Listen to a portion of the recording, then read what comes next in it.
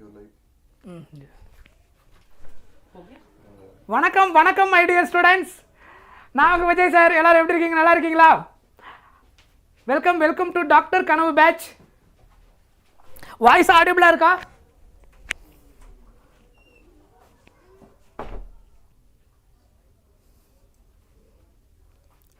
Small technical issue, அதான் கொஞ்சம் delay ஆயிடுச்சு ஸ்டூடெண்ட். வாய்ஸ் ஆடிபிளாக இருக்கா? ரிப்ளை பண்ணுங்கள்.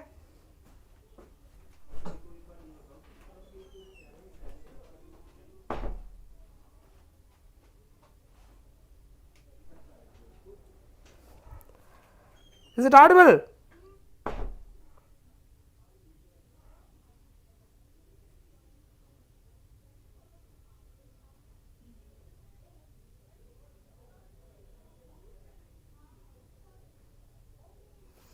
Yes.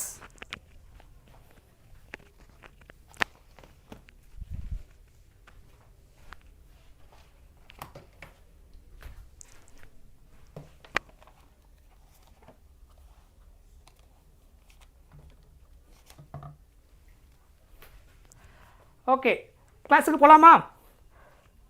So don't forget to like the video and also new students யாராவது வந்தீங்கன்னா மறக்காமல் சப்ஸ்கிரைப் பண்ணுங்கள். Don't forget guys. Okay, so நம்ம லாஸ்ட் கிளாஸ் நம்மளுடைய டாக்டர் கனவு பேட்ச் ஃபிசிக்ஸ் ஃபஸ்ட் கிளாஸ் என்ன பார்த்தோம்? Work, energy and power. So அந்த கிளாஸ் உங்கள் எல்லாருக்கும் ரொம்ப யூஸ்ஃபுல்லாக இருந்திருக்கும். ஸோ இன்றைக்கி கிளாஸில் நம்ம என்ன பார்க்க போகிறோம் அப்படின்னா, laws of motion, one of the important and also high weightage chapter. 11th standard ஃபிசிக்ஸில் ரொம்ப ரொம்ப முக்கியமான ஒரு chapter laws of motion. So அந்த சாப்டர் தான் நமக்கு டிஸ்கஸ் பண்ண போகிறோம். ஸோ நம்ம ஆல்ரெடி கைனமேட்டிக்ஸ் நம்ம முடிச்சிட்டோம். Motion in a straight line, motion in A plane. So அதனுடைய கண்டினியூட்டி தான் ஆக்சுவலாக எந்த டாபிக்னா இந்த லாஸ் ஆஃப் மோஷன். ஸோ இதில் கம்ப்ளீட்டாக நம்ம ஃபோர்ஸை தான் ஸ்டடி பண்ண போகிறோம். என்னென்ன டிஃப்ரெண்ட் டைப்ஸ் ஆஃப் ஃபோர்ஸ் இருக்குது, அந்த ஃபோர்ஸை எப்படி கால்குலேட் பண்ணுறது, அதுக்கப்புறம் மல்டிபிள் ஃபோர்ஸ் ப்ரெசென்ட்டாக இருந்தால் நெட் ஃபோர்ஸை எப்படி கால்குலேட் பண்ணுறது, இது எல்லாமே இந்த பர்டிகுலர் டாப்பிக்கில் நம்ம கண்டினியூஸாக டிஸ்கஸ் பண்ணுவோம். ஓகேவா? ஸோ ஃபஸ்ட்டு பேசிக்காக ஃபோர்ஸை பற்றி ஒரு ஐடியா நம்ம என்னென்னலாம் இது வரைக்கும் படிச்சிருக்கிறோமோ அதை ஃபஸ்ட்டு ஜஸ்ட் ஒரு கோ த்ரூ பண்ணிவிட்டு என்னென்ன டிஃப்ரெண்ட் டைப்ஸ் ஆஃப் ஃபோர்ஸ் இதெல்லாம் என்னென்ன இருக்கிறது ஃபஸ்ட்டு நம்ம பார்ப்போம். Yes, hi hi, welcome welcome.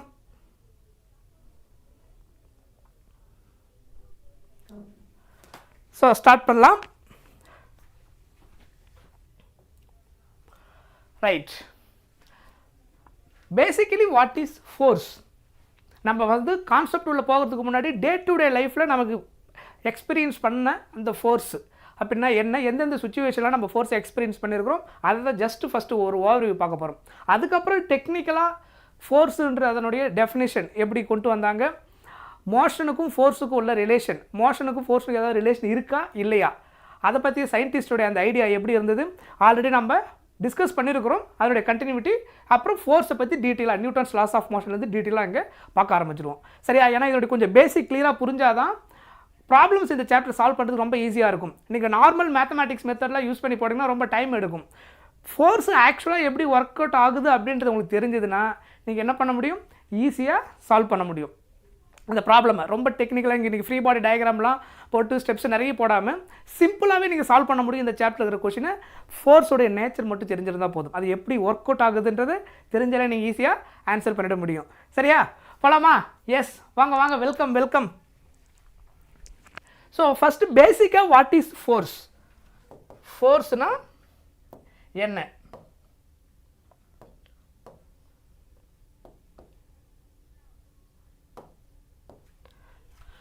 A force is a push or pull.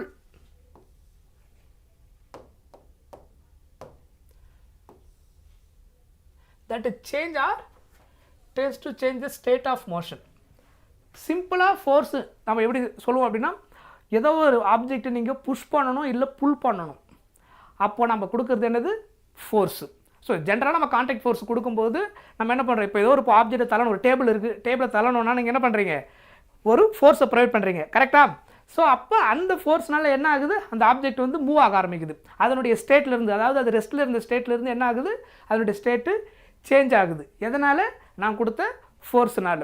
So நம்ம ஃபோர்ஸு கொடுக்கும்போது அதனுடைய ஸ்டேட்டு சேஞ்ச் ஆகுது. அதே மாதிரி அந்த ஆப்ஜெக்ட்டை நீங்கள் என்ன பண்ணலாம், இப்போ ரோப் கயிறு இருக்குது, ரோப் கயிறு நீங்கள் என்ன பண்ணுங்கள், அந்த ஆப்ஜெக்ட் கட்டி இழுக்கிறீங்க அப்படின்னா அப்போயும் உங்களுக்கு என்ன ஆகும், ஃபோர்ஸ் தேவைப்படும். ஸோ இப்போ இந்த கேஸில் வந்து புஷ் பண்ணுறோம். அப்புறம் நார்மலாக டோரை ஓப்பன் பண்ணும்போது டோரை ஓப்பன் பண்ணுறோம், க்ளோஸ் பண்ணுறோம். ஸோ புல், புஷ். ஸோ இது எல்லாமே பேசிக்காக நம்ம டே டு டே லைஃப்பில் பார்க்கக்கூடிய விஷயங்கள். இது எல்லாத்துலேயுமே எது ஒர்க் அவுட் ஆகும்? ஃபோர்ஸ். இது நமக்கு டே டு டே லைஃப்பில் பார்க்கக்கூடிய ப்ரைமரி எக்ஸ்பீரியன்ஸ்.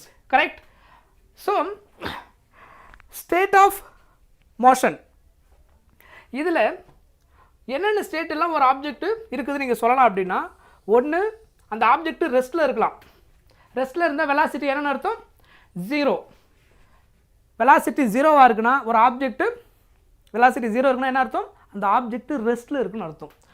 யூனிஃபார்ம் வெலாசிட்டியில் இருக்குன்னா அந்த ஆப்ஜெக்டுடைய ஸ்பீடு சேஞ்ச் ஆகாமல் ஒரே ஸ்பீடில் போயிட்டே இருக்குன்னு அர்த்தம். சப்போஸ் ஒரு 5 மீட்டர்/செகண்டில் ஒரு ஆப்ஜெக்ட் ட்ராவல் ஆகுதுன்னா சேம் 5 மீட்டர்/செகண்டில் ட்ராவல் ஆகிட்டே இருக்குன்னு அர்த்தம். எந்த இடத்துல என்ன ஆகலை? வெலாசிட்டி சேஞ்ச் ஆகலை. அது யூனிஃபார்ம் வெலாசிட்டி. ரெஸ்ட்டில் இருந்தால் வெலாசிட்டி 0, சேம் வெலாசிட்டி ட்ராவல் ஆகும்போது யூனிஃபார்ம் வெலாசிட்டி. ஸ்பீடை சேஞ்ச் பண்ணுறீங்க, that is what? Non uniform velocity. வெலாசிட்டியை சேஞ்ச் பண்ணுறீங்க அப்படின்னா அங்கே எது ஆக்ட் ஆகுதுன்னு அர்த்தம்? ஆக்சிலரேஷன் ஆக்ட் ஆகுது. ஏன்னா அதை சேஞ்ச் பண்ணும்போது நம்ம என்ன பண்ணுறோம்? ஆக்சிலரேட் பண்ணுறோம். நார்மலாக நம்ம கார், பைக்கெலாம் ட்ராவல் பண்ணும்போது ஸ்பீடை சேஞ்ச் பண்ணுறதுக்கு நம்ம என்ன பண்ணுறோம்? ஆக்சிலரேட் கொடுக்குறோம். எதுக்கு ஆக்சிலரேட் கொடுக்குறோம்? ஸ்பீடை சேஞ்ச் பண்ணுறதுக்கு. அந்த சேஞ்சுன்றது இன்க்ரீஸாகவும் இருக்கலாம், டிக்ரீஸாகவும் இருக்கலாம். நீங்கள் வந்து ஸ்பீடை ரைஸ் பண்ணிங்கன்னா என்ன ஆகும்? இன்க்ரீஸ் ஆகிட்டே போகும். இதுவே நீங்கள் சடனாக ஸ்பீடு பிரேக் வருது அப்படின்னா என்ன பண்ணுவீங்க? ஸ்பீடை ரெடியூஸ் பண்ணுவீங்க. அப்போயும் நம்ம என்ன பண்ணுவோம்? பிரேக் யூஸ் பண்ணி ரெடியூஸ் பண்ணுவோம். ஸோ இஃப் ஸ்பீடை இன்க்ரீஸ் பண்ணும்போது வெலாசிட்டி இன்க்ரீஸ் ஆகும். அந்த ஆக்சிலரேஷன் இன்க்ரீஸ் பண்ணும்போது. ஆக்சிலரேஷன் நீங்கள் டிக்ரீஸ் பண்ணிங்கன்னா வெலாசிட்டி டிக்ரீஸ் ஆகும். ஸோ ஜென்ரலாக நம்ம ஆப்போசிட்டில் கொடுக்குற ஆக்சிலரேஷன் என்ன சொல்ல போகிறோம்? Deceleration or retardation. ஆப்போசிட்டில் கொடுத்து வெலாசிட்டி என்ன பண்ணுறோம்? டிக்ரீஸ் பண்ணுறோம் அப்படின்னு அர்த்தம். சரியா? கிளியர்? ரைட். அதுக்கப்புறம் ஸோ உங்களுக்கு ஃபோர்ஸ் ஆக்ட் ஆகும்போது என்னென்ன நடக்கும்? Can change the direction of motion of the body. ஒரு ஆப்ஜெக்டோடைய மோஷனுடைய டைரக்ஷனை நீங்கள் ஃபோர்ஸ் கொடுத்து என்ன பண்ண முடியும்? மாற்ற முடியும். ஃபோர்ஸ் என்னென்ன இம்பேக்டெல்லாம் கிரியேட் பண்ணும் அப்படின்னா அந்த ஆப்ஜெக்டுடைய ஸ்பீடை இன்க்ரீஸ் பண்ணலாம், டிக்ரீஸ் பண்ணலாம். அதனுடைய டைரக்ஷனை மாற்றலாம். லெஃப்ட் சைடு மாற்றலாம், ரைட் சைடு மாற்றலாம். எப்படி ஃபோர்ஸு கொடுத்து மாற்றலாம்? Okay. Can change the shape of the body. நீங்கள் ஃபோர்ஸு கொடுத்து அதனுடைய ஷேப்பை மாற்றலாம். இப்போ நம்மக்கிட்ட ஒரு ஸ்மால் பால் இருக்குன்னு வச்சுக்கோங்க. ஸ்பாஞ்ச் மாதிரி இருக்கக்கூடிய அந்த பால் இருக்குன்னு நீங்கள் அதை கம்ப்ரெஸ் பண்ண அந்த ஷேப் வந்து டிஃப்ரெண்ட்டாக தெரியும். கரெக்டாக? ஸோ அப்போ ஷேப்பை வந்து உங்களால் என்ன பண்ண முடியும்? ஃபோர்ஸு கொடுத்து சேஞ்ச் பண்ண முடியும். ஸோ ஃபோர்ஸ்னால இந்த மாதிரி இம்பேக்ட்லாம் க்ரியேட் ஆகும். Next change the velocity of the body. இது நம்ம பார்த்தாச்சு. ஃபோர்ஸோடைய எஸ்ஐ யூனிட் நமக்கு தெரியும், நியூட்டன். ஸோ நம்ம ரொம்ப ஸ்டார்டிங்லேருந்து 9th நம்ம இதை படிக்க ஆரம்பிச்சுட்ருப்போம். எஸ்ஐ யூனிட் ஆஃப் ஃபோர்ஸ் வந்து நியூட்டன். ஸோ சயின்டிஸ்டோடைய நேம் ஐசக் நியூட்டனுடைய நேம்னால யூஸ் பண்ணிட்டுருக்கிறோம். அதனுடைய டைமென்ஷன் mL/T⁻⁻². டைமென்ஷனல் ஃபார்முலா எப்படி கண்டுபிடிக்கணுன்றதெல்லாம் நான் நடத்திருக்கிறேன்.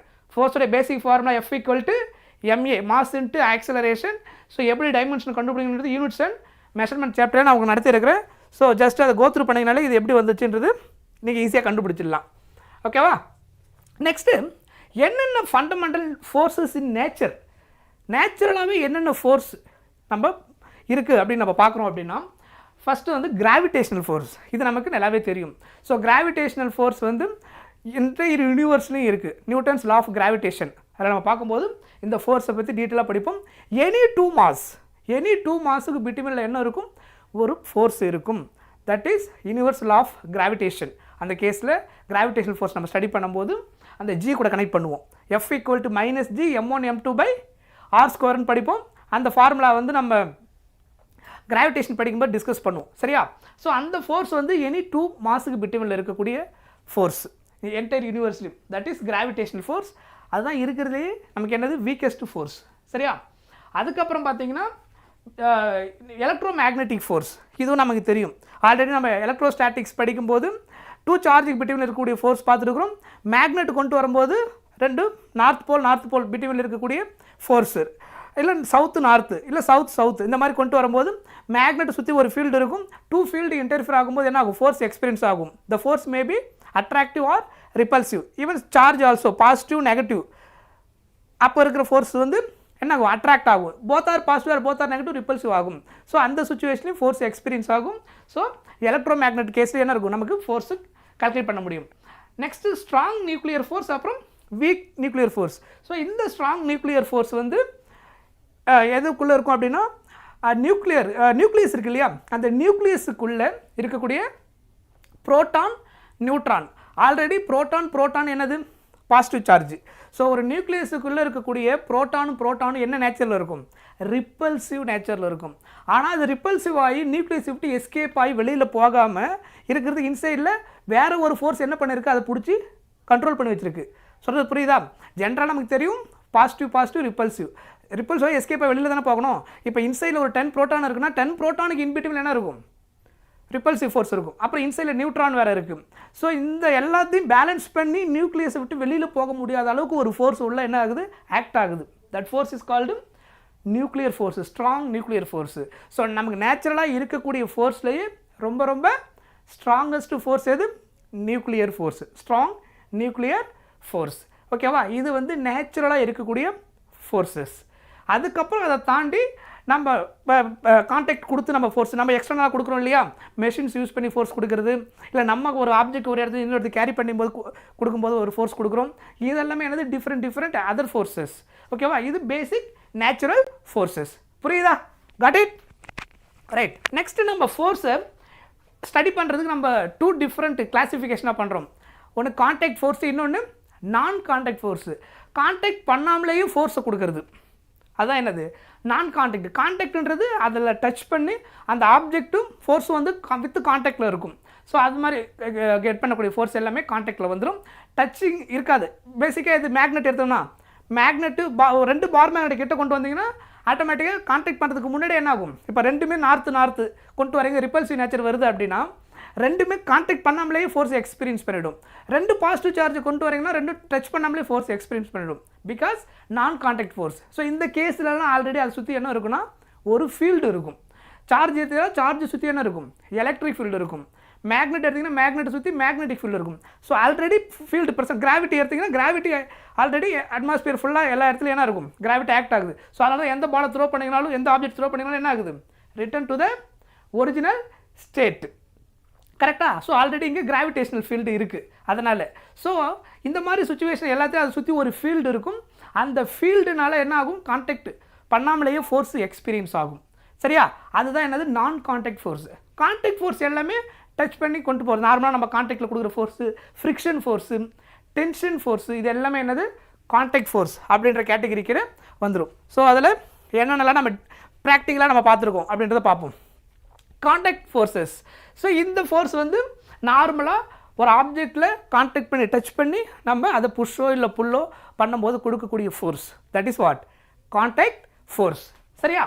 So experienced by the bodies in contact along the surface, frictional force, அதுக்கப்புறம் normal force, electromagnetic in nature.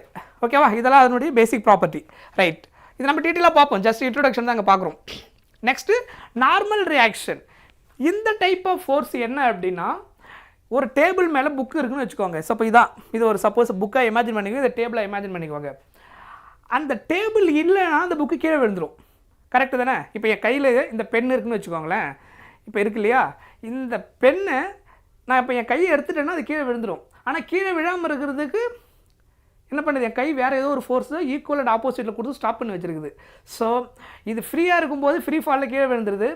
இப்பயும் கிராவிட்டி ஆக்ட் ஆகுது, இந்த சுச்சுவேஷன் கிராவிட்டி ஆக்ட் ஆகுது. புரியுதா? நான் ஹேண்டுக்கு வைக்கிறதுக்கு முன்னாடியும் கிராவிட்டி இருக்குது, ஹேண்டில் இந்த ஆப்ஜெக்டை வைக்கும் போதும் கிராவிட்டி இருக்குது. என்ன டிஃப்ரென்ஸ்னால், நான் ஜஸ்ட் இங்கே ரிலீஸ் பண்ணனா அது கீழே விழுந்துடும், கிராவிட்டி மட்டும்தான் அதில் ஆக்ட் ஆகும். சரியா?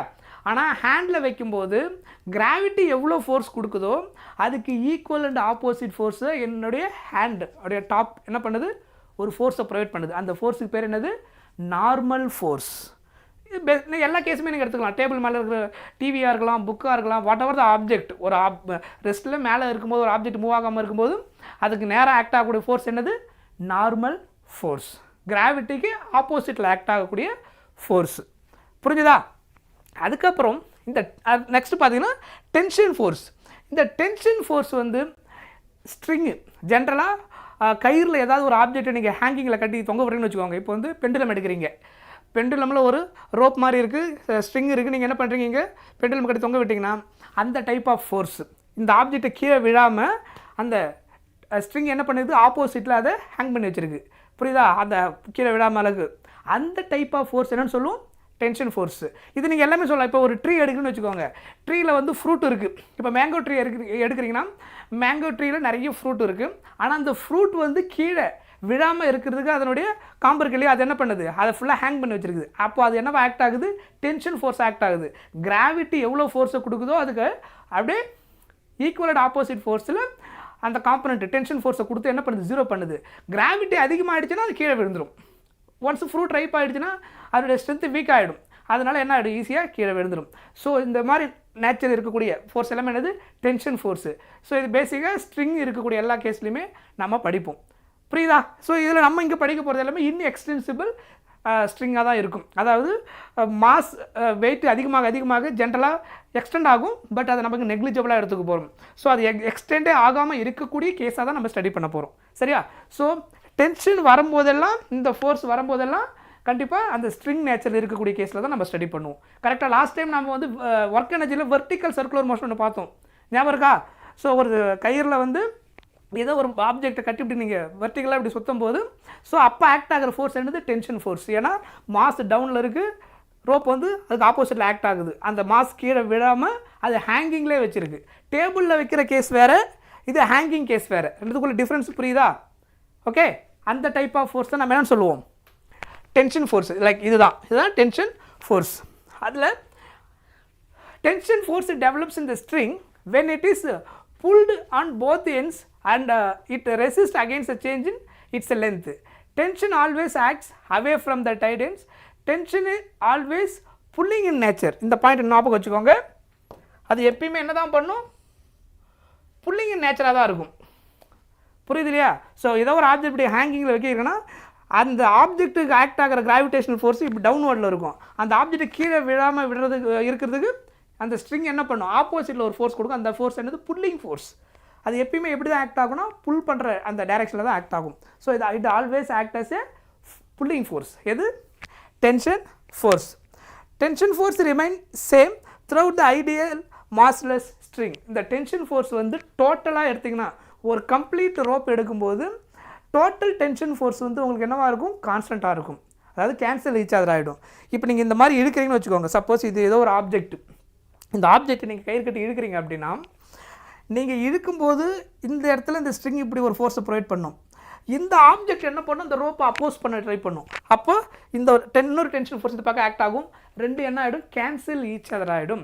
அதுக்கப்புறம் நம்ம எவ்வளோ எக்ஸ்ட்ரா ஃபோர்ஸ் கொடுத்துருக்குறோமோ அதுக்கு ஏற்ற மாதிரி தான் என்ன ஆகும், இது மூவ் ஆகும்.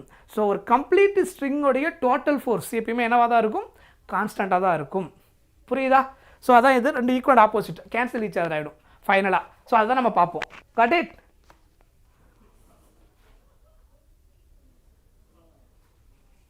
ரைட்.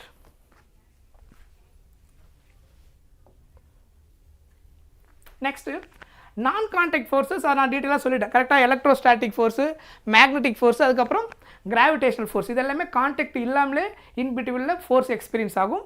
இதெல்லாமே பேசிக்காக நான் கான்டாக்ட் ஃபோர்ஸ் அப்படின்னு சொல்லுவோம். ஓகேவா? Next types of force. இப்போ முன்னாடி பார்த்தது கான்டாக்டை வச்சுட்டு, அதாவது நான் கான்டாக்ட் ஃபோர்ஸு, கான்டாக்ட் ஃபோர்ஸு, ஃபோர்ஸோடைய அந்த டச்சிங் நேச்சரை வச்சு நம்ம ஸ்டடி பண்ணியிருந்தோம் கான்டாக்டை வச்சுக்கிட்டு. ஸோ இப்போ நம்ம என்ன பார்க்க போகிறோம் அப்படின்னா பேலன்ஸ்டு அண்டு அன்பேலன்ஸ்டு ஃபோர்ஸ். அப்போ என்ன எந்த type of force balanced force சொல்லுவோம், அதனுடைய நேச்சர் என்ன, அன்பேலன்ஸ்டு ஃபோர்ஸ் அதோட நேச்சர் என்ன, அதனால் என்னென்ன இம்பேக்ட் கிரியேட் ஆகும். ஸோ இதுவும் நம்ம டே டு டே லைஃப்பில் பார்க்கக்கூடிய விஷயங்களை தான் கனெக்ட் பண்ண போகிறோம். ஸோ பேலன்ஸ்டு ஃபோர்ஸ்ன்றது two or more forces acting on object that are equal in magnitude but opposite direction. The net resultant force of the object என்னவா இருக்கும், ஜீரோவா இருக்கும். ஸோ சிம்பிள் எக்ஸாம்பிள், இந்த டேபிள் மேலே ஒரு புக் எடுத்திங்கன்னா இந்த புக்கு மேலே ஃபோர்ஸே ஆக்ட் ஆகலையான்னு கேட்டால் ஆக்ட் ஆகலான்னு சொல்ல முடியாது. அந்த புக்கு மேலே ஃபோர்ஸ் ஆக்ட் ஆகுது, ஆனால் அது மேலே ஆக்ட் ஆகக்கூடிய நெட் ஃபோர்ஸ் என்ன ஆகுது, ஜீரோ ஆகுது. ஸோ இப்போ இந்த புக்குக்கு டவுன்வர்டில் ஆக்சுவலாக என்ன ஆகுது, கிராவிட்டி ஆக்ட் ஆகுது, வெயிட்டு மாஸ்ன்ட்டு கிராவிட்டி. டேபிள் என்ன பண்ணுது, ஆப்போசிட்டில் ஒரு ஃபோர்ஸை ப்ரொவைட் பண்ணுது. ஈக்குவல் ஆப்போசிட்டில் என்ன ஆகிடுது, கேன்சல் ஈச் அதர் ஆகிடுது. ஸோ ஒரு ஆப்ஜெக்டில் ஆக்ட் ஆகக்கூடிய நெட் ஃபோர்ஸ் எல்லா ஃபோர்ஸும் ஆட் பண்ணிங்கன்னா ஆட் மீன்ஸ் அடிஷனோ சப்ராக்ஷனோ வாட் எவர் த டைரக்ஷன் இதெல்லாம் டிபெண்ட் பண்ணியிருக்கும். டோட்டல் ஃபோர்ஸ் அந்த ஆப்ஜெக்ட் மேலே ஆக்ட் ஆகக்கூடிய டோட்டல் ஃபோர்ஸ் வந்து ஜீரோன்னு வந்தால் that is what, balanced force. சொல்கிறது புரியுதா? இதான் என்னது பேலன்ஸ்டு ஃபோர்ஸ் அப்படின்னு அர்த்தம். ஸோ எப்பயுமே சிம்பிளாக நீங்கள் புரிஞ்சுக்க வேண்டியதான். நெட் ஃபோர்ஸ் ஜீரோனா அது balanced. That is a simple keyword. Okay, so இந்த கேஸில் do not cause the change in object's state of motion. Net force ஜீரோவாக இருந்தால் என்ன ஆகாது? do not cause a change in object states of motion. அப்படின்னா என்ன அர்த்தம்? ஸ்டேட் ஆஃப் மோஷன்னா நெட் ஃபோர்ஸ் ஜீரோவாக இருந்தால் அந்த ஆப்ஜெக்ட் ரெஸ்ட்டில் இருந்தால் ஒன்று ரெஸ்ட்லேயே தான் இருக்கும், இல்லை யூனிஃபார்ம் ஸ்பீடில் மூவ் ஆகிட்டே இருக்கும், ஸ்பீடு சேஞ்ச் ஆகாமல் அதே ஸ்பீடில் மூவ் ஆகும். நெட் ஃபோர்ஸு ஜீரோ இல்லை அப்படின்னா அதில் வேறு எக்ஸ்ட்ரா ஏதோ ஒரு ஃபோர்ஸ் ஆக்ட் ஆகுது. அப்போ எக்ஸ்ட்ரா ஃபோர்ஸ் ஆக்ட் ஆச்சுன்னா அங்கே ஆக்சிலரேஷன் ப்ரெசென்ட் ஆகும். ஆக்சிலரேஷன் ப்ரெசென்ட் ஆச்சுன்னா வெலாசிட்டி சேஞ்ச் ஆகும். சொன்னது புரிஞ்சுதா? கிளியர்? சொல்கிற பாயிண்ட் புரியுதா? நெட் ஃபோர்ஸு ஜீரோவாக இருந்தால் என்னென்னா நீங்கள் கன்க்ளூஷன் கொண்டு வரலாம். Either the object at rest இருந்திருக்கலாம், or the object moving with constant velocity, change ஆகாமல் ஒரே வெலாசிட்டியில் போகுதுன்னு அர்த்தம். ஸோ அப்பயும் நெட் ஃபோர்ஸ் ஜீரோவாக தான் இருக்கும். நெட் ஃபோர்ஸ் ஜீரோவாக இல்லை அப்படின்னா மூவிங் கேஸில் என்ன ஆயிருக்குன்னா வெலாசிட்டி சேஞ்ச் ஆகிருக்கும். எப்போ சேஞ்ச் ஆகும்? அங்கே ஆக்சிலரேஷன் ப்ரெசென்ட் ஆயிருந்தா. ஆக்சிலரேஷன் ப்ரெசென்ட் ஆயிருந்தால் என்ன நடந்திருக்கும்? அங்கே ஃபோர்ஸ் எக்ஸ்பீரியன்ஸ் ஆகிருக்கும். Got it? So to object remains at rest or continues to move at a constant speed in a straight line. Okay, so இது நம்ம பார்த்த எக்ஸாம்பிள். இதுதான் என்னது பேலன்ஸ்டு ஃபோர்ஸ். அன்பேலன்ஸ்டு ஃபோர்ஸ் அப்படின்னா என்ன? Unbalanced forces occur when two forces acting on it object are not equal in magnitude or direction. அதனுடைய total resultant என்ன கிடையாது? Not equal in magnitude or direction. The net force என்னவா இருக்காது? Not zero. இதுக்கு பேர் தான் என்னது? Unbalanced force. So net force ஜீரோவாக இருந்துச்சுன்னா நமக்கு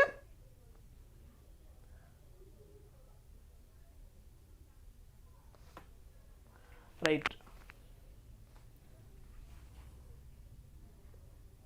கிளியரா? Yes, very good. Good. Okay, so force வந்து ஆக்ட் ஆனாலே அந்த ஆப்ஜெக்ட் மோஷனில் இருக்குது நம்ம சொல்லிட மாட்டோம். அதில் ஆக்ட் ஆகக்கூடிய நெட் ஃபோர்ஸு ஜீரோவாக இல்லைனா தான் அங்கே என்ன இருக்குதுன்னு அர்த்தம்? ஸ்டேட்டு சேஞ்ச் ஆகுதுன்னு அர்த்தம். சொல்கிறது புரிஞ்சுதா? நெட் ஃபோர்ஸு ஜீரோவாக இருந்ததுன்னா அங்கே ஸ்டேட்டு சேஞ்ச் ஆகலை. ஸ்டேட்டு சேஞ்ச் ஆகலைன்னா ரெஸ்ட்னா ரெஸ்ட், மோஷன்னா அதே ஸ்பீடில் இருக்குதுன்னு அர்த்தம். நெட் ஃபோர்ஸு ஜீரோ இல்லை அப்படின்னா அந்த டைப் ஆஃப் ஃபோர்ஸ் வந்து அன்பேலன்ஸ்டு ஃபோர்ஸ். அன்பேலன்ஸ்டு ஃபோர்ஸ்னால் நெட் ஃபோர்ஸு ஜீரோ இல்லை. எந்த ஃபோர்ஸ் எக்ஸ்ட்ராவாக இருக்குதோ, எந்த ஃபோர்ஸ் எக்ஸஸாக இருக்குதோ அந்த பர்டிகுலர் டைரெக்ஷனில் என்ன ஆகும்? ஆப்ஜெக்ட் மூவ் ஆக ஆரம்பிச்சிடும். அப்போ வந்து உங்களுக்கு வெலாசிட்டியாக சேஞ்ச் ஆக ஆரம்பிச்சிடும். ஸோ அப்போ ஃபோர்ஸ் என்னவாக இருக்காது? பேலன்ஸ்டாக இருக்காது. இதுதான் என்னது? அன்பேலன்ஸ்டு ஃபோர்ஸோடைய மீனிங். Okay, right. ஸோ இதனால் என்ன நடக்கும்? Cause a change in the object state of motion. இதுதான் அதில் ஃபஸ்ட்டு நடக்கும். Cause change in object state of motion because of what? The acceleration present or deceleration, எது வேணாலும் இருக்கலாம். Change in direction or starting or stopping. Accelerate ஆச்சுன்னா velocity increase ஆகும், means ஃபார்வர்டில் போச்சுன்னா. அப்போஸ் பண்ணிச்சுன்னா ஆக்சிலரேஷன், அப்போ ரிட்டார்டேஷன் ஆர் டீசலரேஷனில் என்ன ஆகும்? ஆப்ஜெக்ட் கம்ஸ் டு ரெஸ்ட் ஒரு பர்டிகுலர் பாயிண்ட்டுக்கு அப்புறம். ஓகேவா? ரைட். ஸோ இதெல்லாமே நீங்கள் நிறைய எக்ஸாம்பிள்ஸ் எடுத்துக்கலாம். இதெல்லாமே ஜஸ்ட்டு நமக்கு இன்னொன்று எக்ஸாம்பிள் தான், அப்புறமா ரீட் பண்ணிக்கோங்க அது. ரைட். இது நீங்கள் ஈஸியாக வியூ பண்ணலாம். இங்கே பாருங்கள், இந்த ரெண்டு எக்ஸாம்பிள் பார்த்தீங்கன்னா உங்களுக்கு கிளியராக புரிஞ்சிடும். அன்பேலன்ஸ்டு ஃபோர்ஸுக்கும் பேலன்ஸ்டு ஃபோர்ஸுக்கும். இந்த கேஸில் பாருங்கள், இங்கே 3 people இருக்காங்க. ஓகேவா? இது ஒரு ரோப் கேம்னு வச்சுக்கோங்க. ஸோ இந்த ரோப் கேமில் வந்து இப்போ இங்கே 3 people வந்து 3 பேர் என்ன பண்ணுறாங்க? ஒரு சைடு எடுக்கிறாங்க, ஒருத்தர் மட்டும் இன்னொரு சைடு எடுக்கிறாரு. இவங்க டோட்டலாக ப்ரொவைட் பண்ணுற ஃபோர்ஸ் 300 நியூட்டன். இவங்க ப்ரொவைட் பண்ணுற ஃபோர்ஸ் வந்து இவர் மட்டும் 100 நியூட்டன். யார் வின் பண்ணுவாங்க? இந்த சைடில் இருக்கிறவங்க. ஏன்? நம்பர் ஆஃப் பீப்புள் ரீசன் கிடையாது. புரியுதா? நம்பர் ஆஃப் பீப்புள்னால யார் வின் பண்ணுவாங்க நான் சொல்லலை. இவங்க எந்த சைடில் ஃபோர்ஸ் அதிகமாக இருக்கோ அவங்க ஃபைனலாக வின்னர் ஆவாங்க, இன்னொரு சைடு கம்மியாக இருந்தால். ஸோ ஓவரால் ஃபோர்ஸ் எந்த பக்கம் ஜாஸ்தியாக இருக்குதோ அந்த பக்கம் தான் என்ன இருக்கும்? ஃபைனலாக மோஷன் இருக்கும். ஸோ இங்கே 300 நியூட்டன், இங்கே 100 நியூட்டன்னா 300 மைனஸ் 100 சிம்பிளிஃபை பண்ண என்ன வரும்? 200 நியூட்டன் இவங்க எக்ஸ்ட்ரா ஃபோர்ஸை ப்ரொவைட் பண்ணியிருக்காங்க.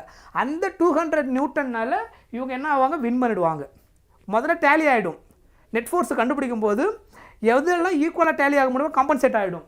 ஸோ இதில் இருக்கக்கூடிய 300ல் ஒரு 100ம் இதில் இருக்கிற ஒரு 100ம் காம்பன்சேட் ஆகிடும். ரிமைனிங் 200 எக்ஸ்ட்ராவாக இருக்குது அந்த ஃபோர்ஸ் நியூட்டன் 200 நியூட்டன். அது எந்த டைரெக்ஷன் இருக்குது? இந்த 3 people இருக்கிற டைரெக்ஷனில். ஸோ அதனால் அவங்க என்ன ஆயிடுவாங்க? வின்னர் ஆகிடுவாங்க. சொல்கிற பாயிண்ட் புரிஞ்சுதா? ரைட்.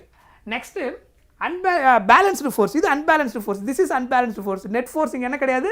0 கிடையாது. நெட் ஃபோர்ஸிங் என்னது? 200 நியூட்டன். இந்த கேஸில் ஓவரால் ஃபோர்ஸ் சிம்பிளிஃபை பண்ணிங்கன்னா 200 நியூட்டன் வரும். அது எக்ஸ்ட்ராவாக இருக்கிறதுனால பேலன்ஸ்டாக இங்கே இல்லை, ஒரு சைடு வந்து வின்னர் ஆகிடுவாங்க. ஓகே, அந்த சைடில் மோஷன் இருக்கும். இங்கே 300 நியூட்டன், இங்கேயும் 300 நியூட்டன். ஸோ டோட்டல் ஃபோர்ஸ் என்ன வரும்? Equal and opposite. இவங்க 300 நியூட்டன் இந்த பக்கம் கொடுக்குறாங்க, இவங்க ஆப்போசிட் இடத்துல 300 நியூட்டன் கொடுக்குறாங்க. ஸோ நெட் ஃபோர்ஸ் எடுத்திங்கன்னா 300 நியூட்டன் மைனஸ் 300 நியூட்டன். ஏன்னா force is a vector quantity. So direction கண்டிப்பாக எடுக்கணும். ஸோ ரெண்டும் என்னது? Opposite direction. ஒரே டைரெக்ஷனில் இருந்து ஆட் ஆகிட்டு இருக்கும். புரியுதா? ரெண்டுமே ஒரே டைரெக்ஷனில் இருந்தால் ஃபோர்ஸ் ஆட் பண்ணிவிடுவோம். ஆப்போசிட் டைரெக்ஷனில் இருந்தாலும் ஃபோர்ஸ் செப்பரேட் பண்ணி ஆகணும். இங்கே தான் செப்பரேட் பண்ண 200 மைனஸ் 100க்கு வந்து இவர் இப்படி இருக்கிறாரு, இவர் ஆப்போசிட் இருக்கிறாங்க. ஸோ ரெண்டு ஃபோர்ஸுமே opposite direction. Okay, right. So அப்போ 300 மைனஸ் 300 என்ன ஆகிடும்? 0 ஆகிடும். ஸோ இந்த கேஸ் என்னது? யாருமே வின் பண்ண மாட்டாங்க இந்த கேஸில். ஏன்னா யார் சைடுமே ஃபோர்ஸ் அதிகமாக இல்லை, ஈக்குவல் அண்ட் ஆப்போசிட். கேன்சல் ஈஸியாக இருந்ததுன்னா இந்த ரோப் அப்படியே ஸ்ட்ரைட்டாக தான் இருக்கும். யாருமே எந்த சைடு விட மாட்டாங்க. இவங்களும் இந்த பக்கம் விட மாட்டாங்க, இவங்களும் இந்த பக்கம் விட மாட்டாங்க. யாராவது ஒரு பக்கம் அதிகமாக இருந்தால் தான் வின் பண்ணிவிடுவாங்க. அவங்க அந்த சைடு விழுந்துருவாங்க, இவங்க ஃபார்வர்டில் அவங்க சைடில் ஃபாலோ ஆவாங்க. இது நமக்கு ஆல்ரெடி தெரிஞ்சது தான். சரியா? அது கூட கனெக்ட் பண்ணும்போது that is best example. Balanced and unbalanced ஈஸியாக புரிஞ்சுக்கிறதுக்கு. ரைட். இப்போ நம்ம டாபிக் உள்ள போக போகிறோம். இது வரைக்கும் நம்ம வந்து டே டு டே லைஃப்பில் பார்க்கக்கூடிய கான்செப்டை வச்சுக்கிட்டு பேசிக்காக ஃபோர்ஸ்னா என்ன, கான்டாக்ட் ஃபோர்ஸு, நான் கான்டாக்ட் ஃபோர்ஸு, பேலன்ஸ்டு ஃபோர்ஸ் என்ன, அன்பேலன்ஸ்டு ஃபோர்ஸ் என்ன, பேசிக்காக ஃபோர்ஸோட டெஃபினேஷன் என்ன, இது எல்லாமே இனிஷியலாக நம்ம ஃபஸ்ட்டு டிஸ்கஸ் பண்ணிட்டோம். இப்போ டெக்னிக்கலாக ஃபோர்ஸ்னால் என்ன, அந்த ஃபோர்ஸுன்ற கான்செப்டை எப்படி கொண்டு வந்தாங்க, என்னென்ன கன்ஃபியூஷன் இருந்தது. ஸோ இதை பற்றி நான் ஒரு ஐடியா ஆல்ரெடி உங்களுக்கு கொடுத்துருந்தேன் இதில் கைனமேட்டிக்ஸ் நடத்தும் போதே. ஓகேவா? மோஷனை பற்றி ஒரு கன்ஃபியூஷன் நான் திரும்ப ஜஸ்ட் ரீகேப் பண்ணிடுறேன். அது எல்லாத்தையும் அது உங்களுக்கு கனெக்ட் பண்ணுறது கொஞ்சம் ஈஸியாக இருக்கும். ஓகேவா? ஸோ மோஷனை பற்றி அரிஸ்டாட்டில் ஒரு ஐடியா கொடுத்துருந்தாரு. ஒரு ஆப்ஜெக்ட்டு கண்டினியூஸாக மோஷனில் இருக்கணும் அப்படின்னா அதுக்கு ஃபோர்ஸு கண்டினியூஸாக கொடுக்கணும் அப்படின்னு சொன்னது யார்? அரிஸ்டாட்டில். ஒரு ஆப்ஜெக்ட் நீங்கள் இப்போ சப்போஸ் நீங்கள் ஒரு ஆப்ஜெக்ட் தள்ளி விடுறீங்க, கொஞ்சம் தூரம் போய்ட்டு அது என்ன ஆகிடுது? ஸ்டாப் ஆகிடுது. ஏன் ஸ்டாப் ஆகுது அப்படின்னா அவர் சொன்ன ரீசன் என்ன? அதுக்கு கண்டினியூஸாக நம்ம ஃபோர்ஸு கொடுக்கல, அதனால தான் அந்த ஆப்ஜெக்ட் மோஷனில் இல்லாமல் ஸ்டாப் ஆகிடுது. அவர் ஃப்ரிக்ஷன் ஒன்று இருக்கிறது அவர் என்ன பண்ணலை, அப்போ கண்டுபிடிக்கல, அவர் அதை புரிஞ்சிக்கவும் இல்லை. ஸோ ஒரு ஆப்ஜெக்ட் மோஷன் வந்து கண்டினியூஸாக ஃபோர்ஸ் கொடுக்கணும் அப்படின்னு சொல்லிட்டாரு அரிஸ்டாட்டில். கலீலியோ வந்து அதை ரிஜெக்ட் பண்ணுறாரு. ரொம்ப அரௌண்ட் ஒரு 1800 இயர்ஸ்க்கு அப்புறம் வர. ஏன்னா இவர் வந்து 300 BCயில் இருந்திருப்பார் அரிஸ்டாட்டில். அதுக்கப்புறம் வந்து அவர் சொன்ன தியரியெல்லாம் ஸ்டடி பண்ணிவிட்டு ஒரு ஆப்ஜெக்ட் மோஷனில் இருக்கிறதுக்கு ஃபோர்ஸு தேவையில்லை, அதுக்கு எக்ஸ்பெரிமெண்டலாகவும் அவர் ப்ரூஃப் பண்ணி காமிக்கிறாரு. யார்? கலீலியோ. ஒரு ஆப்ஜெக்ட் மோஷனில் இருக்கிறதுக்கு ஃபோர்ஸு தேவையில்லை, அப்போ ஃபோர்ஸு எப்போ தேவை அப்படின்ற கிளாரிட்டி வரும்போது தான் யார் வராரு? Isaac Newton. ஒரு ஆப்ஜெக்ட் மோஷன் இருக்குது, ஃபோர்ஸ் தேவைன்னு கலீலியோ சொல்லிட்டாரு. அப்போ ஃபோர்ஸ் எப்போல்லாம் தேவை, ஃபோர்ஸோட மீனிங் என்ன, ஃபோர்ஸ் என்ன இம்பேக்டை கிரியேட் பண்ணும், இதை பற்றி ஒரு கிளாரிட்டியை கம்ப்ளீட்டாக கலீலியோ கொடுக்கல. பட் கலீலியோ சொன்ன பாயிண்ட் கரெக்டு. அவர் சொன்ன அந்த ஐடியாவிலேருந்து நியூட்டன் என்ன பண்ணுறாரு, கரெக்டாக எல்லாத்தையும் அண்டர்ஸ்டாண்ட் பண்ணி வச்சுக்கிட்டு அவரு ஒரு தேரம் கொண்டு வராரு. என்னது? 3 laws. Newton's first law, second law and third law. அதில் தான் ஃபோர்ஸுன்றா என்ன, ஃபோர்ஸோட மீனிங் என்ன, ஏன் first law, second law, third law எப்படி பிரிச்சார், எதை வச்சு அப்படின்றதெல்லாம் நம்ம இங்கே டீட்டெயிலாக பார்ப்போம். சரியா? ரைட். ஸோ ஃபஸ்ட்டு அது ஜஸ்ட்டு ஒரு கோத்ரூ பண்ணிக்கோங்க. அரிஸ்டாட்டிலோட வியூ பார்த்தீங்கன்னா external force needed. External force needed to keep a body in motion. ஒரு ஆப்ஜெக்ட் கண்டினியூஸாக மோஷனில் இருக்கிறதுக்கு எக்ஸ்டர்னலாக ஃபோர்ஸ் கொடுத்துட்டே இருக்கணும். இப்போ ஒரு பாலை நான் உருட்டி வர்றேன், அது கண்டினியூஸாக ரன்னிங்கே இருக்குன்னா நான் என்ன பண்ணிகிட்டே இருக்கணும், அந்த பாலை கண்டினியூஸாக தள்ளி விட்டுகிட்டே இருக்கணும். தள்ளி விட்டுகிட்டே இருந்தாலும் அது மோஷனில் இருக்கும். இல்லைனா தள்ளி விட்டுலன்னா கொஞ்சம் தூரம் போய்ட்டு ஸ்டாப் ஆகிடும். அப்போ நான் கண்டினியூஸாக ஃபோர்ஸு கொடுக்கல, தட் இஸ் த ரீசன் அது ஸ்டாப் ஆனதுக்கு அப்படின்னு சொன்னது யார்? Aristotle. That is wrong. That is wrong statement. அப்போ அவர் ஃப்ரிக்ஷன்ன்றதை கண்டுபிடிக்கல. ஸோ அதுக்கு நிறைய எக்ஸாம்பிள் சொல்கிறாரு. Arrow moves because air pushes it from behind. So அவர் டே டு டே லைஃப்பில் பார்க்கக்கூடிய நிறைய விஷயங்களை கனெக்ட் பண்ணிக்கிறாரு. ஸோ ஒரு ஏரோ வந்து ஏன் மூவ்ஸ் அப்படின்னா என்ன சொல்கிறாரு, ஏர் புஷஸ் இட் ஃப்ரம் பிஹைண்டில் இருந்து அல்லது அதனால தான் அது மூவ் ஆகுது அப்படின்னு சொல்கிறாரு. அதுக்கப்புறம் இந்த மாதிரி நிறைய எக்ஸ்பெரிமெண்ட் இதெல்லாம் முன்னாடி பார்த்தது தான். கிளியர்? ஸோ இதில் வந்து without opposing forces no external force needed for uniform motion. Galileo's idea பாருங்கள். Imagine a frictionless world, motion continues without force, basis for Newton's first law. இங்கே தான் அவர் கொண்டு வர்றாரு. ஒரு ஆப்ஜெக்ட் மோஷனில் இருக்கிறதுக்கு என்ன தேவையில்லைன்னு சொல்கிறாரு, ஃபோர்ஸு தேவையில்லை அப்படின்னு சொல்கிறாரு. அவர் எப்படி அந்த எக்ஸ்பிரிமெண்டெல்லாம் சொன்னார், யார், கலீலியோ. அரிஸ்டாட்டில் சொன்ன கேஸை எப்படி ரிஜெக்ட் பண்ணார் அப்படின்னா, இப்போ இங்கேருந்து ஒரு பாலை வந்து நீங்கள் ரிலீஸ் பண்ணுறீங்க, ஓகேவா. இது வந்து சப்போஸ் ஃப்ரிக்ஷன் கம்மியாக இருக்கக்கூடிய ஒரு சர்ஃபேஸ், ஃப்ரிக்ஷன்லெஸ் சர்ஃபேஸ் எடுத்திங்கன்னா இந்த பாலுக்கு ஃபாஸ்ட்டாக அங்கேருந்து கீழே இறங்கிட்டு திரும்ப என்ன ஆகும், இது மேலே ஏறும். சொல்கிறது புரியுதா? ஃப்ரிக்ஷன்லெஸ் சர்ஃபேஸாக இமேஜின் பண்ணிக்கோங்க. சப்போஸ் ரொம்ப ஸ்மூத் சர்ஃபேஸாக எடுத்துக்கோங்க. ஸோ மேலே போயிட்டு திரும்ப என்ன ஆகும்னா ரிட்டன் வரும். ஸோ இப்போ என்ன ஆகிட்டே இருக்கும், கண்டினியூஸாக மூவ் ஆகிட்டே இருக்கும். ஸோ ஃபோர்ஸே நான் கொடுக்கல, அது கண்டினியூஸாக மூவ் ஆகுறது இந்த கேஸில். ஆனால் ஸ்டில் என்ன நடந்துகிட்டே இருக்குது, மோஷன் நடந்துக்கிட்டே இருக்குது. அப்போ இதை எவ்வளோ ஃப்ரிக்ஷன் நீங்கள் ரெடியூஸ் பண்ணுறீங்களோ அதுக்கு ஏற்ற மாதிரி ரொம்ப நேரம் என்ன ஆகிட்டே இருக்குது, மூவ் ஆகிட்டே இருக்கும். அப்போ அந்த ஃப்ரிக்ஷனை ஜீரோ பண்ணிட்டீங்கன்னா என்ன ஆகாது, ஸ்டாப்பே ஆகாது அந்த ஆப்ஜெக்ட்டு. ஸோ இதெல்லாம் 3 டிஃப்ரெண்ட் கேஸஸ் அவர் கொண்டு வராரு. ஃபஸ்ட்டு கேஸில் இந்த ஆப்ஜெக்ட் ஃப்ரிக்ஷனில் சர்ஃபேஸாக இருக்கும்போது இப்படி கண்டினியூஸாக மூவ் ஆகிட்டே இருக்குது. அதுக்கப்புறம் இது இன்னும் கொஞ்சம் எக்ஸ்பேண்ட் பண்ணுறாரு. சப்போஸ் இதை வந்து கம்ப்ளீட்டாக ஸ்ட்ரைட்டாக வைக்கிறீங்க, ஸ்ட்ரைட் லைனாக, இது வந்து ஃப்ரிக்ஷன் லெஸ் சர்ஃபேஸாக இருந்தால், ஃப்ரிக்ஷனே கம்ப்ளீட்டாக இல்லை அப்படின்னா இந்த பால் என்ன ஸ்பீடில் வந்ததோ அதே ஸ்பீடில் என்ன ஆகும், கண்டினியூஸாக மூவ் ஆகிட்டே இருக்கும், ஸ்டாப் ஆகாமல். ஸ்டாப் ஆகணும்னா அதுக்கு அகெயின்ஸ்டாக ஒரு ஃபோர்ஸ் ஆக்ட் ஆகணும். ஃப்ரிக்ஷன்ன்ற ஒரு ஃபோர்ஸ் இருக்கிறதுனால தான் ஸ்டாப் ஆகுது. இதுக்கு அகெயின்ஸ்டாக ஃப்ரிக்ஷனே இல்லை அப்படின்னா இந்த ஆப்ஜெக்ட் ஸ்டாப்பே ஆகாமல் என்ன ஆகிட்டே இருக்கும், கண்டினியூஸாக அதே ஸ்பீடில் மூவ் ஆகிட்டே இருக்கும்.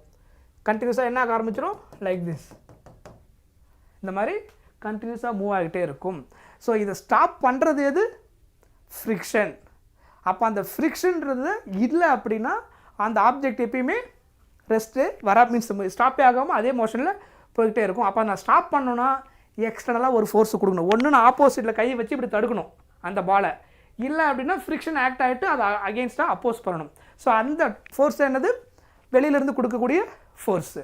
அப்போ அது வெளியிலேருந்து ஒரு ஃபோர்ஸ் ஆக்ட் ஆகாத வரைக்கும், எக்ஸ்டர்னலாக ஒரு ஃபோர்ஸ் ஆக்ட் ஆகாத வரைக்கும் அது என்ன ஆகாது, ஸ்டாப் ஆகாது அப்படின்னு சொல்கிறாரு. அப்போ ஃபோர்ஸுக்கும் மோஷனுக்கும் என்ன கிடையாதுன்னு சொல்கிறாரு, ரிலேஷனே கிடையாது.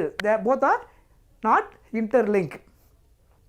ஃபோர்ஸ் அப்போ எதுக்கு தேவை, அப்போ ஃபோர்ஸை எப்படி டிஃபைன் பண்ணுறது அப்படின்றத யார் கொடுக்குறாரு, ஐசக் நியூட்டன் கொடுக்குறாரு. எப்படி கொண்டு வராருன்னா, ஒரு ஆப்ஜெக்ட்டு மோஷனில் இருக்கிறதுக்கு ஃபோர்ஸு தேவையில்லை, மோஷனில் இருக்கிற ஒரு ஆப்ஜெக்டோடைய ஸ்டேட்டை நான் சேஞ்ச் பண்ணணும் அப்படின்னா தென் ஐ நீடு ஃபோர்ஸ். நான் சொல்கிற பாயிண்ட் புரியுதா? ஒரு ஆப்ஜெக்ட் வந்து ரெஸ்ட்டில் இருந்தால் ரெஸ்ட்லே தான் இருக்கும். அந்த ரெஸ்ட்டில் இருக்கிற ஆப்ஜெக்டை நீங்கள் மூவ் பண்ணணுன்னா நம்ம ஒரு ஃபோர்ஸை கொடுக்கணும். அப்போது ரெஸ்ட்லேருந்து என்ன ஆகுது, மோஷனுக்கு சேஞ்ச் ஆகுது, வெலாசிட்டி அதில் ப்ரொடியூஸ் ஆகுது. ஸோ அந்த ஆப்ஜெக்டோடைய ஸ்டேட்டை சேஞ்ச் பண்ணும்போது, ஸோ ஒரு ஆப்ஜெக்டுடைய மோஷனுக்கு ஃபோர்ஸ் தேவையில்லை. மோஷனில் இருக்கிற ஒரு ஆப்ஜெக்டில் சேஞ்சஸை கொண்டு வரணுனாலோ, சேஞ்சஸ்ன்றது என்னது, increase the speed R degrees the speed velocity R change the direction, இதான் என்னது மோஷனில் இருக்கக்கூடிய சேஞ்சஸ். அதனுடைய ஸ்பீடை இன்க்ரீஸ் பண்ணலாம், டிக்ரீஸ் பண்ணலாம், இல்லை டைரக்ஷனை சேஞ்ச் பண்ணலாம். இதெல்லாம் பண்ணுறதுக்கு என்ன வேணும், ஒரு ஃபோர்ஸுக்கு இன்ஃப்ளூயன்ஸ் பண்ணணும் வெளியிலேருந்து, அப்போ ஃபோர்ஸ் வேணும். அப்போ ஒரு ஆப்ஜெக்டுடைய மோஷனில் சேஞ்ச் பண்ணும்போது தான் எனக்கு என்ன தேவைப்படும், ஃபோர்ஸ் வேணும். ரெஸ்ட்டில் இருக்கிற ஒரு ஆப்ஜெக்ட்டை மூவ் பண்ணும்போது ஃபோர்ஸ் வேணும். மூவிங் ஆப்ஜெக்ட்டை ரெஸ்ட்டு கொண்டு வரனால எனக்கு ஃபோர்ஸ் வேணும். அதர்வைஸ் அந்த ஆப்ஜெக்ட் ரெஸ்ட்டில் இருந்தால் ரெஸ்ட்டில் இருக்கும், மூவிங்கில் இருந்தால் மூவிங்கில் தான் இருக்கும். ஸோ ஃபோர்ஸுன்றது எப்போ தேவை அப்படின்னா, ஒரு ஆப்ஜெக்டோடைய ஸ்டேட்டில் சேஞ்சஸ் கொண்டு வரணும்னா, மோஷனில் இருக்கிற ஒரு ஆப்ஜெக்ட்லையோ இல்லை ரெஸ்ட்டில் இருக்கிற ஒரு ஆப்ஜெக்ட்லையோ, if you want to change anything then force required. That force name is called external force. அவர் அதுக்கு யூஸ் பண்ணுற வேர்டு என்னென்னா எக்ஸ்டர்னல் ஃபோர்ஸ். ஏன்னா இன்டர்னல் ஃபோர்ஸ்னு ஒன்று இருக்குது. இன்டர்னல் ஃபோர்ஸு நியூட்டன்ஸ் லாவை யூஸ் பண்ண முடியாது. அதாவது எலக்ட்ரான் ப்ரோட்டானுக்குள்ள ஃபோர்ஸு, ப்ரோட்டான் ஃபோர்ஸு, இந்த டைப் ஆஃப் ஃபோர்ஸ் எல்லாமே என்னது, இதுக்கு பிட்வீனில் இருக்கக்கூடிய ஃபோர்ஸ் எல்லாமே இன்டர்னல் ஃபோர்ஸ். அந்த ஃபோர்ஸ் நம்ம இதில் ஸ்டடி பண்ண மாட்டோம். எக்ஸ்டர்னல் ஃபோர்ஸுன்றது friction force, tension force, contact force, நார்மலாக நம்ம டைரெக்டாக கான்டாக்ட் பண்ணி கொடுக்கக்கூடிய ஃபோர்ஸு, இந்த டைப் ஆஃப் ஃபோர்ஸ் எல்லாமே என்னது எக்ஸ்டர்னல் ஃபோர்ஸ். ஸோ எக்ஸ்டர்னல் ஃபோர்ஸை கொடுத்து தான் ஒரு ஆப்ஜெக்டோடைய ஸ்டேட்டை சேஞ்ச் பண்ணுற முடியும். இங்கே நம்ம பண்ண போகிறோம். அந்த ஃபோர்ஸ் எப்படியெல்லாம் இருக்கும், அதை எப்படியெல்லாம் கால்குலேட் பண்ண போகிறது தான் நியூட்டன்ஸ் கேஸில் படிக்க போகிறோம். புரிஞ்சுதா தெளிவா? Got it right.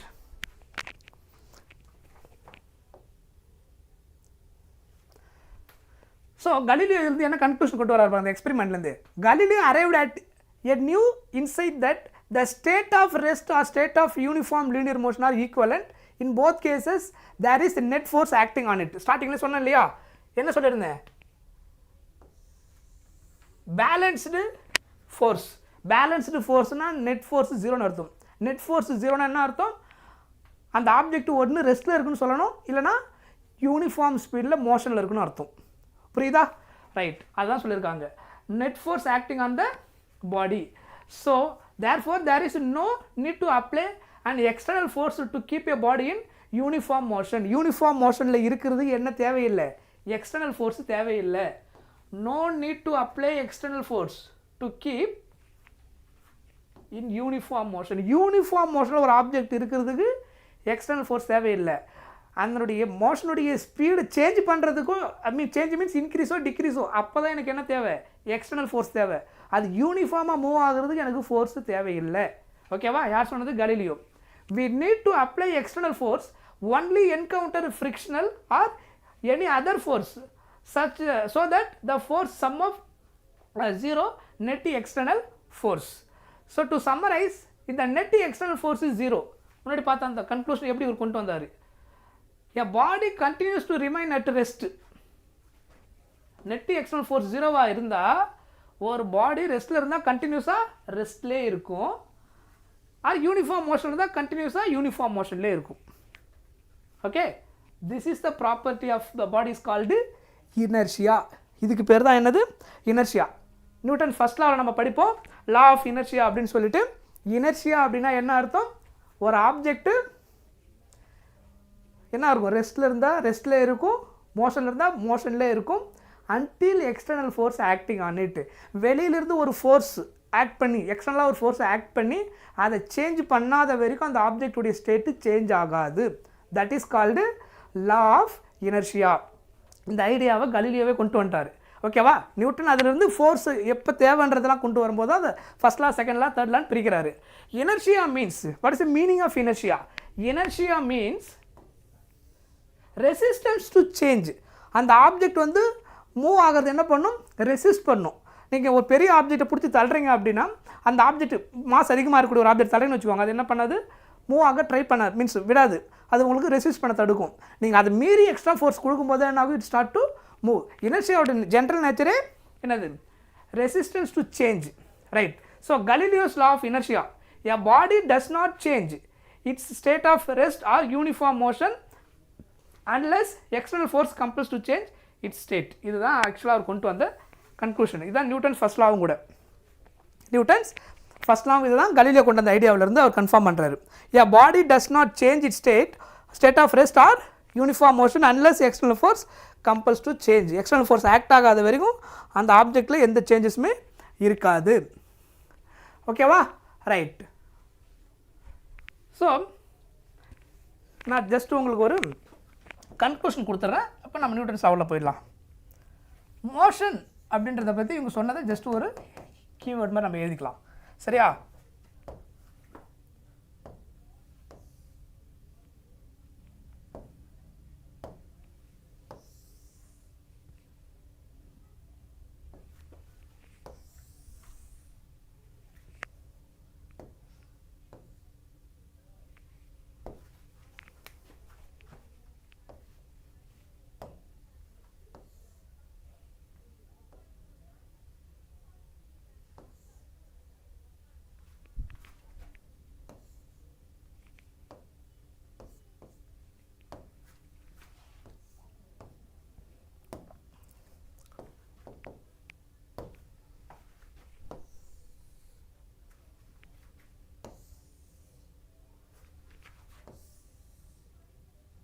Right. First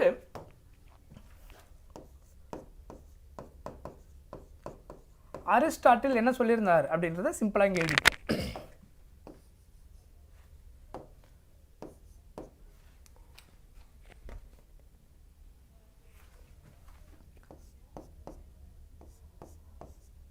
ஃபோர்ஸும் மோஷனும் அவர் என்னன்னு சொல்கிறாரு, ரிலேட்டட். ஃபோர்ஸும் மோஷன் என்னன்னு சொல்லியிருக்காரு, போத் ஆர் இன்டர்லிங்க். ஒரு ஆப்ஜெக்ட் கண்டினியூஸாக மோஷன் இருக்குன்னா ஃபோர்ஸு கண்டினியூஸாக கொடுக்கணும் அப்படின்னு சொன்னது அரிஸ்டாட்டில். கலீலியோ என்ன சொன்னார்?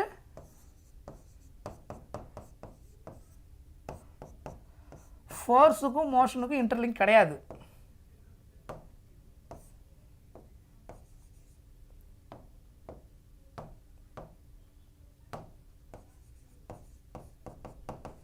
ஃபோர்ஸுக்கும் மோஷனுக்கு இன்டர்லிங்க் கிடையாது. ஒரு ஆப்ஜெக்ட் மோஷனில் இருக்கிறது என்ன தேவையில்லை?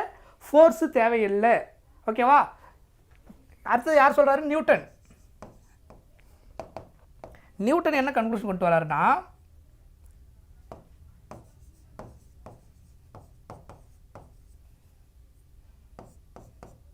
ஃபோர்ஸ் என்ன பண்ணும் அப்படின்னா, change the state of motion.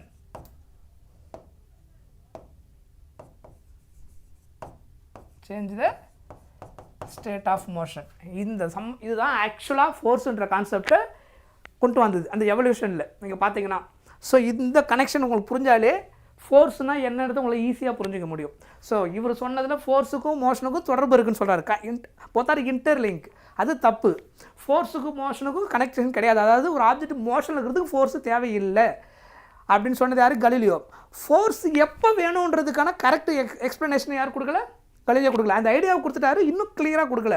So அதை தான் என்ன பண்ணுற நியூட்டன் வந்து வெரிஃபை பண்ணிவிட்டு ஒரு ஆப்ஜெக்ட்டு மோஷனில் இருக்கிறதுக்கு ஃபோர்ஸ் தேவையில்லை அப்படின்னு சொன்ன கலீலியோடைய பாயிண்ட்டு கரெக்டு. ஆனால் ஒரு ஆப்ஜெக்டில் உடைய மோஷனில் ஆர் ரெஸ்ட்டு இந்த ரெண்டு சுச்சுவேஷன் இருக்கும்போது அந்த ஆப்ஜெக்டுடைய ஸ்டேட்டை சேஞ்ச் பண்ணணும் அப்படின்னா அப்போ ஃபோர்ஸ் வேணும். மோஷனில் இருக்கிறதுக்கு ஃபோர்ஸ் தேவையில்லை. மோஷனில் இருக்கிற ஆப்ஜெக்டுடைய ஸ்டேட்டை சேஞ்ச் பண்ணுறதுக்கோ either direction or increasing the velocity or decreasing the velocity இதெல்லாம் நம்ம பண்ணணும் அப்படின்னா then we need the force. That force name is called external force. அந்த வேர்டை திரும்ப நம்ம யூஸ் பண்ணுவோம், எக்ஸ்டர்னல் ஃபோர்ஸ். ஸோ அதுதான் இங்கே யூஸ் பண்ண போகிற வேர்டு. இன்டர்னல் ஃபோர்ஸ் கேஸுக்கு நியூட்டன்ஸ் லாவை நம்ம யூஸ் பண்ண முடியாது. இங்கே நம்ம படிக்கிற எல்லா கேஸுமே எக்ஸ்டர்னல் ஃபோர்ஸ் கேஸ் தான். ஃப்ரிக்ஷன் ஃபோர்ஸாக இருக்கட்டும், tension force, what ever force இங்கே நம்ம ஸ்டடி பண்ணுறது. நார்மல் ஃபோர்ஸு, ஃப்ரிக்ஷன், டென்ஷன், இது எல்லாமே என்னது? இந்த ஃபோர்ஸ் எல்லாமே எக்ஸ்டர்னல் ஃபோர்ஸ். புரிஞ்சுதா? கிளியர்? எஸ். இப்போ வாங்க நியூட்டன்ஸ் ஃபர்ஸ்ட் லா. ஸோ இதுக்கப்புறம் ஜஸ்ட் அந்த 3 லா என்னன்றதை பார்த்துட்டு different types of force, then questions எப்படியெல்லாம் இதை பேஸ் பண்ணி வரும் அப்படின்றத நம்ம டீட்டெயிலாக பார்ப்போம். இது சிலபஸ் என்ன இருக்கோ அதெல்லாம் நம்ம முடிச்சிருவோம். அதுக்கப்புறம் டீட்டெயிலாக நம்ம அதை பார்ப்போம். சரியா? இந்த ஐடியா புரிஞ்சால் தான் இந்த சாப்டருடைய ப்ராப்ளம்ஸ் நீங்கள் ஈஸியாக ஆன்சர் பண்ண முடியும். ஏன்னா நேச்சுராக ஃபோர்ஸ் எப்படி ஆக்ட் ஆகும், எந்த டேரக்ஷனில் ஃபோர்ஸ் அதிகமாக இருக்குது, எந்த டேரக்ஷனில் கம்மியாக இருக்குது, நெட் ஃபோர்ஸ்னால் என்ன, எக்ஸ்டர்னல் ஃபோர்ஸ்னால் என்ன, இந்த வேர்டுக்கு கிளியராக மீனிங் தெரிஞ்சாலே அங்கே என்ன நடக்குதுன்னு நீங்கள் கண்டுபிடிச்சிட முடியும். கால்குலேஷன் ரொம்ப ஈஸியாக நீங்கள் போட முடியும். புரியுதா? அவ்வளோ காம்ப்ளிகேட்டெல்லாம் இருக்காது. நார்மல் மெத்தடு நீங்கள் போடணுன்ற அவசியம் கிடையாது. மீன்ஸ் ஆக்சுவலாக நிறைய இந்த ஃப்ரீ பாடி டயக்ராம் இதெல்லாம் யூஸ் பண்ணி சால்வ் பண்ண முடியும். அதெல்லாம் நம்ம யூஸ் பண்ண போகிறதில்ல. That is the method actual, that is correct. But நீங்கள் டே டு டே லைஃப்பில் அந்த சப்ஜெக்டை கரெக்டாக கனெக்ட் பண்ணி புரிஞ்சுக்கிட்டிங்கனாலே அந்த சுச்சுவேஷனில் என்ன நடக்குதுன்றத இன்டர்லிங்க் ஃபார்முலாவை கொண்டு வந்து பேசிக் ஃபார்முலாவிலேருந்து ஈஸியாக அந்த ப்ராப்ளமுக்கான ஆன்சர் நம்ம கொண்டு வர முடியும். சரியா? நம்ம அப்படி தான் அந்த இதில் இருக்கக்கூடிய கொஷின்ஸ்லாம் ஒர்க் அவுட் பண்ண போகிறோம். ஸோ அப்போ போடும்போது உங்களுக்கு ஈஸியாக புரியும். Right. First law, every body continues to be in its state of rest or uniform motion in straight line until compelled by an external force change in states of rest or uniform motion. அதுதான் first law. Law of inertia. Inertia அப்படின்னா சிம்பிளாக laziness அப்படின்னு சொல்லுவோம், சோம்பேறித்தனம். ஓகேவா? So இது நம்ம எல்லாருக்குமே நமக்கு ஒரு எக்ஸ்பீரியன்ஸ் இருந்திருக்கும். இப்போ நம்ம வீட்டில் வந்து லைக் இயர்லி மார்னிங் நல்லா தூங்கிட்டு இருப்போம். ஏதோ நம்ம ஃபங்க்ஷன் ஏதோ போன வீட்டில் வந்து எழுப்புறாங்க அப்படின்னா எழுந்திருக்கவே மாட்டோம். கையை பிடிச்சி யாராவது இழுக்கணும். Because we are feel very lazy. ஓகேவா? ஸோ உங்களை யாருமே எழுப்பலை அப்படின்னா நம்ம என்ன பண்ணுவோம்? ஸ்டில் அப்படியே படுத்துகிட்டே இருப்போம் சோம்பேறித்தனமாக. கரெக்டாக? இன்னும் விட்டால் 1 hour 2 hour 3 hours கூட அப்படியே படுத்துக்கிட்டே தான் இருப்போம். ஸோ எழுந்திருக்கவே மாட்டோம். அம்மா வந்து நம்மளை என்ன பண்ணணும்? அடித்து எழுப்பி இல்லை பிடிச்சி கையை பிடிச்சி இழுத்து எழுப்பி விட்டால் தான் எழுந்திருப்போம். ஸோ அவங்க வந்து எழுப்பலைன்னா நம்ம அப்படியே படுத்துக்கிட்டு அப்படியே சும்மா சோம்பேறித்தனமாக படுத்துகிட்டே தான் இருப்போம். கரெக்டா? கிளியர்? உண்மை தானே அது? ஸோ மதர் தான் இங்கே என்னது? External force. நம்ம என்னது? Inertia, laziness. அந்த பெட்டை விட்டு எழுந்து வர்றதுக்கு நமக்கு இன்ட்ரெஸ்ட் இல்லை, கம்ஃபர்டபுளாக இருக்குது. So we are not interested to change our state. அப்படியே படுத்துக்கிட்டு அப்படியே தோணும் அப்படின்னு நினச்சிட்டு இருக்கோம். அவங்க டிஸ்டர்ப் பண்ணி எடுக்கும் போது தான் நம்மளுடைய ஸ்டேட் சேஞ்ச் ஆகுது. படுத்து பெட்லேருந்து எழுந்து வெளியில் வரும். ஏன்னா அவங்க எக்ஸ்டர்னல் ஃபோர்ஸை கொடுத்து நம்மளே எடுக்கிறாங்க. ஸோ அவங்க டிஸ்டர்ப் பண்ணாத வரைக்கும் நம்ம இங்கே தான் படுத்துட்டு இருப்போம். That is laziness. Still the same similarity தான் என்னது? இனர்ஷியா. இனர்ஷியான்றது அன்டில் எக்ஸ்டர்னலாக ஒன்று வந்து டிஸ்டர்ப் பண்ணி அதை சேஞ்ச் பண்ணுற வரைக்கும் அது என்ன ஆகாது, அந்த ஸ்டேட்டை சேஞ்ச் பண்ணிக்காது. ஒரு ஆப்ஜெக்ட் ரெஸ்ட்டில் இருந்தால் கண்டினியூஸாக ரெஸ்ட்லேயே தான் இருக்கும், எவ்வளோ நேரம் ஆனாலும் அது ரெஸ்ட்லேயே தான் இருக்கும் அன்டில் எக்ஸ்டர்னல் ஃபோர்ஸ் ஆக்டிங் ஆனிட்டு. இப்போ ஒரு டேபிள் மேலே ஒரு புக்கு இருக்குது அப்படின்னா அந்த புக்கை நீங்கள் எடுத்து வேறு இடத்துல வைக்காத வரைக்கும் அந்த புக்கு அதே இடத்துல தான் இருக்கும். கரெக்டாக? ஸோ அதுவாக என்ன பண்ணிக்க முடியாது, அந்த புக்கால் அந்த டேபிள்லேருந்து வேறு இடத்துக்கு சேஞ்ச் பண்ணிக்க முடியாது. That is inertia. அதை சேஞ்ச் பண்ணணும் அப்படின்னா எக்ஸ்டர்னல் ஃபோர்ஸு கொடுக்கணும். ஒன்று நம்ம எடுத்து போய் வைக்கணும், இல்லை வேறு யாராவது எடுத்து அதை டேபிள்லேருந்து எடுத்து வேறு ஏதாவது ஒரு இன்னொரு பிளேஸில் வச்சா தான் என்ன இருக்குன்னு அர்த்தம், அதனுடைய இன்னும் சேஞ்ச் நடந்திருக்குன்னு அர்த்தம், இனர்ஷியல் ஸ்டேட்டு மாறி இருக்குன்னு அர்த்தம். ஸோ அந்த நம்ம ஷிஃப்ட் பண்ணி வைக்கிறது தான் எக்ஸ்டர்னல் ஃபோர்ஸ். அதுவாக என்ன பண்ணிக்க முடியாது, ஷிஃப்ட் பண்ணிக்க முடியாது. அதே மாதிரி ஒரு ஆப்ஜெக்ட் மூவிங்கில் இருக்குன்னா அது மூவிங்லேயே தான் இருக்கும். ஒன்று அது ஆப்போசிட்டில் நம்ம ஒரு ஃபோர்ஸை கொடுத்து ஸ்டாப் பண்ணணும், இல்லைனா ஃப்ரிக்ஷன் ஒரு ஃபோர்ஸ் ஆக்ட் ஆகி அதை ஸ்டாப் பண்ணணும். இல்லைனா அந்த ஆப்ஜெக்ட் எங்கேயுமே ஸ்டாப் ஆகாமல் அதே ஸ்பீடில் ஓடிக்கிட்டே தான் இருக்கும். சொல்கிறது புரியுதா? That also inertia. புரியுதா? அதனுடைய ஸ்டேட்டை அதுவே மாற்றிக்க முடியாது. மூவிங்கில் இருக்கிற ஆப்ஜெக்ட் ஓனாக ரெஸ்ட்டுக்கு வர முடியாது, ரெஸ்ட்டில் இருக்கிற ஆப்ஜெக்ட் தானாக மோஷனுக்கு போக முடியாது. இந்த ரெண்டுமே என்ன நடக்காது, இனர்ஷியல் ஸ்டேட்டில் இருக்கும்போது நடக்காது until external force acting on it. அதே மாதிரி அதனுடைய டைரக்ஷனையும் மாற்றிக்க முடியாது அதாலேயே. கிளியர்? அது எல்லாமே நமக்கு பார்க்க போகிறோம் ஒன்று ஒன்றா. Right. In simple words, if the net external force on a body is 0, net external force inertial கேஸில் net external force என்னவா இருக்கும், 0வா இருக்கும். It's acceleration 0. நெட் ஃபோர்ஸ் 0நாலே ஆட்டோமேட்டிக்காக என்ன அர்த்தம், அதில் இருக்கக்கூடிய நெட் ஆக்சிலரேஷனும் 0. ஃபோர்ஸு இருக்குதுன்னா ஆக்சிலரேஷன் ப்ரெசென்ட்னு அர்த்தம். ஆக்சிலரேஷன் இருந்தால் தான் ஃபோர்ஸ் இருக்கும். வெலாசிட்டி ஃபோர்ஸை ப்ரொடியூஸ் பண்ணாது, ஆக்சிலரேஷன் தான் ஃபோர்ஸை ப்ரொடியூஸ் பண்ணும். மாஸ் இன்ட்டு ஆக்சிலரேஷன் தான் என்னது, ஃபோர்ஸு. கிளியர்? ஸோ வெலாசிட்டி இருந்ததுன்னா அது சேஞ்ச் ஆனால் தான் அங்கே ஆக்சிலரேஷன் ப்ரெசென்ட் ஆகும். ஆக்சிலரேஷன் அங்கே இருந்தால் தான் ஃபோர்ஸ் வரும், ஏன்னா அந்த ஆப்ஜெக்ட்டுக்கு மாஸ் இருக்கும். Mass into acceleration, that is called what, force. Whenever force is 0, net force 0, so there is net acceleration also 0. புரிஞ்சுதா? So acceleration can be non zero, only there is net external force on acceleration. Non ஜீரோனா என்ன அர்த்தம், net external force அங்கே 0 கிடையாது, net external force present. Acceleration 0 இல்லைனா ஃபோர்ஸும் 0 இல்லை, அங்கே force present ஆகிருக்கு. அந்த ஃபோர்ஸு டியூ டு அங்கே எவ்வளோ ஆக்சிலரேஷன் ஆக்ட் ஆகிருக்கோ அதை பேஸ் பண்ணி இருக்கும். புரிஞ்சுதா? Clear? Got it?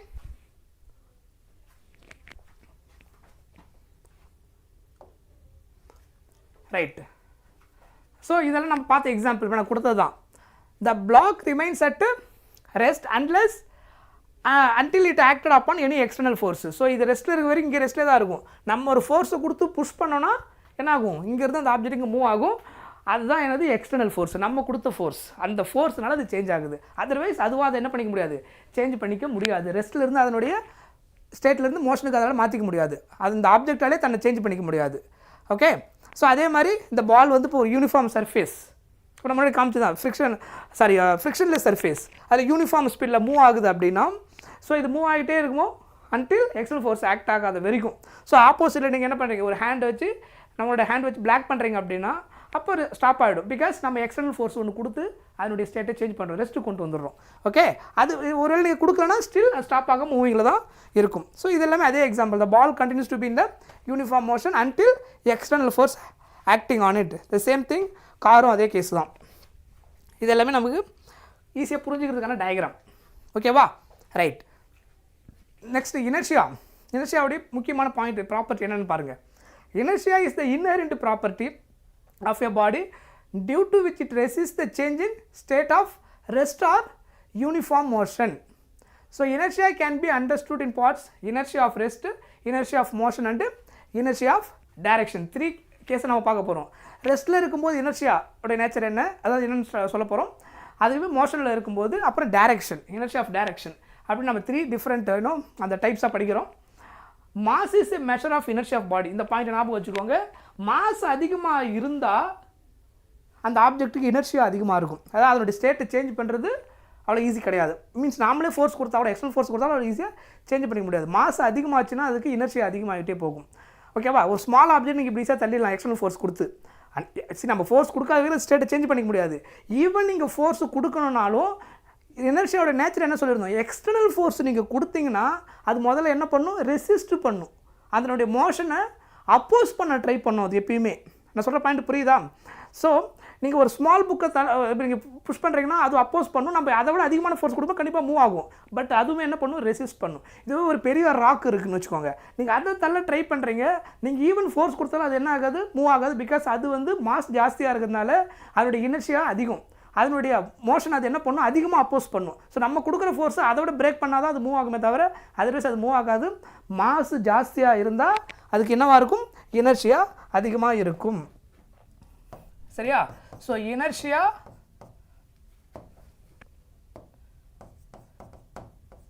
Directly proportional to mass. So இந்த பாயிண்ட் ஞாபகம் வச்சுக்கோங்க. Inertia directly proportional to mass. Heavier objects have more inertia than lighter objects. So அதுக்கு ரீசன் ஹெவியர் ஆப்ஜெக்ட்டுக்கு என்ன இருக்கும், மாஸ் ஜாஸ்தியாக இருக்கும், லைட்டர் ஆப்ஜெக்ட்டுக்கு மாஸ் கம்மியாக இருக்கும். That is the reason. ஓகேவா? ரைட். இதெல்லாமே முன்னாடி நம்ம சொன்ன இந்த எக்ஸாம்பிள் தான். ரைட். இந்த 3 கேஸ் பாருங்கள். டைப்ஸ் ஆஃப் இனர்ஷியாவில் inertia of rest, inertia of motion, inertia of direction. So நான் சொன்ன அப்போ நம்ம பெஸ்ட்டு டே டு டே லைஃப்பில் இருக்கக்கூடிய ஒரு எக்ஸாம்பிளே நம்ம எடுத்து இது அண்டர்ஸ்டாண்ட் பண்ணிக்க முடியும். ஒரு ஆப்ஜெக்ட் ரெஸ்ட்டில் இருந்தால் அது ரெஸ்ட்டில் இருக்க தான் ட்ரை பண்ணும், அதோட மோஷனை அப்போஸ் பண்ண ட்ரை பண்ணும். அதான் என்னது, இனர்ஷியா ஆஃப் ரெஸ்ட்டு. இப்போ வந்து பஸ்ஸு வந்து ஸ்டார்ட் பண்ணுறதுக்கு முன்னாடி இப்போ நீங்கள் வந்து ஏதோ ஒரு இடத்துக்கு ட்ராவல் பண்ணுறீங்க. ஸோ பஸ்ஸில் வந்து நீங்கள் ஏறி உட்காந்துட்டீங்கன்னு வச்சுக்கோங்க. பஸ் வந்து இப்போ தான் ஸ்டார்ட் பண்ண போகிறாங்க. இப்போ எல்லாருமே நீங்கள் உட்காந்ததுக்கப்புறம் பஸ்ஸை ஸ்டார்ட் பண்ண உடனே நம்ம பேக்வேர்டு லைட்டாக என்ன பண்ணுவோம், வந்து விழுவோம். ஏன் அப்படின்னா பஸ்ஸு ஸ்டார்ட் பண்ணிவிட்டு அது ஃபார்வர்டில் மூவ் பண்ணும்போது நம்ம ரெஸ்ட்லேருந்து மோஷனுக்கு ஷிஃப்ட் ஆகும்போது அதை அப்போஸ் பண்ண ட்ரை பண்ணுறோம். அது மோஷனில் இப்படி மூவ் ஆக ட்ரை பண்ணுது, நம்ம பாடி என்ன பண்ணுது, அதை அப்போஸ் பண்ண ட்ரை பண்ணுறதுனால அதுக்கு ரெசிஸ்ட் பண்ண ட்ரை பண்ணுறதுனால எந்த டேரெக்ஷனில் வரும், பேக்வேர்டில் வரும். பிகாஸ் ரெஸ்ட்லேருந்து சடனாக மோஷனுக்கு போகிறதுனால அதை அப்போஸ் பண்ணதை ட்ரை பண்ணும். That is what, inertia of rest. So the tendency to object stay at ரெஸ்ட்டாகவே இருக்குது, அது ட்ரை பண்ணும், ரெசிஸ்ட் பண்ணும். அது எப்பயுமே அது ரெஸ்ட்லேருந்து அந்த ஸ்டேட்டை மாற்றிக்க வேணாம்னு நினைக்கும். அது அதனால தான் பஸ் ஸ்டார்ட் பண்ணும்போது ஃபர்ஸ்ட் பஸ்ஸு ஃப்ரண்ட்டில் ஸ்டார்ட் மூவ் ஆகும், நம்ம பேக்வேர்டில் வந்து விடுவோம். ஏன்னா ஃப்ரண்ட்டில் வந்து போகிற அந்த ஸ்டேட்டை வந்து நான் விரும்பலை. புரியுதா? ரெசிஸ்ட்னா என்னது, ஆப்போசிட் தானே வரும் ரெசிஸ்ட்ன்றது. அதனால் அப்போஸ் பண்ண ட்ரை பண்ணுறதுனால நம்ம என்ன பண்ணுறோம், பேக்வேர்டில் விடுறோம். Because still I want to maintain the state of rest only. Clear? Right. சொல்லுங்கள், என்ன கொஸ்டின் கேட்டிருக்கீங்க? எஸ், நம்ம பார்க்க போகிற கொஷின் எல்லாமே நீட் லெவல் கொஷின். ஈவன் நம்ம நிறைய ஜேஇ கொஷினுமே பார்க்க போகிறோம். ஏன்னா இந்த வருஷம் நமக்கு நீட் கொஷின் பேப்பர் டஃபாக வந்ததுனால ஸோ நம்ம பேலன்ஸாக தான் பார்க்க போகிறோம். Moderate question, easy question and also tough question, இந்த மாதிரி எல்லாமே கலந்து தான் பார்ப்போம். கண்டிப்பாக இந்த கொஷின்ஸ் வந்து நீங்கள் both JEE and NEET students எல்லாருக்குமே இது உங்களுக்கு தேவைப்படும். 2 பேருமே யூஸ்ஃபுல்லாக தான் இருக்கும். ஏன்னா சிமிலர் டாபிக், சிமிலர் கான்செப்ட் தான், அங்கே எதுவுமே மாற போகிறதில்ல. அந்த டிஃபிகல்ட்டி லெவல் தான் கொஞ்சம் சேஞ்ச் ஆகுமே தவிர கான்செப்ட் ஒன்று தான். சரியா? ஸோ கண்டிப்பாக உங்களுக்கு யூஸ்ஃபுல்லாக தான் இருக்கும். Right. Next inertia of motion. அதே மாதிரி ஒரு ஆப்ஜெக்ட் மோஷனில் இருக்குது அப்படின்னா அது என்ன ட்ரை பண்ணும், எப்பயுமே மோஷன்லேயே இருக்க ட்ரை பண்ணும். அதோடைய ஸ்டேட்டை ரெஸ்ட்டுக்கு வர அது திரும்பாது. ஸோ அதில் நடக்க போகிறது என்னது, inertia of motion. Inertia of ரெஸ்ட்டுன்றது ரெஸ்ட்டில் இருந்தால் ரெஸ்ட்லேயே இருக்க ட்ரை பண்ணும், ரெஸ்ட்டில் இருந்து மோஷன் மூவ் பண்ணுறது அப்போஸ் பண்ணும். மோஷனில் இருந்தால் மோஷன்லேயே இருக்க ட்ரை பண்ணும், ரெஸ்ட்டுக்கு வரது அப்போஸ் பண்ணும். சொல்கிற பாயிண்ட் புரியுதா? அப்போ உங்களுக்கு என்ன நடக்கும், இப்போ இந்த கேஸ் என்னென்னா, இப்போ ஒரு பஸ் வந்து ரன்னிங்லேயே இருக்குன்னு வச்சுக்கோங்க. பஸ்ஸு ரன்னிங்லேயே இருக்கும்போது நம்ம இப்போ சப்போஸ் நம்ம பஸ்ஸில் ட்ராவல் பண்ணுறோம், இப்போ ஸ்டாண்டிங்கில் இருக்குன்னு வச்சுக்கோங்க. பஸ்ஸு ரன்னிங்லேயே இருக்கிற வரைக்கும் நாமளும் மோஷனில் இருக்கிறோம். கரெக்டாக? பஸ் மூவிங்கில் இருக்கிற வரைக்கும் நம்ம மோஷனில் இருக்கிறோம். சடனாக ஒரு ஸ்பீட் பிரேக்கர் ஏதோ வருது, இல்லை பிரேக் போடுறாங்க, இல்லை bus stop next bus stop வருதுன்னா, இல்லை ஏதோ பைக்கோ இல்லை ஏதோ ஒரு அனிமலோ கிராஸ் ஆகிட்டுன்னு வச்சுக்கோங்க, சடன் பிரேக் அடிக்கிறாங்க. பிரேக் அடித்த உடனே பிரேக் ஆக்சுவலாக எந்த பக்கம் ஆக்ட் ஆகும், அந்த பஸ்ஸை ஸ்டாப் பண்ணுறதுக்கு ஆப்போசிட் ஆக்ட் ஆகும். நம்ம எந்த பக்கம் போய் விழுவோம், ஃப்ரண்ட்டில் போய் விழுவோம். ஏன் ஃப்ரண்ட்டில் விழுவோம் அப்படின்னா, நான் மோஷனில் இருக்கிற ஸ்டேட்லேயே இருக்க விரும்புகிறேன், பஸ்ஸு ரெஸ்ட்டுக்கு வர ட்ரை பண்ணுது, ஐ டோன்ட் லைக் இட், அதை நான் விரும்பலை. நான் மோஷனில் இருக்கிறோம், ஸ்டில் நான் மோஷனில் இருக்க ட்ரை பண்ணுறேன். நீங்கள் திடீர்னு பிரேக் அப்ளை பண்ணதுனால பிரேக் எந்த பக்கம் வருதோ அது ஆப்போசிட், அது என்ன ஷேப்புமே அப்போஸ் பண்ணும், ரெசிஸ்ட் பண்ணும். பிரேக் எந்த பக்கம் அப்ளை பண்ணுறோமோ அது ஆப்போசிட் டைரெக்ஷனில் தான் என்ன பண்ணும், அது ஈக்குவல் பண்ணி பேலன்ஸ் பண்ண ட்ரை பண்ணும். பட் அது நம்மளால் முடியாது. ஃபோர்ஸ் ஜாஸ்தி ஆச்சுன்னா அது பிரேக் ஆகிடுதுன்னா நம்ம ஸ்லிப்பாகி விழுந்துடும். ஈக்குவல் ஆப்போசிட்டாக இருந்தால் பேலன்ஸாக நின்றுடுவோம். சொல்கிறது புரியுதா? அது எக்ஸ்டர்னல் ஃபோர்ஸ் ஆக்ட் ஆனதுனால அதோட ஸ்டேட்டை சேஞ்ச் பண்ணி விரும்பாலும் ஃப்ரண்ட்டில் போய் என்ன ஆகுது, எக்ஸ்டர்னல் ஃபோர்ஸ் ஜாஸ்தியாக ஆக்ட் ஆனதுனால அதோட ஸ்டேட்டு சேஞ்ச் ஆகுது. பிரேக் நீங்கள் அப்ளை பண்ணும்போது ஃப்ரண்ட்டில் போய் விடுறதுக்கான ரீசன் அதுதான். அது நம்ம ரெஸ்ட்டுக்கு வர விரும்பலை, அதை ரெசிஸ்ட் பண்ண ட்ரை பண்ணுறோம். பட் ஃபோர்ஸ் ஜாஸ்தியாக இருக்கனால அதை என்ன பண்ண முடியல, ரெசிஸ்ட் பண்ண முடியல.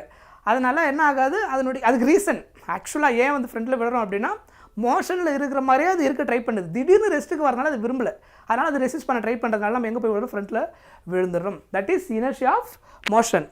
Inertia of direction. அதே மாதிரி இனர்ஷியா ஆஃப் டைரக்ஷன் இதை நம்ம ஈஸியாக புரிஞ்சிக்க முடியும். எப்படின்னா நீங்கள் வந்து ஒரு ஹில் ஸ்டேஷனுக்கு ட்ராவல் பண்ணுறீங்க, ஓகேவா?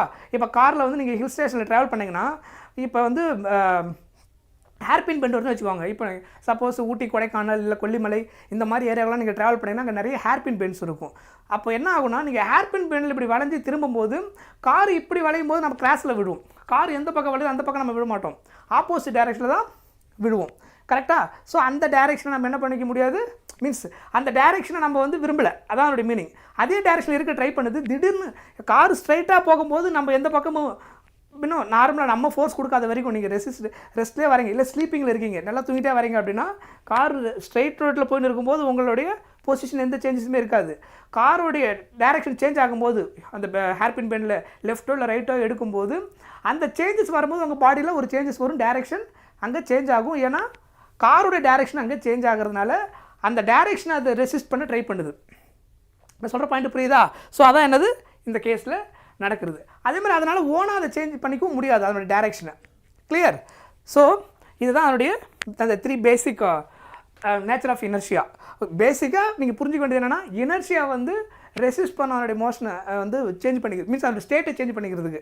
What ever the state, rest or motion or direction, அதை வந்து அது ரெசிஸ்ட் பண்ண ட்ரை பண்ணுறதுனால எப்பயுமே அதுக்கு ஆப்போசிட்டில் ஆக்ட் ஆகும் நம்ம கொடுக்குற எக்ஸ்டர்னல் ஃபோர்ஸ் வரும்போது. ஓகே, அதே மாதிரி அதனுடைய ஸ்டேட்டு அதுவே சேஞ்ச் பண்ணிக்காது until external force act on it. This is the basic property of inertia. புரிஞ்சுதா? ரைட்.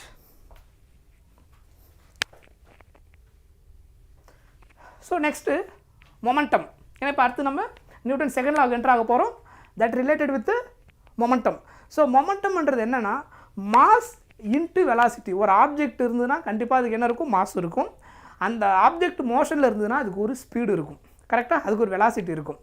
அந்த ஆப்ஜெக்டுடைய மாஸ் இன்ட்டு வெலாசிட்டி மல்டிப்ளை பண்ணிங்கன்னா அதுதான் என்னது, மொமெண்டம். ஸோ அந்த ஒரு ஆப்ஜெக்டுடைய மாஸ் இன்க்ரீஸ் ஆனாலும் மொமெண்டம் இன்க்ரீஸ் ஆகும், வெலாசிட்டி இன்க்ரீஸ் ஆனாலும் மொமெண்டம் இன்க்ரீஸ் ஆகும். பிகாஸ் P = m × ரெண்டுமே இன்க்ரீஸ் ஆனாலும் மொமெண்டம் இன்க்ரீஸ் ஆகும். ஸோ மொமெண்டமோட basic formula mass into velocity. Velocity is a vector quantity, அதனால மொமெண்டம் என்னது, vector quantity, mv vector. Okay, so அதனால் momentum is a vector quantity. இதனுடைய SI unit பார்த்தீங்கன்னா kilogram metre per second. இது அதனுடைய dimensional formula ml T⁻⁻1. Okay, இது பேசிக் definition of momentum. Momentum of symbol of the P, it is a vector quantity, P is equal to mass into velocity. Okay, right. Next, importance of momentum. Momentum உடைய main important actually என்னன்னு பார்த்தீங்கன்னா நம்ம use பண்ண போகிறது வந்து isolated systemல law of conservation of momentum use பண்ணுவோம். collision கேஸில் மெயினாக தேவைப்படும். before collision and after collision momentum எப்பயுமே என்னவாக இருக்கும், கன்சர்வ்டாக இருக்கும். இந்த டோட்டல் மொமெண்டம் இண்டிவிஜுவல் ஆப்ஜெக்டுடைய total momentum before collision equal to after collision அப்புறம் இருக்கக்கூடிய அதோட டோட்டல் மொமெண்ட் எப்பவுமே என்னவாக தான் இருக்கும், ஈக்குவலாக இருக்கும். ஸோ அதை வச்சுட்டு நம்ம என்ன பண்ண முடியும், மொமெண்டம் சேஞ்ச் கண்டுபிடிக்க முடியும். ஒரு ஆப்ஜெக்ட் இன்னொரு ஆப்ஜெக்ட் ஆஃப்டர் கொல்யூஷனுக்கு அப்புறம் என்ன நடந்தது, வெலாசிட்டி அப்படின்றது நம்ம என்ன பண்ண முடியும், ஈஸியாக கால்குலேட் பண்ண முடியும். ரைட். ஸோ நெக்ஸ்ட்டு இந்த மொமெண்டம்லேருந்து எப்படி நியூட்டன்ஸ் லாவை கொண்டு வர போகிறோம்.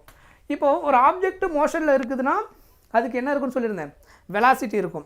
வெலாசிட்டி கண்டிப்பாக அந்த ஆப்ஜெக்ட் என்ன இருக்கும், மாஸ் இருக்கும். ஸோ இப்போ ஒரு ஆப்ஜெக்ட் மோஷனில் இருந்தால் நீங்கள் என்ன கனெக்ட் பண்ணிக்க முடியும், மொமெண்டமாக உள்ளே கொண்டு வர முடியும். மாஸ் இன்ட்டு வெலாசிட்டி ஒரே ஸ்பீடில் போயிட்டு இருந்ததுன்னா m×v அவ்வளோதான், கரெக்டாக? அந்த வெலாசிட்டி சேஞ்ச் ஆச்சுன்னா என்ன நடக்கும், வெலாசிட்டி மொமெண்டம் இன்டர்லிங்க்கு. வெலாசிட்டி சேஞ்ச் ஆகுதுன்னா அப்போ மொமெண்டமும் சேஞ்ச் ஆகுது அப்படின்னு அர்த்தம், கரெக்டாக? ஸோ மொமெண்டம்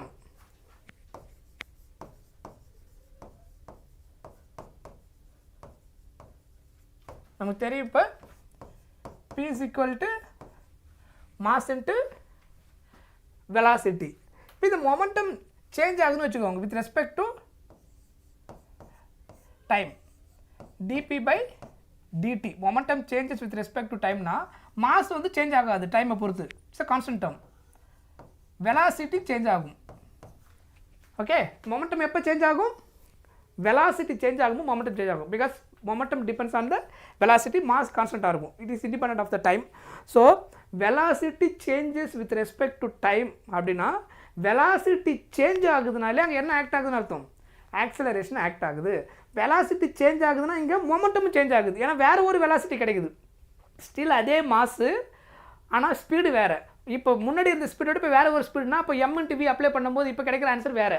அப்போ முன்னாடி இருந்த மொமெண்டம் வேறு, இப்போ இருக்கிற மொமெண்டம் வேறு. மொமெண்டம் சேஞ்ச் ஆகிருக்குது எப்போ? ஆக்சலரேஷன் ஆக்ட் ஆகும்போது. சொல்கிறது புரியுதா? மொமெண்டம் எப்போ சேஞ்ச் ஆகும் அப்படின்னா வெலாசிட்டி சேஞ்ச் ஆகும்போது. What is dv/dt? dv/dtனா என்ன அர்த்தம்? Acceleration. Velocity changes with respect to time அப்படின்னா என்ன அர்த்தம்? ஆக்சலரேஷன். புரியுதா? So momentum changes with respect to time எதுக்கு ஈக்குவல்? m/aவுக்கு equal. That is called force. This is what? Force. வெக்டாரில் எழுதுனீங்கன்னா dp வெக்டார் இந்த மாதிரி கிடைக்கும். ஓகேவா? ஸோ இது வெக்டார் காம்பனண்ட், நீங்கள் எல்லாத்துக்கும் வெக்டார் போட்டுக்கலாம்.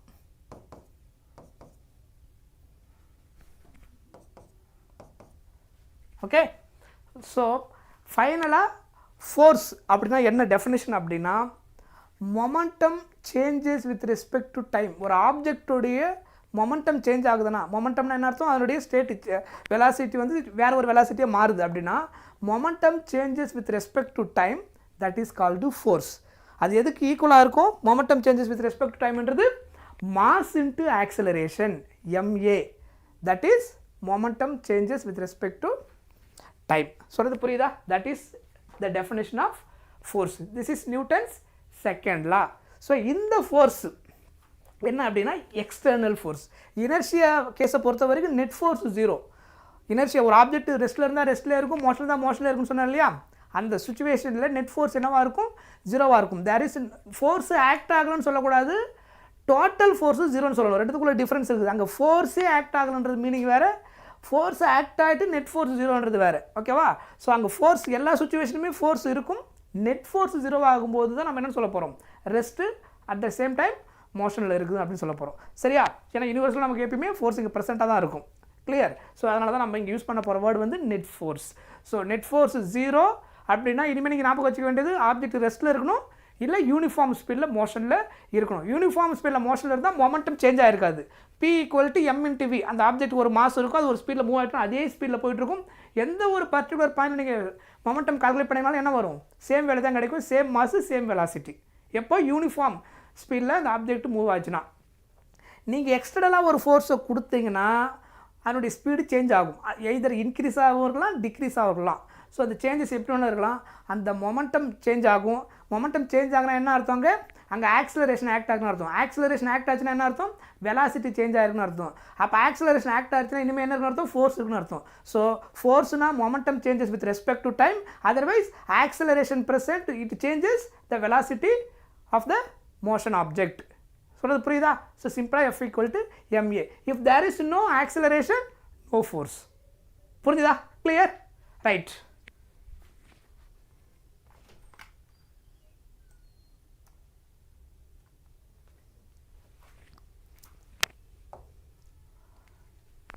ஸோ இது நம்ம பார்த்தாச்சு, அந்த டெரிவேஷன் தான் இது. ஸோ இது எல்லாமே எக்ஸாம்பிள்ஸ், மொமெண்டம்மை சேஞ்ச் பண்ணக்கூடிய எக்ஸாம்பிள். ஃபோர்ஸ் அதிகமாக எப்போ ஆக்ட் ஆகுது, எப்போ கம்மியாகுதுன்னா, நீங்கள் இப்போ கிரிக்கெட் பால் வருது, ஃப்ரண்ட்டில் உங்ககிட்ட பேட்டில் அடிக்கும்போது பேட்டில் அடித்த உடனே ஆகுது, அதனுடைய ஸ்பீடு இன்க்ரீஸ் ஆகுது. ஸோ அப்போ வந்து மொமெண்டம் என்ன ஆகுது? சேஞ்ச் ஆகுது. அதேமாதிரி அந்த சுச்சுவேஷனில் டேரெக்ஷனும் மாறுது. நீங்கள் எந்த டேரெக்ஷனில் பாலை வந்து அடிக்கிறீங்களோ அதுக்கேற்ற மாதிரி அதனுடைய டேரெக்ஷனும் மாறிடும். ஸோ இந்த எல்லா கேஸ்லையுமே என்ன ஆக்ட் ஆகுதுன்னு அர்த்தம்? ஃபோர்ஸ் ஆக்ட் ஆகுதுன்னு அர்த்தம். ரைட்? புரிஞ்சுதா? Right. Next example, next heading impulse.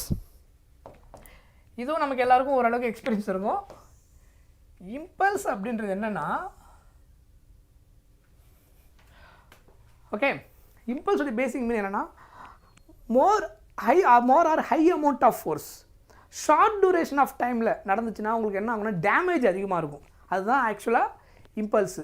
இப்போ வந்து நீங்கள் ஒரு ஹேண்ட் டாக்ஸ் எடுக்கணும்னு வச்சுக்கோங்க, அதை எடுத்து வாலில் வந்து ஹிட் பண்ணுறீங்க, நல்லா ஃபாஸ்ட்டாக ஹிட் பண்ணிங்கன்னா என்ன நடக்கும்? அங்கே கிராக் விழுந்துடும். கரெக்டாக? ரீசன் என்ன அப்படின்னா, நம்ம கொடுத்த ஃபோர்ஸ் ரொம்ப ஜாஸ்தி, ஆனால் கம்மியான டைமில் அதிகமான ஃபோர்ஸை கொடுத்துட்டோம். அப்போ தான் நம்ம என்ன நடக்கும்? டேமேஜ் அதிகமாகும். ஸோ அந்த சுச்சுவேஷன் தான் நம்ம என்னென்னு சொல்ல போகிறோம்? இம்பல்ஸ் அப்படின்னு சொல்ல போகிறோம். இம்பல்ஸ் அப்படின்னா more amount of force acting on a body in short duration of the time. அப்போ உங்களுக்கு டேமேஜ் ஜாஸ்தி ஆகிடும். இம்பல்ஸ் அதிகமாக இருக்குதுன்னா அங்கே டேமேஜ் அதிகமாக இருக்குன்னு அர்த்தம். ஃபார்முலா வைஸ் கிட்டத்தட்ட அது மொமெண்டமோட ரிலேட்டடாக தான் இருக்கும். மீனிங்காக நம்ம அதை எப்படி புரிஞ்சுக்கணும் அப்படின்னா இது இந்த மாதிரி தான். டைமை நீங்கள் எக்ஸ்பேண்ட் பண்ணிங்கன்னா உங்களால் டேமேஜை அவாய்ட் பண்ண முடியும். புரியுதா? இப்போ சிம்பிளாக பார்த்துக்கோங்களேன். இப்போ நம்ம கிரிக்கெட் பால் எடுக்குன்னு வச்சுக்கோங்க.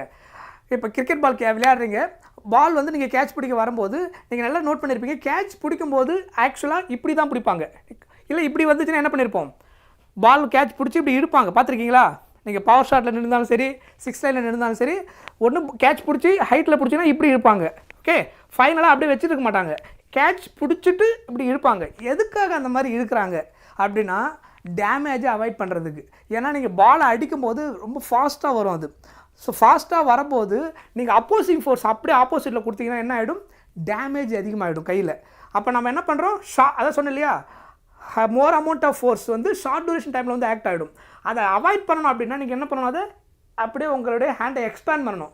டைமை எக்ஸ்பேண்ட் பண்ணிங்கன்னா டேமேஜ் குறையும். நான் சொல்கிற பாயிண்ட் புரியுதா? ஸோ அப்போ ஃபோர்ஸ் அதே தான், ஆனால் நீங்கள் என்ன பண்ணுறீங்க, அந்த சடனாக அதில் வந்து ஹிட் ஆகாமல் அந்த டைம் பீரியடை கொஞ்சம் எக்ஸ்பேண்ட் பண்ணும்போது என்ன ஆகிடும், உங்களுக்கு டேமேஜ் குறையுது. இம்பல்ஸ் வந்து அதிகமாக இருந்ததை குறைக்கிறோம் எப்போ, டைமை எக்ஸ்பேண்ட் பண்ணும்போது. இம்பல்ஸை குறைக்கலைன்னா டேமேஜ் அதிகமாகிடும் ஷார்ட் டூரேஷன் ஆக்ட் ஆச்சுன்னா. இன்னொரு சிம்பிள் எக்ஸாம்பிள் நீங்கள் எடுக்கலாம். இப்போ நீங்கள் வந்து ஒரு எக்ஸாம்பிள் எடுத்துக்கோங்க. 2 டைப் ஆஃப் ஃப்ளோர் எடுத்துக்கோங்க. ஒன்று வந்து கான்க்ரீட் ஃப்ளோர், இன்னொரு சைடில் வந்து கம்ப்ளீட்டாக சாண்டு, ஃபுல்லாகவே மணல். ஓகேவா? நீங்கள் மேலேருந்து ஒரே ஃப்ளோர்லேருந்து ஜம்ப் பண்ணுறீங்க. ஃபஸ்ட் ஃப்ளோர்லேருந்து சும்மா இது ஒரு கேம் மாதிரி விளையாட வச்சுக்கோங்க. ஸோ ஒரு ஷார்ட் ஹைட்டே வச்சுக்கோங்க, ஒரு மீடியம் ஹைட்டில் இங்கே ஜம்ப் பண்ணுறீங்க அப்படின்னா கான்க்ரீட் ஃப்ளோரில் நீங்கள் ஜம்ப் பண்ணும்போது ப்ராப்பராக நீங்கள் குதிக்க அப்படின்னா டேமேஜ் அதிகமாகிடும். சப்போஸ் வந்து கால் உடையிறது கூட வாய்ப்பு அதிகமாக இருக்கும். ஏன் அப்படின்னா நீங்கள் கீழே விழுந்த அந்த ஃபோர்ஸு எக்ஸ்பேண்ட் ஆகிறதுக்கான அங்கே ஆப்ஷன் இல்லை. சடனாக அந்த கான்க்ரீட் என்ன பண்ணுது, அப்போசிங் ஃபோர்ஸை டேரெக்டாக ஆப்போசிட்டில் கொடுத்துருது, டேமேஜ் ஜாஸ்தி ஆகிடுது. ஆனால் நீங்கள் சேண்டில் குதிக்கும் போது என்ன ஆகிடும், நீங்கள் எவ்வளோ ஹைட்லேருந்து குதிச்சிங்களோ அந்த அளவுக்கு ஆல்மோஸ்ட் என்ன ஆகிடும், அந்த சேண்டு கொஞ்சம் உள்ளே அமிக்கிடும். ஏன் அப்படின்னா அந்த டைம் அது எக்ஸ்பேண்ட் பண்ணிடும். ஸோ எக்ஸ்பேண்ட் பண்ணதுனால நமக்கு என்ன இருக்கும், டேமேஜ் குறைஞ்சிருக்கும். புரியுதா உங்களுக்கு? ஸோ இதுதான் கான்க்ரீட்டில் நீங்கள் கீழே விழுதுக்கும் இதில் சேண்டு இருக்கக்கூடிய பிளேஸில் கீழே விழுதுக்கு உள்ள அந்த டிஃபரன்ஸு. இங்கே ஏன் டேமேஜ் அதிகமாக இருக்குது, டேமேஜ் கம்மியாக இருக்குது காரணம் இதில் இம்பல்ஸ் ஜாஸ்தி, ஷார்ட் டூரேஷன் ஃபோர்ஸ் ஜாஸ்தியாக ஒர்க் அவுட் ஆகிடுது. இதில் வந்து எக்ஸ்பேண்ட் பண்ணுறதுக்கான பாசிபிலிட்டி இருக்குது. அந்த பார்ட்டிகள் என்ன பண்ணுது, எக்ஸ்பேண்ட் பண்ணி உங்களை கொஞ்சம் தூரம் உள்ளே கொண்டு போக முடியும், கம்ப்ரஸ் ஆகுது முடிஞ்ச வரைக்கும். அப்போ உங்களுக்கு டேமேஜ் குறையுது. அதே மாதிரி கேஸு தான் இந்த கிரிக்கெட் பாலில் கேட்ச் பிடிக்கிற கேஸும். சொல்கிறது புரியுதா? கிளியர்? ஸோ சிம்பிளாக இம்பல்ஸ்ன்றது high amount of force acting on object இன்னும் ஷார்ட் டூரேஷன் டைமில் நடந்துச்சுன்னா அங்கே டேமேஜ் அதிகமாக இருக்கும். அந்த டேமேஜை குறைக்கணும்னா டைம் பீரியடை எக்ஸ்பேண்ட் பண்ணணும். Okay, clear? ரைட். ஸோ இதுதான் நீங்கள் இந்த பஞ்சு கணத்தில் ஓங்கி ஒரே குத்துனீங்கன்னா என்ன ஆகும், சடனாக அது உடஞ்சிடும். அது காரணம் என்னென்னா இது வந்து போன் வந்து என்ன பண்ணும், அப்படியே அப்போஸ் பண்ணுவான். நீங்கள் ஷார்ட் டூரேஷனில் அதிகமான ஃபோர்ஸை கொடுக்குறீங்க, இது அப்படியே ஆப்போசிட்டில் அப்போஸ் பண்ணும்போது டேமேஜ் அதிகமாகிடும். கிளியர்? நீங்கள் மொல்லமாக குத்துனீங்கன்னா என்ன டேமேஜ் இருக்காது. ஸோ நம்ம வர ஃபோர்ஸுக்கு ஏற்ற மாதிரி அந்த டைம் பீரியட் எப்படி ஒர்க் ஆகுது அப்படின்னு தெரியும். சரியா? ரைட். ஸோ இதுதான் ஆக்சுவலாக நம்ம யூஸ் பண்ண போகிற ரிலேஷன் மொமெண்டம். அதனுடைய சிம்பிள் ஜென்ரலாக நம்ம ஜேன்னு சொல்லுவோம். இம்பல்ஸ் வந்து ஃபோர்ஸ் இன்ட்டு டைம் டூரேஷன், எவ்வளோ டைமில் அந்த ஃபோர்ஸ் ஆக்ட் ஆகிருக்குது அதுதான் நம்ம என்ன சொல்ல போகிறோம், இம்பல்ஸ். சொன்னேன் இல்லையா, டைம் கம்மியாக இருந்ததுன்னா அந்த கம்மியான டைமில் நிறைய ஃபோர்ஸ் ஆக்ட் ஆகும்போது டேமேஜ் அதிகமாக இருக்கும். டைம் அதிகமாச்சுன்னா டேமேஜ் கம்மியாக இருக்கும். சேம் ஃபோர்ஸுக்கே நான் சொல்கிறது. ஓகேவா? ஸோ ஜேன்றது இம்பல்ஸ், எஃப்ன்றது ஃபோர்ஸு, டெல்டா டீன்றது டைம் இன்டர்வல். இந்த இம்பல்ஸ்ன்றது என்னது, வெக்டார் குவான்டிட்டி. இதனுடைய யூனிட் என்ன யூஸ் பண்ணணும், நியூட்டன் செகண்ட். ஏன்னா ஃபோர்ஸ் இன்ட்டு டெல்டா டீன்றதுனால அதனுடைய யூனிட் என்னது, ஃபோர்ஸுடைய எஸ்ஐ யூனிட் நியூட்டன், டெல்டா டிக்கு டைம் பீரியட்ன்றதுனால செகண்ட், அதனால் newton second. Okay, right. So impulse நீங்கள் எப்படி ரிலேட் பண்ணலான்னா மொமெண்டம் சேஞ்சஸ். ஸோ மொமெண்டம் சேஞ்சுன்னு என்ன அர்த்தம், அதில் என்ட்ரு ஆகும்போது என்ன ஸ்பீடு, என்ட்ரு ஆகிறதுக்கு முன்னாடி என்ட்ரு ஆனதுக்கப்புறம் என்ன ஸ்பீடு, அதான் என்னது மொமெண்டம் சேஞ்ச். அந்த சேஞ்சுக்கு ஏற்ற மாதிரி தான் இங்கே டேமேஜ் இருக்கும். நான் சொல்கிற பாயிண்ட் புரியுதா? ஏன்னா நமக்கு ஹிட் பண்ணும்போது வர ஸ்பீடு வேறு, ஹிட் ஆனதுக்கப்புறம் அந்த ஸ்பீடு வேறு. ஸோ அப்போ மொமெண்டம் என்ன ஆகிடும், இங்கே சேஞ்ச் ஆகிருக்கும். அப்போ final momentum minus initial momentum எடுத்திங்கன்னா அந்த change in momentum that also what equal to impulse. So impulse is force into delta t, that is nothing but what? Delta p. ஏன் அப்படின்னா இந்த ரிலேஷன் நமக்கு தெரியும். இப்போ ஃபோர்ஸுக்கும் நம்ம பார்த்தோம் இல்லையா, ஃபோர்ஸோட மீனிங் என்னென்னா momentum changes with respect to time. ஓகேவா? டெல்டாவிலேயே அதெல்லாம் நீங்கள் டெல்டானா final momentum minus initial momentum by final time minus initial time போட்டு கால்குலேட் பண்ணலாம். Differentiation DP by DT use பண்ணி கால்குலேட் பண்ணலாம். ஸோ இதை கிராஸ் மல்டிப்ளை பண்ணிங்கன்னா உங்களுக்கு என்ன கிடைக்கும்? F into delta T equal to delta P. சொல்கிறது புரியுதா? Force into delta T multiply பண்ணால் இப்போ இதை கிராஸ் மல்டிப்ளை பண்ணி டெல்டா பிக்கு ஈக்குவல். அதனால தான் இந்த மொமெண்டம் கேஸில் impulse J equal to F into delta T. Delta F into delta டிக்கு பதிலாக நீங்கள் என்ன எழுத முடியும்? இப்போது what is F into delta T? This is equal to delta P. புரியுதா? ரீசன் அதனால தான் போட்டிருக்காங்க. இதோட மீனிங் என்ன? Final momentum minus initial momentum. v is final velocity, u is initial velocity. மொமெண்டமுடைய ஃபார்முலா மாஸ் இன்ட்டு வெலாசிட்டி. அப்போ m into mv minus mu அப்படின்னா final momentum minus initial momentum. That is what? Impulse. So இம்பல்ஸோடைய basic definition என்னது? Force into delta T, that is impulse. That is nothing but momentum changes எப்போ ஃபைனலுக்கும் இனிஷியலுக்கும் அந்த momentum எவ்வளோ change ஆகிருக்குதோ that is equal to impulse. So அது புரிஞ்சுதா? ஸோ அதை நீங்கள் இங்கேயே இப்படி எழுதிக்கலாம். ஸோ இந்த இடத்துல ஃபைனலாக ஜே ஈக்குவல் டு அந்த சிம்பிள் நம்ம ஜெனரல் யூஸ் பண்ணல momentum J equal to F into delta டின்னு சொல்லலாம். அதர்வைஸ் டெல்டா பி மொமெண்டம்னா இப்போ என்ன அர்த்தம்? டெல்டா பினா final momentum minus initial momentum, that is nothing but final velocity வின்னு எடுத்துகிட்டு இனிஷியல் வெலாசிட்டி யூன்னு எடுத்துட்டிங்கன்னா ஃபைனல் மொமெண்டம் எம்வின்னு எழுதலாம், இனிஷியல் மொமெண்டமை எம்யூன்னு எழுதலாம். இது எல்லாமே ஒரே மீனிங் தான். நீங்கள் இதை புரிஞ்சுக்கிறது தான் முக்கியம். கான்செப்ட் கரெக்டாக புரிஞ்சுட்டிங்கன்னா ப்ராப்ளமுக்கு என்ன தேவையோ ஈஸியாக நீங்கள் என்ன பண்ணிட முடியும்? இன்டர்லிங்க் பண்ணி கொண்டு வந்துட முடியும். ஓகேவா? ரைட்.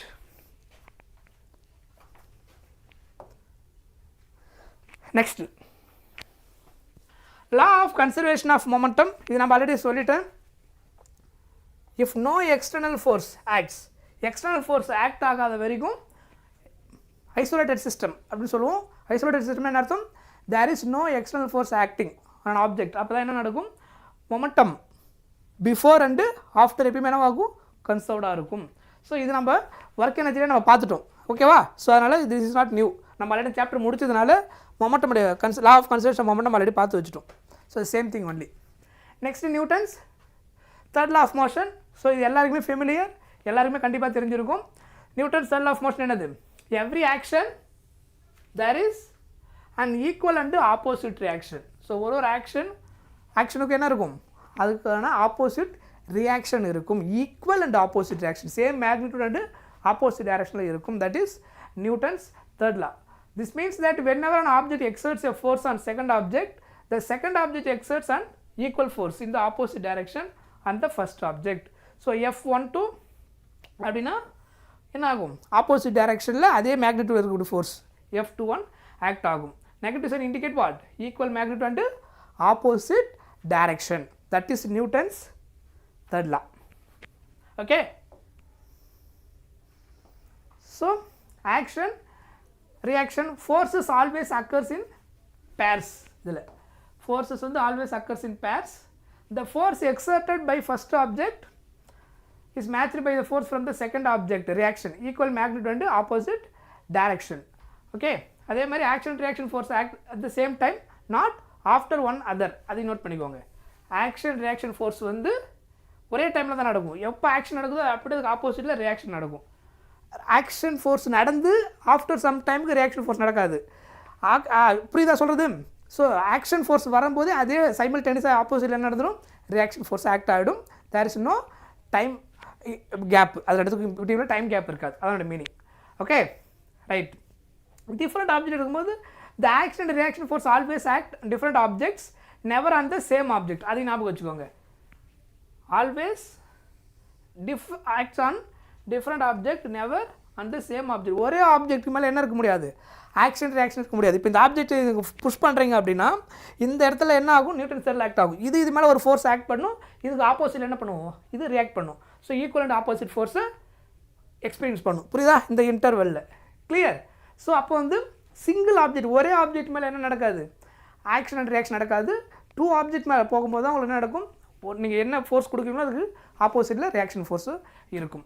புரியுதா? அதனால தான் என்ன சொல்லியிருக்காங்க, நெவர் த சேம் ஆப்ஜெக்ட். ஓகே. அதுக்கப்புறம் as these forces are acting on different objects they do not cancel each other. So இதெல்லாமே எக்ஸாம்பிள்ஸ் நமக்கு எல்லாமே தெரியும். ஸோ இப்போ வந்து நீங்கள் போட்டில் இருக்கும்போது ஜம்ப் பண்ணுறீங்கன்னு வச்சுக்கோங்க, ஸ்விம்மிங் பண்ண நினைக்கிறீங்க, ஜம்ப் பண்ணோம் அப்படின்னா நீங்கள் ஜம்ப் பண்ணும்போது எவ்வளோ ஃபோர்ஸ் கொடுத்து நீங்கள் ஜம்ப் பண்ணுறீங்களோ, அந்த ஹைட்டு போகணும் ஜம்ப் பண்ணுறீங்களோ அந்த அளவுக்கு என்ன ஆகும், இந்த போட் வந்து ஃப்ரண்ட்டில் மூவ் ஆகும். நீங்கள் எவ்வளோ ஃபோர்ஸ் கொடுத்து நீங்கள் ஃப்ரண்ட்டில் இந்த பக்கம் மூவ் ஆனீங்களோ, சாரி போட் பேக்கில் போகும். எந்த அளவுக்கு நீங்கள் ஃபோர்ஸ் கொடுத்து நீங்கள் ஃபார்வர்ட் டைரெக்ஷனில் ஜம்ப் பண்ணுறீங்களோ அதுக்கு ஈக்குவலாக போட் வந்து பேக் வரல என்ன ஆகும், மூவ் ஆகும். ஸோ நம்ம கொடுத்த ஃபோர்ஸுக்கு ஏற்ற மாதிரி இது பேக் சைடில் போகும். This is action and reaction. இது எல்லாமே நம்ம எல்லாருக்குமே தெரிஞ்ச பேசிக் எக்ஸ்பீரியன்ஸ் தான். ஓகே. ஈவன் ஸ்விம்மிங், வாக்கிங், இது எல்லா கேஸ்லையுமே நீங்கள் பார்க்கலாம். கரெக்டாக? இது எல்லா கேஸ்லையுமே நமக்கு என்ன இருக்கும், ஆக்ஷன் ரியாக்ஷன் இருக்கும். ரைட்.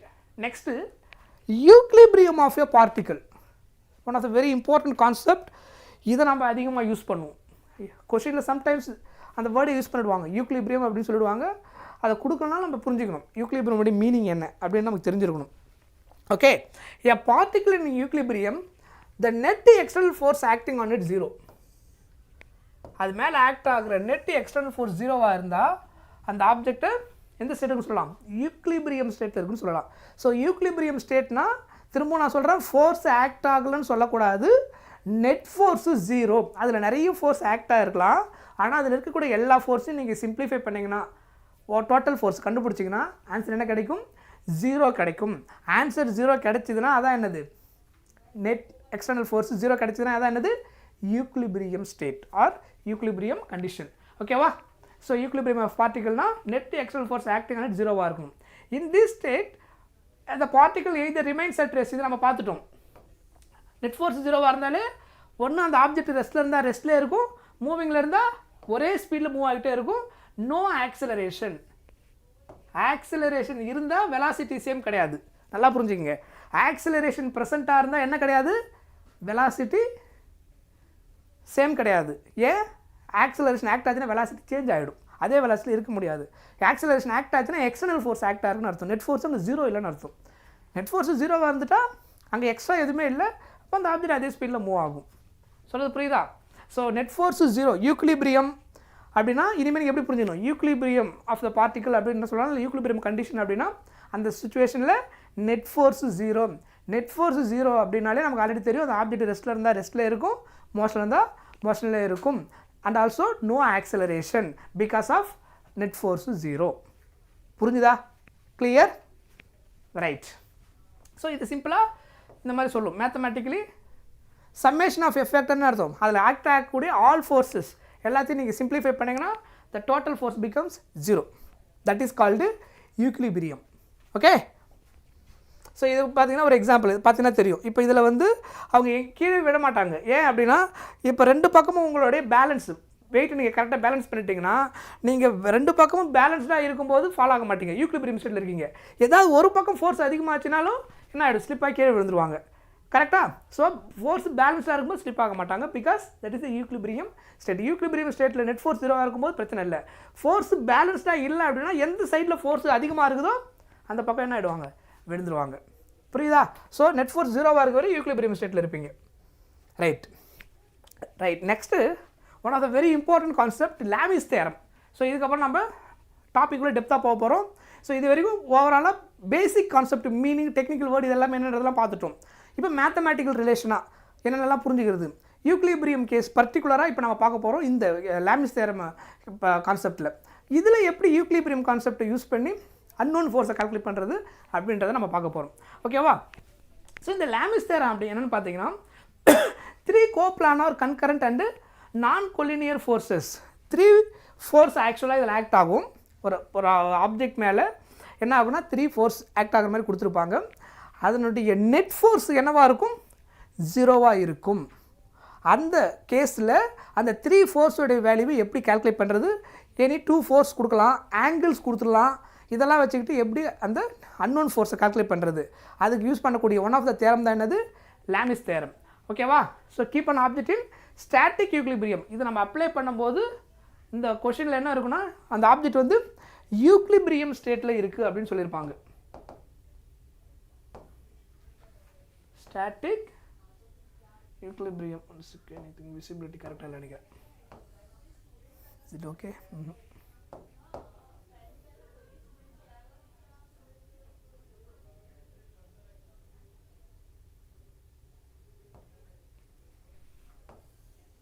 ஓகே, சரியா?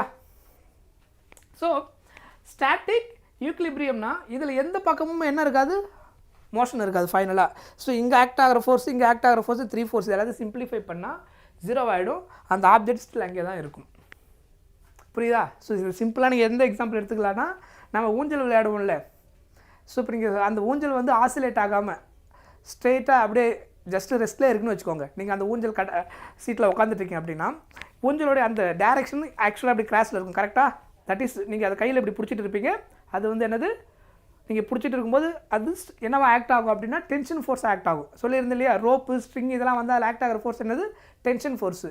நம்ம அதனுடைய சீட்டில் இருக்கும்போது ஆக்ட் ஆகக்கூடிய ஃபோர்ஸ் என்னது, கிராவிடேஷனல் ஃபோர்ஸு. F=mg ஆக்ட் ஆகும். அது டவுன்வர்ட் ஆக்ட் ஆகும். ஸோ அந்த சுச்சுவேஷனில் 3 ஃபோர்ஸ் இருக்கும். ஸோ 2 வந்து டென்ஷன் ஃபோர்ஸு, நம்ம வெயிட்டுக்கு அப்படியே ஆப்போசிட்டில் அது என்ன பண்ணும், புல் பண்ணி நம்மளை ஹோல்டு பண்ணி வச்சுருக்கோம். கிராவிடேஷன் ஃபோர்ஸ் டவுன்வர்ட் ஆக்ட் ஆகும். நீங்கள் அப்படியே ரெஸ்ட்டில் இருக்கீங்கன்னா that is what, equilibrium state. So இந்த சுச்சுவேஷனில் 3 ஃபோர்ஸ் ஆக்ட் ஆகுது, ஆனால் ரெஸ்ட்டில் இருக்கா, மீன்ஸ் ஆப்ஜெக்ட் வந்து யூக்லிபிரியம் ஸ்டேட்டில் இருக்குது. யூக்லிபிரியம் ஸ்டேட் என்ன அர்த்தம், ஆக்ட் ஆகக்கூடிய 3 ஃபோர்ஸு, ஆல் 3 ஃபோர்ஸும் சிம்பிளிஃபை பண்ண என்ன அர்த்தம், 0ன்னு அர்த்தம். கொஸ்டினில் அந்த ஸ்டேட்மெண்ட் சொல்லிடுவாங்க. அந்த சுச்சுவேஷனில் நம்ம லாமிஸ் தேரம் அப்ளை பண்ணுவோம். ஸோ இந்த லாமிஸ் தேரமை எப்படி அப்ளை பண்ண போகிறோம் அப்படின்னா, ரீசன் நீங்கள் நம்ம ஒரு சிம்பிள் கேஸ் ஒன்று எடுத்துக்கலாம். நமக்கு தெரிஞ்ச அந்த ஊஞ்சல் கேஸே ரெஃபரன்ஸாக எடுத்துக்கலாம்.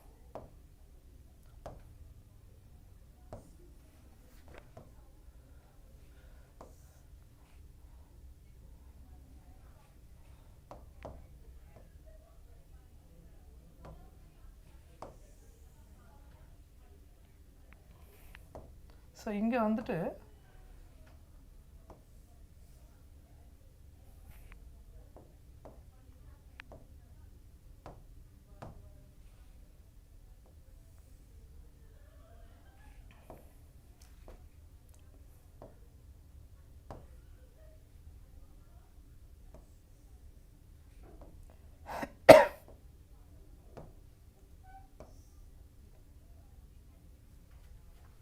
okay, right.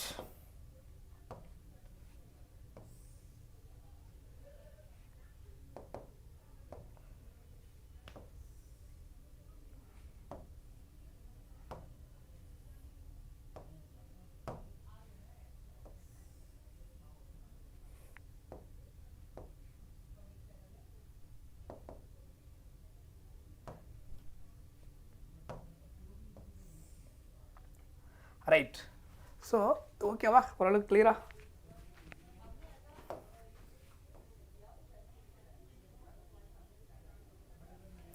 ஓகே.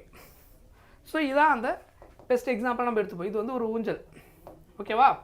இதுதான் நம்ம அந்த சீட்டில் வந்து நீங்கள் சம்படி சிட்டிங் ரெஸ்ட்டில் இருக்கிறீங்க. இப்போது டென்ஷன் ஃபோர்ஸ், எனி ஃபோர்ஸ், இது எந்த டேரக்ஷனில் ஆக்ட் ஆகலாம், நெட் ஃபோர்ஸ் தான் நம்ம கால்குலேட் பண்ண போகிறோம். இந்த கேஸில் என்ன நடக்கும் அப்படின்னா, ஸோ இது வந்து டென்ஷன் ஃபோர்ஸ், ஓகேவா? இங்கே ஒரு டென்ஷன் ஃபோர்ஸ் இருக்குது, சம் ஃபோர்ஸ், இது ஒரு டென்ஷன் ஃபோர்ஸ்னு எடுத்துக்கிறோம். ரோப்பாக இருந்தால் ரோப், ஓகேவா? கிராவிட்டி எந்த பக்கம் ஆக்ட் ஆகும், டவுன்வர்டில். இந்த பக்கம் ஒரு ஃபோர்ஸ் இருக்குது, ஓகேவா? ஸோ இதில் கன்வீனியண்ட்டாக இருக்கிறதுக்காக நான் என்ன எடுத்துக்க போகிறேன் அப்படின்னா, 3 ஃபோர்ஸ்ன்றதுனால இதை F1, F2, F3 sum force. இங்கே ஆக்ட் ஆகிற ஃபோர்ஸ் F1 எடுத்துக்கிறேன், இதை F2ன்னு எடுத்துக்கிறேன், இதை என்ன எடுத்துக்க போகிறேன், F3ன்னு எடுத்துக்கிறேன். சரியா? ஜென்ரலாக இதை பாயிண்ட்டாக கன்சிடர் பண்ணிப்பாங்க. நான் உங்களுக்கு புரியுறதுக்காக கொஞ்சம் அந்த டயக்ராமாக போட்டிருக்கேன். சரியா? ஸோ இந்த கேஸில் 3 ஃபோர்ஸ் ஆக்ட் ஆகும். இதில் அந்த 3 ஃபோர்ஸ் ஆக்ட் ஆகும்போது இங்கே எந்த ஸ்டேட்டில் இருக்கும், இது ஃபைனலாக யூக்லிபிரியம் ஸ்டேட்டில் இருக்கும், ஸ்டாட்டிக் யூக்லிபிரியம். சரியா? யூக்லிபிரியம் ஸ்டேட்டில் இருந்துச்சுன்னா நெட் ஃபோர்ஸ் 0. அப்போ அந்த சுச்சுவேஷனில் இங்கே ஒரு ரிலேஷன் நம்ம கொண்டு வர போகிறோம். அந்த ரிலேஷன் என்னது? Lami's theorem. அது என்ன அப்படின்னா, இங்கே பாருங்கள், இந்த ஃபர்ஸ்ட் ஒன் ஃபோர்ஸ் இருக்கு இல்லையா, F1. இந்த F1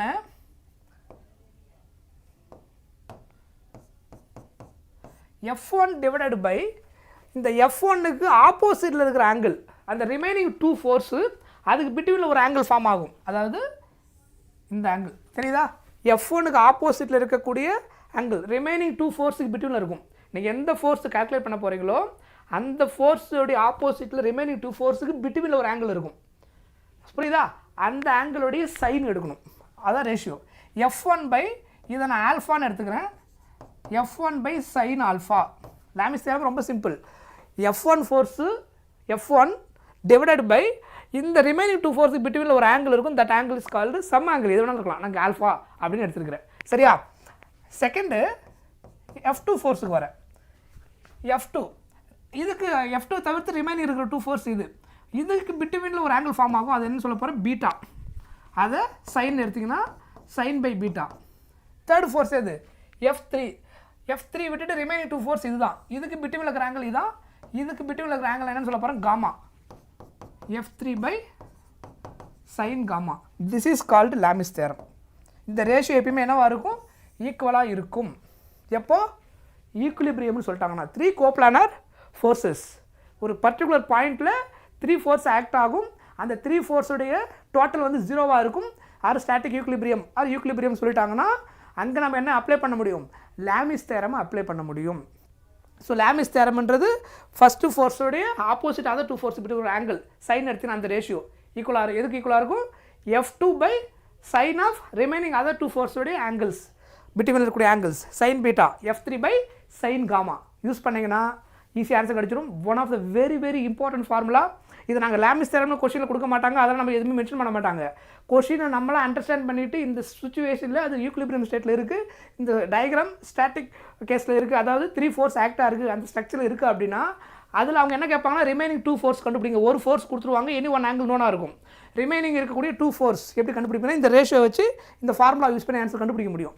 இதை யூஸ் பண்ணி நம்ம ஈஸியாக ஆன்சர் கொண்டு வரலாம். One of the effective method இந்த மாதிரி சுச்சுவேஷனில் இது. சரியா?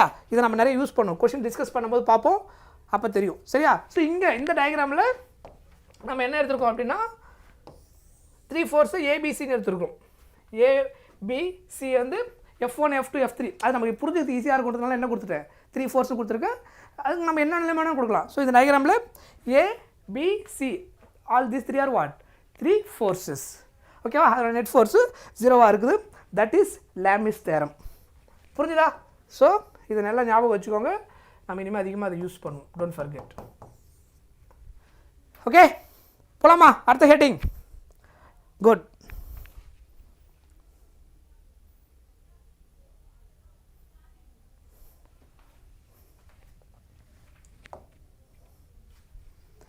Next force. இப்போ டீட்டெயிலாக ஃபோர்ஸ் என்னென்ன மீனிங், நார்மல் ஃபோர்ஸ்னால் என்ன மீனிங், அதாவது நம்ம ஸ்டேட்மெண்ட் வைஸ் நம்ம புரிஞ்சுக்கணும் ஈஸியாக. அதனுடைய மேத்தமெட்டிக்கல் ரிலேஷன் எப்படி கனெக்ட் பண்ணுறது அப்படின்றத பார்க்க போகிறோம். சரியா? ஜென்ரலாக நமக்கு தெரியும், பேசிக்காக ஃபிசிக்ஸை பொறுத்த வரைக்கும் வெயிட் அப்படின்னா என்ன அர்த்தம்?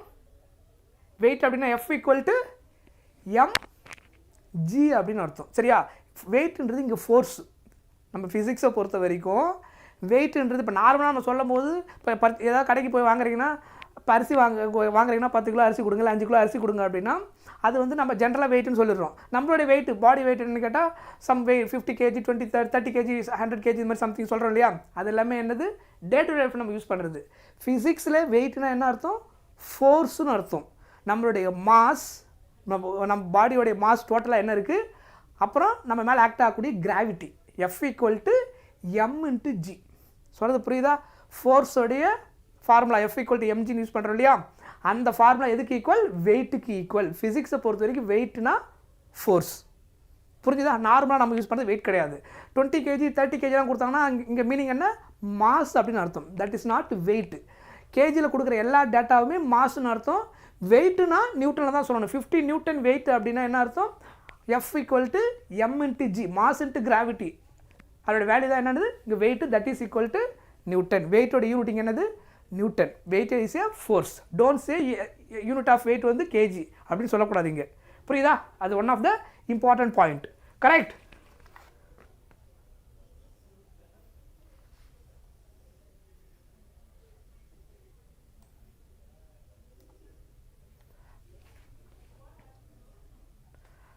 One second.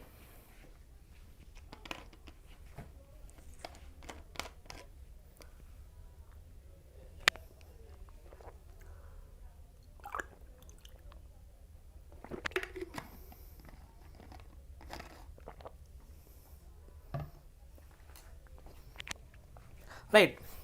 ஸோ இந்த நார்மல் ஃபோர்ஸ்னால் என்ன அப்படின்னா, இது எப்பயுமே பெர்பெண்டிகுலராக ஆக்ட் ஆகும். கான்டாக்டில் இருக்கும்போது அது ஆக்ட் ஆகும்.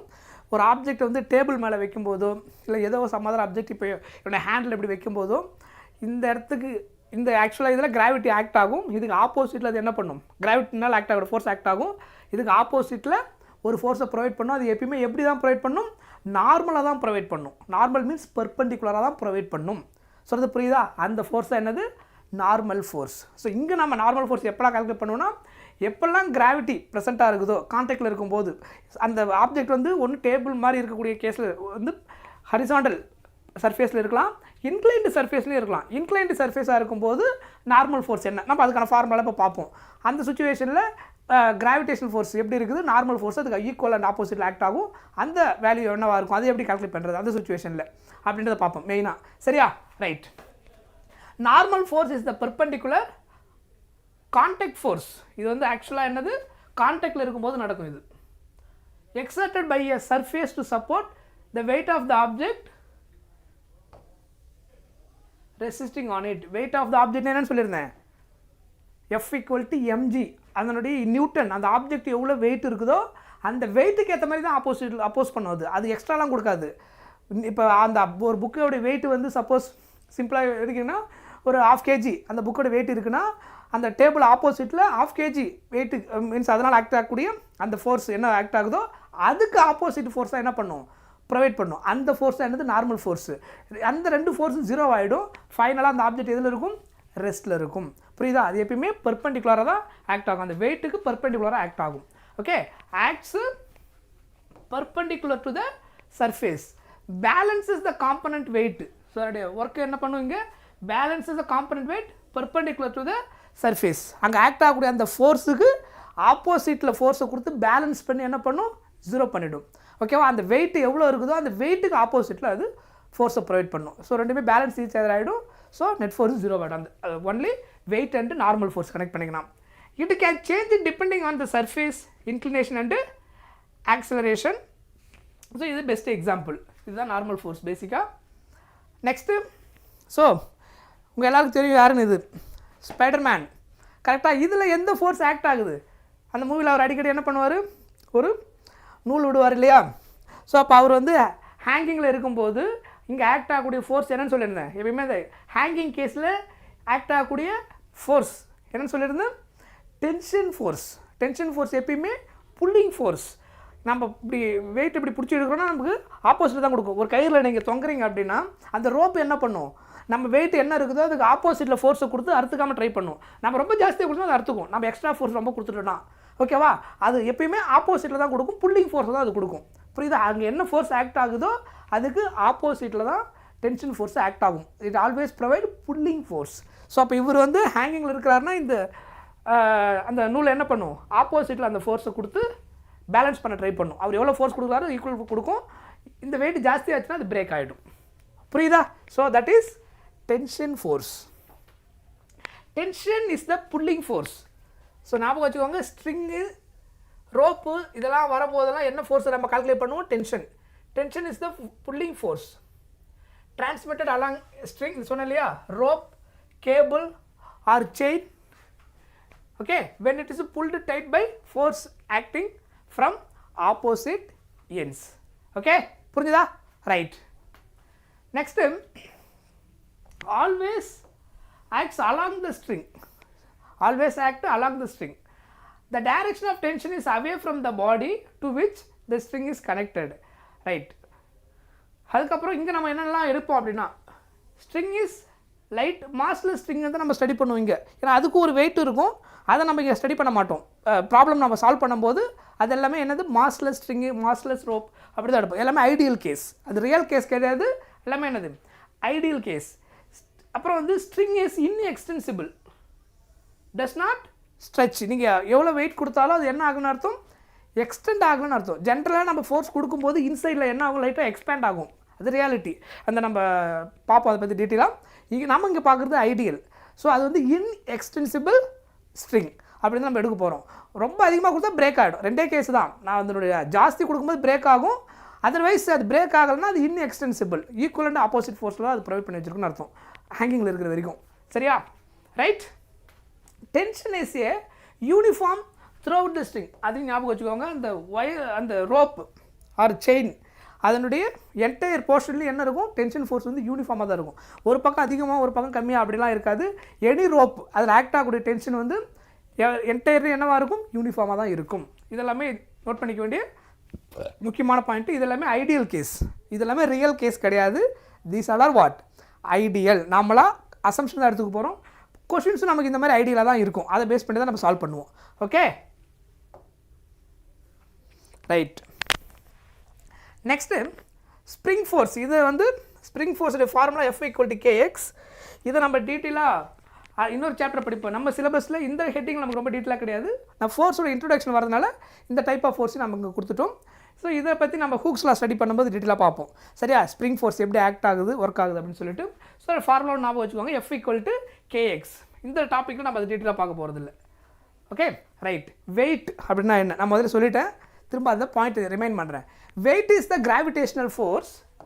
Weight is the gravitational force exerted by earth on object. ஓகேவா?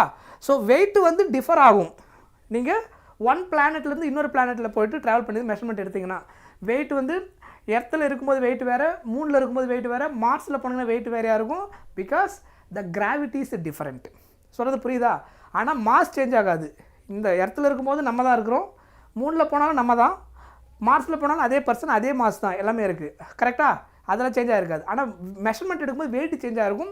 பிகாஸ் வெயிட்டை டிசைட் பண்ணக்கூடிய ஃபேக்டர் இங்கே என்னது, ஆக்சிலரேஷன். இந்த கேஸில் ஆக்சிலரேஷன் என்னது, gravity. Gravity is an acceleration. So எந்த அளவுக்கு அது நம்மளை புல் பண்ணுதோ அதுக்கேற்ற மாதிரி தான் நம்மளுடைய வெயிட் இருக்கும். சரியா? ஸோ வெயிட்டுன்றது என்னது, இந்த டாப்பிக்கில் நம்ம பார்க்க பொறுத்த வரைக்கும் கிராவிடேஷன் ஃபோர்ஸ்னால் அந்த ஃபோர்ஸ்னால் ஆக்ட் ஆகக்கூடிய ஃபோர்ஸ். புரியுதா? ஜினால் ஆக்ட் ஆகக்கூடிய ஃபோர்ஸ் அதான் நம்ம பார்க்க போகிறோம். It always acts vertically downwards. அது நம்ம ஞாபகம் வச்சுக்கோங்க. Always vertically acts downwards. ஏன்னா எப்பயுமே அது எப்படி தான் ஆக்ட் பண்ணும், டவுன்வர்டில் தான் ஆக்ட் பண்ணும். ஸோ இந்த ஆப்ஜெக்ட் இங்கே வைக்கிறேன்னா இது கீழே விழும் அப்படின்றது நம்ம ஏன் ரீசன் சொல்கிறோம், பிகாஸ் கிராவிட்டி அதை என்ன பண்ணுது, புல் பண்ணுது. எப்படி புல் பண்ணுது, டவுன்வர்டில் வெர்டிக்கலாக புல் பண்ணுது. அதனால தான் அது என்ன ஆகுது, ஃபால் ஆகிட்டு கீழே விழுது. புரிஞ்சுதா? கிளியர்? ரைட். ஸோ வெயிட்னா இனிமேல் நமக்கு அது ஞாபகம் வச்சுக்கணும், மறந்துடக்கூடாது. வெயிட்டோடைய ஃபார்முலா என்ன, மாஸ் இன்ட்டு கிராவிட்டி. சிம்பிளாக F=mg நம்ம கால்குலேட் பண்ணுவோம். But the meaning of F=mg equal to weight. புரிஞ்சுதா? WEIGHT weight. M வந்து mass of the object, G வந்து நமக்கு தெரியும் acceleration due to gravity. 9.8 metre second. நம்ம ஜென்ரலாக ரவுண்ட் ஆஃப் பண்ணி 10 மீட்டர்/செகண்ட் போடுவோம். சம் கேஸில் கொஷின்லேயே கொடுத்துருவாங்க 9.8, சில கேஸில் 10 கொடுத்துருவாங்க. கன்வீனியன்ட்டாக நம்ம 10 போட்டுப்போம். சில கேஸில் 9.8 போட்டால் கேன்சல் பண்ணுறது கொஞ்சம் ஈஸியாக இருக்கும். Okay, right.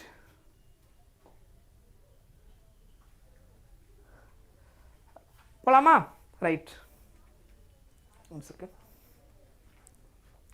Next key points என்ன கொடுத்துருக்காங்க பாருங்கள்.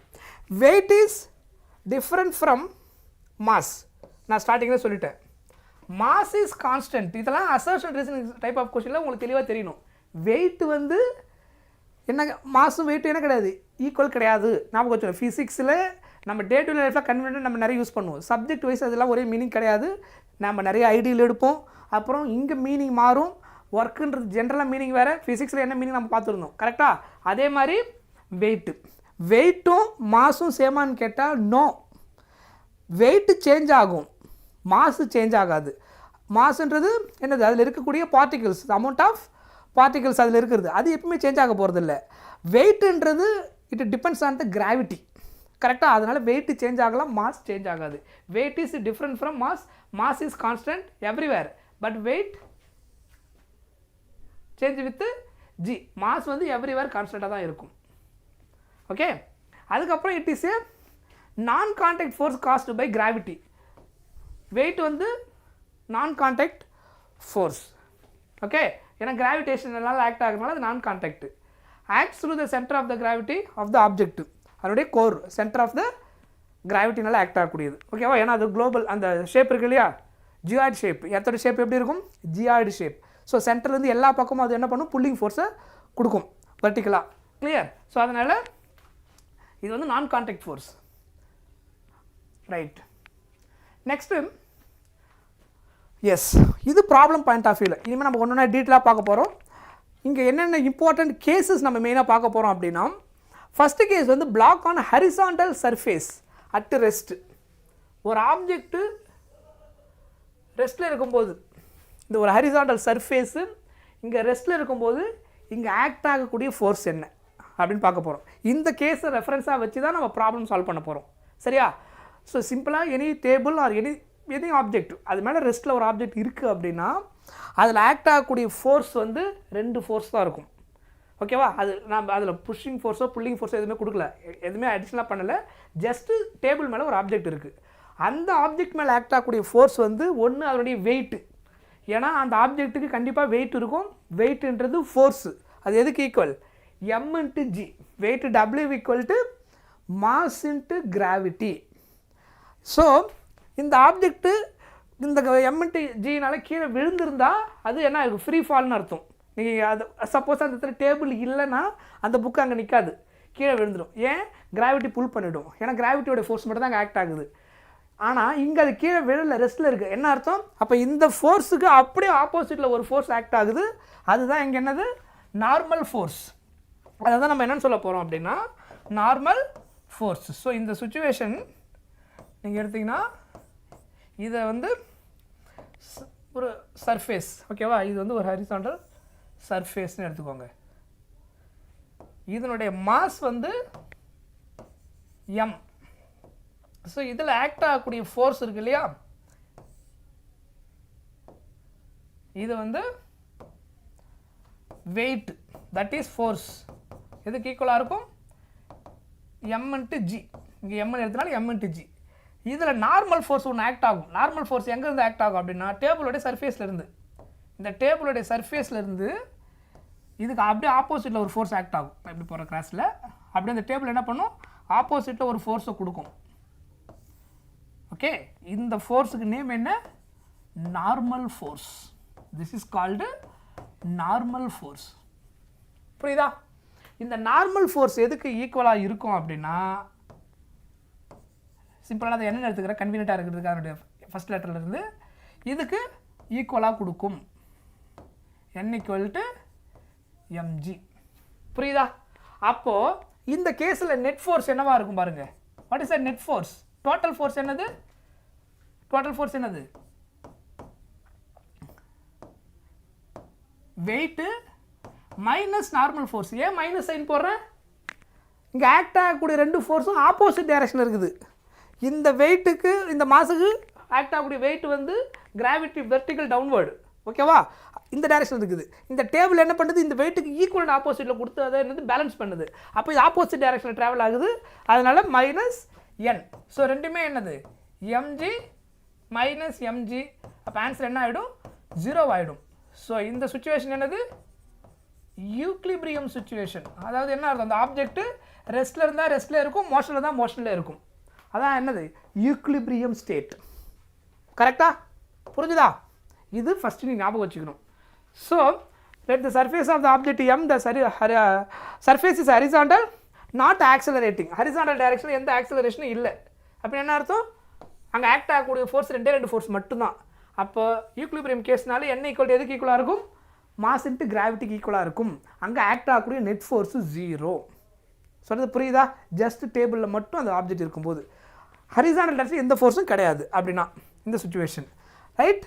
Next case block on inclined plane at rest. So இப்போ என்ன பண்ணிடுறீங்க, இன்க்ளைன்டு பிளேன் சப்போஸ் இந்த மாதிரி இதே வச்சுக்கோங்க. இது வந்து இப்போ ஹரிசாண்டலாக இருக்குது. இப்போ நான் என்ன பண்ணுறேன், இது லைட்டாக இன்க்ளைண்டாக மாற்றுறேன். ஓகேவா, ஸ்டில் ரெஸ்ட்லேயே இருக்குது. ஒரு பர்டிகுலர் பாயிண்ட்டை கிராஸ் பண்ணும்போது என்ன ஆகிடும், ஸ்லைடிங் ஆகிடும், விழ ஆரம்பிச்சிடும். ஏன்னா டியூ டு கிராவிடேஷனல் ஃபோர்ஸ் வந்து ஜாஸ்தி ஆகிடும். ஸோ லைட்டாக கிராஷில் வைக்கும்போது அப்பயும் நான் வந்து ரெஸ்ட்டில் இருக்கிற வரைக்கும் வைக்கிறேன். இப்போயும் ரெஸ்ட்டில் இருக்குது, நான் லைட்டாக இன்க்ளைன் பண்ணும்போது இப்போயும் ரெஸ்ட்டில் இருக்குது. இப்போயும் ஆக்சுவலாக இதில் என்ன ஆகுது, நார்மல் ஃபோர்ஸ் ஆக்ட் ஆகுது. ஆனால் எக்ஸாக்டாக n = mg கிடையாது. இன்க்ளைண்டாக நீங்கள் வைக்கிறீங்கன்னா அங்கே ஆங்கிள் சேஞ்ச் ஆகிடுன்னு அர்த்தம். எவ்வளோ ஹரிசாண்டலாக இருந்ததுலேருந்து எவ்வளோ சேஞ்ச் ஆகுதோ அதான் என்னது சேஞ்ச் இன் ஆங்கிள். எவ்வளோ இன்க்ளைண்ட் அப்படின்றது எவ்வளோ வந்து நீங்கள் கிராஸில் வைக்கிறீங்களோ, இன்க்ளைண்டாக வைக்கிறீங்களோ, அது வந்து ஹரிசாண்டலேருந்து எவ்வளோ தூரம் ரைஸ் ஆகிருக்குதோ அதான் என்னது சேஞ்ச் இன் ஆங்கிள். அந்த ஆங்கிளுக்கு ஏற்ற மாதிரி தான் அங்கே இருக்கும். நீங்கள் ஆங்கிள் சேஞ்ச் பண்ணும்போதே அது ஃபால் ஆகுமான்னு கேட்டால் அது அவசியம் கிடையாது. அந்த சர்ஃபேஸ் வந்து வித் ஃப்ரிக்ஷன் சர்ஃபேஸாக இருந்ததுன்னா நீங்கள் ஒரு பர்டிகுலர் மினிமம் ஆங்கிளுக்கு கொண்டு போகும்போது மட்டும்தான் என்ன நடக்கும், the object start to slide. எல்லா ஆங்கிளும் என்ன ஆகாது, ஸ்லைடிங் ஸ்டார்ட் ஆகாது. சொல்கிறது புரியுதா? ஸோ இப்போ இந்த கேஸை பொறுத்த வரைக்கும் ரெஸ்ட்டில் இருக்குது அப்படின்னா இப்போ நார்மல் ஃபோர்ஸ் இந்த சுச்சுவேஷனில் நார்மல் ஃபோர்ஸ் எப்படி இருக்கும் அப்படின்னா, ஃபஸ்ட்டு வந்து ஒரு இன்க்ளைன்டு பிளேன் எடுத்துப்போம். சப்போஸ் இது வந்து ஒரு இன்க்ளைன்டு பிளேன், இங்கே ஒரு பிளாக் நான் வைக்கிறேன்.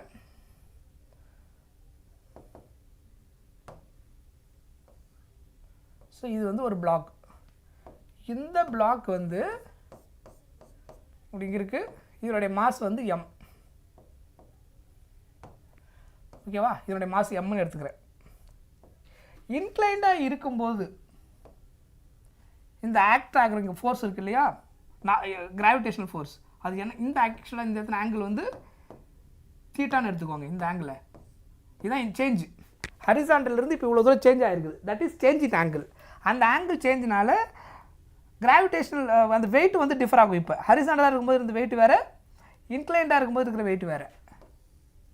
இப்போ இங்கே வெயிட் என்ன இருக்கும், அதுக்கு ஆப்போசிட்டில் என்ன ஆகும், நார்மல் ஃபோர்ஸ் ஆக்ட் ஆகும். இப்போ என்ன வெயிட் இருக்குதோ அதுக்கு ஈக்குவல் ஆப்போசிட்டில் இங்கே நார்மல் ஃபோர்ஸ் ஆக்ட் ஆகும். ஓகேவா? இங்கே வெயிட் வந்து இந்த சுச்சுவேஷனில் வெயிட் கண்டுபிடிக்கிற ஃபார்முலா என்னென்னா m × g cos θ.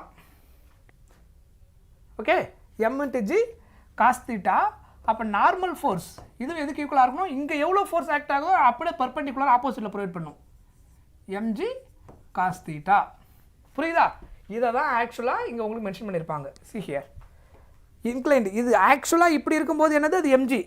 எப்படி எக்ஸாக்டாக ஹரிசாண்டலாக இருந்திருந்தால் என்னவாக இருந்திருக்கும், ஆக்சுவலாக ஹரிசாண்டலாக இருக்கும்போது mg. இது வந்து எக்ஸாக்டாக பர்பெண்டிகுலராக இருக்கும்போது. ஆனால் ஆப்ஜெக்ட் இப்போ இன்க்ளைண்ட் ஆங்கிள் இருக்குது, எக்ஸாக்டாக பர்பெண்டிகுலர் பொசிஷனில் இல்லை. அப்போ எவ்வளோ சேஞ்ச் ஆகிருக்குதோ அந்த கிராஸுக்கு ஏற்ற மாதிரி தான் இப்போ என்ன ஆகும், அதில் வெயிட் ஆக்ட் ஆகும். சொல்கிறது புரியுதா? ஏன்னா இப்போ வெயிட் வந்து டிவைட் ஆகிடும், இந்த ஆக்சிஸுக்கும் இந்த ஆக்சிஸுக்கு வெயிட் என்ன ஆகிடும், டிவைட் ஆகிடும். ஸோ எப்பயுமே இன்க்ளைண்டாக இருக்கும்போது ஆக்ட் ஆகக்கூடிய வெயிட்டு, அதாவது எந்த டைரெக்ஷனில், நார்மலுக்கு ஆப்போசிட்டில் ஆக்ட் ஆகக்கூடிய வெயிட்டுடைய ஃபார்முலா என்ன, mg cos θ. இது எப்பயுமே ஞாபகம் வச்சுக்கோங்க. நார்மல் ஃபோர்ஸ் இன்க்ளைன்டு கேஸில் நார்மல் ஃபோர்ஸ் வந்து mg cos θவுக்கு ஈக்குவலாக இருக்கும். எக்ஸாக்டாக ஹரிசாண்டல் சர்ஃபேஸில் இருக்கும்போது n = எதுக்கு ஈக்குவலாக இருக்கும், m × g. ஏங்க தீட்டா வரலாட்டினா ஹரிசாண்டலாக இருக்கும்போது தீட்டா 0, cos 0 என்ன ஆகிடும் 1, தீட்டா 0 பண்ணால் cos 0 1. அப்போ ஹரிசாண்டல் சர்ஃபேஸில் அர்த்தம். நீங்கள் தீட்டா சேஞ்ச் பண்ண நார்மல் ஃபோர்ஸ் சேஞ்ச் ஆகிட்டே போகும். ஏன்னா இங்கே இந்த வெயிட் எந்த அளவுக்கு இருக்கோ அதுக்கு ஈக்குவல் ஆப்போசிட்டில் கொடுக்கும். வெயிட்டும் என்ன ஆகும், ரெண்டாக டிவைட் ஆகும். ஏன்னா பிளேனுக்கு வந்துடும், X axis Y axis separate ஆக ஆரம்பிச்சிடும். அதனால் நமக்கு வெயிட் வந்து தனித்தனியாக கால்குலேட் பண்ண வேண்டியதாகிடும். சரியா, ஆங்கிள் உள்ளே வரதுனால இதுதான் இதில் நடக்கும். ஸோ இந்த சுச்சுவேஷன் கரெக்டாக புரிஞ்சுக்கணும். இதுதான் நார்மல் ஃபோர்ஸில் இனிமேல் நீங்கள் ஃபிக்ஸ்டாக ஞாபகம் வச்சுக்க வேண்டிய விஷயம். இந்த டைரெக்ஷனில் உங்களுக்கு என்ன இருக்கும் அப்படின்னா mg sin θ. இந்த டைரெக்ஷனில் என்ன ஆகும் அப்படின்னா, இது ஆக்சுவலாக இது எல்லாமே வெக்டார்லேருந்து போடுறது. நான் டெரிவேஷன் ஃபுல்லாக போடலை, நமக்கு டைம் இல்லாதலாம். ஸோ முக்கியமான பாயிண்ட்டை மட்டும் நம்ம பார்க்குறோம். Okay, mg sin θ. ஸோ இந்த வெயிட் ஆக்சுவலாக சொன்னேன் இல்லையா, ஏன்னா உங்களுக்கு ரெண்டாக டிவைட் ஆகிடும். இது வந்து mg cos θ, mg sin θ. Because angle change ஆனதுனால பிளேனுக்கு வந்து போச்சு, X axis and Y axis வந்ததுனால. ஸோ இது வந்து சப்போஸ் இதை நீங்கள் எக்ஸ் ஆக்சிஸ் இமேஜின் பண்ணால் இது ஒய் ஆக்சிஸ், இது mg cos θ நார்மல் ஃபோர்ஸ் அப்படியே அதுக்கு ஈக்குவலாக ஆக்ட் ஆகிடும். இந்த பக்கம் mg sin θ. சொல்கிறது புரியுதா? ஓகே, ஸோ இது வந்து 0வாக இருந்ததுன்னா ஸ்டில் இது ரெஸ்ட்டில் இருக்குன்னு அர்த்தம். 0 இல்லைனா இது ஆக்ட் ஆகிற அந்த ஃபோர்ஸுக்கு ஏற்ற மாதிரி இப்போ என்ன ஆகும், அந்த ஆப்ஜெக்ட் வந்து கீழே ஃபால் ஆக ஆரம்பிச்சிடும். டியூ டு பொட்டன்ஷியல் எனர்ஜினால கிராவிட்டி ஆக்ட் ஆகும். ஸோ அதனால் என்ன ஆகும், ஸ்டார்ட் டு ஃபால். அப்புறம் வித் ஃப்ரிக்ஷன் இதெல்லாம் வரும்போது நம்ம ப்ராப்ளம் போடும்போது டிஸ்கஸ் பண்ணுவோம். சரியா, இந்த பாயிண்ட்டை ஞாபகம் வச்சுக்கோங்க. இன்க்ளைண்டாக இருக்கும்போது இந்த ஆக்சிஸ் வெயிட் வந்து mg cos θ, normal force mg cos θ.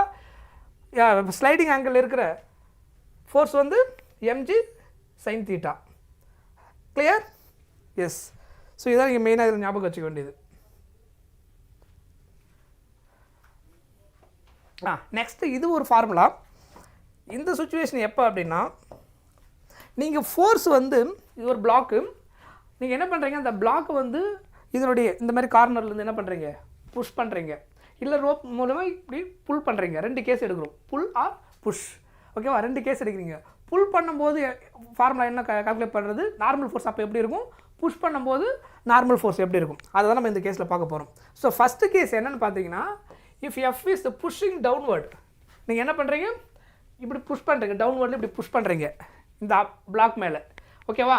அப்போ ஆக்ட் ஆகிற நார்மல் ஃபோர்ஸ் கண்டுபிடிக்கிற ஃபார்முலா என்னென்னா, இந்த ஆப்ஜெக்டுடைய மாஸ் தான் எம். எம்ன்றது என்னதுன்னா mass of this object. M வந்து இந்த ஆப்ஜெக்டுடைய மாஸ். ஓகே, ஸ்மால் எம்னு போட்டுக்கோங்க.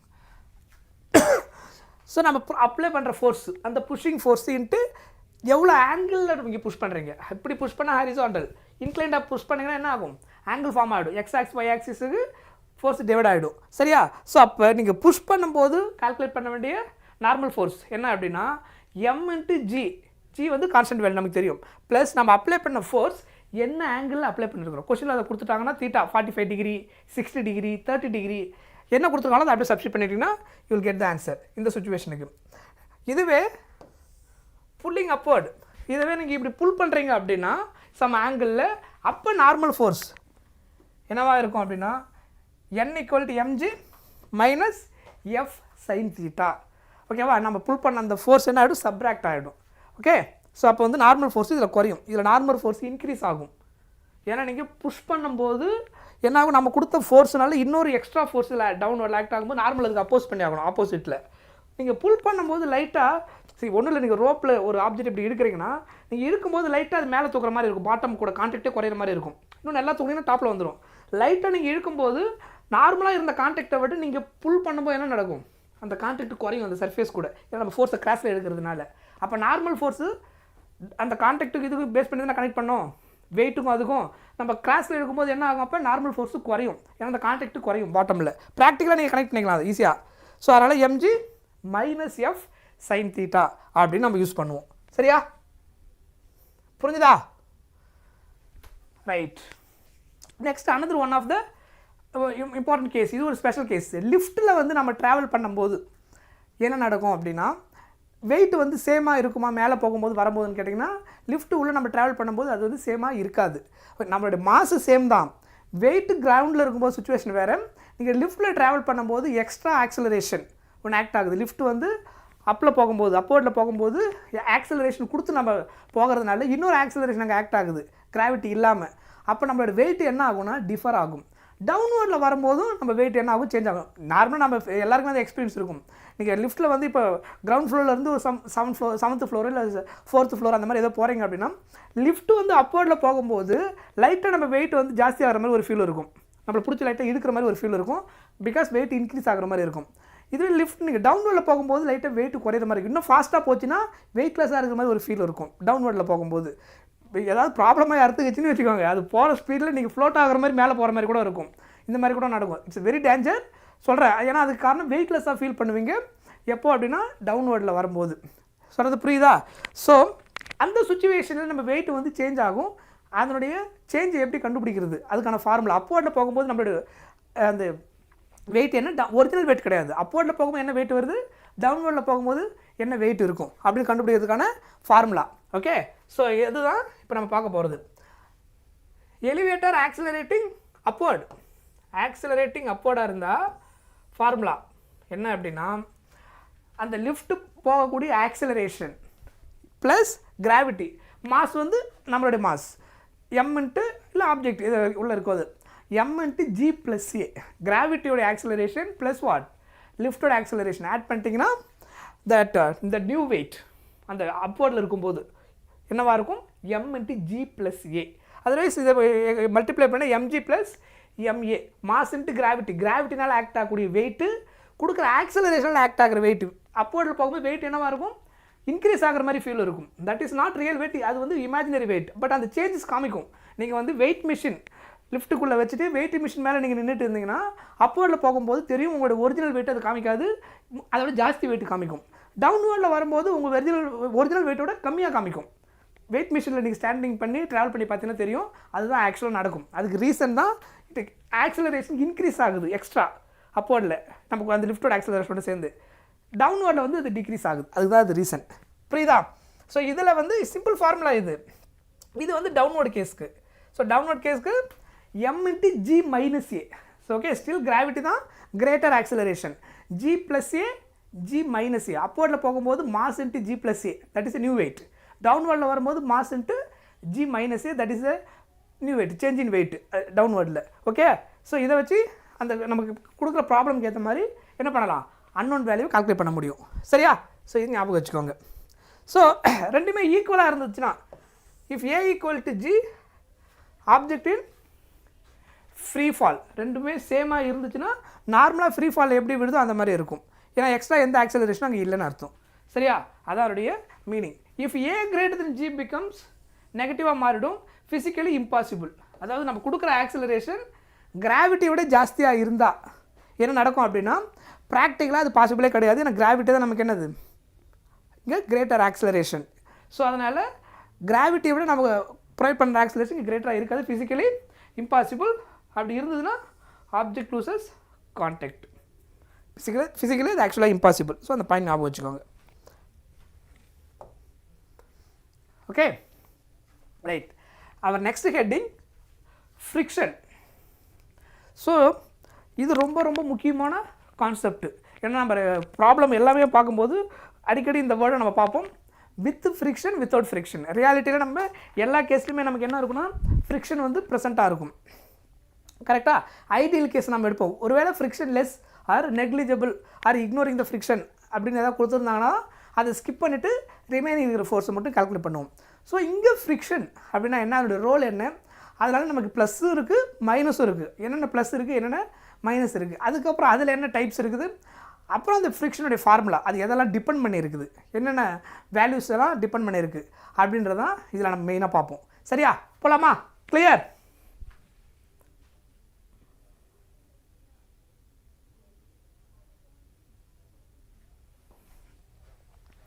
Right.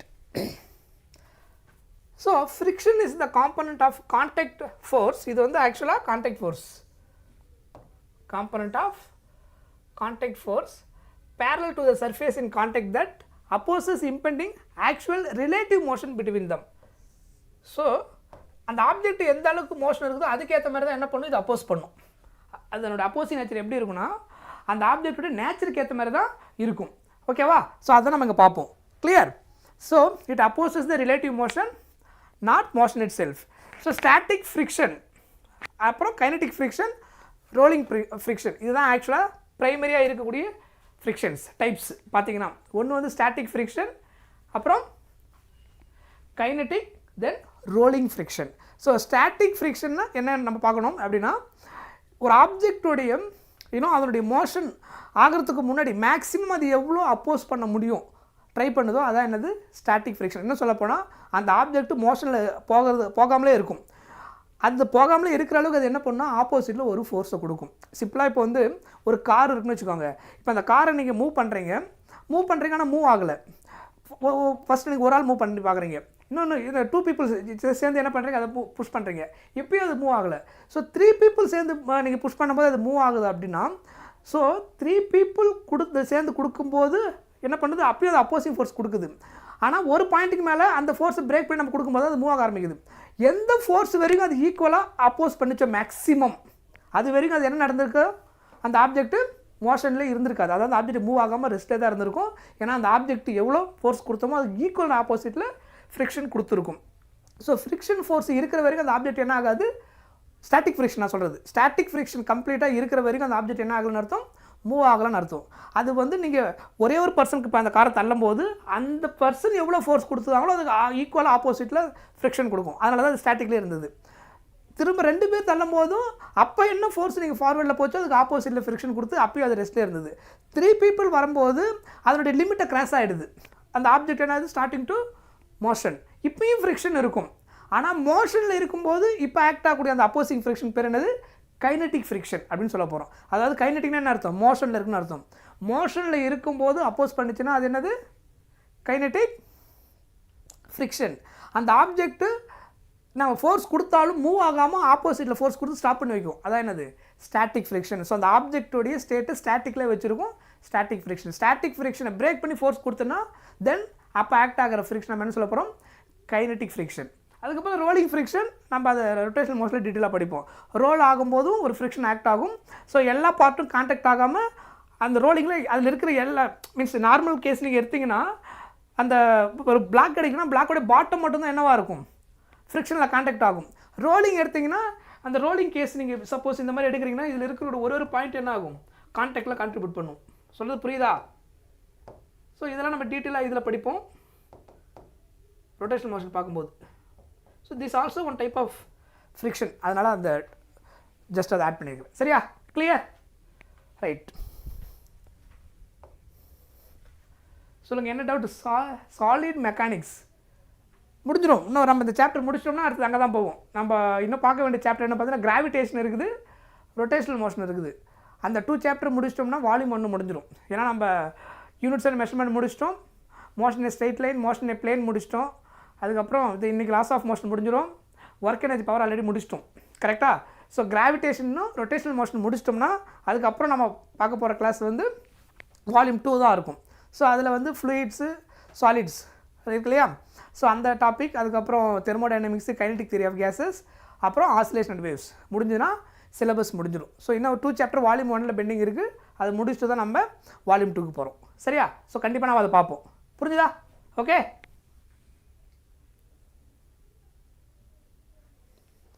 Right. See here. Coefficient of static friction. இங்கே வந்து ஒரு கோஎஃபிஷியன்ட் ஒன்று கால்குலேட் பண்ணுவோம். அது வந்து டிஃபரெண்ட் ஃபார் டிஃபரெண்ட் சர்ஃபேஸ். இந்த கோஎஃபிஷியன்ட் ஆஃப் ஸ்டாட்டிக் ஃப்ரிக்ஷன்ன்றது எல்லா சர்ஃபேஸுக்கும் ஒரே மாதிரி ஃப்ரிக்ஷன் இருக்காது. கரெக்டாக? இப்போ நீங்கள் சாயிலில் கார் ஓட்டிகிட்டு போகிறதுக்கும் மீன்ஸ் சேண்ட் இருக்கக்கூடிய இடத்துல நீங்கள் ஒரு கார் ட்ராவல் பண்ணிட்டு போகிறீங்க, நார்மல் ரோடில் ட்ராவல் பண்ணுறது டிஃப்ரென்ஸ் இருக்கும். ஸோ அப்போ என்ன நடக்குது? ஸோ அப்போ எப்படி இருக்குது ஃப்ரிக்ஷன்? அதே மாதிரி ஃபுல்லாக ஒரு ஆயிலாக இருக்கக்கூடிய ஒரு பிளேஸில் நீங்கள் நடக்கிறீங்கன்னா அதில் ஈஸியாக நடக்க முடியாது. நார்மல் தரையில் ஈஸியாக நடந்துடலாம். டைல்ஸ் போட்ட தரையில் நடக்கிறது கொஞ்சம் கேர்ஃபுல்லாக நடக்கணும். அதில் ஆயிலெலாம் ஸ்லிப் ஆயிடுச்சுன்னா இன்னும் கேர்ஃபுல்லாக நடக்கும், தண்ணியோ ஆயிலோ இருக்கும்போது. ஸோ அப்போ என்ன ஆகுனா அதில் ஃப்ரிக்ஷன் குறையும்.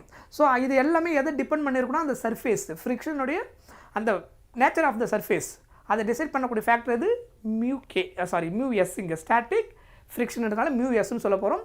கோஎஃபிஷியன்ட் ஆஃப் ஃப்ரிக்ஷன் அந்த சர்ஃபேஸுக்கு ஏற்ற மாதிரி அந்த வேல்யூ இருக்கும். Okay. Acts when object at rest, force is applied. It prevents the object from starting to move. இதுதான் ஆக்சுவலாக ஸ்டாட்டிக் ஃப்ரிக்ஷன் பண்ணும். ஸோ நீங்கள் ஸ்டாட்டிக் ஃப்ரிக்ஷன் கேஸில் என்னென்னா நீங்கள் ஃபோர்ஸை அப்ளை பண்ணிங்கன்னா அது ஆப்போசிட்டில் ஃபோர்ஸை கொடுத்து என்ன பண்ணும், அதை ப்ரிவென்ட் பண்ணும். அந்த ஆப்ஜெக்ட் மூவ் ஆக விடாமல் தடுக்கும். ஸோ ஈக்குவல் ஆப்போசிட்டில் கொடுத்து ப்ரிவென்ட் பண்ணிகிட்டே இருக்கும். நம்ம அது பிரேக் பண்ணுறதுக்கு எக்ஸஸ் ஃபோர்ஸ் கொடுக்கும்போது தான் ஸ்டார்ட் டு மூவ். அப்போ கைனடிக் ஃப்ரிக்ஷனை கால்குலேட் பண்ணுவோம். ஆனால் ஸ்டாட்டிக் ஃப்ரிக்ஷன் இருக்கிற வரைக்கும் அது என்ன தான் பண்ணும், அப்போஸ் தான் பண்ணும். அந்த ஆப்ஜெக்ட் என்ன ஆகாது, does not start to move. புரிஞ்சுதா? Clear? So maximum static friction is given by, இது வந்து எது வரைக்கும் நீங்கள் கொடுக்கலாம் அப்படின்னு கண்டுபிடிக்கிறதுக்கான ஃபார்முலா மியூஎஸ் இன்ட்டு என். என்னன்னா என்ன அர்த்தம், நார்மல் ஃபோர்ஸ். ஸோ இதனுடைய weight is a deciding factor. இப்போ நீங்கள் நார்மல் ஒரு சர்ஃபேஸில் ஒரு 10 kg ஒரு பாக்ஸ் இருக்குது, இன்னொன்று வந்து 20 kg பாக்ஸ் இருக்குது. 10 kg பாக்ஸை கொஞ்சம் ஈஸியாக நீங்கள் தள்ளிடுவீங்க. அதே சர்ஃபேஸ் நான் சொல்கிறேன். 20 kg தள்ளுறது கொஞ்சம் கஷ்டமாக இருக்கும்.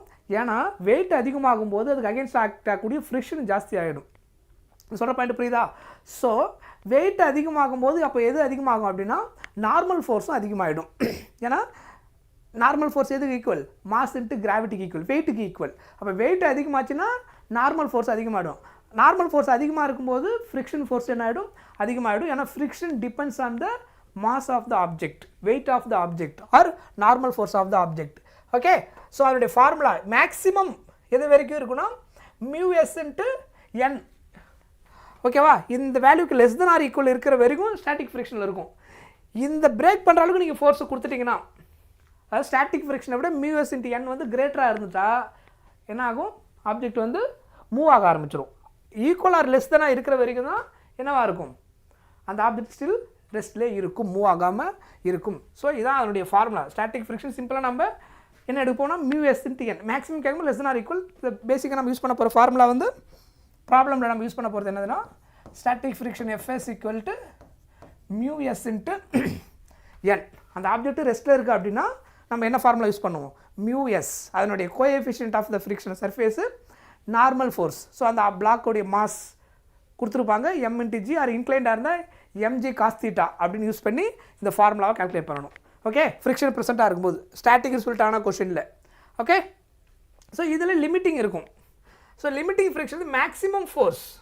லிமிட்டிங் என்ன அர்த்தம், மேக்ஸிமம் அது எவ்வளோ அப்போஸ் பண்ண முடியுமோ அதான் limiting. Maximum force of static friction just before the object starts to move. Okay, it is equal to maximum, Fs maximum அப்படின்னு சொல்கிறோம். நெக்ஸ்ட் நம்ம பார்க்குறது kinetic friction or sliding friction. So இதில் μk அப்படின்னு நம்ம யூஸ் பண்ண போகிறோம். ஸோ இந்த கேஸ்லேயும் ஃப்ரிக்ஷன் இருக்கும். ஸ்டாட்டிக் ஃப்ரிக்ஷனை விட கைனடிக் ஃப்ரிக்ஷன் கம்மியாக இருக்கும். ஏன்னா இது வந்து ஆப்ஜெக்ட் மோஷனை வந்து அலோவ் பண்ணும், அட் த சேம் டைம் அப்போஸும் பண்ணும், பட் ஸ்டாப் பண்ணாது. கம்ப்ளீட்டாக ஸ்டாப் பண்ணுறதுக்கான வேல்யூ அதில் இருக்காது. சரியா? ஸோ இதுலேயும் ஃபோர்ஸ் ஆக்ட் ஆகும், பட் அந்த ஆப்ஜெக்ட் எந்த அளவுக்கு மோஷன் இருக்கோ அதுக்கு ஏற்ற மாதிரி சம் ஃபோர்ஸ் ஆப்போசிட்டில் ஆக்ட் ஆகிட்டே இருக்கும். That friction is called kinetic friction. அப்போ நம்ம கால்குலேட் பண்ண போகிற கோஎஃபிஷியன்ட் வந்து ஜென்ரலாக என்ன சொல்ல போகிறீங்க, μk. μsனா ஸ்டாட்டிக் ஃப்ரிக்ஷனுடைய கோஎஃபிஷியன்ட், μkனா கைனடிக் ஃப்ரிக்ஷனுடைய கோஎஃபிஷியன்ட். ஸோ இதுக்கு நம்ம யூஸ் பண்ண போகிற ஃபார்முலா μk/n.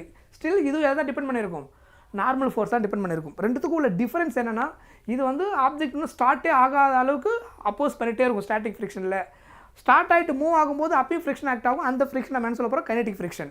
ஸோ அதனுடைய கோஎஃபிஷியன்ட் நார்மல் ஃபோர்ஸு, இதில் ஸ்டாட்டிக் ஃப்ரிக்ஷனுடைய கோஎஃபிஷியன்ட் நார்மல் ஃபோர்ஸ்.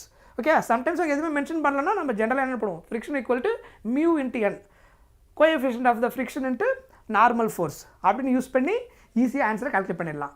ஓகே,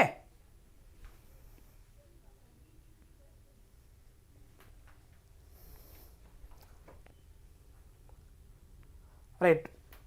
இதுக்கான டிஃபரன்ஸ், ரெண்டுத்துக்கும் டிஃபரன்ஸ் என்னென்னு பார்த்துக்கோங்க. ஸ்டாட்டிக் ஃப்ரிக்ஷன் பார்த்தீங்கன்னா the frictional force that opposes the motion between two surfaces in contact when there is no relative motion between them.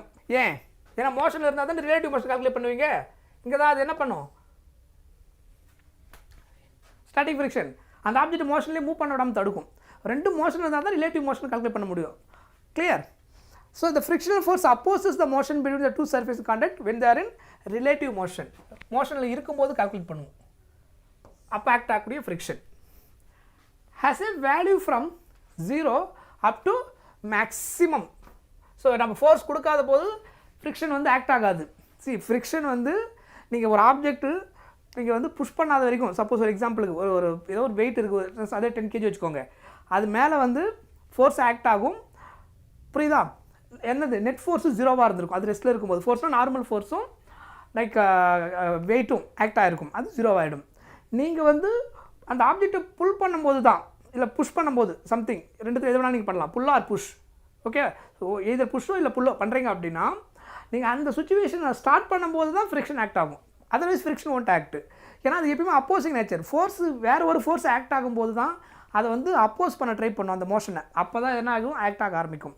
சரியா? So நீங்கள் force கொடுக்காத வரைக்கும் அது ஆக்ட் ஆகாது. அப்போ அது ரெஸ்ட்டில் இருக்கும்போது 0 தான், ஸ்டாட்டிக் ஃப்ரிக்ஷன் 0.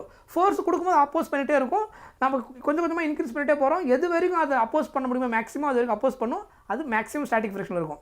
எப்போ அதை பிரேக் பண்ணுறோமோ கைனடிக் ஃப்ரிக்ஷனாக மாறும். ஸோ இதுக்கு வந்து லிமிட் இருக்கும். அந்த லிமிட் நம்ம என்ன சொல்ல போகிறோம், maximum static friction that is equal to μs/n. இதில் வந்து கைனடிக் ஃப்ரிக்ஷன் மோஷனில் இருக்கும்போது μk/n, அதனுடைய வேல்யூ கான்ஸ்டண்ட்டாக இருக்கும். Right. Exist before the motion starts. Motion start பண்ணுறதுக்கு முன்னாடியுமே என்ன இருக்கும், இது ப்ரெசென்ட்டாக இருக்கும். ஏன்னா நீங்கள் புஷ் பண்ணும்போது அப்போசிங் ஃபோர்ஸ் அது கொடுக்கும், அந்த friction force. Still what, motion ஆகலைனாலும் ஃப்ரிக்ஷன் ஆக்ட் ஆகிருக்கும் ஆப்போசிட்டில், ஸ்டாட்டிக் ஃப்ரிக்ஷன். அதனால தான் எக்ஸிஸ்ட். இது ஆஃப்டர் மோஷன் ஸ்டார்ட் ஆனதுக்கப்புறம் தான் கால்குலேட் பண்ண முடியும். ஓகேவா? அதுக்கப்புறம் ரொம்ப முக்கியமான point, static coefficient of static friction is greater than kinetic friction. Static ஃப்ரிக்ஷனோட கைனடிக் ஃப்ரிக்ஷன் வந்து எப்பவுமே என்னவாக இருக்கும், கிரேட்டராக இருக்கும் கோஎஃபிஷியன்ட் μs/μk. அதுக்கப்புறம் அதே கேஸ் தான், μk வந்து லெஸ் தென் μs. ஸோ ஒரே இதில் கம்பேர் பண்ணிக்கலாம். இதில் வந்து coefficient of static friction greater, kinetic friction கம்மியாக இருக்கும். அப்படி மாற்றி என்ன அர்த்தம், இது லெஸ்ஸர் அது கிரேட்டர். ஸோ அது கம்பேரிசன் தான். சரியா, கிளியர்? ஓகே. ஸோ இதுதான் பேசிக் இம்பார்ட்டன்ட் ரிலேஷன். ஸோ இதோட அந்த கிராஃப் கம்பேரிசன் நீங்கள் பார்த்தீங்கன்னா ஸ்டாட்டிக் ஃப்ரிக்ஷன் ஆக்சுவலாக அதிகமாக இருக்கும். ஸ்டாட்டிக் ஃப்ரிக்ஷன் ஒன்ஸ் அதுலேருந்து பிரேக் ஆகி ஸ்டார்ட் ஆன உடனே கைனடிக் ஃப்ரிக்ஷன் கொஞ்சம் ஈஸியாக இருக்கும். இது நம்ம ஈஸியாக ரியலைஸ் பண்ணுவோம். அந்த கார் புஷ் பண்ணுற கேஸை நீங்கள் எடுத்திங்கன்னா, நீங்கள் காரை தள்ளும் போது ஸ்டார்ட் பண்ணுறது லைட்டாக தள்ளுறதுக்கு தான் ரொம்ப கஷ்டமாக இருக்கும். ஒன்ஸ் அந்த கார் வந்து அந்த இடத்துலேருந்து டிஸ்பிளேஸ் ஆகிடுதுன்னா, ஒன்ஸ் அங்கேருந்து கொஞ்சம் லைட்டாக ஜெர்க் ஆகிட்டு மூவ் ஆகிட்டா அதுக்கப்புறம் நீங்கள் தள்ளுறது கொஞ்சம் ஈஸியாக இருக்கும். கைனடிக் ஃப்ரிக்ஷன் ஸ்டாட்டிக் ஃப்ரிக்ஷனோட கம்மி. அதான் அதுக்கு ரீசன். அது அப்போஸ் பண்ண ஃபோர்ஸ் ஜாஸ்தியாக இருக்கும். அதை மோஷனை கொண்டு வரதுக்கு தான் நமக்கு நிறைய ஃபோர்ஸ் தேவைப்படும். அதனால் அது கிரேட்டராக இருக்கும். ஒன்ஸ் ஸ்டார்ட் பண்ணதுக்கப்புறம் உங்களுக்கு இந்த ஃப்ரிக்ஷன் கம்மியாக தான் இருக்கும். சரியா? ஸோ அதனால் அது உங்களுக்கு ரொம்ப ஈஸியாக தான் இருக்கும். Okay, right.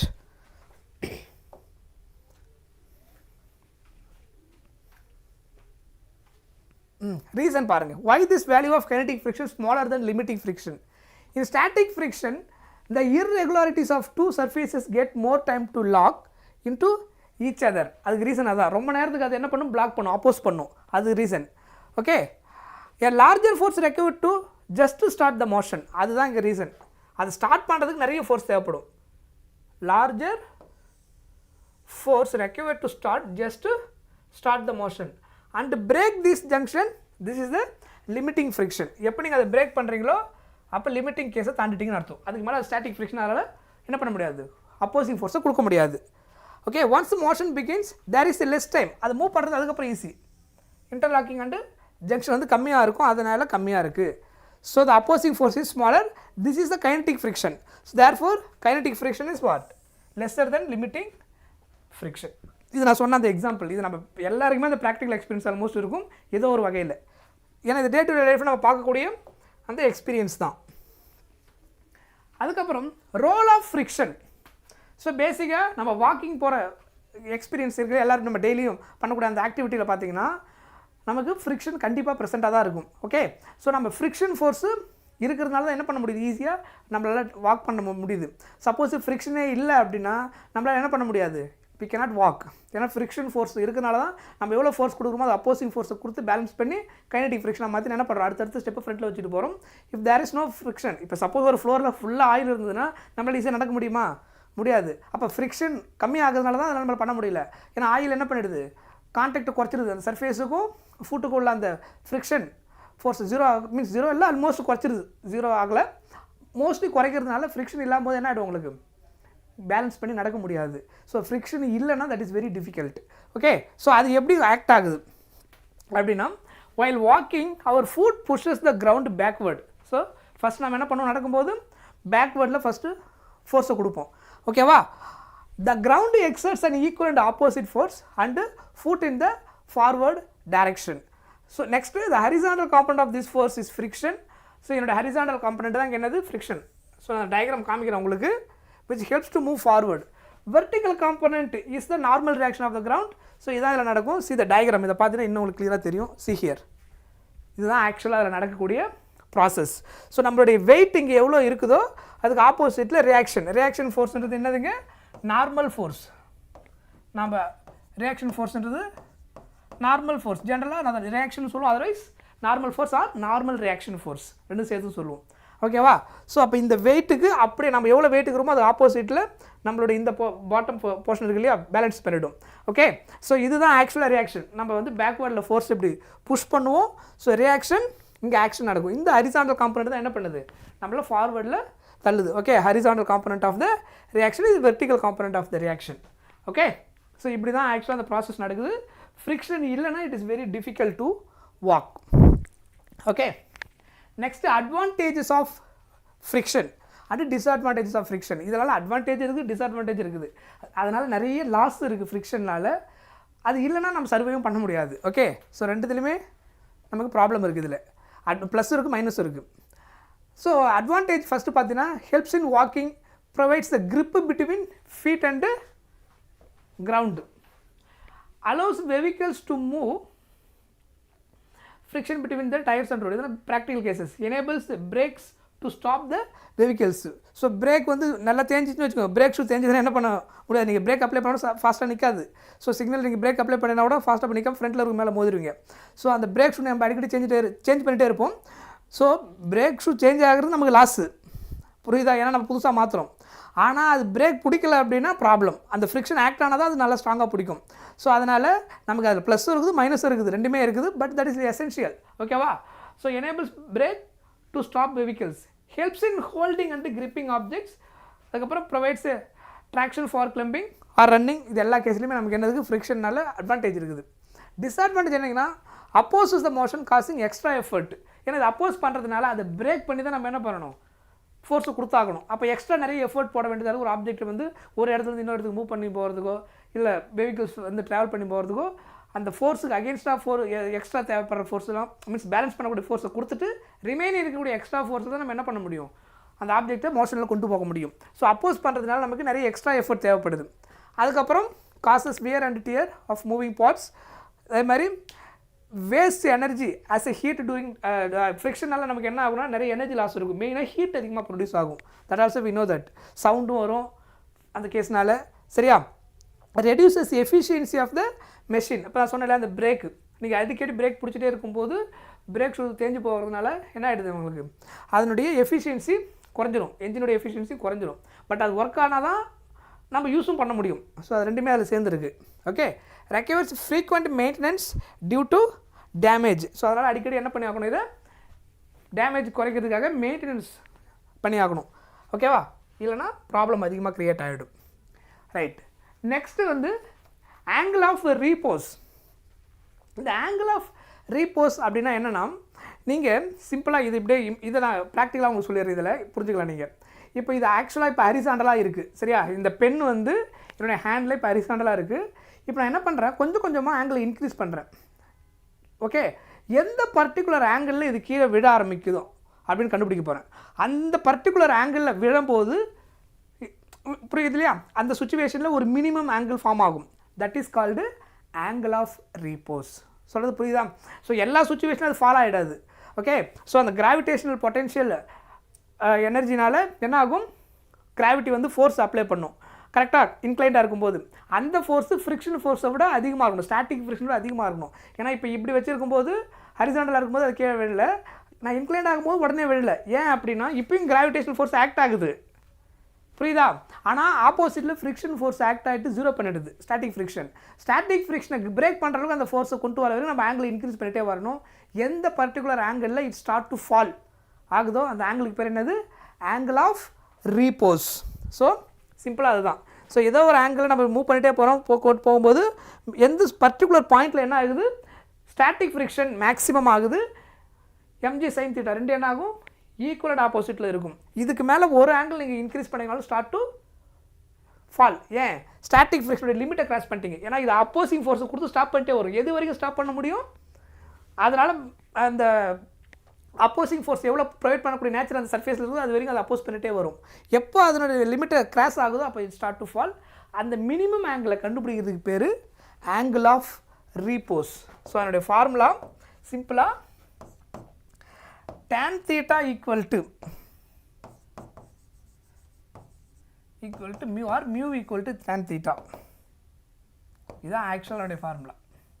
அந்த மினிமம் ஆங்கிள் கண்டுபிடிக்கிற ஃபார்முலா வந்து அந்த coefficient of static friction mu எதுக்கு ஈக்குவலாக இருக்கணும், tan தீட்டாவுக்கு ஈக்குவலாக இருக்கணும். எந்த இங்கே வேல்யூ தெரிஞ்சு நீ கண்டுபிடிச்சிடலாம். அதர்வைஸ் இதிலேருந்து தீட்டா எழுதுனீங்கன்னா theta equal to tan inverse of mu இப்படி எழுதிக்கலாம்.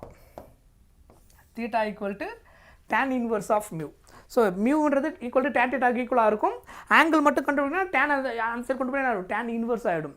ஸோ tan இன்வர்ஸ் ஆஃப் மியூனா இந்த சர்ஃபேஸோடைய coefficient of static friction value என்னன்னு தெரிஞ்சு அதுக்கு tan இன்வர்ஸ் எடுத்திங்கன்னா என்ன ஆங்கிள் கிடைக்குதோ that angle is the minimum angle. அந்த பர்டிகுலர் ஆங்கிளில் நீங்கள் ஒரு ஆப்ஜெக்டை வச்சிங்கன்னா இட் ஸ்டார்ட் டு ஃபால். அதோட கம்மியான ஆங்கிளில் அந்த ஆப்ஜெக்டை வச்சிங்கன்னா என்ன ஆகாது, ஃபால் ஆகாது. பிகாஸ் அதுக்கு ரீசன் இந்த ஆங்கிள் ஆஃப் ரீபோஸோட அது கம்மியாக இருக்குது. ஓகே. ஸோ அந்த ஸ்டாட்டிக் ஃப்ரிக்ஷன் ஆப்போசிட்டில் ப்ரொவைட் பண்ணி அது என்ன பண்ணும், ஸ்டாப் பண்ணிடும், அதை கீழே விட விடாமல். அதான் அது நடக்கும். ஓகே, புரிஞ்சுதா? S.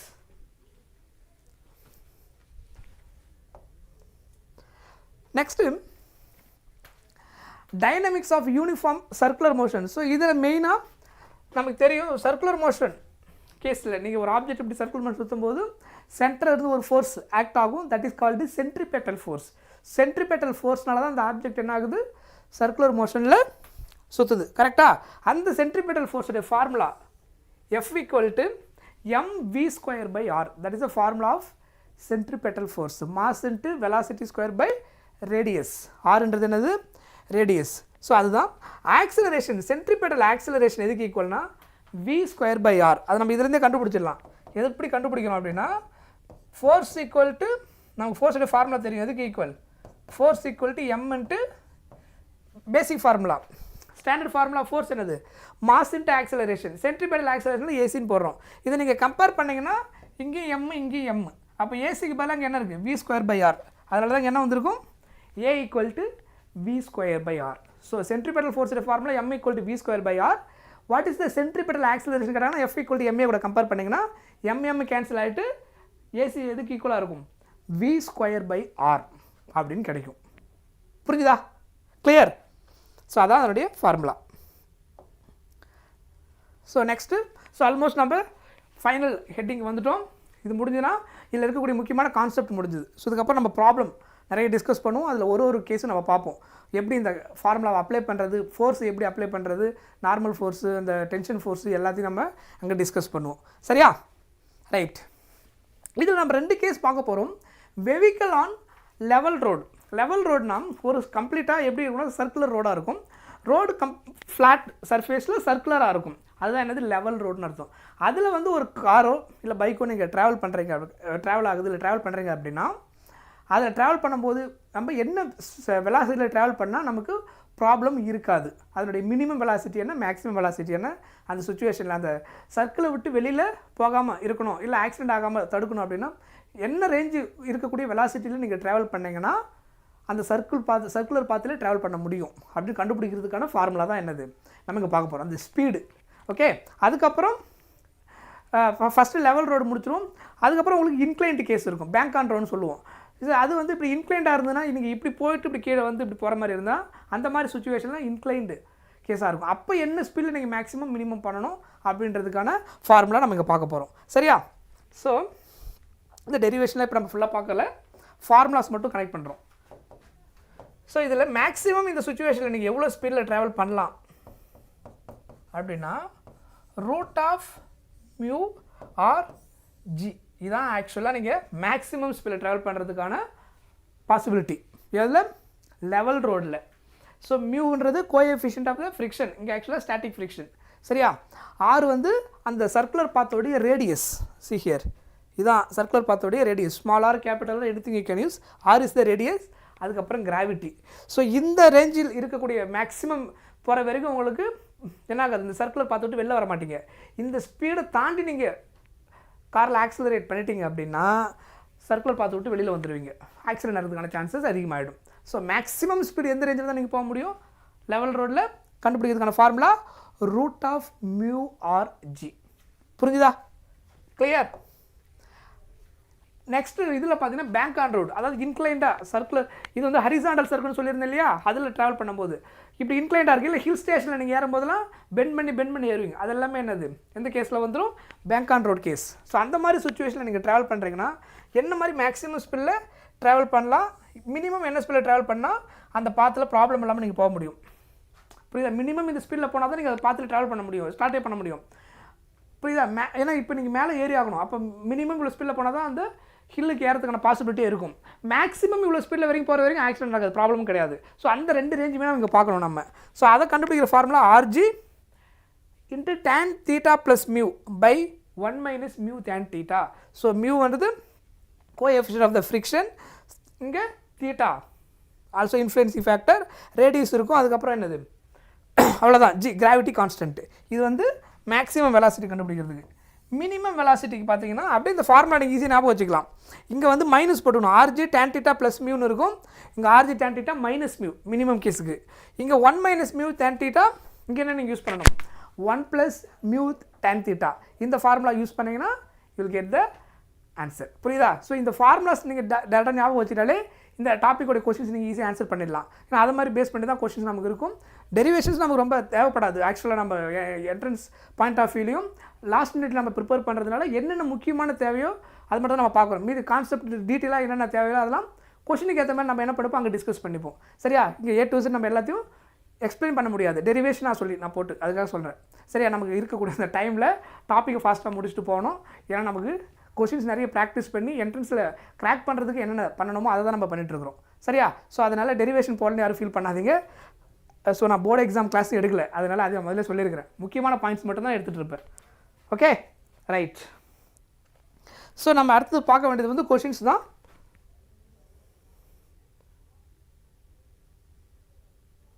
Right.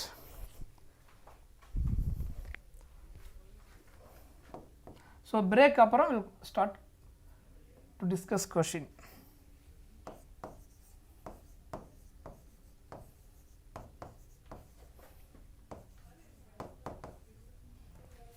Okay, so 20 minutes break. After break we'll discuss questions. நிறைய கொஷின் டிஸ்கஸ் பண்ண போகிறோம், எல்லாமே பார்ப்போம் இன்னைக்கு. சரியா?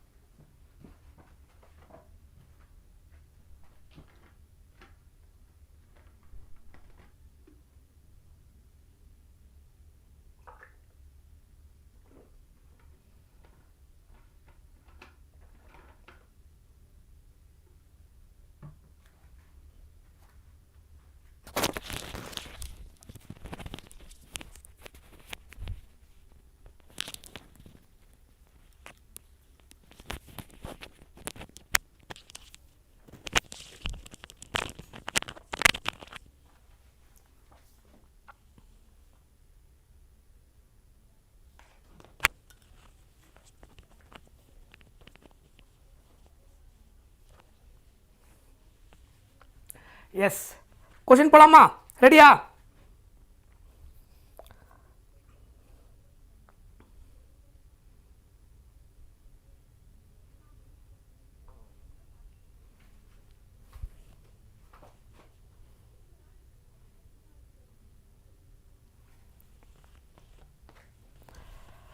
Okay, so see the first question. Question புரியுதான்னு பாருங்கள். ஃபஸ்ட்டு கொஷினை ரீட் பண்ணுங்கள், அதுக்கப்புறம் என்ன கிவன் டேட்டா கொடுத்துருக்குறாங்க, என்ன ஃபைண்ட் அவுட் பண்ணணும், அதுக்கப்புறம் அதை எப்படி கனெக்ட் பண்ணி நம்ம ஆன்சர் கொண்டு வரோன்றதை அப்புறம் பார்ப்போம். சரியா?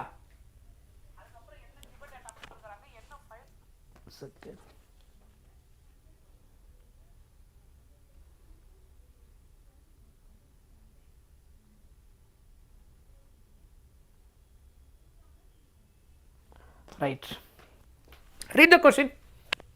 என்ன டேட்டா சொல்லியிருக்காங்க பாருங்க. A monkey of mass 20 kg is holding a vertical rope.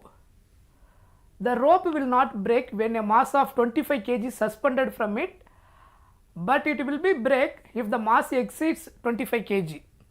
What is the maximum acceleration with which the monkey can climb up along the rope? கிராவிட்டியோட வேல்யூ கொடுத்துருக்குறாங்க. ஸோ இதை எப்படி ஈஸியாக சால்வ் பண்ணுறது அப்படின்னா, ஃபஸ்ட்டு கொஷின் அவங்க என்ன சொல்லியிருக்காங்கன்றதை அண்டர்ஸ்டாண்ட் பண்ணிட்டாலே கிட்டத்தட்ட நமக்கு இதில் 50% ஆஃப் ஒர்க்கு முடிஞ்சுது. ஸோ அவங்க என்ன கண்டிஷன் கொடுத்துருக்காங்கன்னா 20 kg வந்து மங்கியோடைய வெயிட்டுன்னு கொடுத்துருக்குறாங்க. இது வந்து கிவன் டேட்டா, ஃபஸ்ட் டேட்டா. அதோடைய மாஸ் கொடுத்துட்டாங்க, வெயிட் இல்லை மாஸ் 20 kg வெர்டிக்கல் ரோப்பில். ஓகேவா? the rope will not break when mass of 25 kg வரைக்கும் அந்த ரோப் என்ன ஆகாதுன்னு சொல்லியிருக்கிறாங்க, பிரேக் ஆகாது அப்படின்னு சொல்லிட்டாங்க. அப்படின்னா என்ன அர்த்தம்?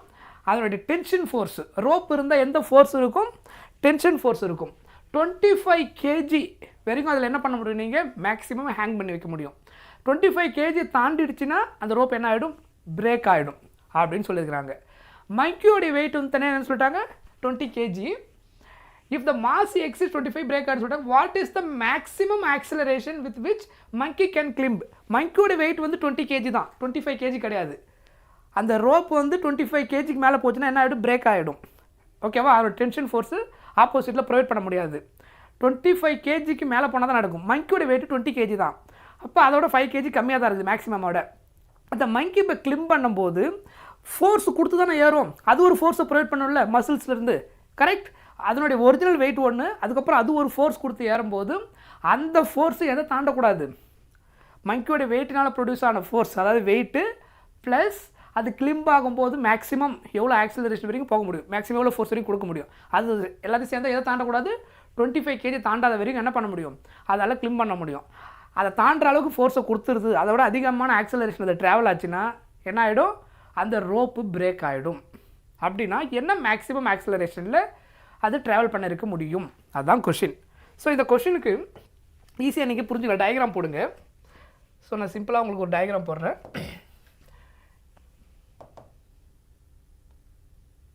ஸோ இப்போ இதுதான் ஆக்சுவலாக அந்த rope.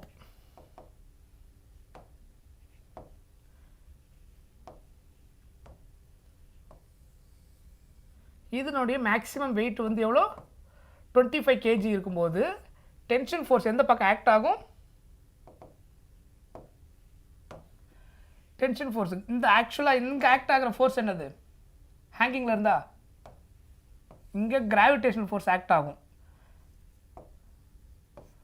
Force F, that is nothing but here it is weight, mass into gravity.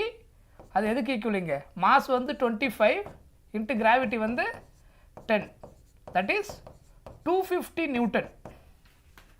இதனுடைய வெயிட்டு புரியுதா, ரோப்பில் ஹேங்கிங்கில் இருக்கும்போது இதில் ஆக்ட் ஆகக்கூடிய கிராவிடேஷனல் ஃபோர்ஸ்னால் ஆக்ட் ஆகக்கூடிய அந்த வேல்யூ வெயிட் என்ன இதுக்கு ஈக்குவலாக இருக்கும், மாஸ் இன்ட்டு கிராவிட்டி. இதனுடைய மாஸ் 25 kg, 25 நியூட்டன். இதான் அதனுடைய மேக்ஸிமம் டென்ஷன் ஃபோர்ஸாக இருக்க முடியும் ஆப்போசிட்டில். கரெக்டாக? டென்ஷன் ஃபோர்ஸ் மேக்ஸிமம்னா அப்போ டென்ஷன் ஃபோர்ஸ் எந்த பக்கம் ஆக்ட் ஆகும், கிராவிட்டிக்கு ஆப்போசிட்டில் ஆக்ட் ஆகும். இந்த பக்கம் டென்ஷன் வந்திருக்கும். இந்த டென்ஷன் ஃபோர்ஸ் என்னவா இருக்குன்னு சொல்கிறாங்க, மேக்ஸிமமாக இருக்கும். புரியுதா? இதுதான் ஃபஸ்ட்டு கண்டிஷன். 25 kg வெயிட்டை இருக்கிற வரைக்கும் அது என்ன ஆகும், ஆப்போசிட்டில் அது புல் பண்ணி வைக்கும். 25 kg தாண்டும்போது பிரேக் ஆகிடுன்னு சொல்லியிருக்காங்க. அப்போ அதனுடைய மேக்ஸிமம் டென்ஷன் ஃபோர்ஸ், இது எவ்வளோ மேக்ஸிமம் ஃபோர்ஸ் இருக்கோ அதுக்கு ஆப்போசிட்டில் அந்த ஃபோர்ஸை மேக்ஸிமம் அதில் கொடுக்க முடியும். அதாவது இதோட மேக்ஸிமம் ஃபோர்ஸ் வந்து இதனுடைய வெயிட்டுக்கு ஆப்போசிட்டில் கொடுக்க முடியும். இதனுடைய வெயிட் எவ்வளோ 25 நியூட்டன். அப்போது டி மேக்ஸ் எதுக்கு ஈக்குவலாக இருக்கும்? இப்போது 25 நியூட்டன். டி மேக்ஸ் என்ன அர்த்தம்? Maximum tension force. சொல்கிறது புரியுதா? அந்த ஃபஸ்ட்டு ஸ்டேட்மெண்ட்டுக்கான ஆன்சர் தான் நம்ம எழுதியிருக்கிறேன். அவங்க சொன்ன கேஸுக்கு இவ்வளோ ஃபோர்ஸ் வரைக்கும் தான் அது என்ன பண்ணும், தாங்கும் அந்த ரோப்பு. இதுக்கு மேலே அதிகமாச்சுன்னா அது பிரேக் ஆகிடும். இப்போ என்ன சொல்லியிருக்காங்கன்னா, இப்போ வந்து ஒரு மங்கி என்ன பண்ணுது, இந்த ரோப்பில் ஏறுது. இதை வேணால் நம்ம ஈஸியாக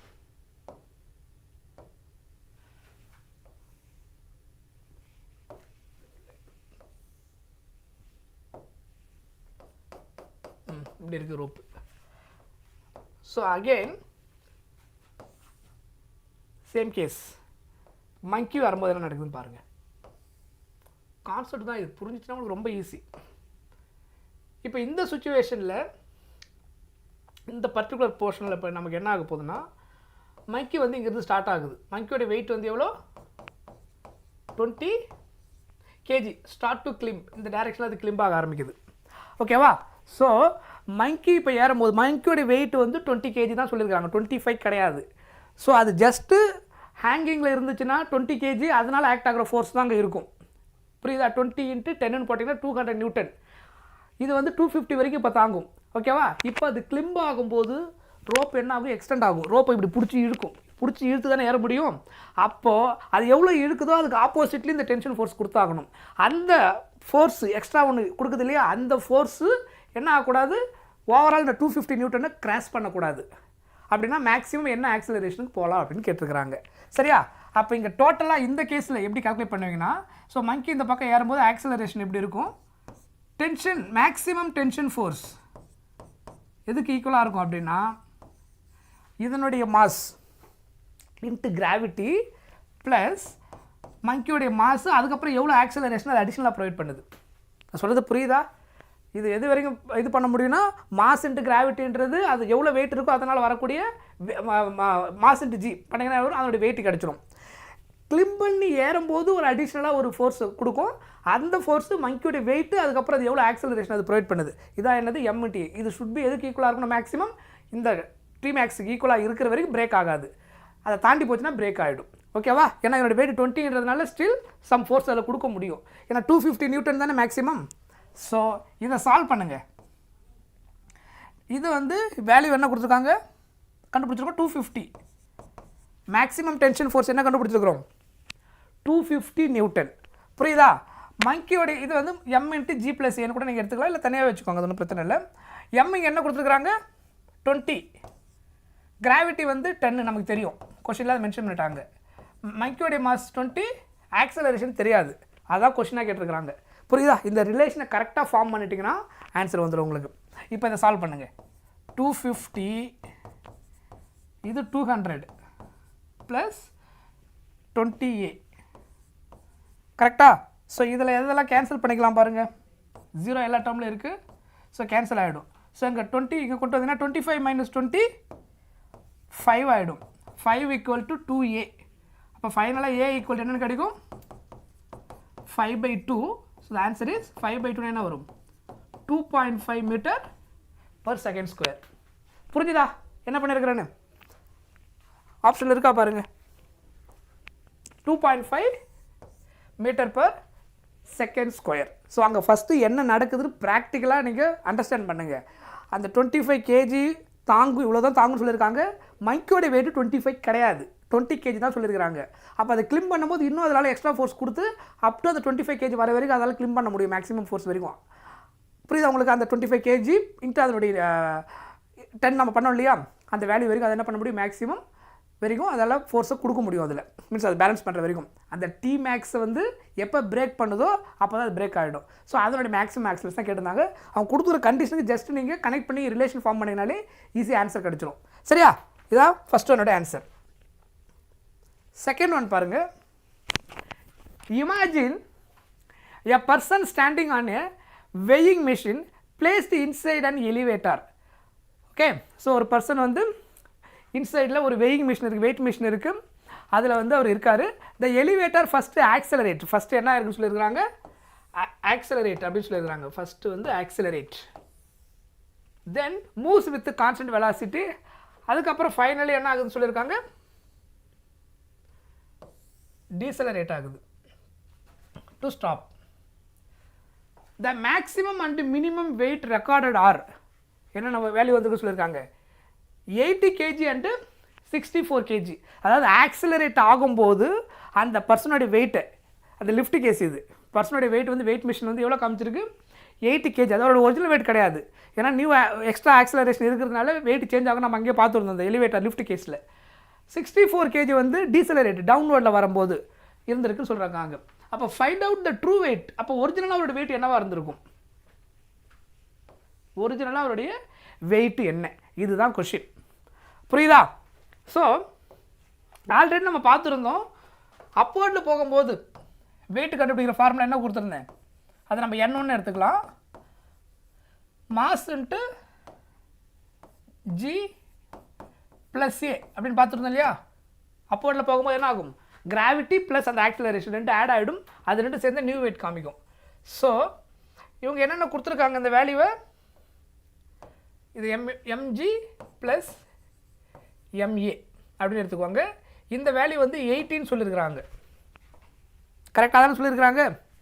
84 kg இருக்குது எப்போ, அப்வர்டில் போகும்போது. நெக்ஸ்ட்டு இன்னொரு கேஸ், அது டவுன்வர்டில் வரும்போது அதை நம்ம n2 எடுத்துக்கிறோம். அங்கே என்ன ஒரு m into g minus a டவுன்வர்டில் வந்துச்சுன்னா, m என்னது, சாரி mg, இதை அப்படியே எக்ஸ்பேண்ட் பண்ணி m தான் கண்டுபிடிக்கணும் நினைக்கிறேன் இந்த கேஸில் original weight, m into g minus m into a. இதனுடைய வெயிட் வந்து என்ன கொடுத்துருக்காங்க கொஷனில், 64. எஸ்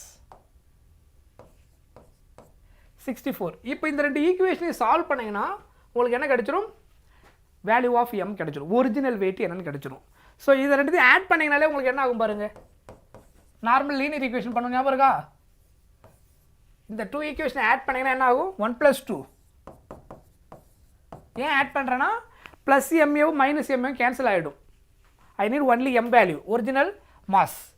ஸோ அப்போ 80 ஈக்குவல் டு, சாரி 80 இல்லை, ரெண்டு ஆட் ஆகிடும். 80 + 64 ஆட் பண்ணிங்கன்னா என்ன ஆகிடும், 80 + 64 ஆகிடும் லெஃப்ட் ஹேண்ட் சைடில். ரைட் ஹேண்ட் சைடில் plus MA minus MA cancel ஆகிடும், mg + mg என்ன ஆகிடும், 2 டைம்ஸ் ஆஃப் mg. சொல்கிறது புரியுதா? 2 ஈக்குவேஷன் ஆட் பண்ணிங்கன்னா லெஃப்ட் ஹேண்ட் சைடு ஆட் பண்ணுறேன், ரைட் ஹேண்ட் சைடு ஆட் பண்ணியிருக்கிறேன். So 80 + 64 ma plus ma cancel ஆகிடுது, plus ma minus ma, mg + mg என்ன ஆகிடும், 2 டைம்ஸ் ஆஃப் mgன்னு ஆகிடும். ஸோ இதை சிம்பிளிஃபை பண்ணிங்கன்னா ஃபர்தராக இது 144 equal to 2 times of m into g. So இப்போ இதை கேன்சல் பண்ணால் என்ன வரும் பாருங்கள்,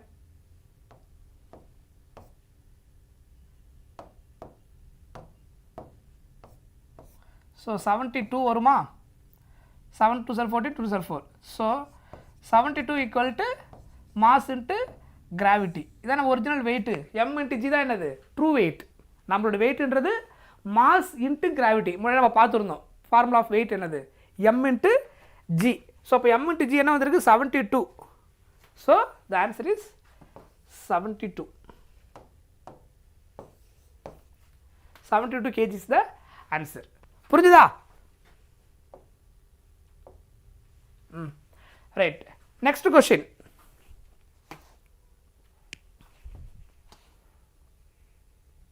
Next one, a constant horizontal force F of 30 Newton is applied to block A of mass 10 kg which pushes against block B of mass 5 kg. What is the net force on the block A? The block are placed on a frictionless table அப்படின்னு சொல்லியிருக்காங்க. So இங்கே friction கிடையாதுன்னு சொல்லிட்டாங்க. கொஸ்டினில் என்ன சொல்லிட்டாங்கன்னா frictionless table. ஓகேவா? Frictionless table தான் நமக்கு இங்கே சொல்லியிருக்கிறாங்க. ஸோ இந்த மாதிரி கேஸ் நம்ம எப்படி ஈஸியாக சால்வ் பண்ணலாம் அப்படின்னா, இங்கே ஆக்சுவலாக 30 நியூட்டன் அப்ளை பண்ணுறாங்க. இது ஏ, இது பி, இதனுடைய வெயிட்டு 10 kg, இதனுடைய வெயிட்டு 5 kgன்னு சொல்லிட்டாங்க. 30 நியூட்டன் நீங்கள் அப்ளை பண்ணிங்கன்னா அவங்க கொஷினில் கேட்டுக்கிறது what is the net force, இது மேலே மட்டும் எவ்வளோ ஃபோர்ஸு ஆக்ட் ஆகிருக்கும், இது மேலே மட்டும் எவ்வளோ ஃபோர்ஸு டிஸ்ட்ரிபியூட் ஆகிருக்கும். அதோட மீனிங். ஏன்னா 2 டிஃப்ரெண்ட் மாஸ் இருக்குது, டோட்டலாக 30 நியூட்டன் கொடுத்து 2 மூவ் ஆகுது, பட் இது மேலே டிஸ்ட்ரிபியூட் ஆன ஃபோர்ஸ் எவ்வளோ, இது மேலே எவ்வளோ டிஸ்ட்ரிபியூட் ஆகிருக்கும் அப்படின்னு நம்ம தனித்தனியாக கேட்கலாம். இல்லை இது ரெண்டுத்துக்கு பிட்வீனில் எவ்வளோ இருக்குன்னு கேட்கலாம், இன்ட்ராக்ஷன். ஓகே, ஸோ இந்த மாதிரி கேசஸ் இருக்கும். ஸோ இதை நம்ம ஈஸியாக சால்வ் பண்ணிடலாம். ஃபோர்ஸ் ஈக்குவல் டு MA, ஃபோர்ஸும் மாஸும் ஆக்சுவலாக என்னது டைரக்ட்லி ப்ரொபோர்ஷனல்.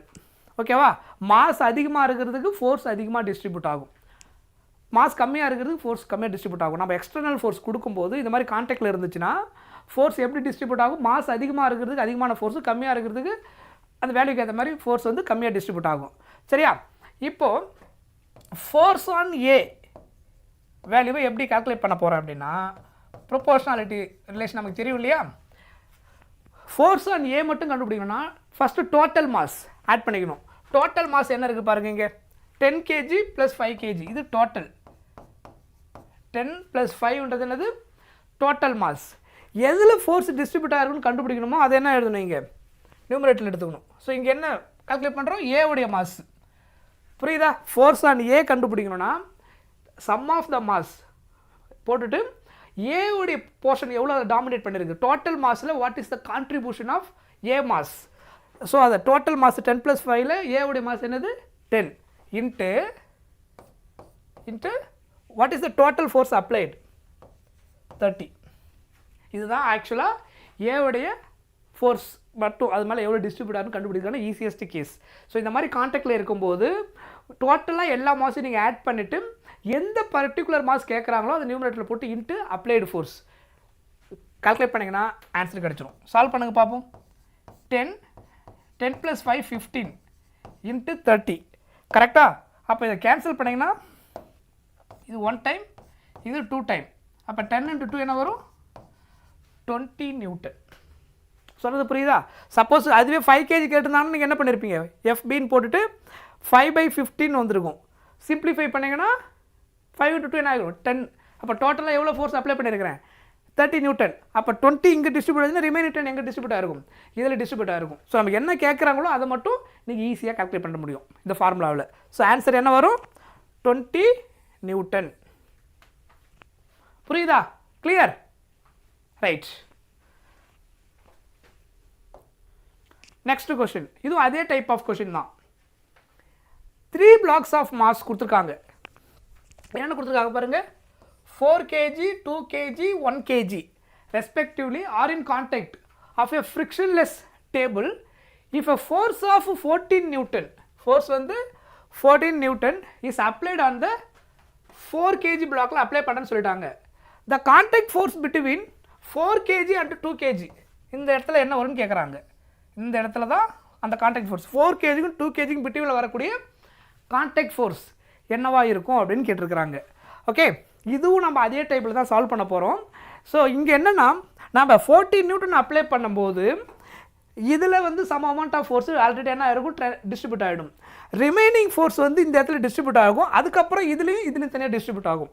ஸோ இந்த இடத்துக்கு அப்புறம் எவ்வளோ ஃபோர்ஸ் இருக்குதோ டோட்டலாக இதில் டிஸ்ட்ரிபியூட் ஆன ஃபோர்ஸ் போக மீதி ஃபோர்ஸ் இந்த இடத்துல ஒரு கான்டாக்டில், அதுக்கப்புறம் இதுக்கு தனியாக என்னாகும் டிஸ்ட்ரிபியூட் ஆகும் 2 kgக்கும் 1 kgக்கும். ஏன்னா ஃபோர்ஸ் வந்து ஃபைனலாக டிஸ்ட்ரிபியூட் ஈக்குவல் மாஸில் தான் ஃபைனலாக ட்ராவல் ஆகும். பட் எல்லாத்துக்குமே ஃபோர்ஸ் அந்த ட்ரான்ஸ்ஃபர் ஆகுது இல்லை, அப்ளை பண்ணுற ஃபோர்ஸ் வந்து ஈக்குவலாக ட்ரான்ஸ்ஃபர் ஆகாது, force directly proportional to the mass. புரியுதா. அப்போ இங்கே வந்து கான்டாக்ட் ஃபோர்ஸ் இங்கே கால்குலேட் பண்ணும்போது இந்த பர்டிகுலர் ஃபோர்ஸுக்கு அப்புறம் இந்த பாயிண்ட்டுக்கு அப்புறம் எத்தனை மாஸ் இருக்கோ அதெல்லாம் நீங்கள் ஆட் பண்ணிட்டீங்கன்னா by the total mass into applied force போட்டிங்கன்னா இந்த இடத்துல எவ்வளோ ஃபோர்ஸு கான்டாக்ட் பண்ணுவோம் அப்படின்னு கண்டுபிடிச்சிட முடியும். சரியா, முன்னாடி பார்த்தா அதே மெத்தட் தான். இங்கே பாருங்கள், ஃபோர்ஸ் F இந்த கேஸில் கான்டாக்ட் ஃபோர்ஸ் கேட்டிருக்காங்க இல்லையா, இந்த கேஸில் கண்டுபிடிக்க வேண்டிய கேஸுக்கு ஃபஸ்ட்டு டோட்டல் மாஸ் ஆட் பண்ணுங்கள். 4 + 2 + 1 தட் இஸ் டோட்டல் மாஸ். இங்கே வந்து போன கேஸில் ஒன்லி 2 ஃபோர்ஸ் தான் இருந்தது, அதனால் இது மேலே எவ்வளோ ஃபோர்ஸ் ஆக்ட் ஆகுதுன்னு கேட்டிருந்தாங்க போன கேஸில். அதாவது ஃபஸ்ட் ஆப்ஜெக்ட் மாஸ் மேலே எவ்வளோ ஃபோர்ஸ் டிஸ்ட்ரிபியூட் ஆகிருக்கணும். இதில் என்ன கேட்குறாங்கன்னா இது ரெண்டுக்கு பிட்வீனில் இதிலிருந்து எவ்வளோ ஃபோர்ஸுக்கு கான்டாக்ட் போகும் இதில் போனதுக்கப்புறம் அப்படின்னா அப்ளை பண்ண ஃபோர்ஸில் இதுக்கு போனது போக ரிமைனிங் ஃபோர்ஸ் இந்த இடத்துல கான்டாக்டாக வரும், அதுதான் இதுக்கும் டிஸ்ட்ரிபியூட் ஆகும். ஓகே, ஸோ இந்த கான்டாக்ட் பாயிண்ட்டுக்கு அப்புறம் டோட்டலாக எவ்வளோ மாஸ் இருக்குதோ அதை நீங்கள் ஆட் பண்ணிக்கணும். ஸோ டோட்டலாக எவ்வளோ இருக்குது 2 + 1 சொல்கிறது புரியுதா? இதுக்கப்புறம் இருக்கக்கூடிய மாஸ் என்னது 2 + 1. ஸோ இதில் டிஸ்ட்ரிபியூட் ஆன போன மீதி ஃபோர்ஸ் தான் இங்கே டிஸ்ட்ரிபியூட் ஆக போகுது. அப்போ இந்த 2 மாஸுக்கு சேர்ந்து தான் என்ன ஆகும், அந்த கான்டாக்ட் ஃபோர்ஸில் டிஸ்ட்ரிபியூட் ஆகும். ஓகே, ஸோ டோட்டல் மாஸ் நியூமரேட்டரில் அந்த கான்டாக்ட் பாயிண்ட்டுக்கு அப்புறம் இன்னும் எவ்வளோ மாஸ் இருக்குது அதை ஆட் பண்ணிட்டீங்கன்னா இன்ட்டு என்னது அப்ளைடு ஃபோர்ஸுங்க என்னது 14. சொல்கிற பாயிண்ட் புரிஞ்சிக்க முடியுதா? கிளியர்? ஸோ அப்போ இதை சால்வ் பண்ணிங்கன்னா 2 + 1 3, இங்கே 7 டோட்டல். ஸோ இப்போ ஆன்சர் வந்து 6 Newton. Clear? Suppose contact force 2 kgக்கு 1 kgக்கு பிட்வீனில் கேட்டிருந்தாங்கன்னா இந்த பாயிண்ட்டுக்கு அப்புறம் எவ்வளோ மாஸ் இருக்குதோ அதை மட்டும் தான் எடுப்பேன். அப்போ டோட்டல் மாசு கீழே வந்துடும், மேலே என்ன மட்டும் போட்டுருவான் 1 மட்டும் போட்டுருவோம். 1 kg 1/4 + 2 + 1 × 14 போட்டால் the contact force between 2 and 1 ஈஸியாக கால்குலேட் பண்ண முடியும். புரிஞ்சுதா? கிளியர்? எஸ்.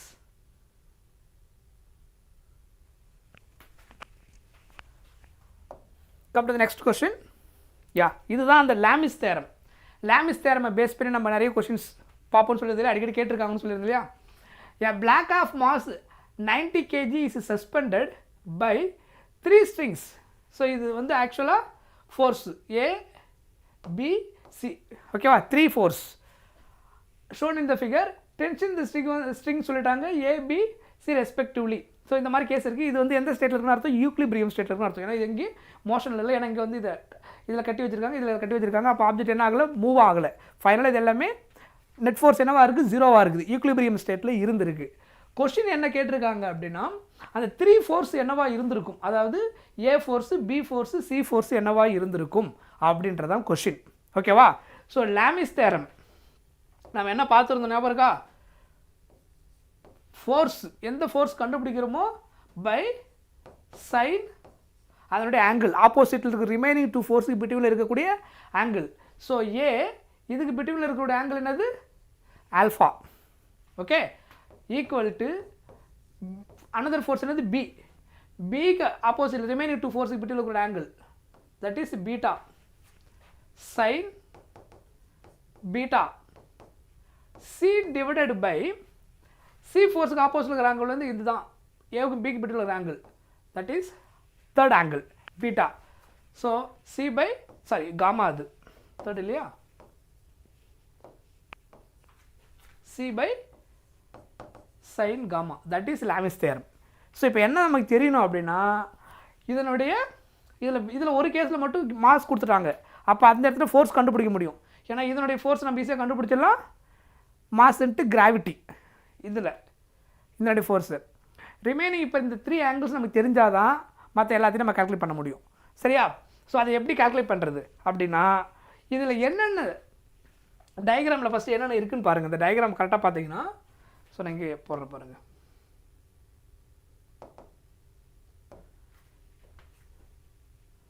ஸோ இது ஒரு லைன்,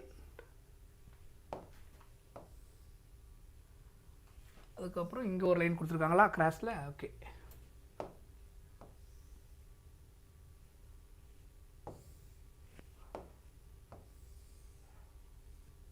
ரைட். ஓகே, ஸோ இப்போ இந்த ஆங்கிளை கால்குலேட் பண்ண போகிறேன்.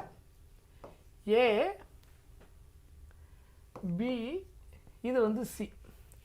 இதில் இந்த ஆங்கிள் ஆக்சுவலாக ரைட் ஆங்கிள் தெரியுதா, இது அப்படியே ரைட் ஆங்கிள் குவாட்ரண்ட். இந்த ஆங்கிள் 90 டிகிரி. ஓகேவா? பட் இப்போ இந்த கேஸில் இந்த ஆங்கிளை நான் கால்குலேட் பண்ணுறது நான் ஒரு மெத்தட் யூஸ் பண்ண போகிறேன்.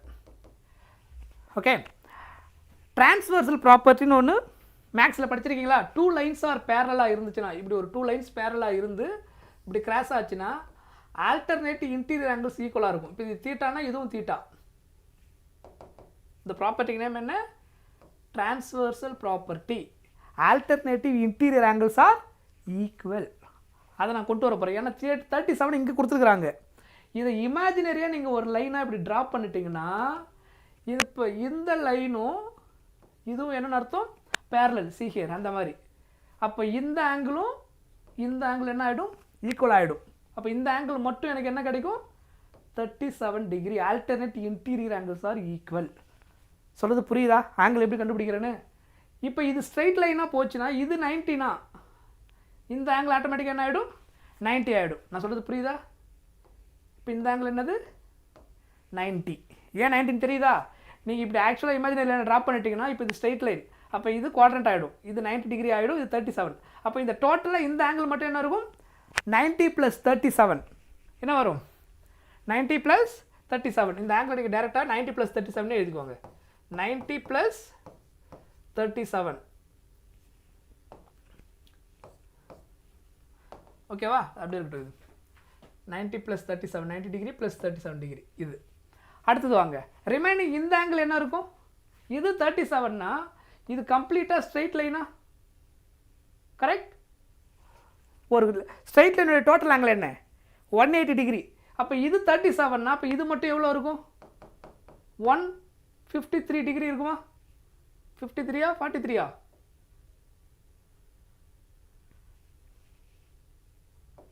143. கரெக்டா? நான் சொல்கிற பாயிண்ட் புரிஞ்சுதா? இது ஃபுல்லாக 180 டிகிரி இருக்கும். இப்போ இது எனக்கு 37 தெரிஞ்சு போச்சு. 37 180 - 37 சப்ட்ராக்ட் பண்ண ரிமைனிங் இந்த ஆங்கிள் மட்டும் எனக்கு என்ன கிடைக்கும்? 143. அப்போ இந்த ஆங்கிள் எனக்கு எவ்வளோ? 143 டிகிரி. 143 எப்படி எழுதலாம்? 90 + 53 டிகிரி. ஏன்னா 37 வந்துட்டாலே நம்ம 37 50 டிகிரி ட்ரையாங்கிள் யூஸ் பண்ணி நம்ம சால்வ் பண்ண முடியும். நமக்கு அதுக்கு ஃபார்முலா இருக்குது. சரியா? இப்போது இதுதான் ஆக்சுவலாக இங்கே இருக்கிறது. 90 டிகிரி + 50 டிகிரி டோட்டலாக இந்த ஆங்கிள் மட்டும். இப்போ இதுதான் ஆக்சுவலாக என்னது? Alpha, beta, gamma. முதல்ல இந்த கேஸ் வந்து கண்டுபிடிக்க தெரியணும். பர்டிகுலராக இந்த ப்ராப்பர்ட்டி இந்த மாதிரி சுச்சுவேஷன் தேவைப்படும். டேரெக்டாக இங்கே ஏதோ ஒரு ஆங்கிள் கொடுத்தோம்னா நமக்கு அந்த பிரச்சனை கிடையாது. இந்த இடத்துல ஆங்கிள் கொடுத்ததுனால கொஞ்சம் இங்கே என்ன பண்ணி ஆகணும்? மேக்ஸ் யூஸ் பண்ணி ஆகணும், ட்ரான்ஸ்வர்சல் ப்ராப்பர்ட்டியை. ஓகே. ஸோ இப்போ எனக்கு ஆல்ஃபா தெரிஞ்சிச்சு, பீட்டா தெரிஞ்சிச்சு, காமா தெரிஞ்சிச்சு. இப்போ இதில் சப்ஸ்டிட் பண்ண போகிறேன். சப்ஸ்டிட் பண்ண என்ன வரும் பாருங்கள்? A divided by sin alpha வந்து இங்கே என்னது? மாற்றி எழுதிட்டேன்னா ஆல்ஃபாவா? இதுதானே ஆல்ஃபா. Sorry, 1 second. இங்கே மாற்றி எழுதிட்டேன். 1 செகண்ட். ஆர்டர் கரெக்டாக வரணும், இல்லை ஃபார்முலா தப்பாயிடும். ஸோ இதுதான் ஆக்சுவலாக ஆல்ஃபா இல்லையா? Alpha, beta, this is gamma. Yes. Okay right. இப்போ சப்ஸ்டிட் பண்ணுங்க. சைன் ஆஃப் ஆல்ஃபாவுக்கு பதிலாக 90 + 37 b divided by sin beta. Beta வந்து 90, sin 90. கரெக்டா? c divided by sin gamma 90 + 53. புரியுதா? இப்போ sin of 90 + theta ட்ரிக்னாமெட்ரி நான் பேசிக் மேக்ஸ் கிளாஸில் இப்போ நான் போட போகிற எல்லா concept நடத்திருக்கிறேன். sin of 90 + theta 90 - theta எப்படி கண்டுபிடிக்கணும்? 180 270 எல்லா கேஸுக்கும் நான் நடத்திருக்கிறேன். அதே மாதிரி ட்ரையாங்கிளில் 53 டிகிரிக்கும் 37 டிகிரிக்கும் நம்ம அடிக்கடி யூஸ் பண்ணணும்னு சொல்லியிருந்தேன். அதையும் நம்ம இங்கே பார்க்க போகிறோம். இப்போ இதை ஃபர்தராக சால்வ் பண்ணிங்கன்னா sin of 90 + theta என்ன வரும்? cos theta cos 37 டிகிரின்னு ஆகிடும். இங்கே b by sin 90 இல்லையா? sin 91 c divided by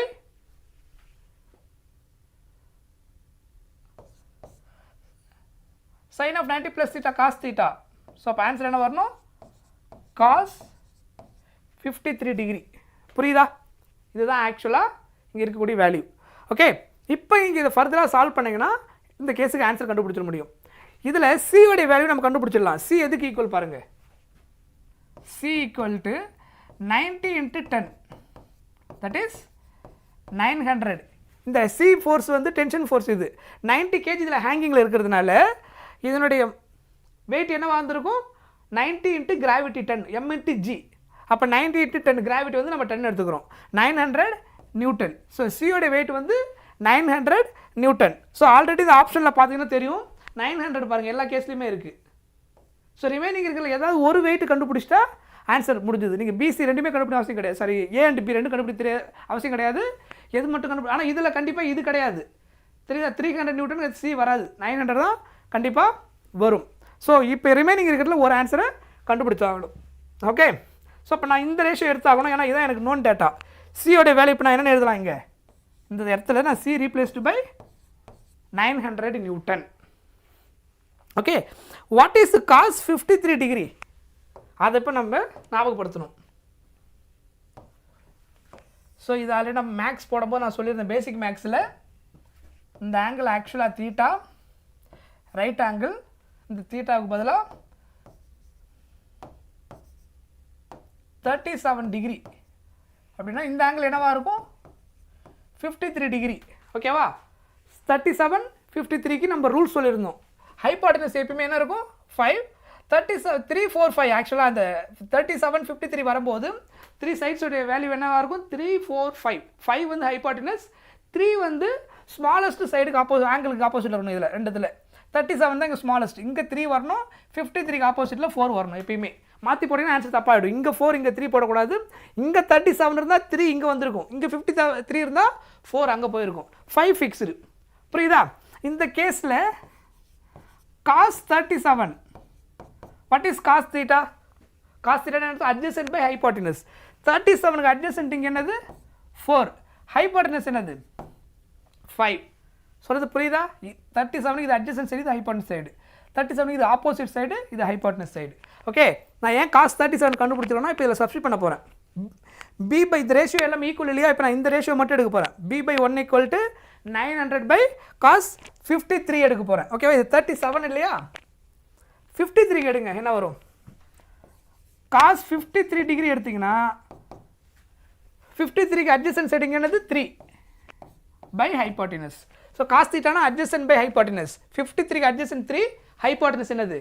5. புரிஞ்சுதா? இப்போ அந்த கேஸ் அந்த ரேஷியோ எடுங்க. b by 1 equal to 900 by cos 53 degree. இதான் எனக்கு கிடைச்சதுக்கு இந்த கேஸில். கரெக்ட்? இந்த ரேஷியோ மட்டும் எடுக்கிறேன், b கண்டுபிடிக்க போகிறேன். இந்த எல்லா ரேஷியோ ஈக்குவல். எதை எடுத்தால் எனக்கு ஃபஸ்ட்டு இன்னொன்று அன்னோன் கிடைக்க முடியுமோ அந்த ரேஷியோ தான் நான் ஃபஸ்ட்டு எடுக்க போகிறேன். சரியா? சப்ஸ்டிட் பண்ணுங்க பார்ப்போம். 900 cos 53 வந்து 3 பை 5. சொல்கிறது புரியுதா? cos 53 வேல்யூ என்னது? 3 பை 5. b பை 1 வந்து இங்கே b. இப்போ இதை சிம்பிளிஃபை பண்ணிங்கன்னா 900 3 பை 5 எப்படி எழுதலாம்?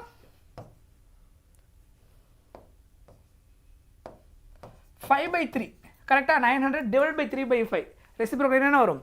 5 பை 3. இதை சிம்பிளிஃபை பண்ணிங்கன்னா 3 × 3 9 300 ஆகிடும்.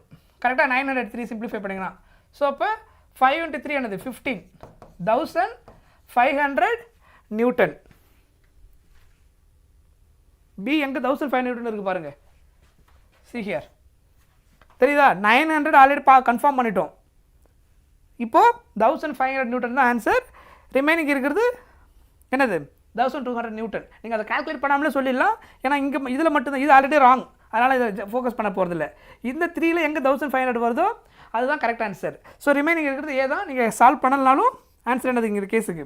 இதுதான். நீங்கள் ஏ கால்குலேட் பண்ணனாலும் கால்குலேட் பண்ண ஆன்சர் வரும். ஏ எப்படி கால்குலேட் பண்ணுவீங்க? இப்போ எனக்கு பியோட வேல்யூ தெரிஞ்சிச்சு இல்லையா? ஏ பை cos 37 வேல்யூவை இதில் சப்ஸ்டிட் பண்ணிங்கன்னா 37க்கு பதிலாக 4 பை 5 அப்படின்னு சப்ஸ்டிட் பண்ணி சால்வ் பண்ணால் உங்களுக்கு ஆன்சர் என்ன கிடைக்கும்? 1200 நியூட்டன் கிடைக்கும்.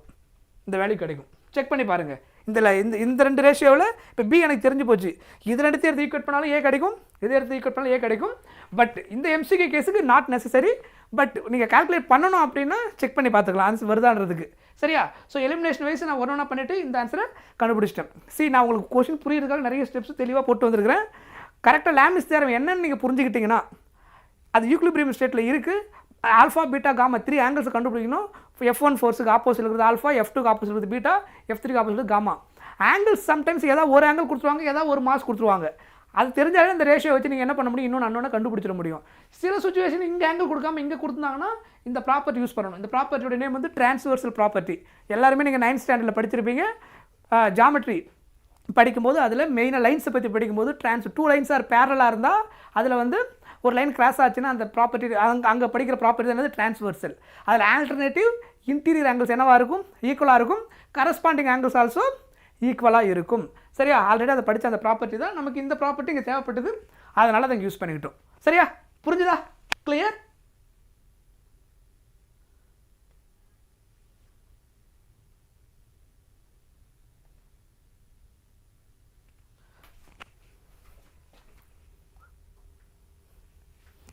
Right, next question. இது ரொம்ப சிம்பிளாக தான் இருக்கும், அதே லாமிஸ் தேரம் தான்.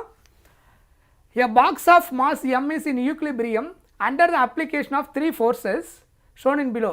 ஓகே, எங்கள் கொஸ்டினில் அவங்கள ஸ்டேட்மெண்ட் ஸ்டார்டிங்கில் சொல்லிட்டாங்க ஈக்குலிபிரியமில் இருக்குது அப்படின்னு சொல்லிட்டாங்க. F1 F2 F3 இதில் இந்த 2 ஆங்கிள்ஸ் மட்டும் கொடுத்துட்டாங்க. ஹரிசாண்டல் ஆக்சிஸ் கூட இது எவ்வளோ ஆங்கிள் இருக்குது, இது என்ன ஆங்கிள் இருக்குது அப்படின்னு சொல்லி கொடுத்துருக்காங்க. கரெக்டாக? அப்போது கண்டிப்பாக இப்போ இது என்ன எனக்கு தெரியும், 90 டிகிரி. அப்போ இந்த ஆங்கிள் என்ன ஆகிடும், 90 டிகிரி. இந்த ஆங்கிள் என்னவாக இருக்கும், இந்த ஆங்கிள் என்னவாக இருக்கும் சொல்ல முடியுமா? ஏம்மா இது ஸ்ட்ரைட் லைன், ஆக்சுவலாக நமக்கு தெரியலையா, இது ஸ்ட்ரைட் லைன். ஒரு ஸ்ட்ரைட் லைனுடைய டோட்டல் ஆங்கிள் எதுக்கு ஈக்குவல், 180 டிகிரிக்கு ஈக்குவல். இது 60, இது 30னா 180 minus 60 minus 30, 60 + 30 90. Total angle 180. 180ல் 90 subtract பண்ணிட்டா ரிமைனிங் இந்த ஆங்கிள் என்னவாக இருக்கும், எதுக்கு ஈக்குவலாக இருக்கும், 90 டிகிரிக்கு ஈக்குவலாக இருக்கும். இப்போ ஆட் பண்ணிங்கன்னா 60 + 30 90, 90 + 90 180. பிகாஸ் ஆஃப் ஸ்ட்ரைட் லைனுடைய டோட்டல் ஆங்கிள் 180 டிகிரி. அது மைண்டில் இருந்தாலே போதும். இப்போ நீங்கள் எல்லா ஆங்கிளும் எழுத முடியும். இப்போ இது எது ஆல்ஃபான்னு சொல்ல முடியுமா, F1. F1க்கு ஆப்போசிட் இருக்கிறதா என்னது, ஆல்ஃபா. ஆனால் ஆல்ஃபா வந்து நாட் ஈக்குவல் டு 90. ஆல்ஃபான்னு என்ன அர்த்தம், அந்த ஆங்கிள் நான் எப்படி கண்டுபிடிக்க சொல்லியிருந்தேன், எந்த ஃபஸ்ட்டு ஃபோர்ஸ் எந்த ஃபோர்ஸ் எடுக்கணும். இப்போ இது F1 எடுக்கிறீங்கன்னா ரிமைனிங் இருக்கிற 2 ஃபோர்ஸுக்கு பிட்வீனில் ஃபார்ம் ஆகிற ஆங்கிள் தான் என்னது, ஆல்ஃபா. புரியுதா? Not 90 degrees alpha. எந்த ஃபோர்ஸ் எடுக்க போகிறீங்க அதுக்கு ஆப்போசிட்டில் ரிமைனிங் இருக்கக்கூடிய 2 ஃபோர்ஸுக்கு பிட்வீனில் ஒரு ஆங்கிள் ஃபார்ம் ஆகும். That is called alpha. First ஃபோர்ஸாக தான். செகண்ட் ஃபோர்ஸ் எடுக்கிறீங்கன்னா ஃபஸ்ட்டு ஃபோர்ஸும் தேர்ட் ஃபோர்ஸுக்கு நடுவில் எவ்வளோ ஃபோர்ஸ் ஃபார்ம் ஆகுது ஆங்கிள், அதுதான் என்னது, பீட்டா. புரிஞ்சுதா? அப்போ இதை ரெண்டுத்தையும் ஆட் பண்ணிங்கன்னா 90 + 60 என்ன வரும், 150 டிகிரி. ஆல்ஃபா எதுக்கு ஈக்குவல், 150 டிகிரி. அடுத்தது வாங்க F2. இதானே F2. F2க்கு ஆப்போசிட்டில் ரிமைனிங் 2 ஃபோர்ஸ் இதுதான். இந்த ஆங்கிள்ஸ் தான் என்னது, இப்போ எதுக்கு ஈக்குவல், பீட்டாவுக்கு ஈக்குவல். ஏன்னா இந்த ஃபோர்ஸுக்கு ரிமைனிங் 2 ஃபோர்ஸ் ஆப்போசிட்டில் F2 கண்டுபிடிக்க போகிறோம். F2 பை பீட்டான்றது அதர் 2 ஃபோர்ஸுக்கு பிட்வீனில் இருக்க ஆங்கிள்ஸ். ஸோ 90 + 60 என்ன வரும், 120 degree. This is equal to beta. சொல்கிறது புரியுதா? ஃபஸ்ட்டு என்னென்ன ஆங்கிள்ஸ் பாசிபிளாக அதை எழுதிட்டேன். அதுக்கப்புறம் லாமிஸ் தேரமுக்கு தேவையான மாதிரி இப்போ கன்வெர்ட் பண்ணுறேன். காமான்றது என்னது, F3க்கு கால்குலேட் பண்ணும்போது அதர் 2 ஃபோர்ஸுக்கு பிட்வீனில் இருக்கிற ஆங்கிள், F2க்கும் F1க்கும் நடுவில் இருக்கிற ஆங்கிள். ஸோ இது டைரெக்டாக பீட்டான்னு வந்துடும். ஏன்னா F2க்கும் F1க்கும் இருக்கக்கூடிய ஆங்கிள்ஸ் இது மட்டும்தான். That is gamma. Okay, not beta. So இப்போ ஆல்ஃபா தெரிஞ்சு போச்சு, பீட்டா தெரிஞ்சு, காமா தெரிஞ்சு போச்சு. சரியா? அதுக்கப்புறம் என்ன சொல்லிட்டாங்க, F1 10 நியூட்டன் அதையும் கொடுத்துட்டாங்க. இதனுடைய வேல்யூ வந்து 10 நியூட்டன் அப்படின்னு சொல்லி ஒரு க்ளூ கொடுத்துட்டாங்க. ஓகே, ரிமைனிங் என்ன கேட்டிருக்காங்க அப்படின்னா கொஸ்டின் அவங்க என்ன கேட்டிருக்காங்க, F3 மட்டும் என்னவாக இருக்கும்னு கேட்டிருக்காங்க. இந்த கேஸில் F3 உடைய ஃபோர்ஸ் என்னவாக இருக்கும். அப்போது லாமிஸ் தேரம் யூஸ் பண்ணிங்கன்னா என்ன வரும் பாருங்க, லாமிஸ் தேரம் அப்ளை பண்ணோம்னா நமக்கு ஃபார்முலா என்னது, F1 by sin alpha equal to F2 by sin beta equal to F3 by sin gamma. Correct? F1 by sin alpha இங்கே என்னது, 150 degree, sin 150 degree. F2 by இதில் F1 உடைய value கொடுத்துட்டாங்க. அப்போ நம்ம ரீப்ளேஸ் பண்ணிக்கலாம். F1 என்ன கொடுத்தாங்க கொஸ்டினில், 10 நியூட்டன் பை ஆல்ஃபா வந்து 150. F2 தெரியாது, பீட்டா என்ன கண்டுபிடிச்சிருக்கிறோம், 120 டிகிரி, sin 120 டிகிரி. F3 தான் கொஸ்டின் கண்டுபிடிக்கணும். அதனுடைய ஆங்கிள் காமா என்ன வந்திருக்கு, 90 டிகிரி. புரியுதா என்ன பண்ணியிருக்கிறேன்னு, புரியுதா? Force by sine alpha, sine beta, sine gamma இந்த லாமிஸ் தேரமில் அப்ளை பண்ணியிருக்கிறேன். ஸோ எல்லா ஆங்கிள்ஸும் கண்டுபிடிச்சதுக்கப்புறம் நான் அப்ளை பண்ணியிருக்கிறேன். இப்போ எனக்கு கொஸ்டின் வந்து F3 தான் ஃபைண்ட் அவுட் பண்ணணும். அப்போ இந்த 2 ரேஷியோ மட்டும் நான் என்ன பண்ணியிருக்கிறேன், கம்பேரிசனுக்கு எடுக்க போகிறேன். ஏன்னா அதான் F3 தான் எனக்கு தேவையானது. இது எனக்கு நோன் டேட்டா. இதில் தான் ஃபோர்ஸ் 10 நியூட்டன் இருக்குது. இந்த 2 ஈக்குவேஷனை சால்வ் பண்ணால் அதில் நான் என்ன பண்ண முடியும், F3 கண்டுபிடிச்சிட முடியும். ஸோ அதனால் என்ன பண்ணுறேன்னா அதை மட்டும் எடுக்கிறேன். 10 by sin 150 equal to F3 by sin 90 degree. So ratio எல்லாமே ஈக்குவல் தான். நமக்கு என்ன தேவையோ அதை மட்டும் ஈக்குவேட் பண்ணிக்கிறோம். ஏன்னா இதில் 10 known data, sin 90 value 1, F3 தான் ஃபைண்ட் அவுட் பண்ணணும். அதனால தான் இந்த ரேஷியோ எடுத்துருக்கிறேன். இப்போ இதை சிம்பிளிஃபை பண்ணுங்க. 10 divided by sin 150 எப்படி கண்டுபிடிப்பீங்க? How to calculate sin 150 degree? 150 எப்படி எழுதலாம்? sin of 90 plus 16 எழுதலாமா? sin 90 plus 60 என்னது 150. So 90 plus theta format கொண்டு வர 90 plus 6 தான் 150. So 150 we can write 90 plus 60 f3 divided by sin 90 ஓட வேல்யூ 1. ஓகே, ஸோ அப்போ சிம்பிளிஃபை பண்ணிங்கன்னா sin of 90 plus theta cos theta cos 60 f3 by 1 எதுக்கு equal? f3க்கு equal. புரிஞ்சுதா? அப்போது இதிலிருந்து சிம்பிளிஃபை பண்ணிங்கன்னா f3 equal to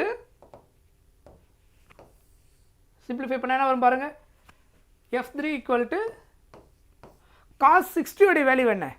table trigonometric table ஞாபகம் இருக்கா? the value of cos 60 உடைய வேல்யூ 1/2. அப்போ இந்த 2 மேலே போயிடும், 10 into 2 by 1. so answer is 20 Newton. இதான் என்னது? f3 இருக்கா? 20 நியூட்டன் is the answer. புரிஞ்சுதா? ஈஸியாக இருக்கா? Right, next question. நெக்ஸ்ட் என்ன கொடுத்துருக்காங்க?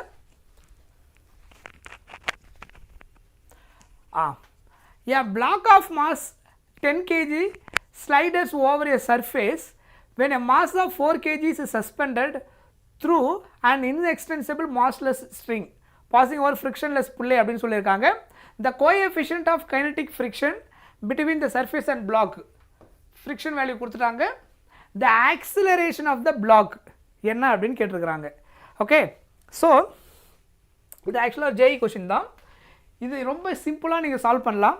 நான் உங்களுக்கு ஒரு ஐடியா கொடுக்குறேன், அதை எப்படி புரிஞ்சுக்கணுன்றதை நான் ஃபஸ்ட்டு உங்களுக்கு சொல்கிறேன். ஏன்னா இது அண்டர்ஸ்டாண்டிங்கை பேஸ் பண்ணி தான் இருக்கும். நீங்கள் ரொம்ப காம்ப்ளிகேட்டடாக எதுவும் போட்டு கன்ஃபியூஸ் பண்ணிக்க தேவையில்லை. ஸோ இங்கே ஒரு மாஸ் இருக்குது, ஓகேவா? அதில் கொடுத்துருக்காங்க இவரோட வெயிட் வந்து 40 kg. ஸோ இங்கே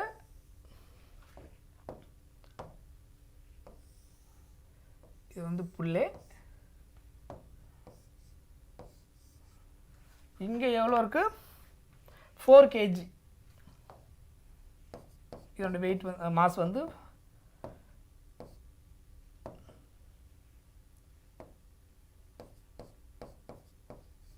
4 kg அப்படின்னு கொடுத்துட்டாங்க. கைனடிக் ஃப்ரிக்ஷனோட வேல்யூ 0.02 அப்படின்னு கொடுத்துருக்குறாங்க. ஓகேவா? இப்போது இந்த கேஸில் கைனடிக் ஃப்ரிக்ஷன் இருக்குன்னா இந்த இடத்துல என்ன நடந்திருக்கு? ஆக்சலரேஷன் இருந்திருக்கு. ஆக்சலரேஷன் எப்படி இருக்கும்? ஆக்சலரேஷன் இருக்குன்னா என்ன அர்த்தம்? அந்த ஆப்ஜெக்ட் ஆக்சுவலாக மூவ் ஆகுது. இந்த புள்ளையில் இதனுடைய வெயிட் வந்து என்ன பண்ணுது? டவுன்வர்டில் ஆக்ட் ஆகும்போது இது கீழே எவ்வளோ இறங்குதோ அந்தளவுக்கு இது என்ன ஆகுது? மூவ் ஆக ஆரம்பிக்குது. இது எந்த அளவுக்கு மூவ் ஆக ஆரம்பிக்குதோ இந்த பக்கம் என்ன ஆக்ட் ஆகும்? ஆப்போசிட் டைரக்ஷனில் கைனடிக் ஃப்ரிக்ஷன் ஆக்ட் ஆகும். சொல்கிறது புரியுதா என்ன நடக்குதுன்னு? இந்த வெயிட்னால இது என்ன ஆகும்? பிடிச்சி எடுக்குது இந்த ஆப்ஜெக்டை, இது டவுன்வர்டில் போகுது, இந்த டைரக்ஷனில் ஆக்சலரேஷன் இப்படி வருது, இந்த டைரக்ஷனில் இப்படி கீழே இறங்குது. ஸோ இப்போ இது இந்த பக்கம் மூவ் ஆகுது. ஃப்ரிக்ஷன் எப்பவுமே ஆப்போசிட்டில் ஆக்ட் ஆகும். ஸோ இங்கே ஸ்டாட்டிக் ஃப்ரிக்ஷன் கிடையாது. ஸ்டாட்டிக் ஃப்ரிக்ஷன் வந்து மூவ் ஆகணும்னு அர்த்தம். கைனடிக் ஃப்ரிக்ஷன்னா ஃப்ரிக்ஷன் ஆக்ட் ஆகுது, அது அப்போஸ் பண்ணிகிட்டே இருக்குது. ஸோ இது இந்த டைரக்ஷனில் ஆக்ட் ஆகுது. இவ்வளோ தான் கொடுத்துருக்குறாங்க.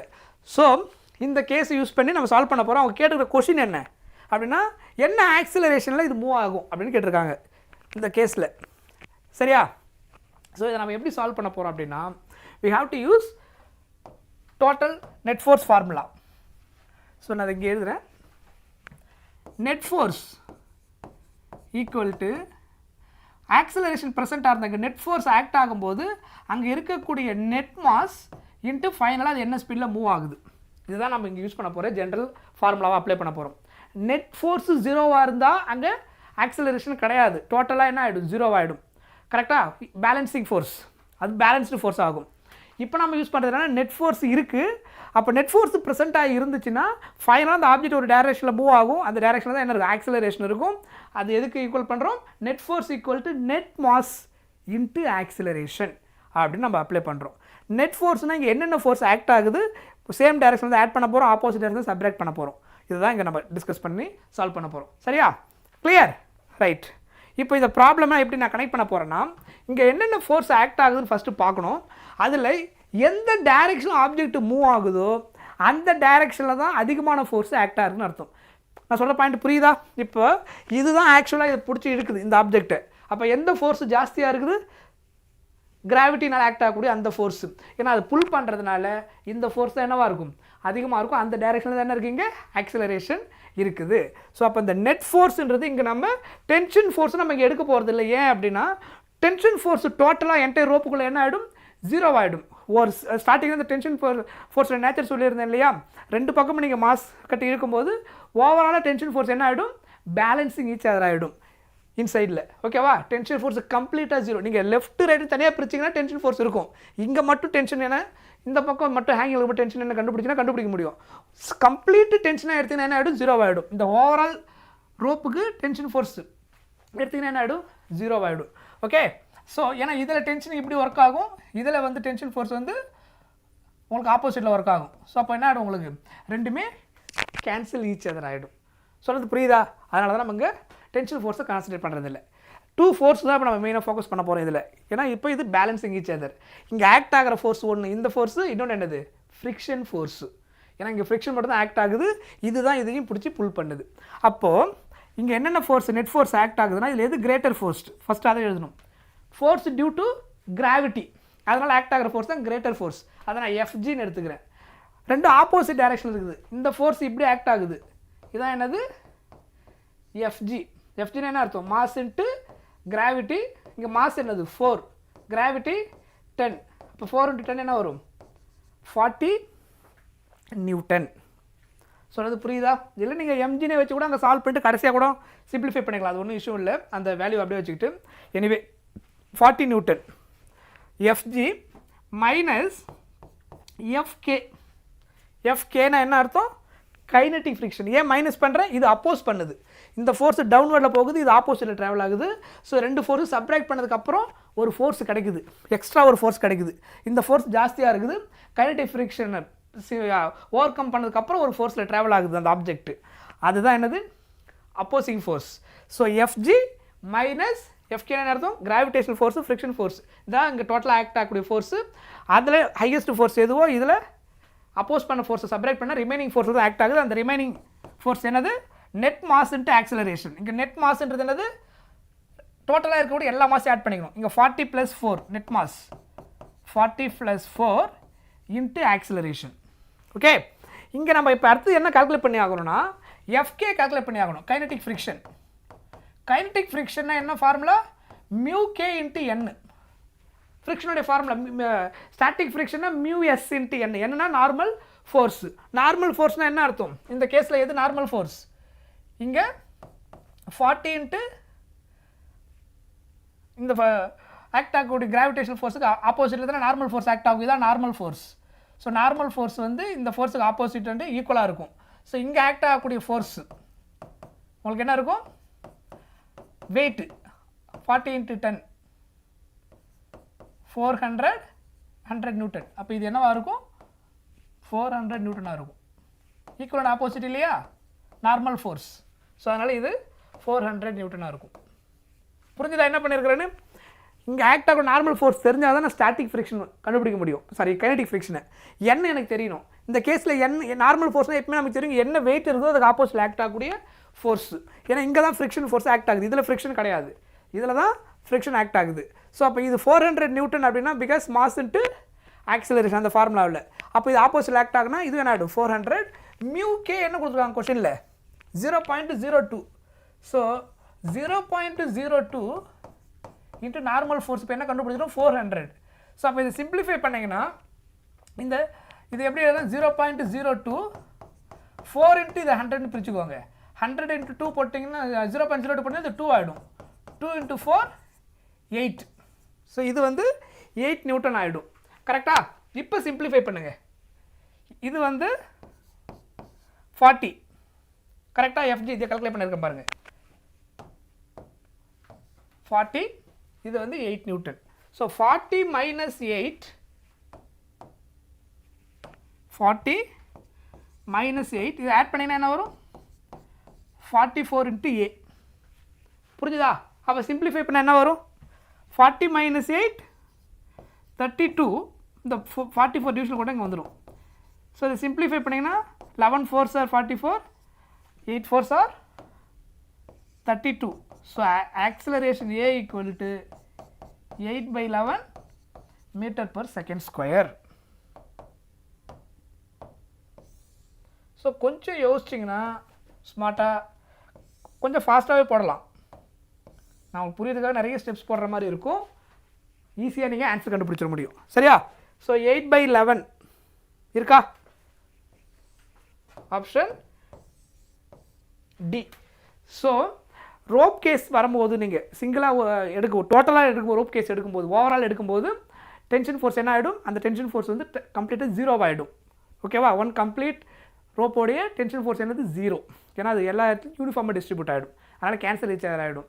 சரியா? ஸோ அப்போ ஃபைனலாக இங்கே நம்ம நெட் ஃபோர்ஸ் கால்குலேட் பண்ணுறோம். Net force equal to net mass into acceleration. அந்த ஆப்ஜெக்ட்டு ஃபைனலாக ஏதோ ஒரு டைரெக்ஷனில் மோஷனில் இருக்குது அப்படின்னா அங்கே ஆக்சிலரேஷன் இருக்குது.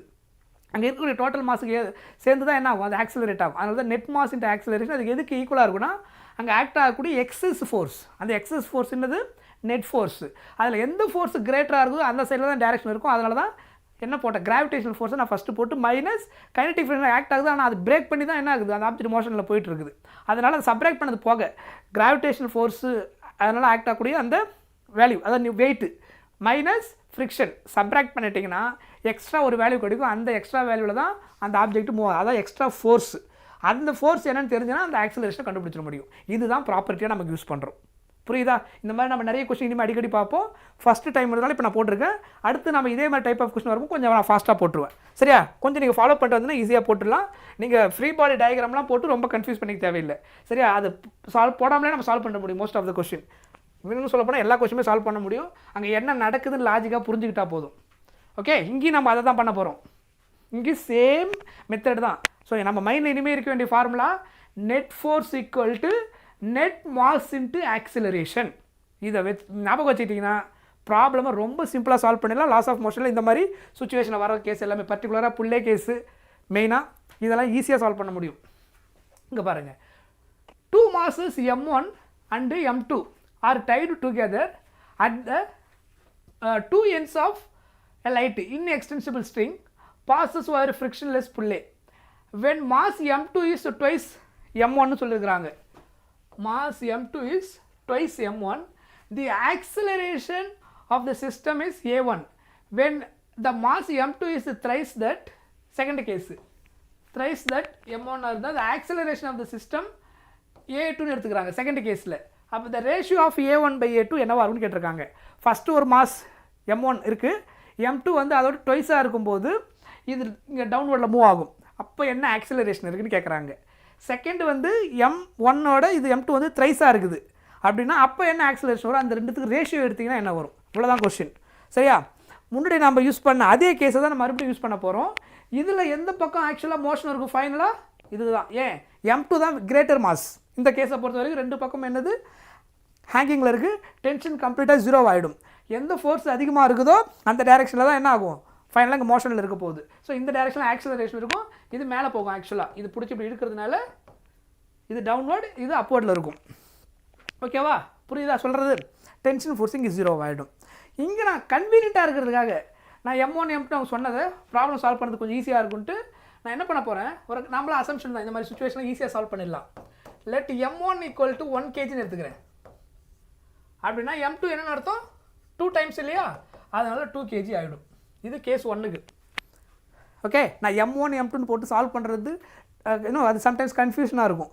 இங்கே M1 அப்புறம் M2 2 times of M1 same meaning only, சிம்பிளாக இருக்கும். மேத்தமெட்டிக்கலாக ஒரே மீனிங் தான். ரேஷியோ எடுக்கும் கேன்சல் ஆகிடும் அந்த காமன் ஃபேக்டர் எல்லாமே. அதெல்லாம் நமக்கு அது பிரச்சனை கிடையாது. ஸோ அசம்ஷனாக எடுத்துக்கிட்டால் ரொம்ப ஈஸி. M1 1 kg எடுத்துக்கிட்டேன்னா M2 வந்து M1 வந்து ட்வைஸ்ன்னு சொல்லிட்டாங்க. அப்போ அது 2 kg ஆகிடும். அதான் அதோட மீனிங் ஃபஸ்ட்டு கேஸில். இப்போ நான் என்ன கண்டுபிடிக்க போகிறேன்? ஃபோர்ஸ். A1 ஃபஸ்ட்டு கண்டுபிடிக்க போகிறேன். ஆக்சிலரேஷன் ஃபார்முலா நான் என்ன கொடுத்துருக்குறேன்? Net force equal to net mass into acceleration. இதுதான் இப்போ கொடுத்துருக்க ஷார்ட்கட்டில் அதான் ஆக்சுவல் மீனிங்கே, அதான் ஃபார்முலாவோட மீனிங்கே. Net force equal to net mass into acceleration. So அது ஈஸியாக சால்வ் பண்ணுறதுக்கு நான் உங்களுக்கு பேட்டர்ன் கொடுத்துருக்குறேன். இங்கே ஃபஸ்ட் நம்ம என்ன கால்குலேட் பண்ணோம்? Net force. நெட் ஃபோர்ஸ்னால் என்ன அர்த்தம், இங்கே ஆக்ட் ஆகக்கூடிய ஃபோர்ஸில் எது கிரேட்டர் ஃபோர்ஸு அதிலிருந்து என்ன பண்ணணும், ஸோ அதோட கம்மியாக இருக்கிற ஃபோர்ஸு சப்ராக்ட் பண்ணணும், ஆப்போசிட் தான் சப்ராக்ட் பண்ணணும், சேம் டைரக்ஷன் தான் ஃபோர்ஸ் என்ன பண்ணிப்போம் ஆட் பண்ணிப்போம். இப்போது இந்த டைரக்ஷனில் தான் ஃபோர்ஸ் இருக்குது, இந்த வெயிட் இருக்குது, இது ஆப்போசிட்டில் இருக்குது.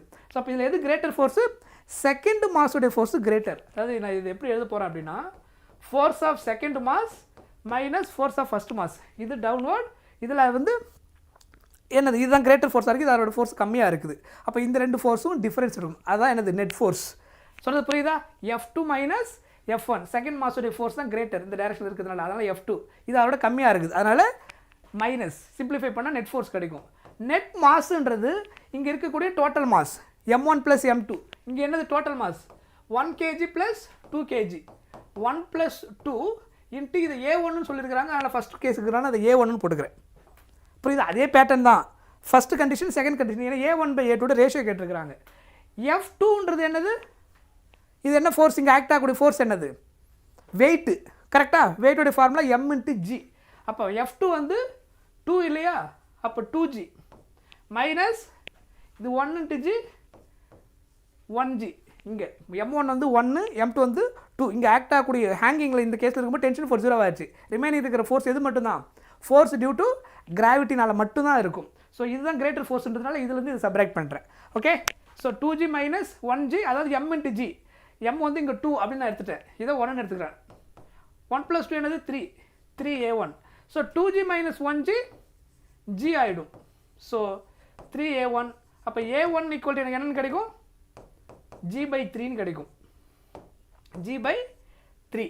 இதுதான் ஆக்சுவலாக A1 வேல்யூ. A2 கால்குலேட் பண்ணுங்க பார்ப்போம், இதே மெத்தடில் A2 கால்குலேட் பண்ணிங்கன்னா A2க்கு என்ன கொடுத்துருக்காங்க கேஸு. ஸோ லெட் அதே மாதிரி கேஸ் M1 = 1 kgன்னு எடுத்துட்டிங்கன்னா M2 என்னென்னு எடுத்துப்பீங்க 3 kg. ஏன் M2 3 kgன்னு எடுக்கிறேன், கொஷின் அவங்க என்ன சொல்லியிருக்காங்க செகண்ட் கேஸில், see the question. செகண்ட் கேஸில் வந்து when the mass M2 is twice, இது ஃபஸ்ட்டு முடிஞ்சுது, இந்த கேஸில் இதே கொடுத்துருக்காங்க பாருங்கள் thrice. M1 செகண்ட் கேஸில் வந்து M2 வந்து thrice ஆஃப் த மாஸாக இருந்ததுனா, ஃபஸ்ட்டு மாஸை விட செகண்ட் மாஸ் 3 times அதிகமாக இருந்திருந்தா அப்போ கிடைக்கிற ஆக்சலரேஷன் என்னவாக இருக்கும், அந்த A1 A2 ரேஷியோ எடுத்தால் என்ன வரும், இதான் கொஷின். புரிஞ்சுதா பேட்டர்ன். இப்போது நமக்கு ஆல்ரெடி அதே formula, net force equal to net mass into acceleration. Net force இங்கே எது 3 × கிராவிட்டி. புரியுதா, இதே கேஸ் தான், அதே புள்ளியே தான், மாஸ் மட்டும் தான் சேஞ்ச் பண்ணியிருக்கிறாங்க. ஸோ சேம் சுச்சுவேஷன், இது கிரேட்டர் ஃபோர்ஸு, இது லெஸர் ஃபோர்ஸு. ஸோ அங்கே மாஸ் வந்து 3 அப்படின்னு நம்ம எடுத்துருக்குறோம், 3 டைம்ஸ்னால 3G மைனஸ் 1G. M1 அதே தான், M2 மட்டும் தான் ரெண்டு கேஸ்லேயும் மாற்றிருக்கிறாங்க. நெட் ஃபோர்ஸ் வந்து 3 + 1, கரெக்டாக ஆர்டர் ஆகுதுன்னா 1 + 3, M1 + M3 × A. போன கேஸில் 1 + 2, ஒரு மாதம் வந்து 1 kg, இன்னொரு மாதம் 2 kg. இங்கே என்ன எடுத்துருக்கிறேன், ஃபர்ஸ்ட் ஒன் 1, இன்னொன்று என்ன சொல்லியிருக்கேன் அவங்க சொன்னதான் எடுத்துருக்கேன் 3 kg. 3 - 1 என்ன ஆகிடும் 2G. இங்கே வந்து ஆக்சலரேஷன் என்ன எடுத்துக்கிறேன் A2ன்னு எடுத்துக்கிறேன். இந்த கேஸ் என்ன எடுத்துருந்தேன் A1ன்னு எடுத்திருந்தேன் இல்லையா, ஏன்னா 2 கேஸ் கொடுத்துருக்குறாங்க, அதனால் ஃபார்முலா அதேவாக இருந்தாலும் ஆக்சலரேஷன் டிஃப்ரென்ஸ் பண்ணி காமிக்கிறதுக்காக A1 A2ன்னு எடுத்துக்கிறோம். ஸோ இங்கே என்ன வரும் 3 + 1 4. ஸோ இதை கேன்சல் பண்ணால் 1 டைம், இது 2 டைம். ஸோ அப்போ A2 ஈக்குவல் டு இந்த 2 இங்கே கொண்டு வந்து என்ன ஆகிடும் டிவிஷனுக்கு வந்துடும் இல்லையா, G/2 அப்படின்னு கிடைக்கும் A2. புரிஞ்சுதா, அவங்க என்ன கேட்டிருக்காங்க கொஷினில் அவங்க கேட்டிருக்கிறது what is the ratio of A1/A2. So A1 என்ன கண்டுபிடிச்சிருக்கிறோம், A1 என்ன கண்டுபிடிச்சிருக்கிறோம் G/3. ஸோ A1 வந்து G/3, A2 என்ன கண்டுபிடிச்சிருக்கிறோம் G/2. அப்போ சிம்பிளிஃபை பண்ணால் இது எப்படி சிம்பிளிஃபை பண்ணுவீங்க, G/3 இன்ட்டு இந்த ரெசிபிரோக்கில் ஏற்றினா 2/G ஆகிடும், கரெக்டா ஞாபகம் இருக்கா இதெல்லாம். இது 1 டைம் கேன்சல் ஆகிடும். இப்போ 1 × 2 2/3. So the ratio of A1/A2 என்னவா இருக்கும், இங்கே இந்த கேஸுக்கு 2/3. ஸோ 2/3 இருக்கா பாருங்க, 2/3 இஸ் த ஆன்சர். புரியுதா நான் என்ன பண்ணியிருக்கிறேன்னு, ஒரே டைப் தான் இனிமேல் யூஸ் பண்ணுறேன். Net force equal to net mass into acceleration. அதில் எந்த ஃபோர்ஸு கிரேட்டராக இருக்குது, எந்த ஃபோர்ஸு கம்மியாக இருக்குது, அந்த ஃபோர்ஸுக்கான ஃபார்முலா என்ன? அதாவது இங்கே வெயிட் வரதுனால m இன்ட்டு g, இவ்வளோ தான் ஃபார்முலா. அதுக்கப்புறம் நெட் மாஸ் எடுத்து அங்கே இருக்கக்கூடிய டோட்டல் மாஸ் இன்ட்டு ஆக்சிலரேஷன். இதுக்கப்புறம் நார்மலாக ஈக்குவேஷனை சால்வ் பண்ணால் ஆன்சர் கிடச்சிரும். புரிஞ்சுதா? ஈஸியாக இருக்கா? S. Next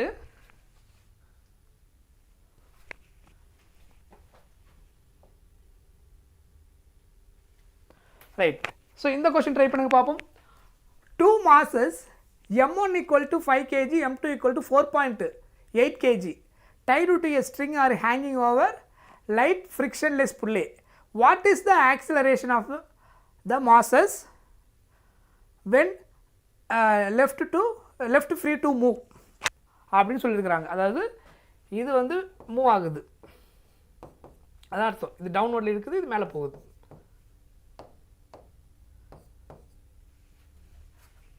okay, m1 wait கொடுத்துட்டாங்க, ஒன்று 5 kg, இன்னொன்று 4.8 kg. ஸோ இப்போ இந்த கேஸில் இதை சால்வ் பண்ணதுக்கப்புறம் என்ன ஆன்சர் வரும் அப்படின்றது தான் கொஸ்டின்.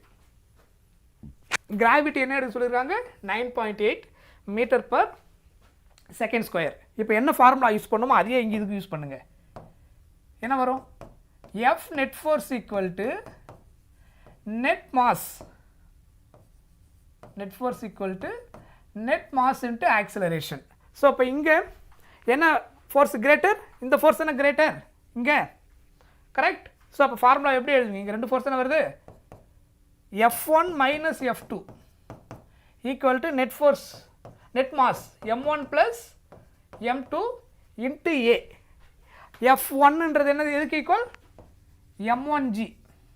F2 வந்து m2g into m1 plus m2 into a. So substitute பண்ணுங்க. இப்போ இதில் எதை காமனாக எடுத்துக்கலாம்? நம்ம ஜியை காமனாக எடுத்துக்கலாமா? இல்லை அப்படியே சப்ஸ்டிட் பண்ணாலும் ஓகே தான். m1 minus m2 into G equal to m1. இதுதான் ஆக்சுவலாக ஃபார்முலாவாக கொடுத்துருப்பாங்க. நீங்கள் இதெல்லாம் பார்த்தீங்கன்னா சில டெக்ஸ்ட் புக்கெலாம் பார்த்தீங்கன்னா இதை டெரைவ் பண்ணி ஃபைனல் ஃபார்முலா கொடுத்துருப்பாங்க. டெரைவ் பண்ணாலும் ஓகே தான், இல்லை டேரெக்டாக போடலாம், அதே மீனிங் தான். So m1 minus m2 5 minus 4.8 value substitute பண்ணுங்கள். 5 minus 4.8 இன்ட்டு ஜி வந்து 10. இங்கே 5 plus 4.8, ஜி வந்து 10 போடாதீங்க, 9.8 போடுங்க. ஏன்னா கொஸ்டினில் அவங்க 9.8 கொடுத்துருக்காங்க. அப்படி கொடுத்துருக்காங்கன்னா அங்கே கேன்சல் ஆகும்னு அர்த்தம். அது அதுக்காக தான் அந்த மாதிரி கொடுக்குறது.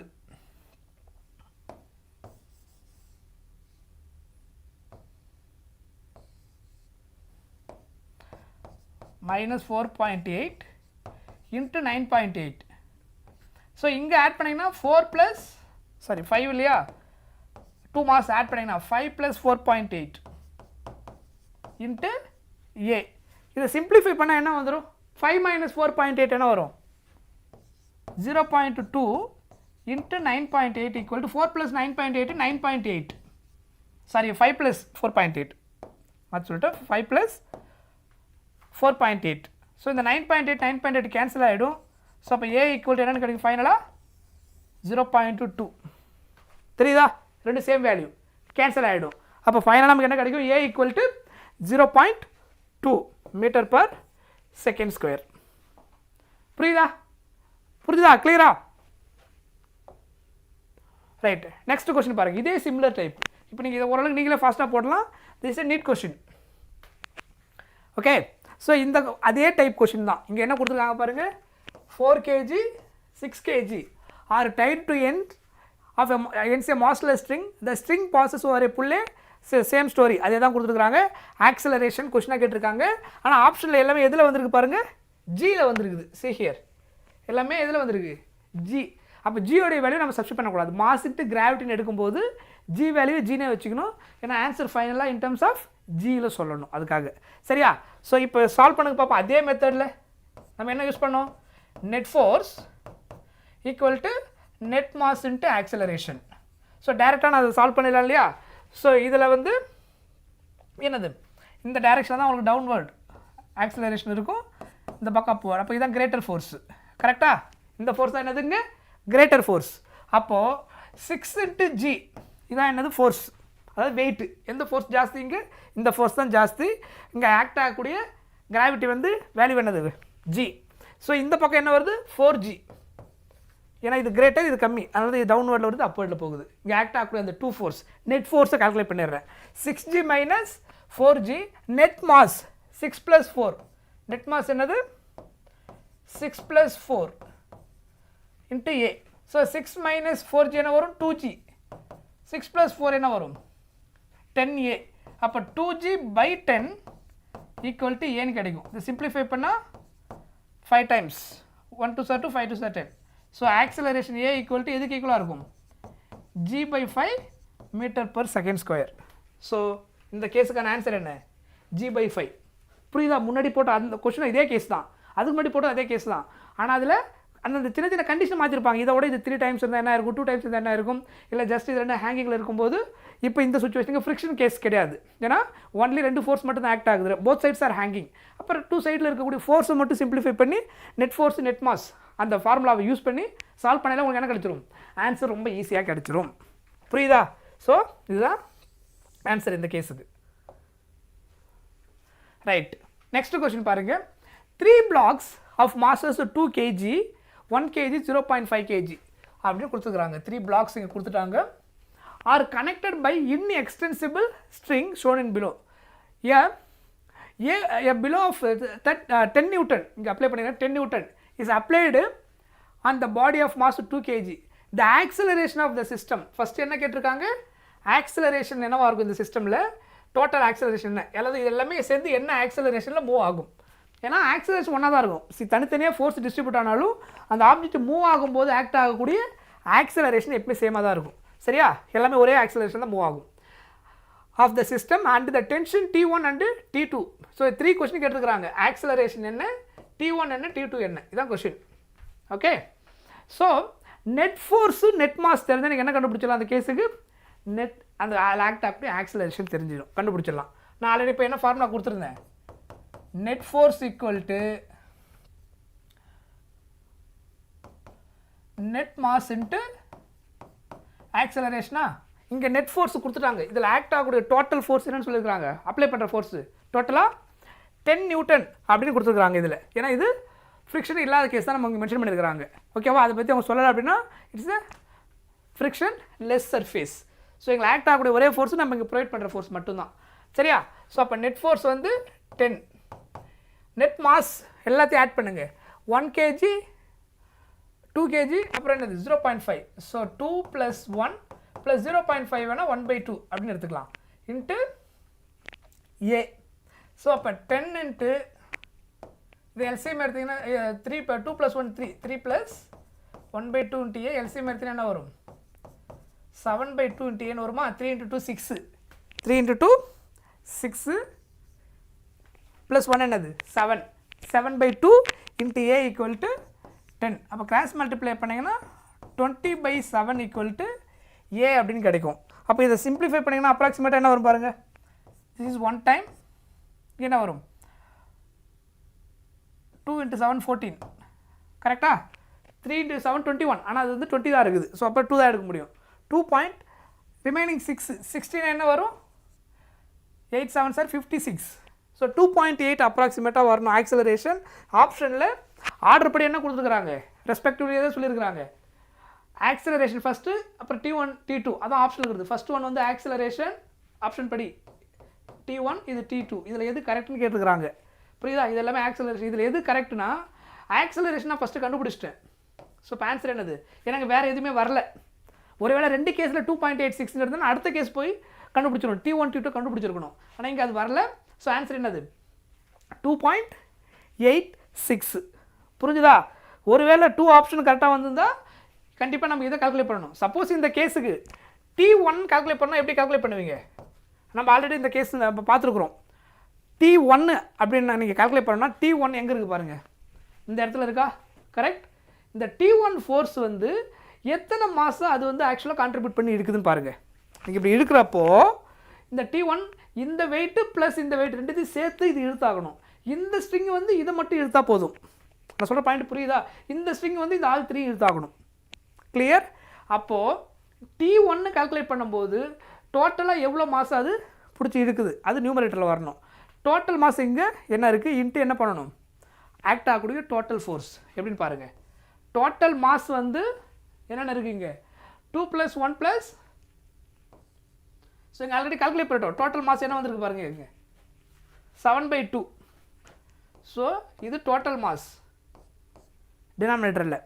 நியூமரேட்டர் என்ன எழுதணும் எத்தனை மாதம் மட்டும் இது பிடிச்சி எடுக்குது என்ன இது வந்து என்னன்னு சொல்லிட்டாங்க ஆர்டர் படி பார்த்தீங்கன்னா 2 kg 1 kg ரெஸ்பெக்டிவ்லி 10 நியூட்டன் சொல்லியிருக்காங்க இல்லையா. அதே கொடுத்துருக்காங்க டயக்ராமில். சாரி இது 2 kg இது 1 kg இது 0.5 kg. அப்போ இது ரெண்டுத்தையும் சேர்த்து இந்த T1 இருக்கிறதுனால 1 + 0.5 என்ன வரணும் 1.5 அப்படின்னு கிடைக்கும். சரியா? ஸோ இதையே கூட நீங்கள் இப்படி எழுதிக்கோங்க. 7/2 என்ன எடுத்துக்கலாம் 3.5 எழுதலாமா 7/2 கரெக்ட். அப்போ இது என்ன வரும் 1 + 0.5 1.5 இன்ட்டு டோட்டல் ஃபோர்ஸ் எவ்வளோ 10 நியூட்டன். இதை சால்வ் பண்ணிங்கன்னா அப்ராக்சிமேட்டாக 4.2ன்னு கிடைக்கும். சரியா? இந்த ரெண்டு கேன்சல் ஆகிடும் டெசிமல் வேல்யூ 15/35. இது ஆக்சுவலாக இந்த ஸ்டெப்பு தேவையில்லை, அங்கேயே ஆன்சர் முடிஞ்சது. ஒருவேளை அது ரெண்டு கேஸில் ஏ ஈக்குவலாக வந்துருந்தா அடுத்து நீங்கள் என்ன பண்ணியிருக்கணும் அதுக்காக சொல்கிறேன். இது 3 5s are 15 7 5s are 35 30 / 7 வரும். இப்போ இதை சால்வ் பண்ணுங்கள். ஸோ இதை சால்வ் பண்ணிங்கன்னா திஸ் இஸ் 1 டைம் இது என்ன 4 2s are 4 7s are 28 reminder 2 20னா 2 × 4.2 அப்ராக்சிமேட்டாக சி ஹியர். புரியுதா? நான் இங்கே என்ன பண்ணியிருக்கேன்னு தெரியுதா? டினாமினேட்டர் நான் போட்டுக்கிறது என்னது இது வந்து டோட்டல் மாஸ் ஃப்ராக்ஷனை சால்வ் பண்ணதுக்கப்புறம் இந்த ஆன்சர் வரும். அதாவது இந்த 7/2 வேல்யூ இதுதான் டோட்டல் மாஸ். 2 + 1 + 1/2 சிம்பிளிஃபை பண்ண 7/2 7/2 வேல்யூ என்னது 3.5. So total mass. அதுக்கப்புறம் அவங்க T1 மட்டும்தான் கேட்டிருக்கனால T1 எத்தனை மாதம் பிடிச்சி இருக்குது அப்படின்னு பார்த்தீங்கன்னா இந்த 2 மாதம் மட்டும்தான். ஸோ அதை ரெண்டுத்தையும் ஆட் பண்ணி நியூமரேட்டரில் போட்டு இன்ட்டு டோட்டல் ஃபோர்ஸ். அப்போ அந்த டோட்டல் ஃபோர்ஸில் இதில் டிஸ்ட்ரிபியூட் ஆனது போக ரிமைனிங் ஃபோர்ஸு இந்த 2 மாதத்துக்கு ஏற்ற மாதிரி இந்த இடத்துல என்ன ஆகும் டிஸ்ட்ரிபியூட் ஆகிடும். T2 கேட்டிருந்தாங்கன்னா டோட்டல் மாசு அதே 3.5 போட்டிருப்பேன். ஓகேவா? அதை நீங்கள் சால்வ் பண்ணணும், சால்வ் பண்ணி பாருங்கள். T2 = டோட்டல் மாஸ் இங்கே என்னது 3.5. எந்த மாஸ் மட்டும்தான் T2 இருக்குதுங்க இந்த கேஸில் ஒன்லி இந்த மாதம் மட்டும்தான். இந்த மாதம் என்னது 0.5. புரியுதா? ஸோ இதை வந்து 0.5 into total applied force 10 Newton. So 10/10 multiply பண்ணிங்கன்னா 5/35 into 10 1 5s are 5 7 5s are 35 கரெக்டா? ஸோ ஃபைனலாக 1 × 10 10/7 இதை கேன்சல் பண்ண என்ன வரும் இதை கேன்சல் பண்ணிங்கன்னா திஸ் இஸ் 1 டைம் இங்கே 1.17 ஆர் 7 ரிமைண்டர் 3 30 அப்போ என்ன வரும் 4. So approximately 1.4 3 Newton. புரியுதா? முன்னாடி நம்ம கான்டாக்ட் ஃபோர்ஸில் பார்த்தோம் 2 kg அந்த மாதிரி 4 kg 2 kg கான்டாக்டில் இருக்கும்போது அப்போ ரெண்டுத்தில் ஃபோர்ஸ் எப்படி டிஸ்ட்ரிபியூட் ஆகும் என்ன பார்த்தோமோ அதே தான். டோட்டல் மாஸை ஆட் பண்ணிக்கணும். அதுக்கப்புறம் எந்த பர்டிகுலர் இன்னும் இப்போ டென்ஷன் ஃபோர்ஸோ இல்லை கான்டாக்ட் ஃபோர்ஸோ கேட்குறாங்க அப்படின்னா அதுக்கப்புறம் எவ்வளோ மாஸ் இருக்குது அதை ஆட் பண்ணி நியூமரேட்டரில் போட்டு இன்ட்டு அப்ளை பண்ண ஃபோர்ஸு சிம்பிளிஃபை பண்ணிங்கன்னா அந்த பர்டிகுலர் என்ன கான்டாக்ட் ஃபோர்ஸோ இல்லை டென்ஷன் ஃபோர்ஸோ கேட்டாங்கன்னா அதோட வேல்யூ கண்டுபிடிச்சிட முடியும். லைக் இங்கே T1ன்னு பார்த்தோம். என்னுடைய கேஸில் 2 A and B பிட்வீன் எவ்வளோ ஃபோர்ஸ்னு கேட்கலாம் கான்டாக்ட் ஃபோர்ஸ் வரும்போது. இல்லை 4 kg 2 kg பிட்வீன் எவ்வளோ ஃபோர்ஸ் வரலாம். இது எல்லாமே சிமிலர் டைப் ஆஃப் கொஷின். புரியுதா? ஸோ இந்த கொஷினுக்கு ஆக்சலரேஷன் கண்டுபிடிக்கும் போது ஆன்சர் முடிஞ்சு போச்சு. இதெல்லாம் நீங்கள் கண்டுபிடிக்கணும் அவசியம் கிடையாது. ஏன்னா இதெல்லாமே அது கண்டிப்பாக கிடையாது. ஃபஸ்ட் ஒன் எல்லாமே ஆக்சலரேஷன் வேல்யூ. அதனால் நீங்கள் மற்றெல்லாம் கால்குலேட் பண்ண அவசியம் கிடையாது எக்ஸாமில் போடும்போது. பட் நான் எதுக்கு இதை எக்ஸ்பிளைன் பண்ணேன் ஒருவேளை இங்கேயும் 2.86 இன்னொரு கேஸில் 2.86 இருந்தால் 2 ஆப்ஷன் எலிமினேட் பண்ணியிருக்க முடியும் ரிமைனிங் 2 எலிமினேட் பண்ணியிருக்க முடியாது. அப்போ அட்லீஸ்ட் இன்னும் ஒரு வேல்யூ கன்ஃபார்ம் பண்ணி ஆகணும். அந்த மாதிரி சுச்சுவேஷன் வரும்போது ஹவு டு கால்குலேட். ஸோ கான்செப்ட்டும் நமக்கு புரிஞ்ச மாதிரி ஆகிடும். இது நமக்கு அடிஷ்னலாக தேவைப்பட்டால் எப்படி ஒர்க் அவுட் பண்ணுறது நமக்கு தெரிஞ்சிடும். புரிஞ்சுதா? Right. see the next question. இதில் என்ன சொல்லியிருக்காங்க one end of a light string is fixed to a clamp on the ground and the other end passes over a fixed frictionless pulley shown in the figure. It makes an angle 30 degree with the ground அப்படின்னு சொல்லிட்டாங்க. The clamp can tolerate vertical force அப்படின்னு சொல்லி ஒரு word use பண்ணியிருக்கிறாங்க.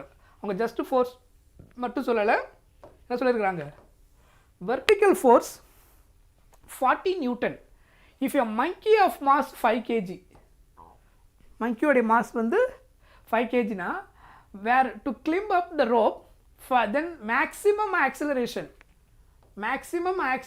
in the upward direction with which it can climb safely அப்படின்னு கேட்டிருக்கிறாங்க. ஓகேவா? So இந்த கேஸில் இன்க்ளைண்டாக போகும்போது வெர்டிக்கல் ஃபோர்ஸ்னால் என்ன அர்த்தம் அப்படின்னா, இங்கே ஃபோர்ஸ் ஆக்சுவலாக இன்க்ளைண்டாக இருக்கிறதுனால இங்கே ஃபோர்ஸ் ரெண்டாக டிவைட் ஆகிடும். ஒன்று அலாங் த எக்ஸ் ஆக்சிஸ், இன்னொன்று என்னது along Y axis. Y axis தான் என்னது வெர்டிக்கல் ஃபோர்ஸ். ஸோ எக்ஸ் ஆக்சிஸோடைய ஃபோர்ஸ் கண்டுபிடிக்கிற ஃபார்முலா இங்கே இருக்கக்கூடிய tension force into cos theta. இந்த பக்கம் என்ன வரும், tension force into sine theta. இதான் வெர்டிக்கல். புரியுதா? எப்பயுமே நீங்கள் இங்கே ஹரிசாண்டலாக இருக்க ஒரு ஆப்ஜெக்ட் இருக்கும்போது இன்க்ளைண்டாக நீங்கள் ஃபோர்ஸ் கொடுத்தீங்கன்னா force X axis Y axis பிரிஞ்சிடும். நம்ம ஸ்டார்டிங்கில் ஒரு டயக்ராமில் பார்த்துருந்தோம். எக்ஸ் ஆக்சிஸில் என்ன இருக்கும், அந்த force into cos theta. Y ஆக்சிஸில் ஃபோர்ஸ் இன்ட்டு சைன் தீட்டா. என்ன ஆங்கிளில் நம்ம இன்க்ளைண்டாக எடுக்கிறோமோ அந்த ஆங்கிள். சரியா? அப்போது இந்த இடத்துல இந்த ஃபோர்ஸ் தான் என்னது வெர்டிக்கல் ஃபோர்ஸ். இதை தான் அவங்க என்னென்னு சொல்லியிருக்கிறாங்க, this is actually vertical force. Y axis ஃபோர்ஸுக்கு பேர் தான் என்னது வெர்டிக்கல் ஃபோர்ஸ். அந்த வேல்யூ கொடுத்துட்டாங்க. எதுக்கு ஈக்குவல் சொல்லியிருக்கிறாங்க, 40 நியூட்டன். அப்போ இங்கே சப்ஸ்டிட் பண்ணிங்கன்னா வெர்டிக்கல் ஃபோர்ஸ் வந்து 40 நியூட்டன் ஈக்குவல் டு அந்த ஃபார்முலா எதுக்கு equal, T into sine theta. So இப்போ டேரெக்டாக இப்படி எழுதிக்கோங்க, T into sine theta equal to 40 newton அப்படின்னு சொல்லிட்டாங்க. ஸோ இதிலிருந்து நம்ம எதை கால்குலேட் பண்ண முடியும், டென்ஷன் ஃபோர்ஸை கால்குலேட் பண்ணிட முடியும். ஓகேவா? அப்போது tension force into sine theta அங்கே என்னது 30 டிகிரி, அதனால் sine 30 equal to 40. So sine 30யோட வேல்யூ என்ன 1/2. கரெக்டா? அப்போ டி என்ன கிடைக்கும், டென்ஷன் ஃபோர்ஸ் இங்கே ஆக்ட் ஆகிற டென்ஷன் ஃபோர்ஸ் என்னது ஆக்சுவலாக 80 நியூட்டன். அப்படின்னு என்ன அர்த்தம், இந்த கேஸில் ஆக்ட் ஆகக்கூடிய டென்ஷன் ஃபோர்ஸ் இருக்கு இல்லையா, அந்த டென்ஷன் ஃபோர்ஸ் வந்து இதுக்கு ஈக்குவல் 80 நியூட்டனுக்கு ஈக்குவல். Got it? ஸோ அவங்க என்ன கேட்டிருக்காங்க கடைசியாக அப்படி ரீட் பண்ணுங்கள். If a monkey of mass 5 kg சொல்லிட்டாங்க. ஸோ அதனுடைய மாஸ் கொடுத்துட்டாங்க. Where climb up the rope the maximum acceleration என்னவாக இருக்கும்னு கேட்டிருக்கிறாங்க. ஸோ அப்போ டென்ஷன் ஃபோர்ஸும் அந்த மங்கி கிளிம்ப் ஆகிற ஃபோர்ஸும் என்னவாக இருக்கணும், ஈக்குவலாக இருக்கிற வரைக்கும் அது பிரேக் ஆகாது. அதுக்கு மேலே போச்சுன்னா என்ன ஆகிடும், பிரேக் ஆகிடும். கரெக்டாக? அதுதான் என்னது மேக்ஸிமம் ஆக்சிலரேஷனாக இருக்க முடியும். அப்போது மேக்ஸிமம் ஆக்சிலரேஷன் டென்ஷன் ஃபோர்ஸும் மாஸ் இன்ட்டு ஆக்சிலரேஷன், அந்த மங்கியோடைய மாஸ் இன்ட்டு அதோட ஆக்சிலரேஷன். ஓகேவா? ஸோ அது ரெண்டையும் நமக்கு ஆட் பண்ணணும். வேறு என்ன டேட்டா அடிஷனலாக கொடுத்துருக்காங்க பாருங்கள். இதில் ஜி கொடுத்துட்டாங்க இல்லையா. ஸோ அப்போ இங்கே 2 ஃபோர்ஸ் ஆக்ட் ஆகும், மாஸ் இன்ட்டு கிராவிட்டி ப்ளஸ் கிளம்ப் பண்ணும்போது என்னென்ன ஃபோர்ஸ் இருக்கும், mass into gravity plus mass into acceleration. இதே மாதிரி கேஸ் நம்ம ஸ்டார்டிங்லேயே பார்த்துருந்தோம். சரியா? என்ன பார்த்துருந்தோம், இப்போ இந்த மங்கி கிளிம்ப் பண்ணும்போது பிடிச்சி இப்படி இருக்குதுன்னா மங்கி மேலே ஒரு முதல்ல வெயிட் ஆக்ட் ஆகும், அதான் ஃபோர்ஸு. அந்த மங்கியோட வெயிட்ன்றது ஃபோர்ஸு, மாஸ் இன்ட்டு கிராவிட்டி. மங்கி கிளிம்ப் பண்ணும்போது இன்னொரு அடிஷ்னலாக ஒரு ஃபோர்ஸ் அதில் ஆக்ட் ஆகுது. அது எவ்வளோ ஆக்சிலரேஷனில் கொடுக்குதோ அந்த ஆக்சிலரேஷனுக்கு ஏற்ற மாதிரி என்ன ஆகும், அந்த ஃபோர்ஸ் ஆக்ட் ஆகும். அந்த ஆக்சிலரேஷனை மேக்ஸிமம் என்னன்னு கேட்டிருக்காங்க. அப்போது இந்த டென்ஷன் ஃபோர்ஸும் இதில் மங்கி கிளிம்ப் ஆகிற 2 ஃபோர்ஸும் ஈக்குவலாக இருக்கிறது என்னது மேக்ஸிமம் கேஸ். இதில் ஏதாவது ஒன்று அதிகமாக இருந்தாலும் சேஞ்ச் ஆகிடும். கரெக்டாக? அப்போது டென்ஷன் ஃபோர்ஸ் மேக்ஸிமம் என்னது இங்கே 80. மாஸ் இது எம் வேணால் காமனாக எடுத்துகிட்டு ஜி இல்லை தனியாக வச்சுக்கோங்க, சால்வ் பண்ணிடலாம். மாஸ் வந்து என்ன கொடுத்துருக்காங்க, இதனுடைய மாஸ் வந்து 5 kg. அப்போ 5 இன்ட்டு கிராவிட்டி 10 ப்ளஸ் ஆக்சிலரேஷன் தெரியாது, அதை கண்டுபிடிக்க போகிறோம். மங்கியோடைய மாஸ் 5. சொல்கிறது புரிஞ்சுதா? ரைட். இப்போ இதை சிம்பிளிஃபை பண்ணிங்கன்னா 50 ப்ளஸ் 5a ப்ளஸ் 50 கூட -50 ஆகிடும். 80 - 50 இங்கே கொண்டு வந்தால் 30 ஆகிடும். ஸோ அப்போ 5 இன்ட்டு a. அப்போ ஆக்சிலரேஷன் ஈக்குவல் டு 30/5. ஸோ அப்போ என்ன ஆகும், 6 5 are 30, 6 m/s² இருக்கா? So option C 6 m/s². That is the answer. புரிஞ்சுதா?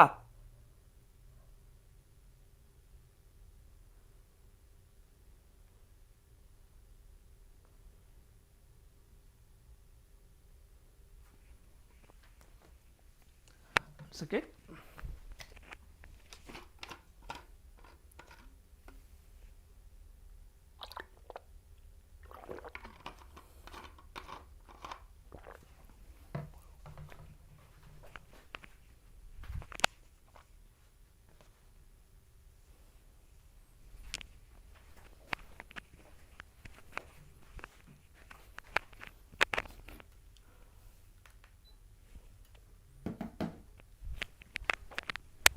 Right.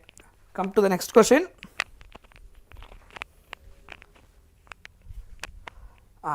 Next என்ன கொடுத்துருக்காங்க பாருங்க. 2 masses A and B of 15 kg and 10 kg are connected with a string passing over a frictionless pulley அப்படின்னு சொல்லியிருக்காங்க. Fix the corner of the table. So அதுக்கப்புறம் இந்த coefficient of the friction between the table கொடுத்துருக்குறாங்க இந்த கேஸில். நான் இங்கே என்னென்ன கொடுத்துருக்காங்க பாருங்கள். இது வந்து 0.4. The minimum mass of C, இதனுடைய மாஸ் கொடுக்கல, அதை கண்டுபிடிக்கணும். மாஸ் நம்ம கால்குலேட் பண்ணணும். Minimum mass of C that can be placed on prevent it from moving is. ஆக்சுவலாக இது வந்து என்ன பண்ணுதுன்னா, இதை பிடிச்சி இருக்குது எது ஏ அப்படின்ற ஆப்ஜெக்ட்டு, இதனுடைய ஃபோர்ஸ் ஜாஸ்தியாக இருக்கிறதுனால இது ஆக்சுவலாக மூவ் ஆகுது, இது அதை பிடிச்சி இருக்குது. ஓகேவா? அவங்க என்ன சொல்ல வராங்கன்னா, இது மேலே நான் இன்னொரு மாஸ் வைக்கிறேன், அந்த மாஸ் வச்சதுக்கப்புறம் இதனுடைய ஃபோர்ஸ் வந்து இன்க்ரீஸ் ஆகும், ஃப்ரிக்ஷன் ஃபோர்ஸ் ஜாஸ்தி ஆகிடும், ஏன்னா நார்மல் ஃபோர்ஸு இன்க்ரீஸ் ஆகிறதுனால. சரியா? அப்படின்னா என்ன மினிமம் ஃபோர்ஸ் நீங்கள் வச்சிங்கன்னா ஃபர்தராக இதால் இதை புல் பண்ண முடியாமல் இருக்க முடியும். மினிமம் நீங்கள் மேக்ஸிமம் எல்லாம் வைக்க முடியும். மினிமம்ன்றது அட்லீஸ்ட் இவ்வளோ ஃபோர்ஸாவது நீங்கள் வச்சிங்கன்னா என்ன நடக்கும், ஃபைனலாக இந்த ஆப்ஜெக்ட் ஃபர்தராக மூவ் ஆகாமல் ஸ்டாப் ஆகிடும். இது பிடிச்சி எவ்வளோ ஃபோர்ஸ் இருக்குதோ அதுக்கு ஈக்குவல் ஆப்போசிட்டில் இந்த ஃபோர்ஸ் ஃப்ரிக்ஷன் ஃபோர்ஸ் ஆக்ட் ஆகி பேலன்ஸ் பண்ணிவிடும். அப்படின்னா அந்த மினிமம் ஃபோர்ஸை எப்படி வைக்கணும், ஸ்டில் அதே ரூல்ஸ் தான் நம்ம அப்ளை பண்ண போகிறோம். என்னது அப்படின்னா, இந்த ஃபோர்ஸ் இருக்குது பாருங்கள், இதுவும் இதில் ஆக்ட் ஆகக்கூடிய ஃப்ரிக்ஷன் ஃபோர்ஸ் என்னவாக இருக்கணும், ஈக்குவலாக இருக்கணும். இதுதான் கண்டிஷன். இது ரெண்டு இதில் ஆக்ட் ஆகக்கூடிய ஃபோர்ஸும் இதுவும் ஈக்குவலாக இருந்தால் என்ன ஆகிடும், நெட் ஃபோர்ஸு 0 ஆகிடும். கரெக்டாக? இப்போது இங்கே ஆக்ட் ஆகக்கூடிய ஃபோர்ஸு என்னது, இதை வந்து எஃப்பி இல்லையா? ஸோ அந்த ஃபோர்ஸ் இங்கே எழுதிக்கோங்க. இங்கே ஆக்ட் ஆகக்கூடிய ஃபோர்ஸ் எதனால், டியூ டு கிராவிட்டினால். கிராவிட்டினால் ஆக்ட் ஆகக்கூடிய ஃபோர்ஸ் என்னது, வெயிட்னு அர்த்தம். Formula mass into gravity. இங்கே மாஸ் என்னது, எம்பி. ஓகேவா? Into gravity G. Clear? Friction ஃபோர்ஸுக்கு ஃபார்முலா நம்ம என்ன படுத்துருக்குறோம், இங்கே ரெஸ்ட்டு ஸ்டாட்டிக் கேட்டிருக்காங்க இல்லையா, அதனால் நீங்கள் எஸ் யூஸ் பண்ணுங்கள், மூவ் ஆகக்கூடாது. Static friction mu S into, so இங்கே ஃப்ரிக்ஷன் காமனாக கொடுத்துட்டாங்க, so that is doesn't matter. ஓகேவா? ஃப்ரிக்ஷன் அது மியூனே நீங்கள் எடுத்துக்க வேண்டியதான். Into N. ஸோ இங்கே எம்பி கொடுத்துருக்காங்களா கொஷினில், ஏ வந்து 15 kgன்னு சொல்லிட்டாங்க, பி வந்து 10 kg. ஸோ அதனால் பி வந்து இங்கே என்ன கொடுத்துருக்காங்க, 10 kg இன்ட்டு கிராவிட்டி 10. புரியுதா நான் என்ன பண்ணுறேன்னு? மியூ எஸ் கொடுத்துட்டாங்க 0.24 coefficient of the friction. Normal force இங்கே எப்படி கண்டுபிடிக்கணும் அப்படின்னா, ஸோ இங்கே நார்மல் ஃபோர்ஸ் உங்களுக்கு எப்படி ஆக்ட் ஆகும், டோட்டலாக இங்கே என்ன ஃபோர்ஸ் இருக்குதோ அது எல்லாம் மாஸ் இருக்குதோ அதான் என்னதுங்க, நார்மல் ஃபோர்ஸ் அங்கே ஆக்ட் ஆகும். So total mass into gravity. So இங்கே என்னென்ன இருக்குது, MA plus m C into gravity. So இங்கே டோட்டலாக எவ்வளோ ஃபோர்ஸ் இருக்கோ அதுக்கு அப்படியே ஆப்போசிட் நமக்கு என்ன ஆகும், நார்மல் ஃபோர்ஸு ஆக்ட் ஆகும். கரெக்டாக? ஸோ சப்ஸ்டிட் பண்ணுங்கள். இதில் அவங்க மாஸ் ஆஃப் த சி தானே கேட்டிருக்கிறாங்க. ஸோ இது 100, 0.24. இங்கே வந்து எம்ஏ என்ன வந்திருக்கு பாருங்கள், 15 ப்ளஸ் எம்சி, கிராவிட்டியோட வேல்யூ என்ன 10. புரியுதா? இல்லை நீங்கள் ஜி வேல்யூ சப்ஸ்டிட் பண்ணாமல் அப்படி வச்சுன்னா ஜி இங்கே கேன்சல் ஆகிடும், நீங்கள் 10 சப்ஸ்டிட் பண்ணாமல் வச்சுருந்தீங்கன்னா. So same meaning only. ஃபைனலாக சிம்பிளிஃபை பண்ண என்ன ஆகும், இந்த இதில் இருக்க ஒரு ஜீரோவும் இந்த ஜீரோவும் கேன்சல் ஆகிடும். 0.4 இங்கே கொண்டு வந்துட்டிங்கன்னா 10/0.4. ஸோ இதுக்கப்புறம் ஃபர்தராக சால்வ் பண்ணணும் இதை. ஸோ நான் இங்கே கண்டினியூ பண்ணுறேன். இது நெக்ஸ்ட் பேஜில் போட்டுக்கலாம் விடுங்க. 10 ஈக்குவல் டு ரிமைனிங் இருக்கிறத ஃபஸ்ட்டு எழுதிடுவோம், கண்டினியூ பண்ணுவோம்.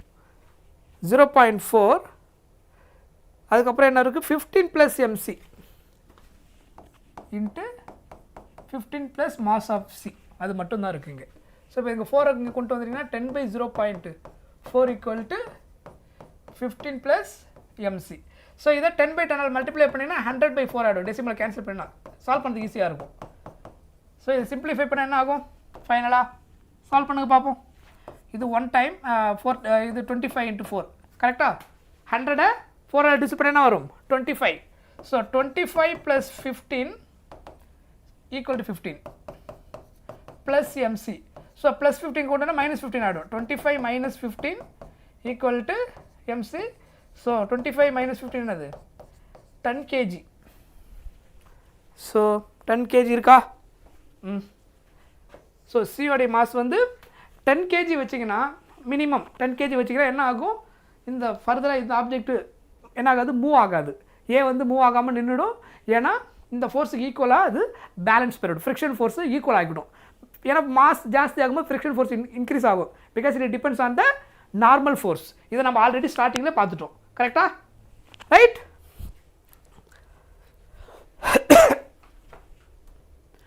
Next question. ஸோ இது அதே டைப்பு தான். பட் ஒரு சைடில் வந்து 2 மாஸ் ஹேங்கிங் பண்ணி வச்சுருக்காங்க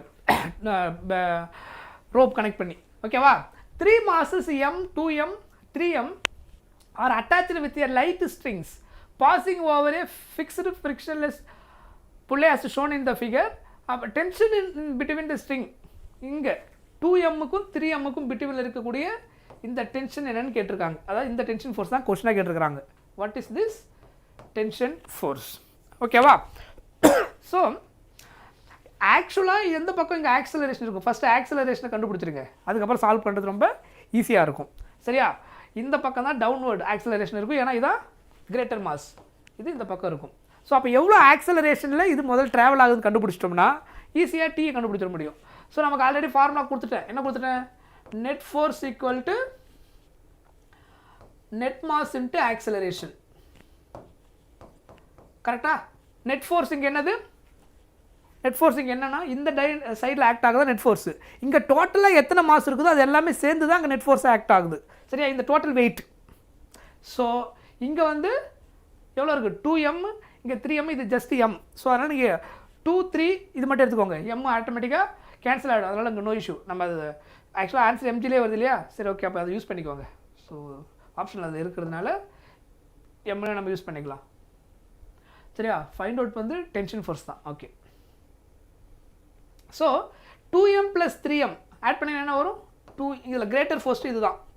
2m + 3m இன்ட்டு கிராவிட்டி. இதுதான் இருக்கக்கூடிய என்னது ஓவரால் கிரேட்டஸ்ட் ஃபோர்ஸ். இந்த சைடு தான். இந்த சைடு ஃபோர்ஸ் கம்மி. இந்த சைடு இருக்கிறது தான் கிரேட்டர் ஃபோர்ஸ். சிங்கிள் மாஸ் இருக்கும்போது சிம்பிளாக அந்த மாஸ் இன்ட்டு கிராவிட்டின்னு போட்டோம். 2, 3 மாஸ் இருந்தால் எல்லாத்தையும் நீங்கள் என்ன பண்ணிக்கணும் சைடில் அப்படி ஆட் பண்ணால் டோட்டல் மாஸ் இன்ட்டு கிராவிட்டி அந்த டைரெக்ஷனில் ஆக்ட் ஆகக்கூடிய டோட்டல் ஃபோர்ஸ் கிடச்சிரும். சரியா? So total mass into gravity இந்த சைடில் தான் டவுன்வர்ட் ஃபோர்ஸ் கிரேட்டர் ஃபோர்ஸ் இருக்குது. மைனஸ் லெஸர் ஃபோர்ஸ் எந்த பக்கம்? அப்போர்டில் போகிற ஃபோர்ஸ் அந்த சைடு இருக்கும். அது வந்து என்னது? m into gravity. Mass into gravity அது 1 டைம் m. அதனால் நெட் ஃபோர்ஸு டோட்டலாக எத்தனை? Sorry, net mass 3m, 2m + m. So 3m + 2m + m net mass into acceleration a. புரியுதா?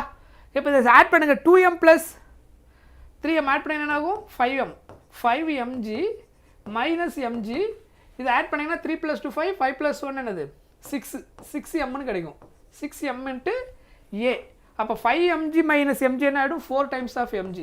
So 4 times of mg = 6m into a. கரெக்டா? So அப்போ இங்கே என்ன ஆகும்? சிம்பிளிஃபை பண்ணிங்கன்னா இந்த m கேன்சல் ஆகிடும். 3 2s are 6, 2 2s are 4. So 2/3 of g தான் என்னது இங்கே? ஆக்சலரேஷன். ஆக்சலரேஷன் என்ன கிடைச்சிருக்கு? 2/3 ஆஃப் த கிராவிட்டி. இந்த கேஸுக்கு அவங்க என்ன கேட்டிருக்கிறாங்க? Tension force. ஸோ அப்போ இந்த டென்ஷன் ஃபோர்ஸும் இதில் இருக்கக்கூடிய கிராவிட்டி என்ன கிடையாது? ஈக்குவல் அண்ட் ஆப்போசிட் கிடையாது. ஏன்? கிராவிட்டி ஃபோர்ஸ் ஜாஸ்தியாக இருக்குது, அதனால தான் டவுன்வர்டில் போகுது. டென்ஷன் ஃபோர்ஸ் அப்போ கம்மியாக இருக்குது. அப்போ இந்த ஃபோர்ஸ்லேருந்து சப்ராக்ட் பண்ணால் அந்த என்ன ஸ்பீடில் போகுதோ அந்த மாஸ் இன்ட்டு ஆக்சலரேஷன் ஈக்குவல்னு அர்த்தம். ஸோ அதோட மீனிங் என்ன அப்படின்னா நாங்கள் சால்வ் பண்ணிடுறாங்க. டென்ஷன் ஃபோர்ஸு இந்த கேஸில் இந்த பர்டிகுலர் பொசிஷனில் வர இந்த மாஸ் வந்து 3m 3mg minus tension force. Okay, 3mg minus tension force equal to 3m into acceleration. என்ன பண்ணுறது தெரியுதா பாருங்கள், இந்த பர்டிகுலர் கேஸுக்கு மட்டும் நெட் ஃபோர்ஸ் அப்ளை பண்ணுறேன். இந்த கேஸில் டவுன்வர்டில் மூவ் ஆகுறதுனால இந்த ஃபோர்ஸு ஜாஸ்தியாக இருக்கும், டென்ஷன் ஃபோர்ஸு கம்மியாக இருக்கும். ஈக்குவலோட ஆப்போசிட்டாக இருந்தால் இது மூவ் ஆகாது. ஸோ அது புரியுதா, டவுன்வர்டில் மூவ் ஆகுது. அப்போ எந்த ஃபோர்ஸ் கிரேட்டர், வெயிட்டும் வந்து கிரேட்டராக இருக்குது. அதான் என்னதுங்க 3mg இதனுடைய வெயிட்டு மைனஸ் டென்ஷன் ஃபோர்ஸ், இது ரெண்டும் சப்ராக்ட் பண்ணது போக ஒரு எக்ஸ்ட்ரா ஃபோர்ஸ் இருக்குது, அதில் தான் என்ன ஆகுது, இது ஃபைனலாக ட்ராவல் ஆகுது. அந்த ஃபோர்ஸ் தான் என்னது 3m into ஆக்சிலரேஷன். புரியுதா, 3m into a net force into அந்த நெட் மாஸ் இன்ட்டு ஆக்சிலரேஷன். அந்த கேஸ் தான் யூஸ் பண்ணுறேன். ஏன்னா இந்த பர்டிகுலர் டென்ஷன் மட்டும் கொஸ்டின் கேட்டிருக்காங்க. ஆக்சிலரேஷன் கேட்டதுனா நம்ம இங்கே ஸ்டாப் பண்ணிருக்கலாம். ஸோ டென்ஷன் ஃபோர்ஸ் தானே கேட்டிருக்காங்க, சப்ஸ்டிட் பண்ணுங்க. இங்கே 3mg இந்த ப்ளஸ் 3m இங்கே வந்து மைனஸ் 3m ஏன்னு வந்துடும். கரெக்டாக ஈக்குவல் டு டென்ஷன் ஆகிடும். ஏவோட வேல்யூ இங்கே என்னது 2/3 of the g. So 3mg minus என்ன வருது பாருங்கள் 3m into ஏவுக்கு பதிலாக என்ன போடணும், என்ன கண்டுபிடிச்சிருக்கிறோம் 2/3 of the gravity. 2/3 of the g equal to t. Solve பண்ணுங்க, இந்த 3 கேன்சல் ஆகிடும். கரெக்டா, அப்போ ரிமைனிங் எது மட்டும்தான் இருக்கும் இங்கே 3mg minus 2mg equal to டீன்னு கிடைக்கும். கரெக்டா, ஈக்குவல் டு டி. அப்போ 3mg மைனஸ் 2mg என்ன வரும், 1 times of mgன்னு கிடைக்கும். ஸோ அப்போ 1 times of mg equal to T வந்திருக்கா. ஸோ ஆப்ஷனில் எங்கே இருக்குது பாருங்கள் 1 times of mg, that is the answer. T is equal to 1 times of mg. Okay.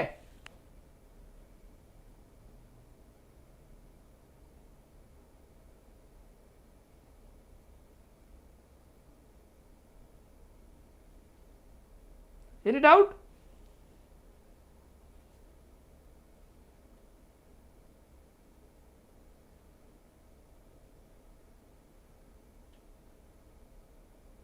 Yes. Okay.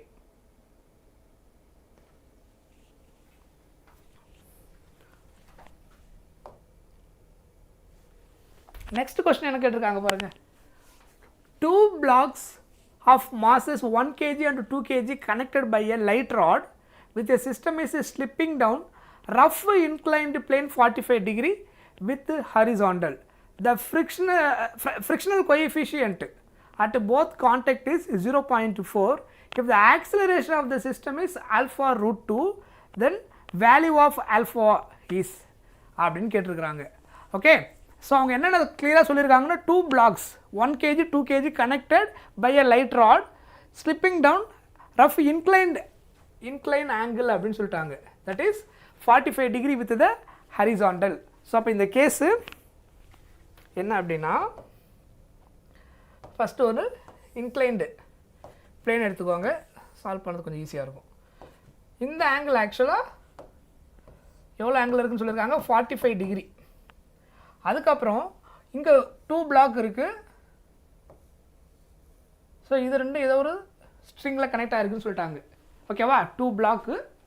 So இது ரெண்டும் ஒரு ஸ்ட்ரிங் கூட கனெக்ட் பண்ணியிருக்கிறாங்க. அதான் சொல்லியிருக்கிறாங்க 1 kg 2 kg connected a light rod slipping down rough inclined plane 45 degree அப்படின்னு சொல்லிட்டாங்க. So இது வந்து 1 kg, இதை வந்து 2 kg அப்படின்னு சொல்லியிருக்கிறாங்க. இந்த ஆங்கிள் 45 டிகிரி.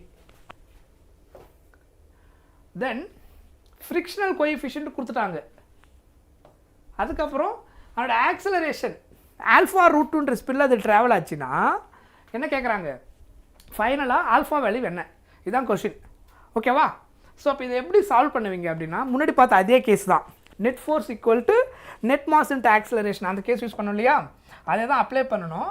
ஆனால் இங்கே ஞாபகம் வச்சுக்கொண்ட முக்கியமான பாயிண்ட் என்ன அப்படின்னா, இந்த கேஸுக்கு இன்க்ளைண்டாக வரும்போது எப்பயுமே அந்த கிராவிடேஷனல்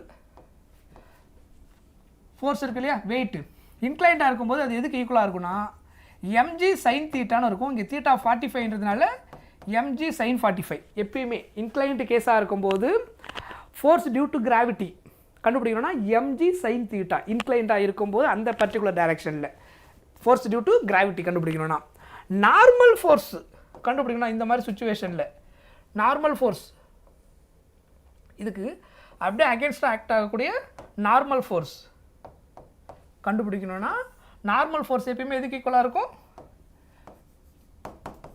mg cos தீட்டாவுக்கு பதிலாக இங்கே 45 cos 45 புரிஞ்சுதா? இது ஞாபகம் வச்சுக்கணும். எப்பயுமே இன்க்ளைண்டாக இருக்கும்போது நார்மல் ஃபோர்ஸ் கண்டுபிடிக்கும் போது நார்மல் ஃபோர்ஸோட formula mg cos theta. Normal ஃபோர்ஸ்னால் இன்க்ளைண்டாக இருக்கும்போது நார்மல் ஃபோர்ஸ்னால் இப்படி பர்பண்டிகுலராக இருக்கும்போது, ஃபாலிங் டைரக்ஷனில் இருக்கும்போது இருக்கக்கூடிய ஃபோர்ஸ் டியூ டு கிராவிட்டி வந்து mg sin தீட்டா. ஓகேவா? இதுக்கு இந்த டைரக்ஷனில் தான் என்ன ஆகுதுன்னு சொல்லியிருக்கிறாங்க, இங்கே ஃப்ரிக்ஷன் ஆக்ட் ஆகுதுன்னு சொல்லியிருக்கிறாங்க. இந்த கேஸில் வந்து ஃப்ரிக்ஷன் இருக்குதுன்னு சொல்லியிருக்கிறாங்க. ஃப்ரிக்ஷன் வந்து அலாங் திஸ் டைரக்ஷனில் இருக்குது. இங்கே ஃப்ரிக்ஷன். ஓகேவா? So some kinetic friction or static friction something.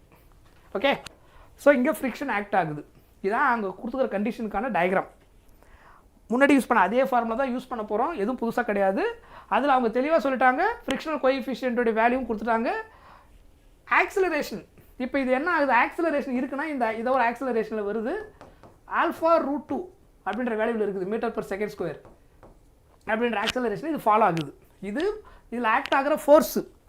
Okay, இது ஃப்ரிக்ஷன் ஃபோர்ஸு. இந்த ரெண்டு ஃபோர்ஸும் பிரேக் பண்ணது போக ஃபைனலாக இந்த ஆப்ஜெக்ட் ஃபைனலாக கீழே ஃபாலோ ஆகிட்டு வருது. அது வரும்போது ஆக்ட் ஆகக்கூடிய ஃபோர்ஸு இருக்கும்போது இருக்கக்கூடிய ஆக்சலரேஷன் α√2. ஸோ முன்னாடி நம்ம என்ன யூஸ் பண்ணமோ சேம் பேட்டர்ன், பட் இந்த normal force force due to gravity மட்டும் சேஞ்ச் ஆகிருக்கும். ஸோ நம்ம என்னென்ன ஃபார்முலா யூஸ் பண்ணோம், net force equal to net mass into acceleration. ஞாபகம் இருக்கா இந்த ஃபார்முலா? திரும்ப அதே தான் யூஸ் பண்ண போகிறோம். இங்கே நெட் ஃபோர்ஸ், இதில் எந்த ஃபோர்ஸு கிரேட்டர், இந்த பக்கம் தான் ஆக்சலரேஷன் இருக்குது, அப்போ இந்த ஃபோர்ஸ் தான் greater. mg sin 45 degree greater, mg sin 45 degree minus எந்த ஃபோர்ஸு ஆப்போஸ் பண்ணுது, ஃப்ரிக்ஷன் ஃபோர்ஸ் ஆப்போசிட்டில் இருக்குது, equal to net mass 1 kg plus 2 kg add பண்ணிங்கன்னா என்ன வரும், 3 kg இன்ட்டு ஆக்சலரேஷனுக்கு பதிலாக என்ன எழுதணும், இங்கே என்ன கொடுத்துருக்காங்க α√2. அவங்க என்ன கேட்டிருக்காங்கன்னா ஆல்ஃபா தான் கொஸ்டினாக கேட்டிருக்கிறாங்க இங்கே. சரியா? இப்போது mgயில் இங்கே ஆக்ட் ஆகக்கூடிய டோட்டல் மாஸ் என்னது 3. ஸோ இங்கே mன்றது டோட்டல் மாஸ், ரெண்டு மாஸும் சேர்ந்து தான் கீழே ஃபால் ஆகுது. So m is nothing but total mass in this case, m1 + m2ன்னு அர்த்தம். இதெல்லாம் சேர்ந்து தான், ரெண்டுமே சேர்ந்து தான் இப்படி ஃபால் ஆகுது. ஸோ ரெண்டு கேஸுமே டோட்டல் மாஸ் தான் எடுக்கணும். ஸோ m வந்து இங்கே 3 × 10 sin 45 டிகிரியோட வேல்யூ 1/√2. சொல்கிறது புரியுதா? மைனஸ் ஃப்ரிக்ஷனுடைய ஃபார்முலா என்ன,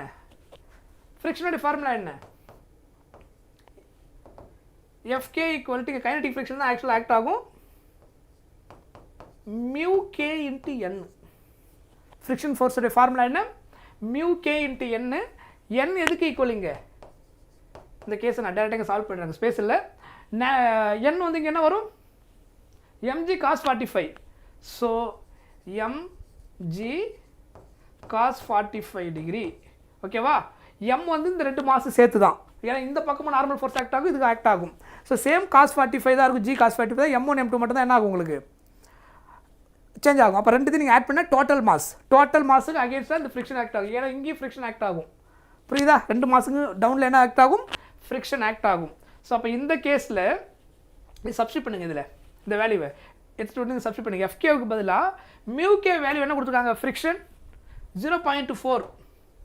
ஸோ 0.24 இன்ட்டு மாஸ் வந்து இங்கே என்னது 3 இன்ட்டு கிராவிட்டி 10. cos 45 வேல்யூ என்னது 1/√2 ஈக்குவல் டு 3α√2.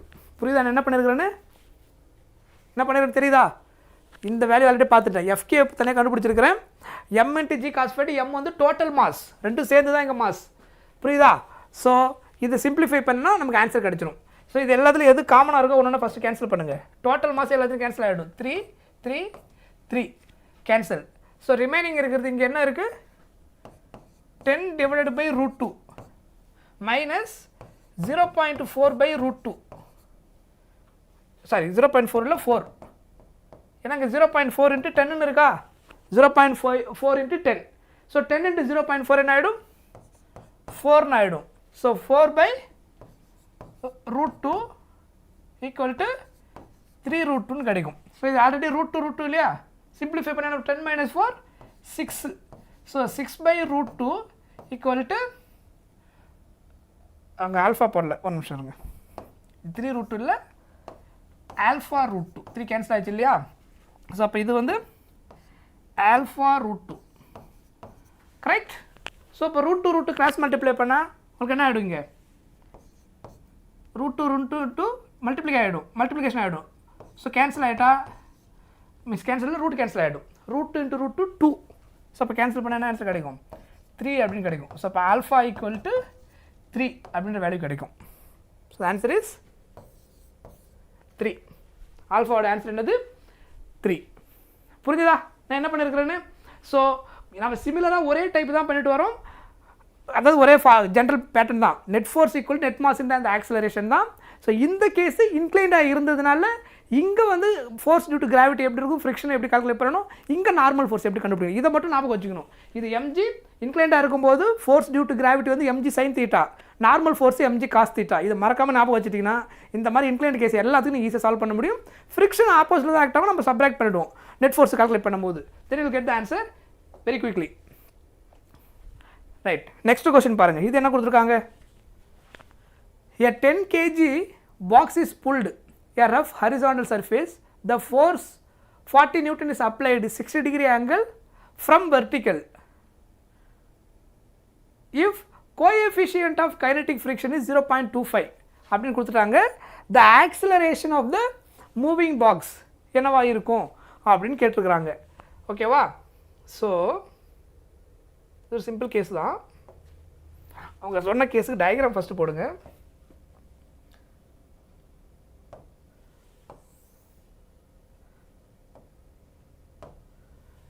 ஸோ இதுதான் ஒரு ஆப்ஜெக்ட் நம்ம இங்கே எடுத்துக்கிறோம், கரெக்டாக. இது அதனுடைய 10 kg பாக்ஸுன்னு சொல்லிட்டாங்க. ஸோ அதை இது வந்து 10 kg, ஸோ இது வந்து 10 kg அப்படின்னு எடுத்துப்போம். இந்த பாக்ஸ் வந்து 10 kg box. 10 kg box is pulled on rough horizontal surface அப்படின்னா ஃப்ரிக்ஷன் ஆக்ட் ஆகிருக்குது. The force 40 Newton is applied 60° angle from the vertical. இந்த வெர்டிக்கல்ன்றது கேர்ஃபுல்லாக நீங்கள் நோட் பண்ணணும். நீங்கள் என்ன பண்ணுறீங்கன்னா 60° வந்து அதை என்ன பண்ணுறீங்களா, ஹரிசாண்டல் இதில் பண்ணிட்டு புல் பண்ணுறீங்க. 60° ஆங்கிளில் புல் பண்ணுறீங்கன்னா என்ன அர்த்தம், அப்போ எப்படி புல் பண்ணியிருப்பீங்க, இந்த மாதிரி புல் பண்ணுறீங்க. ஓகே, இந்த மாதிரி புல் பண்ணுறீங்கன்னா என்ன அர்த்தம், 60° எந்த ஆங்கிள் கூட சொல்லியிருக்காங்க, ஹரிசாண்டல்.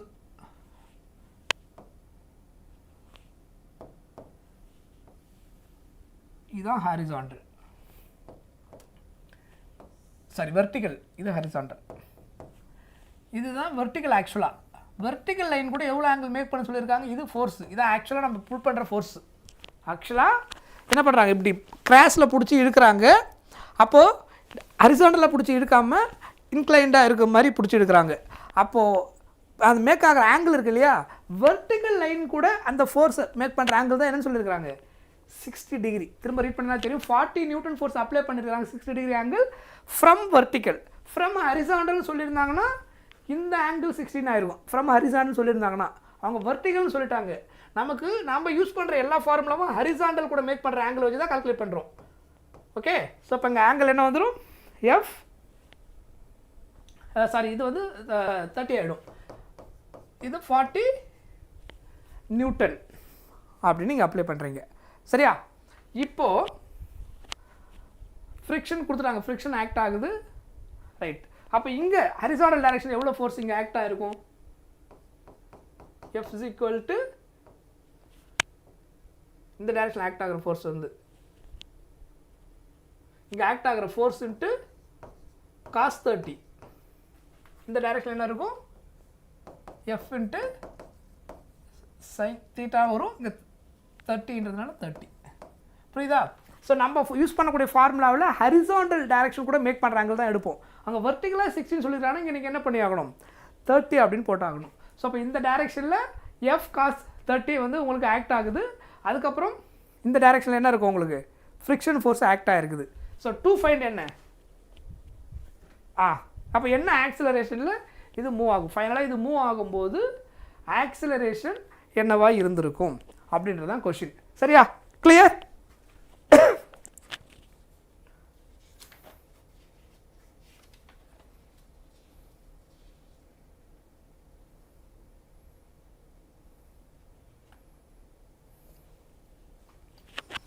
ஓகே, ஸோ சால்வ் பண்ணுங்க.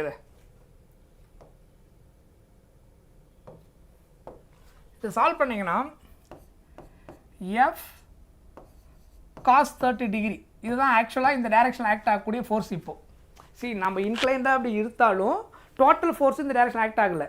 நீங்கள் ஹரிசாண்டலாக இருக்கும்போது தீட்டா 0 டிகிரியாக இருக்கும்போது தான் டோட்டல் ஃபோர்ஸும் அதில் கண்ட்ரிபியூட் ஆகும். அது அலாங் த ஆக்சிஸில் வந்துடும், எக்ஸ் ஆக்சிஸில். இன்க்ளைண்டாக இருக்கும்போது எக்ஸ் ஆக்சிஸில் என்ன ஃபோர்ஸு, ஒய் ஆக்சிஸ் என்ன ஃபோர்ஸும் கண்டுபிடிக்கணும். எக்ஸ் ஆக்சிஸில் resultant force into cos theta, Y ஆக்சிஸில் resultant force into sine theta. இதை எப்பவுமே ஞாபகம் வச்சுக்கோங்க இந்த மாதிரி சுச்சுவேஷனில். ஸோ இங்கே இந்த ஃபோர்ஸ்னால தான் இந்த ஆப்ஜெக்ட் இப்படி மூவ் ஆகுது. So F into cos 30 minus friction இந்த பக்கம் ஆக்ட் ஆகும், கைனடிக் ஃப்ரிக்ஷன்.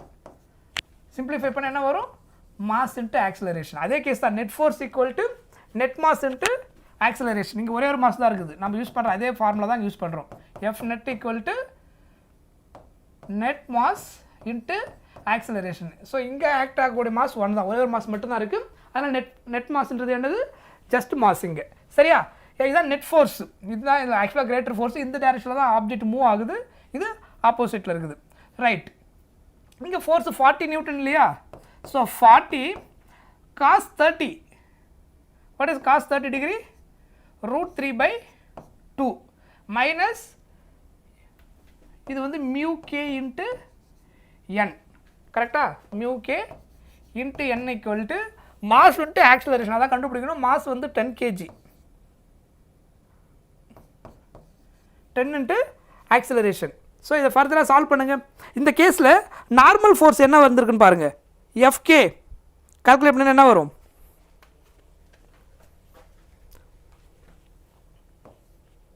நாங்கள் தனியாக அதை கால்குலேட் பண்ணிடுறேன்.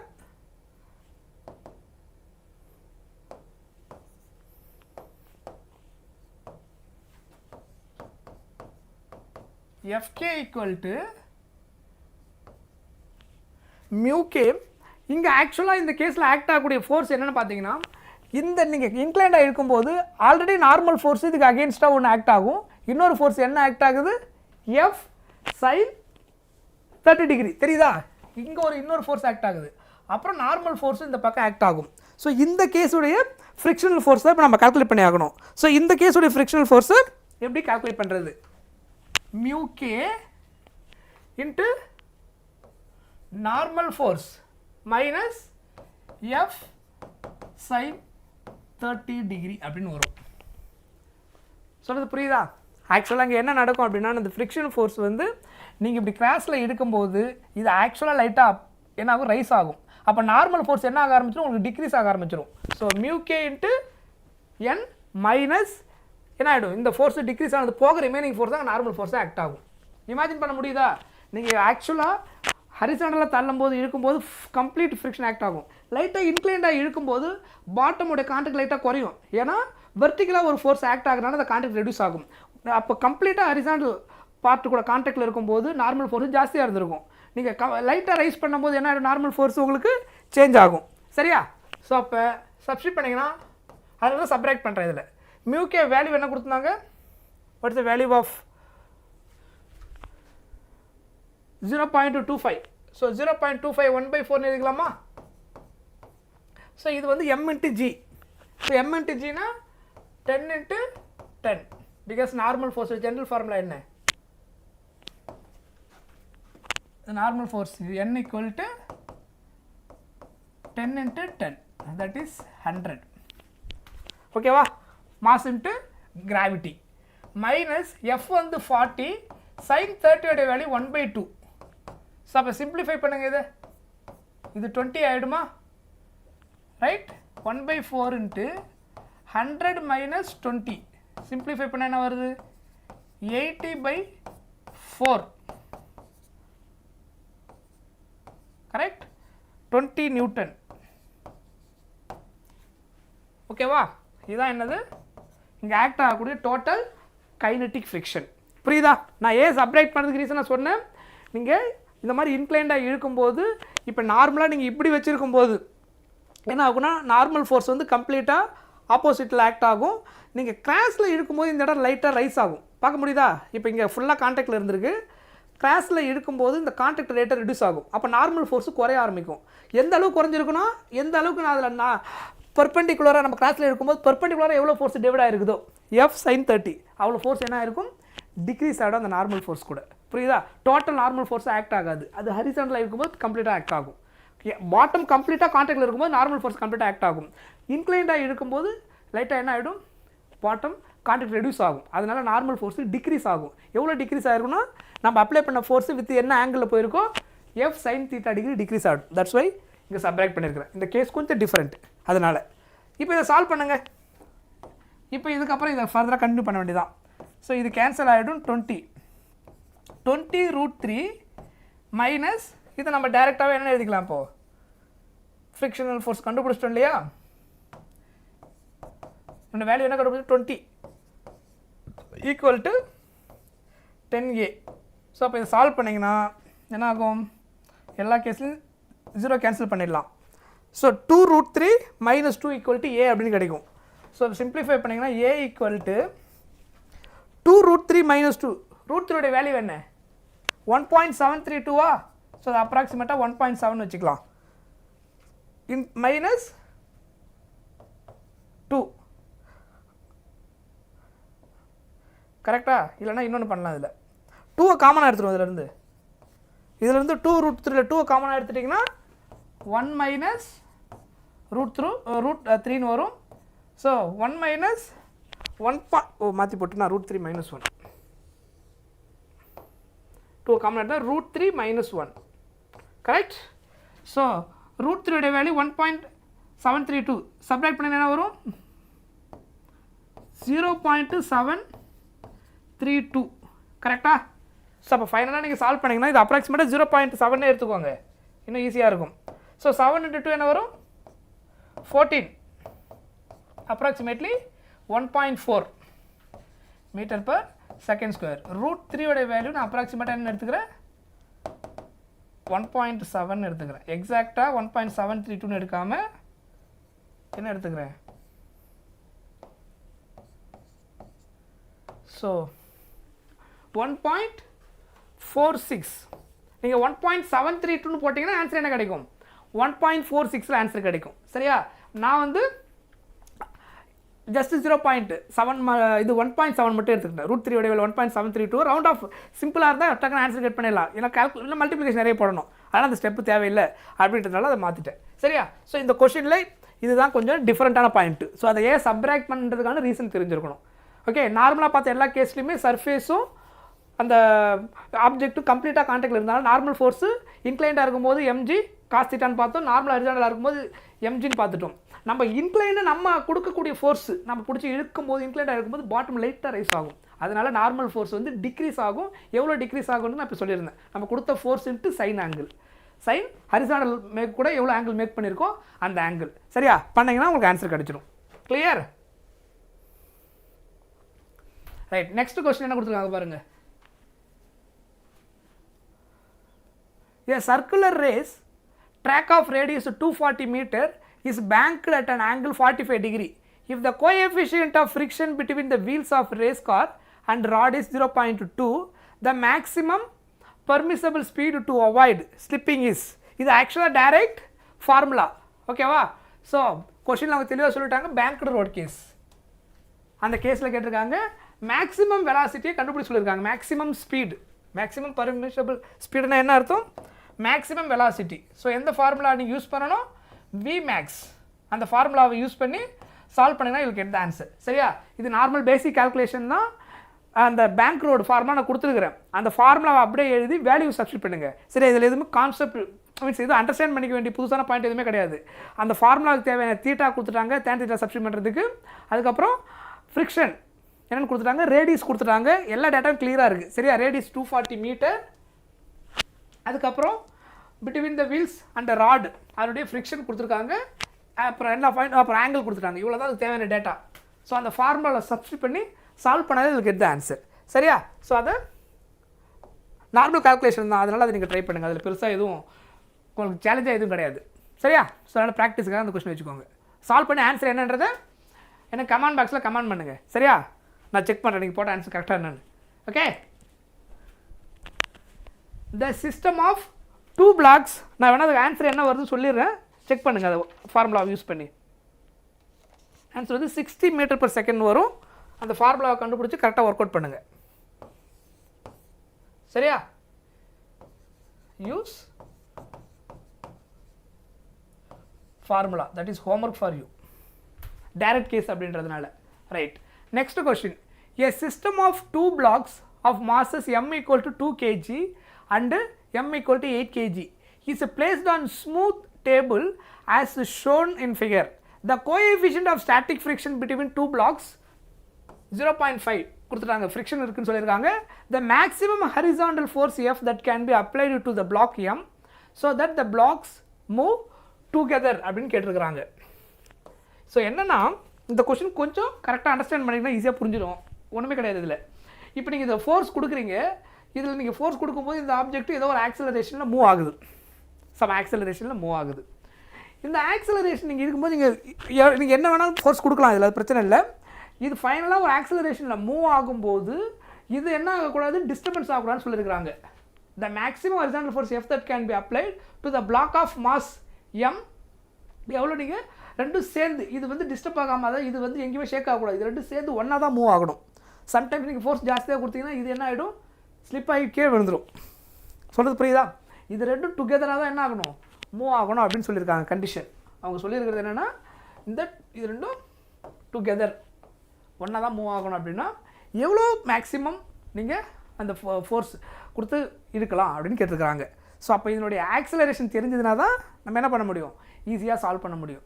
ஸோ இந்த ஃபோர்ஸ் ஆக்சுவலாக நம்ம இருக்கிற ஃபோர்ஸ் வந்து 2 மாஸ் சேர்ந்து தான் ஒன்றா வரணும் இன்ட்டு அதனுடைய ஆக்சலரேஷன்.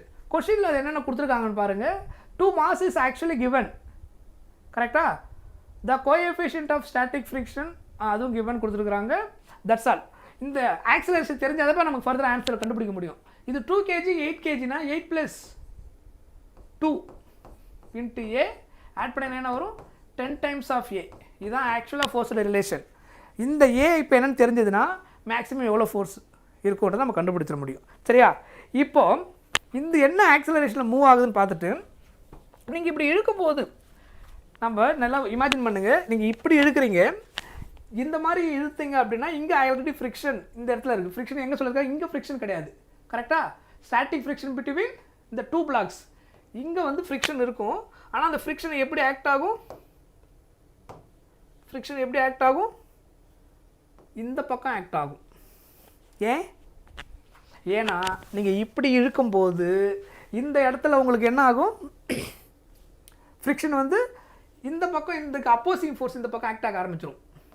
இதான் என்னது, இதனுடைய மாஸ் இன்ட்டு ஆக்சலரேஷன். இது எவ்வளோ ஸ்பீடில் போகுதோ அதுக்கு ஆப்போசிட்டில் அதனுடைய மாஸ் இன்ட்டு ஆக்சலரேஷன் ஆக்ட் ஆக ஆரம்பிக்கும். அதுக்கு ஆப்போசிட்டில் இங்கே என்ன ஆகணும், இந்த ஃப்ரிக்ஷன் ஃபோர்ஸ் ஆக்ட் ஆகணும். இது ரெண்டும் ஈக்குவல் அண்ட் ஆப்போசிட்டில் இருந்துச்சுன்னா, இது ரெண்டும் ஈக்குவல் அண்ட் ஆப்போசிட்டில் இருந்துச்சுன்னா என்ன ஆகும், ரெஸ்ட்டில் இருக்கும். இது ரெண்டும் கேன்சல் ஆகிடும். அப்போது இது ரெண்டும் ஒன்றா சேர்ந்தால் மூவ் ஆகும். இதில் ஏதாவது ஒரு ஃபோர்ஸ் அதிகமாக இருந்தாலும் அந்த டைரெக்ஷனில் அது மூவ் ஆக ஆரம்பிச்சிடும். சொல்கிறது புரியுதா? ஸோ நம்ம இப்படி இழுக்கும்போது இட் ஸ்டார்ட் டு வைப்ரேட் ஆச்சுன்னா இப்படி தான் மோஷனில் போக ட்ரை பண்ணும். சரியா? எப்பயுமே நீங்கள் மேலே ஒரு ஆப்ஜெக்ட் இப்படி இழுத்தீங்கன்னா மேலே இருக்கிற ஆப்ஜெக்ட் கிராஸில் ஆப்போசிட்டில் போக ட்ரை பண்ணும். நம்ம என்ன ஃபோர்ஸ் கொடுக்குறோமோ அதுக்கு ஆப்போசிட்டில் போக ட்ரை பண்ணும். ஃப்ரிக்ஷன் அந்த ஃபோர்ஸுக்கு ஆப்போசிட்டில் ஆக்ட் ஆகும். இது ரெண்டுக்கு பிட்வீன் ஃபோர்ஸ் இருக்கிறதுனால.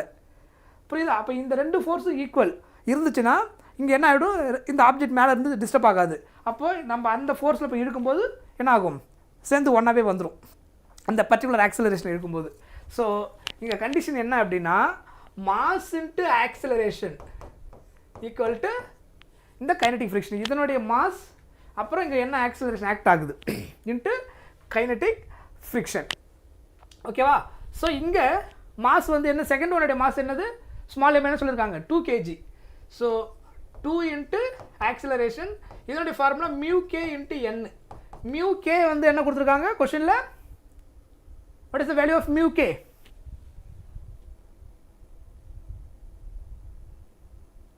0.5. ஸோ அதை 1/2ன்னு எடுத்துக்கலாம்.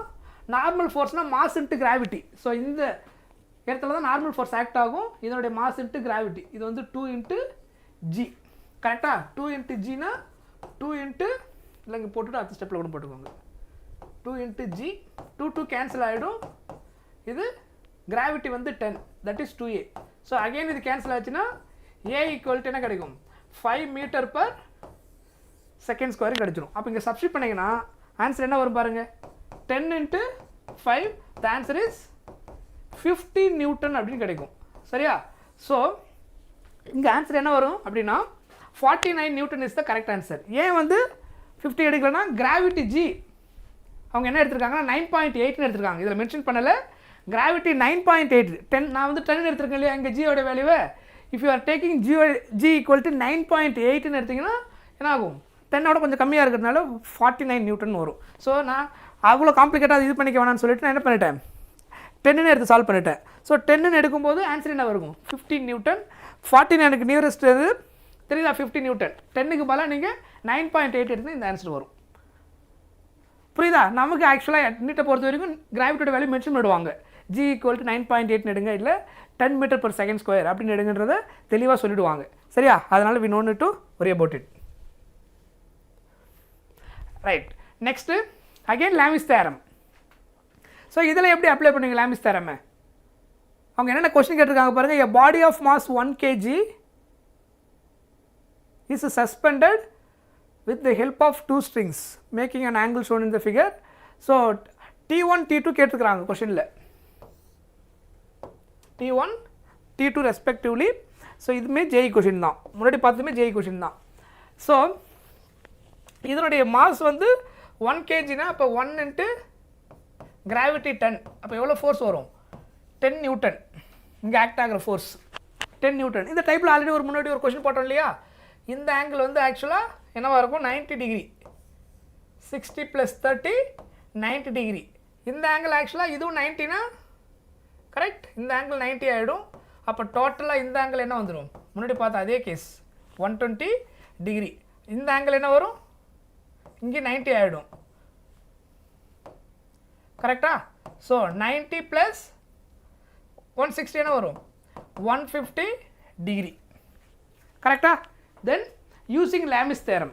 இதுவும் ஹோம்ஒர்க்காக ட்ரை பண்ணி ஆன்சர் பண்ணுறீங்க. ஏன்னா லாமிஸ் தேரமை பற்றி நான் ஆல்ரெடி 3 கொஸ்டின் எடுத்துட்டேன். லாமிஸ் தேரம்னா என்ன, அது எப்படி அப்ளை பண்ணணும், எப்படி யூஸ் பண்ணணும்னு சொல்லிட்டு. ஸோ கம்ப்ளீட்டாக உங்களுக்கு அதை எப்படி யூஸ் பண்ணணுன்றது இப்போ தெரிஞ்சிருக்கும். நீங்கள் ஈஸியாக எடுத்து ஒர்க் அவுட் பண்ணிங்கன்னா தான் உங்களுக்கு ஐடியா கிடைக்கும். ஸோ இந்த கான்செப்ட்டில் ஸோ இதுவே ஜேயில் கேட்ட கொஸ்டின் தான். ஸோ எப்படி கரெக்டாக லாமிஸ் தேரம் அப்ளை பண்ணணும். ஸோ இதில் எல்லாமே நான் வரைஞ்சிட்டேன். இப்போ நீங்கள் என்ன பண்ணணும் ஜஸ்ட் லாமிஸ் தேரமோட ஃபார்முலாவை யூஸ் பண்ணி T1 T2 கண்டுபிடிக்கணும். அதில் இந்த நியூட்டன் வேல்யூ கண்டுபிடிச்சிட்டு ஆல்ஃபா பீட்டா காமாவோட வேல்யூ கரெக்டாக இந்த ஃபோர்ஸ் ஆல்ரெடி கொஸ்டின் சொன்னதுனால கண்டுபிடிச்சிட்டேன். ஆல்ஃபா பீட்டா காமா வேல்யூ கொடுத்துட்டேன். அது ஜஸ்ட் அதை சிம்பிளிஃபை பண்ணி சால்வ் பண்ணி நீங்கள் ஆன்சர் கண்டுபிடிக்க வேண்டியதான். சரியா? ஸோ என்ன பண்ணணும் யூஸிங் லாமிஸ் தேரம் யூஸ் பண்ணி நீங்கள் ஆன்சர் பண்ணி எனக்கு கமெண்ட் பாக்ஸில் கமெண்ட் பண்ணுங்கள். ஓகே. ஸோ இந்த கேஸுக்கான ஆன்சர் என்னன்றதை நான் சொல்லிடுறேன். ஒர்க் அவுட் பண்ணி வருதான்னு செக் பண்ணிக்கோங்க.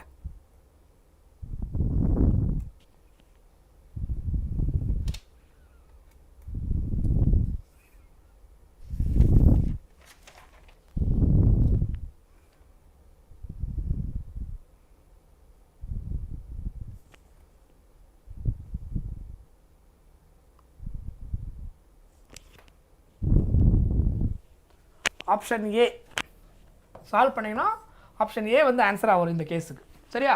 ட்ரை பண்ணுங்கள். அதை பண்ணிங்கன்னா உங்களுக்கு கரெக்டான ஆன்சர் இந்த சுச்சுவேஷனுக்கு கிடச்சிடும். Yes, option A is the answer.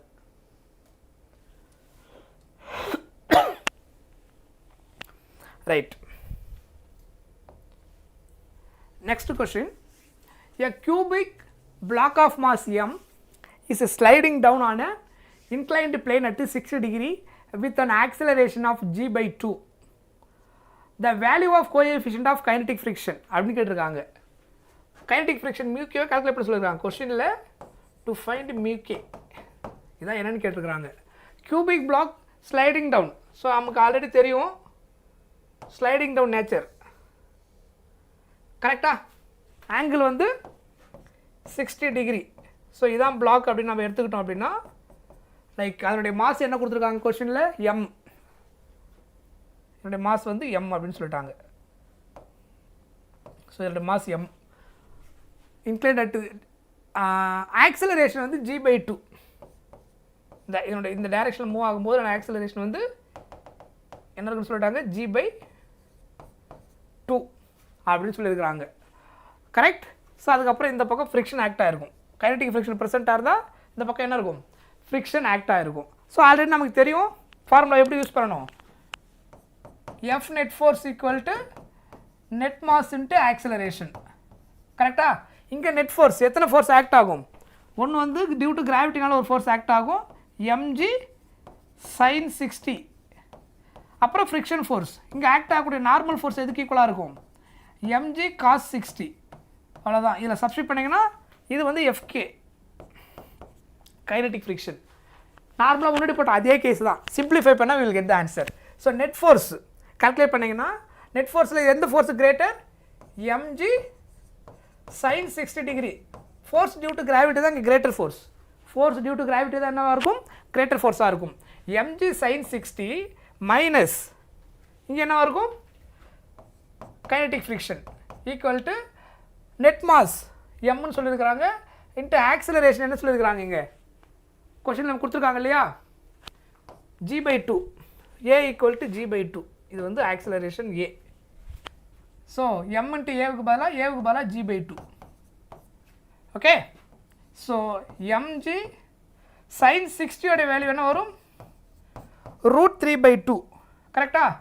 Minus fk என்ன அர்த்தம், μk இன்ட்டு நார்மல் ஃபோர்ஸ். இங்கே நார்மல் ஃபோர்ஸ் எதுக்கு ஈக்குவல், mg cos 60.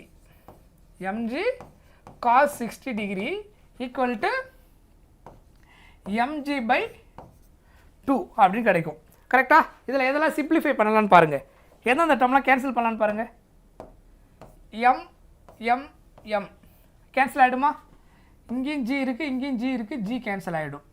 ஸோ இங்கே √3/2 வந்திருக்கு minus μk into cos 60 value, cos 60 என்னது 1/2 ஈக்குவல் டு இங்கேயும் 1/2. ஸோ அப்போ ஃபைனலாக நமக்கு இங்கே என்ன ஆகிடும், இந்த 2 எல்லா பக்கமும் கேன்சல் பண்ணிடலாம். கரெக்டாக? 2 கேன்சல் ஆகிடும் இல்லையா, கரெக்ட். ஸோ ஃபைனலாக ரிமைனிங் என்ன இருக்குது பாருங்கள், இந்த மைனஸ் பிக்கு அங்கே கொண்டு போடுங்க, +1 கொண்டு -1 ஆகிடும். √3 -1 ஈக்குவல் டு மைனஸ் μk அங்கே போச்சுன்னா ப்ளஸ் μk ஆகிடும். ஸோ ரிமைனிங் அது மட்டும் தான் இருக்குது, வேறு எதுவும் எல்லாமே கேன்சல் ஆகிடுச்சு.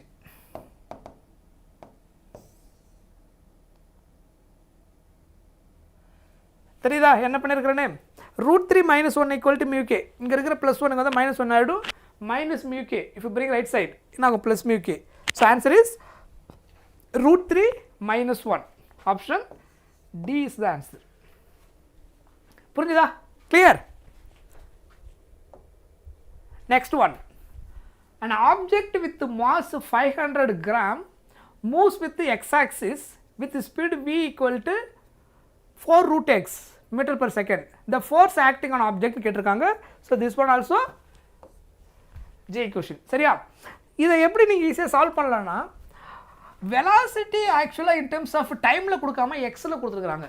வெலாசிட்டி நமக்கு தெரியும், velocity changes with respect to time தான் ஆக்சலரேஷன். அப்போ velocity with respect to time கொடுத்துருந்தாங்கன்னா அதை அப்படியே டிஃப்ரென்ஷியேட் பண்ணிவிட்டு நான் என்ன பண்ணியிருப்பேன், ஈஸியாக ஆன்சர் கெட் பண்ணிட்டு இருக்கலாம். என்னது, dv/dt கண்டுபிடிச்சா ஆக்சலரேஷன் கிடச்சிருக்கும். Force F is equal to mass into acceleration. கொஸ்டினில் மாஸ் கொடுத்துருக்குறாங்க, 500 கிராம்னு கொடுத்துருக்காங்க, அது கிலோகிராமுக்கு மாற்றணும். சரியா? இப்போது ஆக்சலரேஷனுக்கும் dx, அதாவது வெலாசிட்டி வந்து with respect in terms of X கூட கொடுத்துருந்தாங்கன்னா எப்படி ஆக்சலரேஷனு எக்ஸ் அண்ட் வி கூட கனெக்ட் பண்ணுறது, அதுதான் நம்ம பார்க்க போகிறோம். அந்த ரிலேஷன் தான் இந்த நம்ம கனெக்ட் பண்ணோம்னா ஆன்சர் ஈஸியாக கிடைச்சிரும் நமக்கு. சரியா? பாருங்கள், இப்போது ஆக்சலரேஷனோட பேசிக் ஃபார்முலா என்ன, dv/dt. இதுதான் ஆக்சுவல் மீனிங். கரெக்டாக acceleration equal to velocity changes with respect to time. இப்போ நான் என்ன பண்ண போகிறேன்னா, மல்டிப்ளை அண்ட் டிவைட் dx நான் என்ன பண்ணுறேன், மல்டிப்ளை அண்டு டிவைட் பண்ணுறேன். dx/dt, சாரி dx/x ஆல், mல்டிப்ளை அண்ட் டிவைட். இந்த எக்ஸ்பிரஷனை ரீஅரேஞ்ச்மெண்ட் பண்ணுங்கள். dv by dx, இந்த dx இங்கே கொண்டு போகிறேன், ப்ராடக்ட்டில் தானே இருக்குது, மாற்றி எழுதிக்கலாம் இல்லையா? நான் என்ன பண்ணுறேன் தெரியுதா? dx இங்கே போட்டுட்டு dt அங்கே இன்டர்சேஞ்ச் பண்ணிக்கிட்டேன். ஸோ dx by dt என்ன அர்த்தம்? வெலாசிட்டியா? What is velocity? வெலாசிட்டியோட மீனிங் என்ன? v is equal to dx by dt. dx by dt வெலாசிட்டின்றது displacement changes with respect to time. So அப்போ இதுக்கு பதிலாக என்ன எழுதலாம்? dv by dx into v. Correct? So அப்போ ஃபைனலாக என்ன எழுத போகிறோம் அப்படின்னா, ஆக்சிலரேஷன் எக்ஸு கூட கொடுத்தாங்கன்னா அது எதுக்கு ஈக்குவல்? v into dv by dx. இதுதான் புதுசாக கொண்டு வருகிற நியூ கன்க்ளூஷன். ஆக்சிலரேஷன் கண்டுபிடிக்கணும், velocity with in terms of எக்ஸில் கொடுத்துட்டாங்கன்னா, டீன்னு கொடுக்காம என்ன கொடுத்துருக்காங்க பாரு, v is equal to 4 root x. 4 root டீன்னு இருந்தால் எனக்கு ஈஸியாக இருந்திருக்கும். ஆனால் என்ன கொடுத்துருக்காங்க? 4 root x அப்படின்னு கொடுத்துட்டாங்க. சொல்கிறது புரியுதா? That is a different case. So அப்போ a equal to v into dv by dx. அப்போ அந்த கேஸ்லேருந்து dv by dx கண்டுபிடிச்சிட்டா எனக்கு ஆக்சிலரேஷன் கிடச்சிடும். Then force equal to mass into acceleration formula use பண்ணி கண்டுபிடிச்சிடுவேன். இப்போ இந்த கேஸுக்கு வாங்க, இது எப்படி ஈஸியாக சால்வ் பண்ணலாம் அப்படின்னா, v equal to 4 root x. Correct? Squaring on both sides பண்ணுங்கள், ரூட்டை கேன்சல் பண்ணிட்டு சால்வ் பண்ணுறதுக்கு ஈஸியாக இருக்கும். அதனால் v square equal to 4 root x இல்லையா?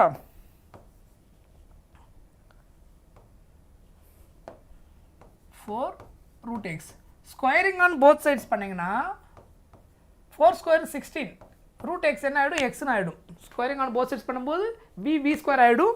4 into root x whole square பண்ணிங்கன்னா 4 square 16, root x whole square பண்ணி என்ன ஆகிடும்? எக்ஸ்னு ஆகிடும். இப்போ இதை டிஃபரன்ஷியேட் பண்ணுங்கள், ஏன்னா ஆக்சிலரேஷன் இப்போ உள்ளே கொண்டு வரணும். v into dv by dxக்கு பதிலாக இப்போ என்ன எழுத போகிறேன்? ஆக்சிலரேஷன் எழுத போகிறேன். v ஸ்கொயர் டிஃபரன்ஷியேட் பண்ணால் என்ன வரும்? 2v into dv by dx. With respect to எக்ஸால் பண்ணுறதுனால v is the variable. Okay, velocity v square x power n formula, n x power n minus 1 differentiate பண்ணுவோம் இல்லையா? v ஸ்கொயர் டிஃபரன்ஷியேட் பண்ண என்ன வரும்? 2v into dv by dx equal to 16. dx x differentiate பண்ண என்ன ஆகிடும்? 1 ஆகிடும். x differentiate with respect to எக்ஸிலே பண்ணுறோம், அதனால தான் x என்ன ஆயிடுச்சு? 1 ஆயிடுது.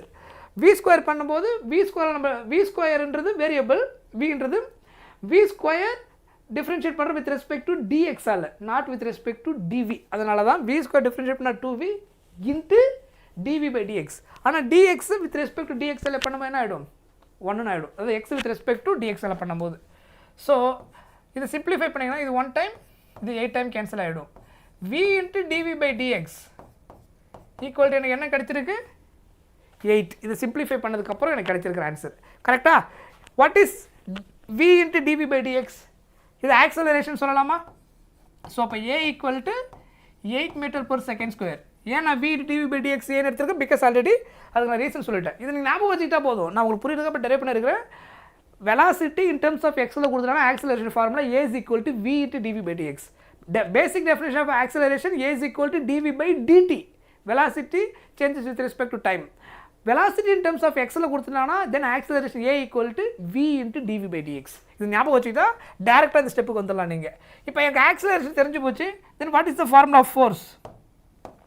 Force F equal to mass into acceleration. இங்கே மாஸ் என்ன கொடுத்துருக்குறாங்க? 500 கிராம். 500 கிராம்னா அது கிலோகிராமை மாற்றினா என்ன ஆகும்? 500 கிராமை கிலோகிராமுக்கு மாற்றினீங்கன்னா what happen? 500 into 10 to the power minus 3 kg. Gram to kilogram. கரெக்டாக? ஃபர்தராக இதை சிம்பிளிஃபை பண்ணால் என்ன ஆகும்? இதில் இருக்க ஒரு 0 கேன்சல் ஆகிட்டு -1. ஸோ இப்போ ஃபைனலாக 0.5 kg அப்படின்னு கிடைக்கும். 10 power minus 1. 5 into 10 power minus 1. 10 power minus 1 1/10. அப்போ 5/10 என்ன ஆகிடும்? 0.5. ஸோ அதனால் 500 into 10 power minus 3 நீங்கள் டேரெக்டாக இது என்ன எழுதலாம்? இப்போ சால்வ் பண்ணிட்டேன் இல்லையா? ஸோ மாஸ் வந்து 0.5 into acceleration 8. ஸோ அப்போ சால்வ் பண்ணுங்கள் இதை. 8 into 5 40. டெசிமல் பாயிண்ட் 1 கேன்சல் ஆகிடுச்சுன்னா ஃபைனல் ஆன்சர் என்ன வரும்? 4 நியூட்டன் இருக்கா ஆப்ஷனில்? So 4 newton is the answer. புரியுதா? கிளியர்?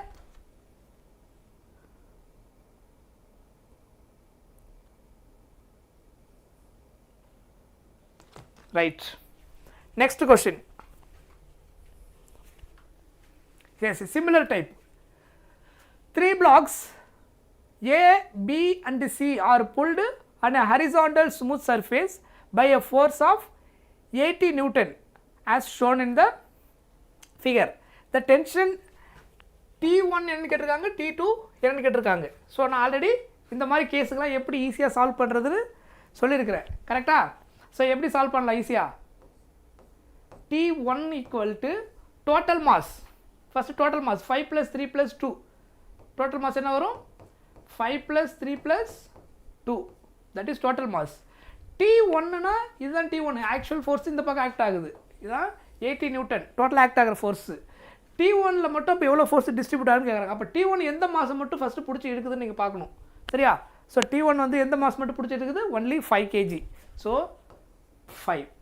புரியுதா? அந்த ஸ்ட்ரிங்கு எந்த மாஸ் மேலே மட்டும் கான்ட்ரிபியூட் பண்ணுது அப்படின்னு ஃபஸ்ட்டு பார்க்கணும். So 5/5 + 3 + 2 total mass. டோட்டல் மாஸில் இது எவ்வளோ மாஸ் கான்ட்ரிபியூட் பண்ணுறதுன்னு தெரியணும். Into what? Total applied force எவ்வளோ? 80. அப்போ இதை சால்வ் பண்ண ஃபைனல் என்ன கிடைக்கும்? 5 இதை ஆட் பண்ணிங்கன்னா 10 5 + 3 8 8 + 2 10 இன்ட்டு 80. ஸோ இது ரெண்டு கேன்சல் ஆகிடுச்சுன்னா 8 × 5 வாட்? 40 நியூட்டன். சொல்கிறது புரியுதா? So answer is 40 Newton. How to calculate T2? T2 எப்படி கால்குலேட் பண்ணுவீங்க? ஸோ டோட்டல் வந்து இங்கே என்னது? 5 + 3 + 2 டோட்டல். T2ன்றது இந்த டென்ஷன் ஃபோர்ஸ். இது எத்தனை ஃபோர்ஸை பிடிச்சி எடுக்குது? எத்தனை மாதம்? 3 kg and 5 kg. அப்போ 3 + 5 அது 5 + 3 இதான் அது கான்ட்ரிபியூட் பண்ணக்கூடிய டோட்டல் மாஸ். 5 kg 3 kg ரெண்டுத்துலேயுமே என்ன பண்ணுது? T2 கான்ட்ரிபியூட் பண்ணுது. இந்த ரெண்டு மாசையும் சேர்த்து இழுத்தாகணும் இது. ஸோ அதான் அது மேலே ஆக்ட் ஆகும். இவ்வளோ ஃபோர்ஸ் மேலே அது டிஸ்ட்ரிபியூட் பண்ணி ஆகணும் அந்த மாஸ் மேலே அந்த ஃபோர்ஸை. இன்ட்டு டோட்டல் இங்கே என்னது? 80. ஸோ சிம்பிளிஃபை பண்ண 5 + 3 8/10 இன்ட்டு 80. ஸோ 0 0 கேன்சல் ஆகிடும். 8 × 8 64 நியூட்டன். சொல்கிறது புரியுதா? So answer is 64 Newton. அது அப்போ ஆப்ஷன் என்னன்னு இருக்கு பாருங்கள். Option A. So answer is this one. புரியுதா நான் எப்படி யூஸ் பண்ணுறேன்? இந்த மாதிரி கேஸ் நம்ம ஆல்ரெடி பார்த்துட்டோம். ஸோ அந்த மாதிரி ஃபோர்ஸ் இது எல்லாமே ரொம்ப ஃப்ரீக்வெண்ட்டாக கேட்கக்கூடிய கொஷின். ஃபோர்ஸ் எப்படி டிஸ்ட்ரிபியூட் ஆகுதுன்றது கரெக்டாக உங்களுக்கு புரிஞ்சுட்டா போதும். எந்த டைரெக்ஷனில் ஃபைனலாக அந்த ஆப்ஜெக்ட் மூவ் ஆகுது, எந்த மோஷனில் இருக்குது டைரெக்ஷனில், அங்கே ஆக்சலரேஷன் இருக்கும். அந்த ஆக்சலரேஷன் நெட் ஃபோர்ஸ் எல்லாம் சிம்பிளிஃபை பண்ணதுக்கப்புறம் வந்த ஆக்சலரேஷன். அப்போ எது அது கிரேட்டர் ஃபோர்ஸ் அப்படின்றத ஃபஸ்ட்டு பார்க்கணும். இந்த மாதிரி டிஸ்ட்ரிபியூஷன் வரும்போது mass and force directly proportional. Force அதிகமாக இருக்கணும்னா மாஸ் அதிகமாக இருக்கும். F = ma இல்லையா? மாஸும் ஃபோர்ஸ் என்னவாக இருக்கும்? டைரக்ட்லி ப்ரொபோஷனலாக இருக்கும். ஸோ அப்போ மாஸ் அதிகமாக இருக்கும்போது அந்த அளவுக்கு டிஸ்ட்ரிபியூட் ஆகிருக்கும். அட் த சேம் டைம் இந்த மாதிரி பர்டிகுலர் சுச்சுவேஷன் அவங்க கேட்குறாங்கன்னா டோட்டல் மாஸ் அதுக்கப்புறம் எவ்வளோ மாஸை வந்து இந்த டென்ஷன் ஃபோர்ஸ் இழுக்கணும் அப்படின்னு தெரிஞ்சுன்னா அது நியூமரேட்டரில் நீங்கள் போடணும். T1 கால்குலேட் பண்ணும்போது இது மட்டும் தான் போடணும். T2 கேட்கும்போது இது ரெண்டுத்தையும் சேர்த்து இந்த ஸ்ட்ரிங் இப்படி இழுத்தாகணும். அதனால் என்ன பண்ணியிருக்கிறேன்? 5 + 3 அது ஃபுல்லாக கான்ட்ரிபியூட் பண்ணக்கூடிய mass into total applied force. நான் ஓவரால் எவ்வளோ ஃபோர்ஸ் கொடுத்து இருக்கிறேன். இந்த ஃபோர்ஸ் தான் இது எல்லாத்துக்கும் எப்படி டிவைட் ஆகுதுன்னு நம்ம பார்க்குறோம். எந்தெந்த ஸ்ட்ரிங்குக்கு இந்த இடத்துல எவ்வளோ டிவைட் ஆகும், இந்த இடத்துல எவ்வளோ டிவைட் ஆகிருக்கும். அது depends on the masses. Okay. Next question. Consider a block kept on inclined plane 45 டிகிரின்னு சொல்லியிருக்காங்க. If the force required to push it up the inclines 2 times, the force required to just prevent it, okay, sliding from it, the coefficient of friction between the block and the inclined plane mu என்னன்னு கேட்டுக்கிறாங்க. ஆக்சுவலாக இந்த case என்னன்னா, இதை நீங்கள் diagram போட்டிங்கன்னா கரெக்டாக புரியும். ஸோ உங்கள் டயக்ராம் வந்து இந்த டைரெக்ஷனில் போட்டிருக்காங்க, அதே மாதிரி போட்டுப்போம்.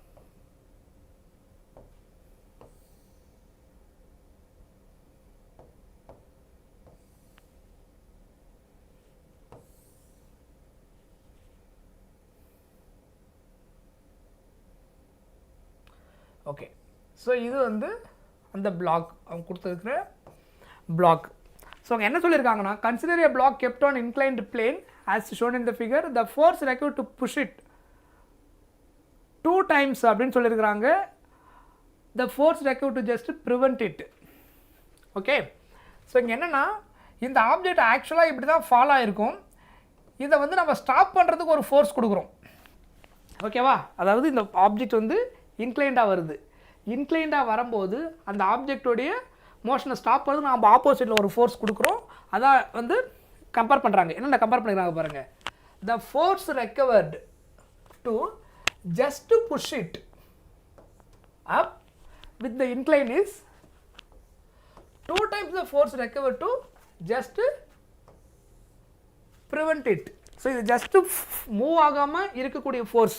அதை நான் என்ன எடுத்துக்கிறேன்னா F1 இங்கே ஆக்ட் ஆகக்கூடிய அந்த ஃபோர்ஸ் என்ன வருதோ, நெட் ஃபோர்ஸ் என்ன வருதோ அதை ஸ்டாப் பண்ணுறதுக்கு நான் ஒரு ஆப்போசிட்டில் ஒரு ஃபோர்ஸ் கொடுக்குறேன். அதான் என்னது F1. செகண்ட் நான் என்ன பண்ணுறேன், இன்னொரு ஃபோர்ஸ் கொடுக்குறேன். அந்த ஃபோர்ஸ் வந்து இந்த டைரெக்ஷனில் அதை மூவ் பண்ண வைக்கிறேன், புஷ் பண்ணுறேன். அதான் சொல்லியிருக்காங்க புஷ் இட். அதுக்கு எவ்வளோ ஃபோர்ஸ் கொடுக்கணும் இந்த கேஸுக்கு அப்படின்னா எவ்வளோ கொடுக்குறேன், இதை விட ட்வைஸ். இந்த ஸ்டாப் பண்ணுறதுக்கு எவ்வளோ ஃபோர்ஸ் கொடுக்கணுமோ அதை விட நான் ட்வைஸ் ஃபோர்ஸ் கொடுத்தா அப்படின்னா என்ன ஆகுது, இங்கே மூவ் ஆகிட்டு இருக்குதுன்னா தென் what is the kinetic friction. இந்த கேஸுக்கான கைனடிக் ஃப்ரிக்ஷன் என்ன இருக்குன்னு கேட்குறாங்க. ஸோ இதை புரியணும்னா இன்னொரு டயக்ராம் கூட நான் உங்களுக்கு போடுற மாதிரி. இதே கேஸுக்கு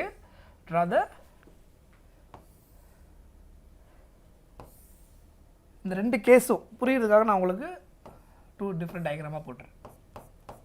ஸோ இந்த கேஸில் என்ன ஆகுதுன்னா ஃபர்தராக இது மூவ் ஆகலை, என்ன ஆச்சு, ஸ்டாப் ஆகிடுது. ஓகேவா? ஏன்னா ஜஸ்ட் ப்ரிவெண்ட், அந்த ஆப்ஜெக்ட் கீழே விழாமல் ஆப்போசிட்டில் ஃபோர்ஸை கொடுத்து என்ன பண்ணியிருக்கிறேன், ஸ்டாப் பண்ணி வச்சிருக்கிறேன். அப்போ நான் எக்ஸ்ட்ரா கொடுத்த ஃபோர்ஸ் தான் என்னது F1. இது டியூ டு கிராவிட்டினால ஆக்ட் ஆகக்கூடிய ஃபோர்ஸ்னால ஸ்டார்ட் டு ஃபால் ஆகிட்டு இருக்கு. அதை ஸ்டாப் பண்ணுறதுக்கு ஆப்போசிட் ஒரு ஃபோர்ஸ் கொடுக்குறேன். That is prevent, just prevent. அந்த ஃபோர்ஸ் F1. நெக்ஸ்ட்டு இது ஃபால் ஆகிட்டே இருக்கும்போது நான் என்ன பண்ணுறேன், ஆப்போசிட் ஒரு ஃபோர்ஸை கொடுத்து இதை புஷ் பண்ணி மேலே தள்ளிட்டு போகிறேன், இந்த பக்கம் கொண்டு போகிறேன். அப்போ நான் ஒரு ஃபோர்ஸ் கொடுக்குறேன் F2. அது எதுக்கு ஈக்குவலாக இருக்குது, 2 times ஆஃப் F1. ஸோ இந்த கேஸில் என்ன நடக்குது, அந்த ஆப்ஜெக்ட் நான் புஷ் பண்ணுறேன், புஷ் பண்ணி மேலே கொண்டு போகிறேன். ஓகேவா? இதில் என்ன நடந்திருக்கும், லைக் ஸ்லைடிங் ஆக ஆரம்பிச்சிருக்கும். ஆனால் அந்த ஃபோர்ஸ் ஓவர் கம் பண்ணி நான் ஆப்போசிட்டில் ஒரு ஃபோர்ஸை கொடுத்து நான் கொடுக்குற டைரக்ஷன் அந்த ஆப்ஜெக்ட் ஃபைனலாக மூவ் ஆக ஆரம்பிக்குது. இதுதான் இந்த 2 கேஸு. அப்படின்னா இந்த கேஸில் ஃப்ரிக்ஷன் ஆக்டாக இருக்குது. அந்த கைனடிக் ஃப்ரிக்ஷனோட வேல்யூ என்ன, இந்த மியோட வேல்யூ என்னவா இருக்கும் அப்படின்றது தான் கொஷின். சொன்னது புரிஞ்சுதா? இதுதான் ஆக்சுவலாக இந்த கேஸுக்கான டயக்ராம். ஸோ இதுக்கப்புறம் இதை ஃபர்தராக சால்வ் பண்ணால் நமக்கு ஆன்சர் முடிஞ்சுது. Okay, right. ஸோ இந்த கேஸில் ஃப்ரிக்ஷன் ஆக்சுவலாக எந்த பக்கம் ஆக்ட் ஆகும், இது டவுன்வர்ட் இருக்கும்போது ஃப்ரிக்ஷன் இந்த பக்கம் ஆக்ட் ஆகிருக்கும். கரெக்டாக? இந்த டைரெக்ஷனில் இங்கே ஃப்ரிக்ஷன் இருந்திருக்கும். ஸோ இங்கே இருக்கிற ஃபோர்ஸ் வந்து mg sin தீட்டா இருந்திருக்கும். தீட்டா கொஸ்டினில் கொடுத்துருக்காங்களா 45 டிகிரி அப்படின்னா அது sin 45 degree because the angle is 45 degree. இந்த கேஸ்லேயே ஆங்கிள் நமக்கு என்ன கிடச்சிருக்கும், 45 டிகிரின்னு கிடச்சிரும். ஓகேவா? ஸோ இங்கே ஆக்ட் ஆகக்கூடிய ஃபோர்ஸ் இது ப்ரிவென்ட் பண்ணி ஸ்டாப் பண்ணிருக்கிறீங்கன்னா அப்போ என்ன நடந்திருக்கும், எந்த ஃபோர்ஸு இங்கே டவுன்வர்டில் இருக்கிறது mg sin 45 டிகிரி. கரெக்டா? இந்த பக்கம் 2 ஃபோர்ஸ் ஆக்ட் ஆகுது. ஒன்று வந்து கைனடிக் ஃப்ரிக்ஷன், இன்னொன்று நான் அப்ளை பண்ண எக்ஸ்ட்ரா ஃபோர்ஸு. இது ரெண்டும் சேர்த்து ப்ரிவென்ட் பண்ணிடுது. இது ஆக்சுவலாக ஃபால் ஆகுறதுனால ஆப்போசிட்டில் கைனடிக் ஃப்ரிக்ஷன் ஆக்ட் ஆகிருக்கும். கரெக்டாக? நான் ஒரு ஃபோர்ஸ் அடிஷனல் ஆட் பண்ணியிருக்கேன். இந்த 2 ஃபோர்ஸும் ஒரே டைரெக்ஷனில் இருக்குது. நான் சொல்கிற பாயிண்ட் புரியுதா? ஸோ அப்போ அந்த டைரெக்ஷன் ஆக்ட் ஆகக்கூடிய ஃபோர்ஸ் என்னது, F1 ப்ளஸ் கைனடிக் ஃப்ரிக்ஷன். சொன்னது புரியுதா பாருங்கள்? இது இந்த பக்கம் ஃபால் ஆகுது, இந்த பக்கம் ஃபால் ஆகும்போது ஆல்ரெடி என்ன ஆக்ட் ஆகிருக்கும், கைனடிக் ஃப்ரிக்ஷன் ஆக்ட் ஆகிருந்திருக்கும். இந்த சுச்சுவேஷனில் நான் வந்து ஆப்போசிட்டில் ஒரு ஃபோர்ஸை கொடுத்து ஃபர்தராக ஃபால் ஆகாமல் என்ன பண்ணிடுறேன், ப்ரிவென்ட் பண்ணியிருக்கிறேன். கரெக்டாக? கிளியர்?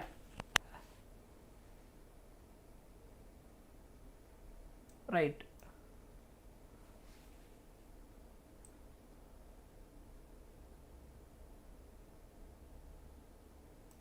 ஓகே, இது ஒரு கேஸ். ஸோ இது அப்படியே வச்சுக்கோங்க. ஸோ இதில் வந்து கைனடிக் ஃப்ரிக்ஷன் நம்ம கால்குலேட் பண்ணிங்கன்னா F1 அது அப்படியே ஈக்குவேஷன் வச்சுக்கோங்க. இந்த கேஸுக்கு வாங்க. இங்கே என்ன நடக்கும், இப்போ நீங்கள் இதை பிடிச்சி இப்படி தள்ளுறீங்க அப்படின்னா இந்த பக்கம் ஆல்ரெடி mg sin 45 டிகிரி இருக்கும். சரியா? sin 45 டிகிரி இருக்கும். கரெக்ட்? ஃபால் ஆகும்போது இப்போ நான் ஆப்போசிட்டில் ஃபோர்ஸை கொடுத்து நான் என்ன பண்ணுறேன், புஷ் பண்ணுறேன். நான் புஷ் பண்ண ஆரம்பிச்சேன்னா ஆப்ஜெக்ட் எந்த டைரெக்ஷனில் மோஷனில் இருக்குதோ அந்த டைரெக்ஷன் ஆப்போசிட்டில் தான் என்ன பண்ணும், ஃப்ரிக்ஷன் ஆக்ட் ஆகும். முன்னாடி நேச்சுரலாக ஃபால் ஆச்சு டியூ டு அந்த கிராவிட்டி ஃபோர்ஸ்னால, புரியுதா?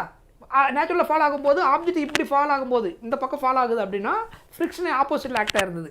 இப்போ நான் புஷ் பண்ணுறேன்னா நான் புஷ் பண்ணுற டைரெக்ஷனுக்கு ஆப்போசிட்டில் தான் என்ன பண்ணும், ஃப்ரிக்ஷன் ஆக்ட் ஆகும். அப்போ இந்த கேஸில் ஃப்ரிக்ஷன் எப்படி ஆக்ட் ஆகும், இந்த பக்கம் ஆக்ட் ஆகும்.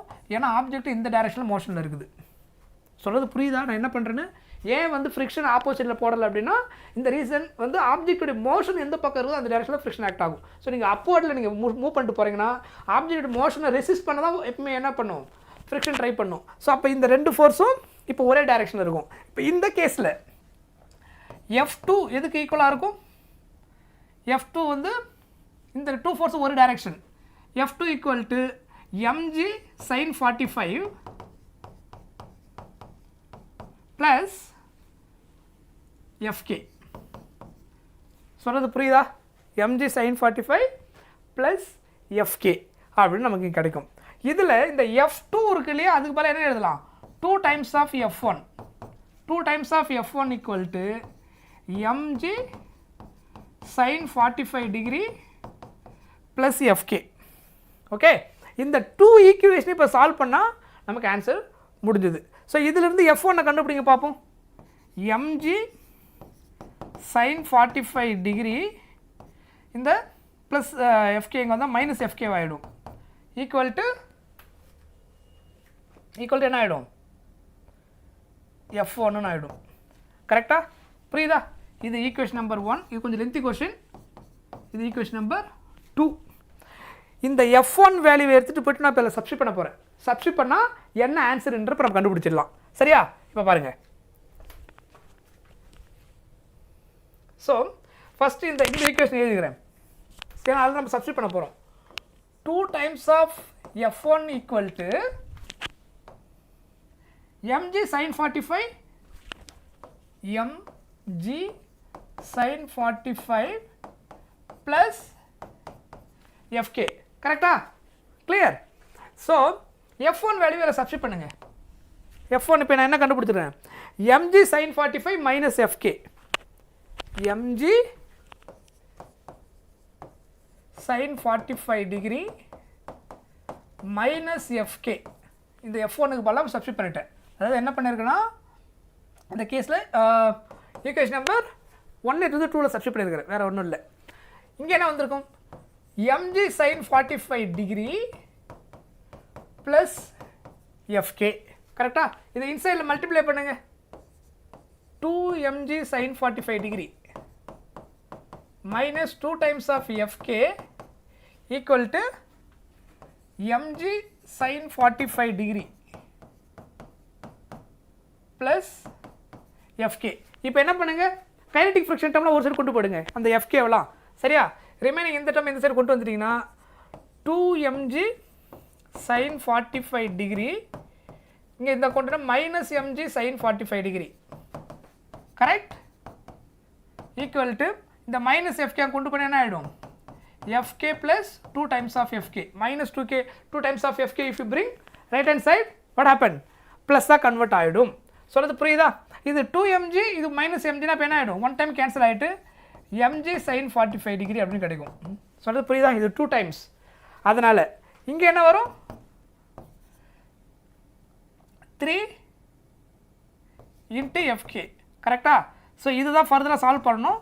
3 times of இந்த fk into f. கைனடிக் ஃப்ரிக்ஷனுடைய ஃபார்முலா என்ன, μk into normal.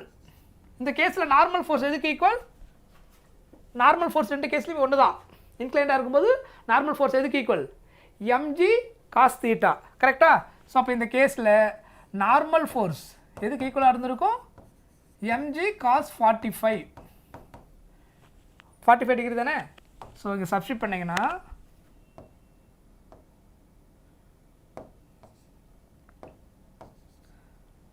Three into μk mg cos 45 degree.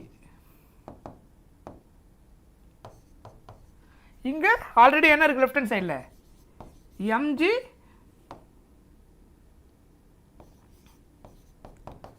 sin 45 degree.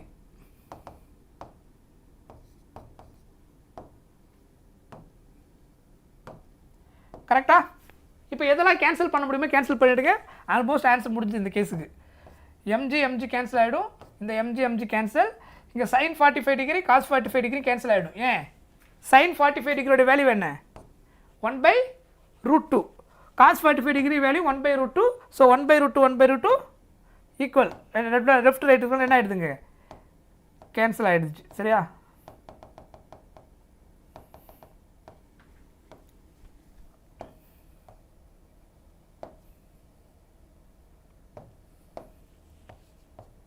S, ஃபைனலாக எது ரிமைனிங் இருக்குது பாருங்கள். ஸோ இங்கே வந்து 1 3 μk ஈக்குவல் டு 1 அப்படின்னு கிடச்சிருக்கு. ஸோ ஃபைனலாக 3 times of μk equal to 1. Then what is μk? μk equal to 1/3. 1/3 என்ன அர்த்தம்? 0.33 போகுமா? ஸோ அப்ராக்சிமேட்டாக 0.33 2 டிஜிட்டோட ஸ்டாப் பண்ணிங்கன்னா. ஓகே, ஸோ ஆப்ஷனில் இருக்கா பாருங்கள், 0.33 இஸ் த ஆன்சர். இது ஆக்சுவலாக கொஞ்சம் லென்த்தி கேஸு. என்னென்னா 2 கண்டிஷன் கொடுத்துட்டாங்க.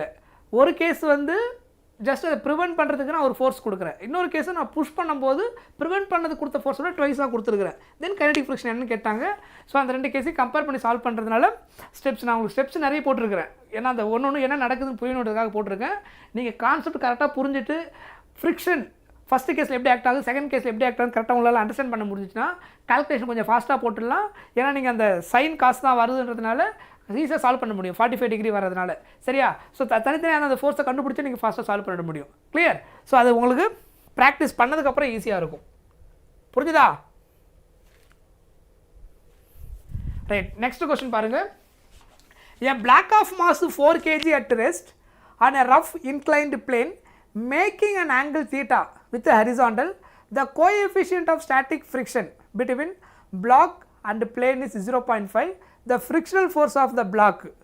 So frictional force கொடுத்துட்டாங்க 14.14 N. Find the value of theta னு கேட்டுக்கிறாங்க. ஸோ இது சிம்பிள் கொஷின் தான். டைரக்டாக ஃப்ரிக்ஷனல் ஃபோர்ஸோட ஃபார்முலா நமக்கு தெரியும், μk இன்ட்டு n. கரெக்டா? ஸோ μk இன்ட்டு n-க்கு பதிலாக இன்க்ளைண்டாக இருந்தால் mg sin theta. இதுதான் ஆக்சுவல் இதனுடைய ஃபார்முலா, கைனடிக் ஃப்ரிக்ஷனுடைய ஃபார்முலா. கரெக்டு தானே? ஞாபகம் இருக்கு இல்லையா? ரைட். ஸோ அப்போ இங்கே ஆன்சர் என்ன வரும்? இதில்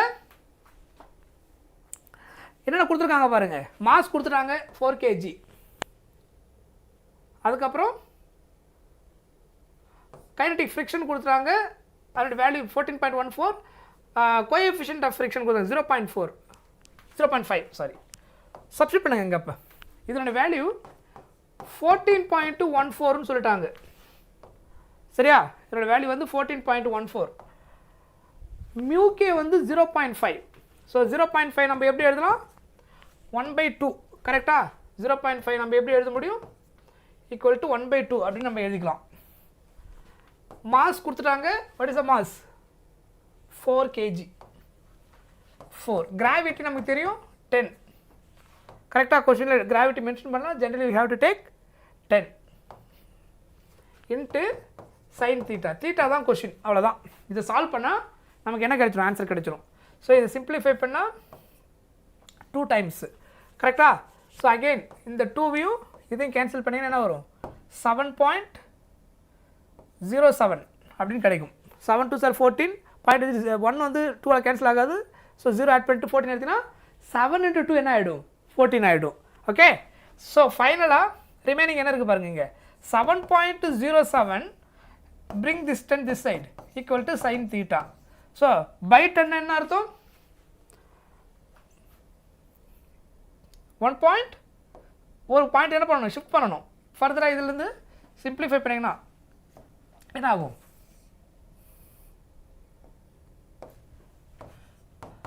sin theta equal to 0.707 கிடைக்கும். சொல்கிறது புரியுதா? 7.07 by 10 divided by 10 என்ன அர்த்தம்? இன்னொரு பாயிண்ட் ஃப்ரண்ட்டில் போய்டும் 0.707. நான் ஆல்ரெடி சொல்லியிருந்தேன் இந்த 0.707 அடிக்கடி ஞாபகம் வச்சுக்கணும் அப்படின்னு சொல்லிட்டு ஆல்டர்னேட்டிங் கரண்ட் நடத்தும் போதும் சொல்லியிருந்தேன். அது எதனுடைய value? What is the value of 1/√2? 1/√2னா என்னன்னு சொல்லியிருந்தேன்? 0.707. √3 நான் என்னன்னு சொல்லியிருந்தேன்? சாரி, √2னா 1.414. 1/√2னா எதுக்கு ஈக்குவல்? 0.707. ஜென்ரலாக 0.7 இல்லை 0.707 இதெல்லாம் வரும்போது நம்ம என்ன பண்ணிக்கலாம்? 1/√2 ரீப்ளேஸ் பண்ணலாம் அப்ராக்சிமேஷனுக்கு. ஸோ இதனுடைய வேல்யூ. ஏன்னா இதுக்கப்புறம் நமக்கு என்ன டவுட் வரும்னா, இதுக்கப்புறம் சால்வ் பண்ணிட்டு இருப்பீங்க எல்லாமே 0.707ன்றதுக்கு எப்படி ஆங்கிள் கண்டுபிடிக்கிறது அப்படின்னு ஒரு டவுட் இருக்கும். ஸோ அப்போ தான் நீங்கள் அதை யோசிக்கணும். டேபிளில் 1/√2 நம்ம படிச்சிருக்கிறோம், அது சிம்பிளிஃபை பண்ணால் அப்ராக்சிமேட்டாக என்ன வரும் அப்படின்னு தெரிஞ்சிருக்கணும். That is 1/√2. So sin θ equal to 0.707னா இப்போ என்ன எழுதாது? அதுக்கு பதிலா 1/√2. ஸோ 1/√2 எந்த ஆங்கிளுக்கு வரும்? 45 டிகிரி. ஸோ sin 45 டிகிரியோட வேல்யூ தான் நமக்கு என்னது? 1/√2. புரிஞ்சுதா? கிளியர்? ரைட். இது ஃபார்முலா. டைரக்டாக angle of repose. A block rests on fixed wedge inclined at an angle theta. The coefficient of friction between the block and the plane is mu அப்படின்னு சொல்லிட்டாங்க. The maximum value of theta the block remain motionless அப்படின்னா என்ன அர்த்தம்? angle of repose. So எந்த maximum particular ஆங்கிளில் static அந்த friction வேல்யூவும் angle of இந்த கிராவிடேஷனல் ஃபோர்ஸ் இருக்குல்ல mg sin theta அதுவும் ஃப்ரிக்ஷன் என்னது ஈக்குவலாக இருக்கும், மேக்ஸிமம் ஈக்குவலாக இருக்கும். அந்த ஆங்கிளை நீங்கள் கிராஸ் பண்ணிவிட்டு அதுக்கு மேலே இட் ஸ்டார்ட் டு ஃபால், டவுன்வர்டில் ஃபால் ஆக ஆரம்பிக்கும். ஆனால் அதுக்கு முன்னாடி வரைக்கும் ஈக்குவல் அண்ட் ஆப்போசிட்டில் கொடுக்குற வரைக்கும் என்ன நடக்கும்? ஆப்ஜெக்ட் ரெஸ்ட்டில் இருக்கும். ஸோ அதில் மேக்ஸிமம் எந்த கேஸை கொண்டு போக முடியும் அப்படின்னு கண்டுபிடிச்சா நான் சொல்லியிருந்தேன் ஆங்கிள் ஆஃப் ரீபோஸ். நம்ம ஒரு கேஸில் ஒரு டயக்ராம் காமிச்சிருந்தேன் இல்லையா? ஆங்கிள் ஆஃப் ரீபோஸ்ன்றது ஒரு ஆப்ஜெக்ட் வந்து லைக் இப்படி இருக்குது, நீங்கள் கொஞ்சம் கொஞ்சமாக ரைஸ் பண்ணிகிட்டே போகிறீங்க, அது still not start to fall. ஒரு பர்டிகுலர் ஆங்கிளில் போகும்போது என்ன ஆகும்? Start to fall. அப்போ எந்த ஆங்கிள் வரைக்கும் மேக்ஸிமம் அது ஃபால் ஆகாமல் ஸ்டாப் ஆகுதோ அதான் என்னது?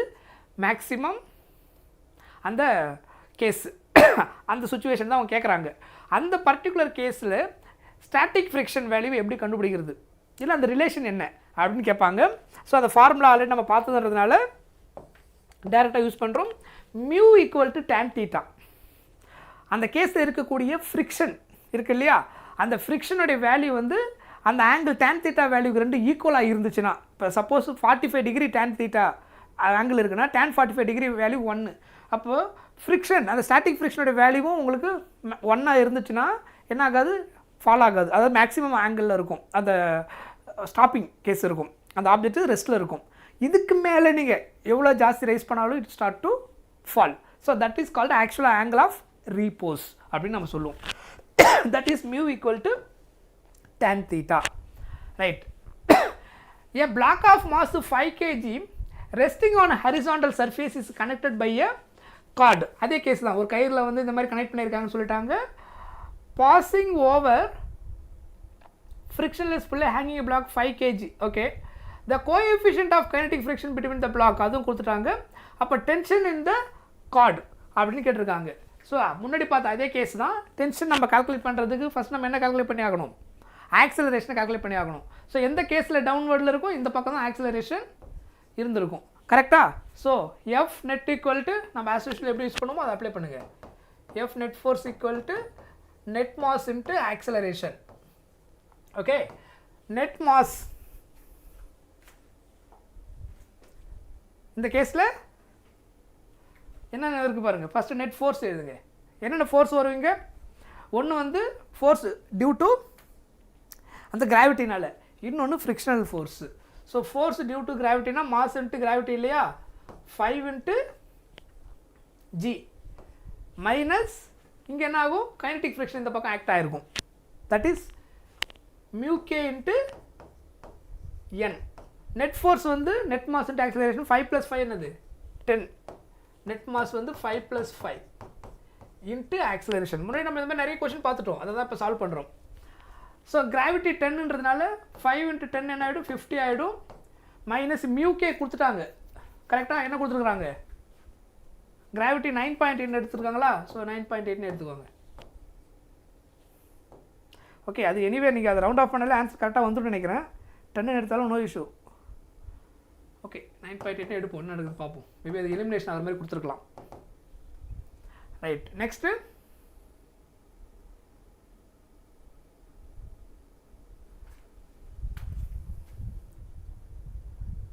கோஎஃபிஷியன்ட் கொடுத்துருக்காங்களா 0.5 இது இருக்குது. ஸோ இதை நம்ம 1/2 எடுத்துக்கலாம். -1/2 நார்மல் ஃபோர்ஸ். நார்மல் ஃபோர்ஸ்ன்றது இங்கே என்னது, இதான் இந்த இடத்துல தான் நார்மல் ஃபோர்ஸ் இருக்கும். 5 × 9.8 நம்ம 10 எடுத்துக்கலாம். அது ஐ திங்க் அதான் கன்வீனியன்ட்டாக இருக்கும்னு நினைக்கிறேன். சால்வ் பண்ண மீது ரவுண்ட் ஆஃப் பண்ணிக்கலாம், விடுங்க. 5 × 10 = 50 நியூட்டன். கரெக்டா? ஸோ 10 எடுத்து போயிடும். 5 × 10. ஸோ அப்போ இதனுடைய வேல்யூ வந்து 50 = 10A. ஸோ இதை சிம்பிளிஃபை பண்ணிங்கன்னா 25.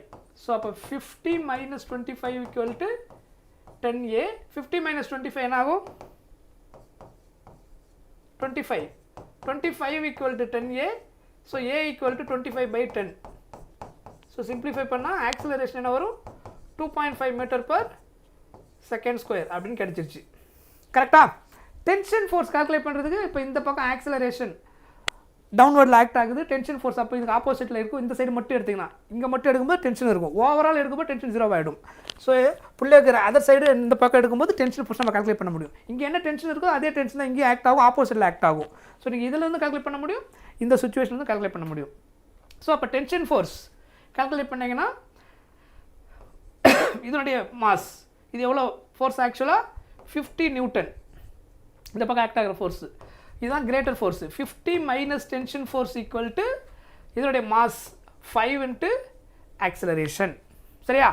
ஸோ 50 இந்த +5 கொண்டு வந்தீங்கன்னா -5A ஆகிடும் = டென்ஷன் ஃபோர்ஸ். 50 - 5 × ஏவுக்கு பதிலாக 2.5 கரெக்ட்? இல்லை அதர்வைஸ்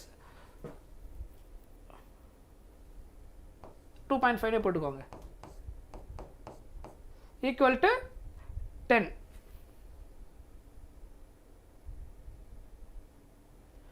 ஸோ சிம்பிளிஃபை பண்ணிங்கன்னா 25 × 5 எந்த ஸ்டெப் மிஸ் ஆகுதா பாருங்கள் ஸ்டெப்பு.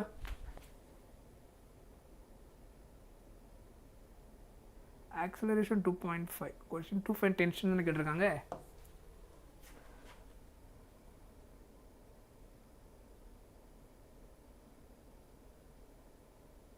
கரெக்ட் தான்.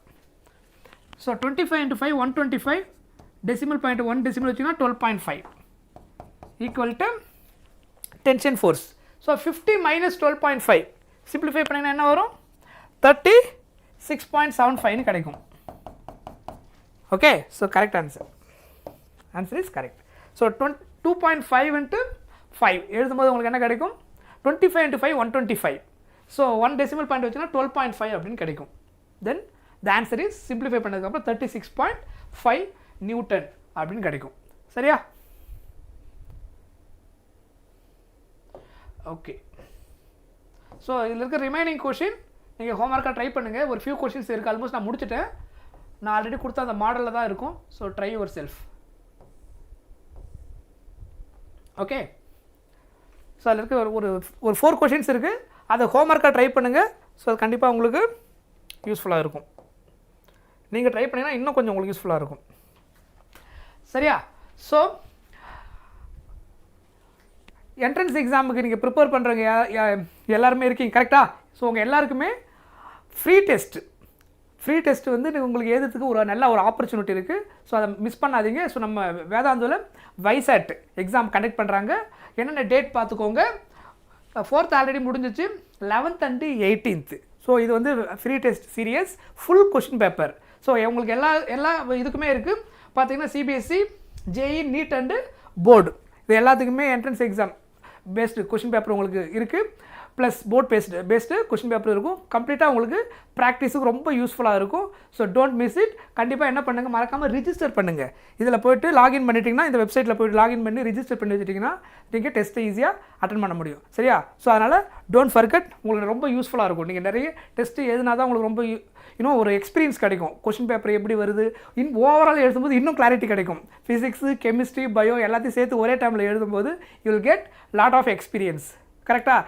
இன்னும் நம்மளுடைய கெப்பாசிட்டி எந்த அளவுக்கு இருக்குது, நம்ம படித்ததில் எவ்வளோ ஞாபகம் இருக்குது, குமுலேட்டிவாக எழுதும்போது நம்மளால் ஞாபகம் வச்சுக்க முடியுதா இல்லையா.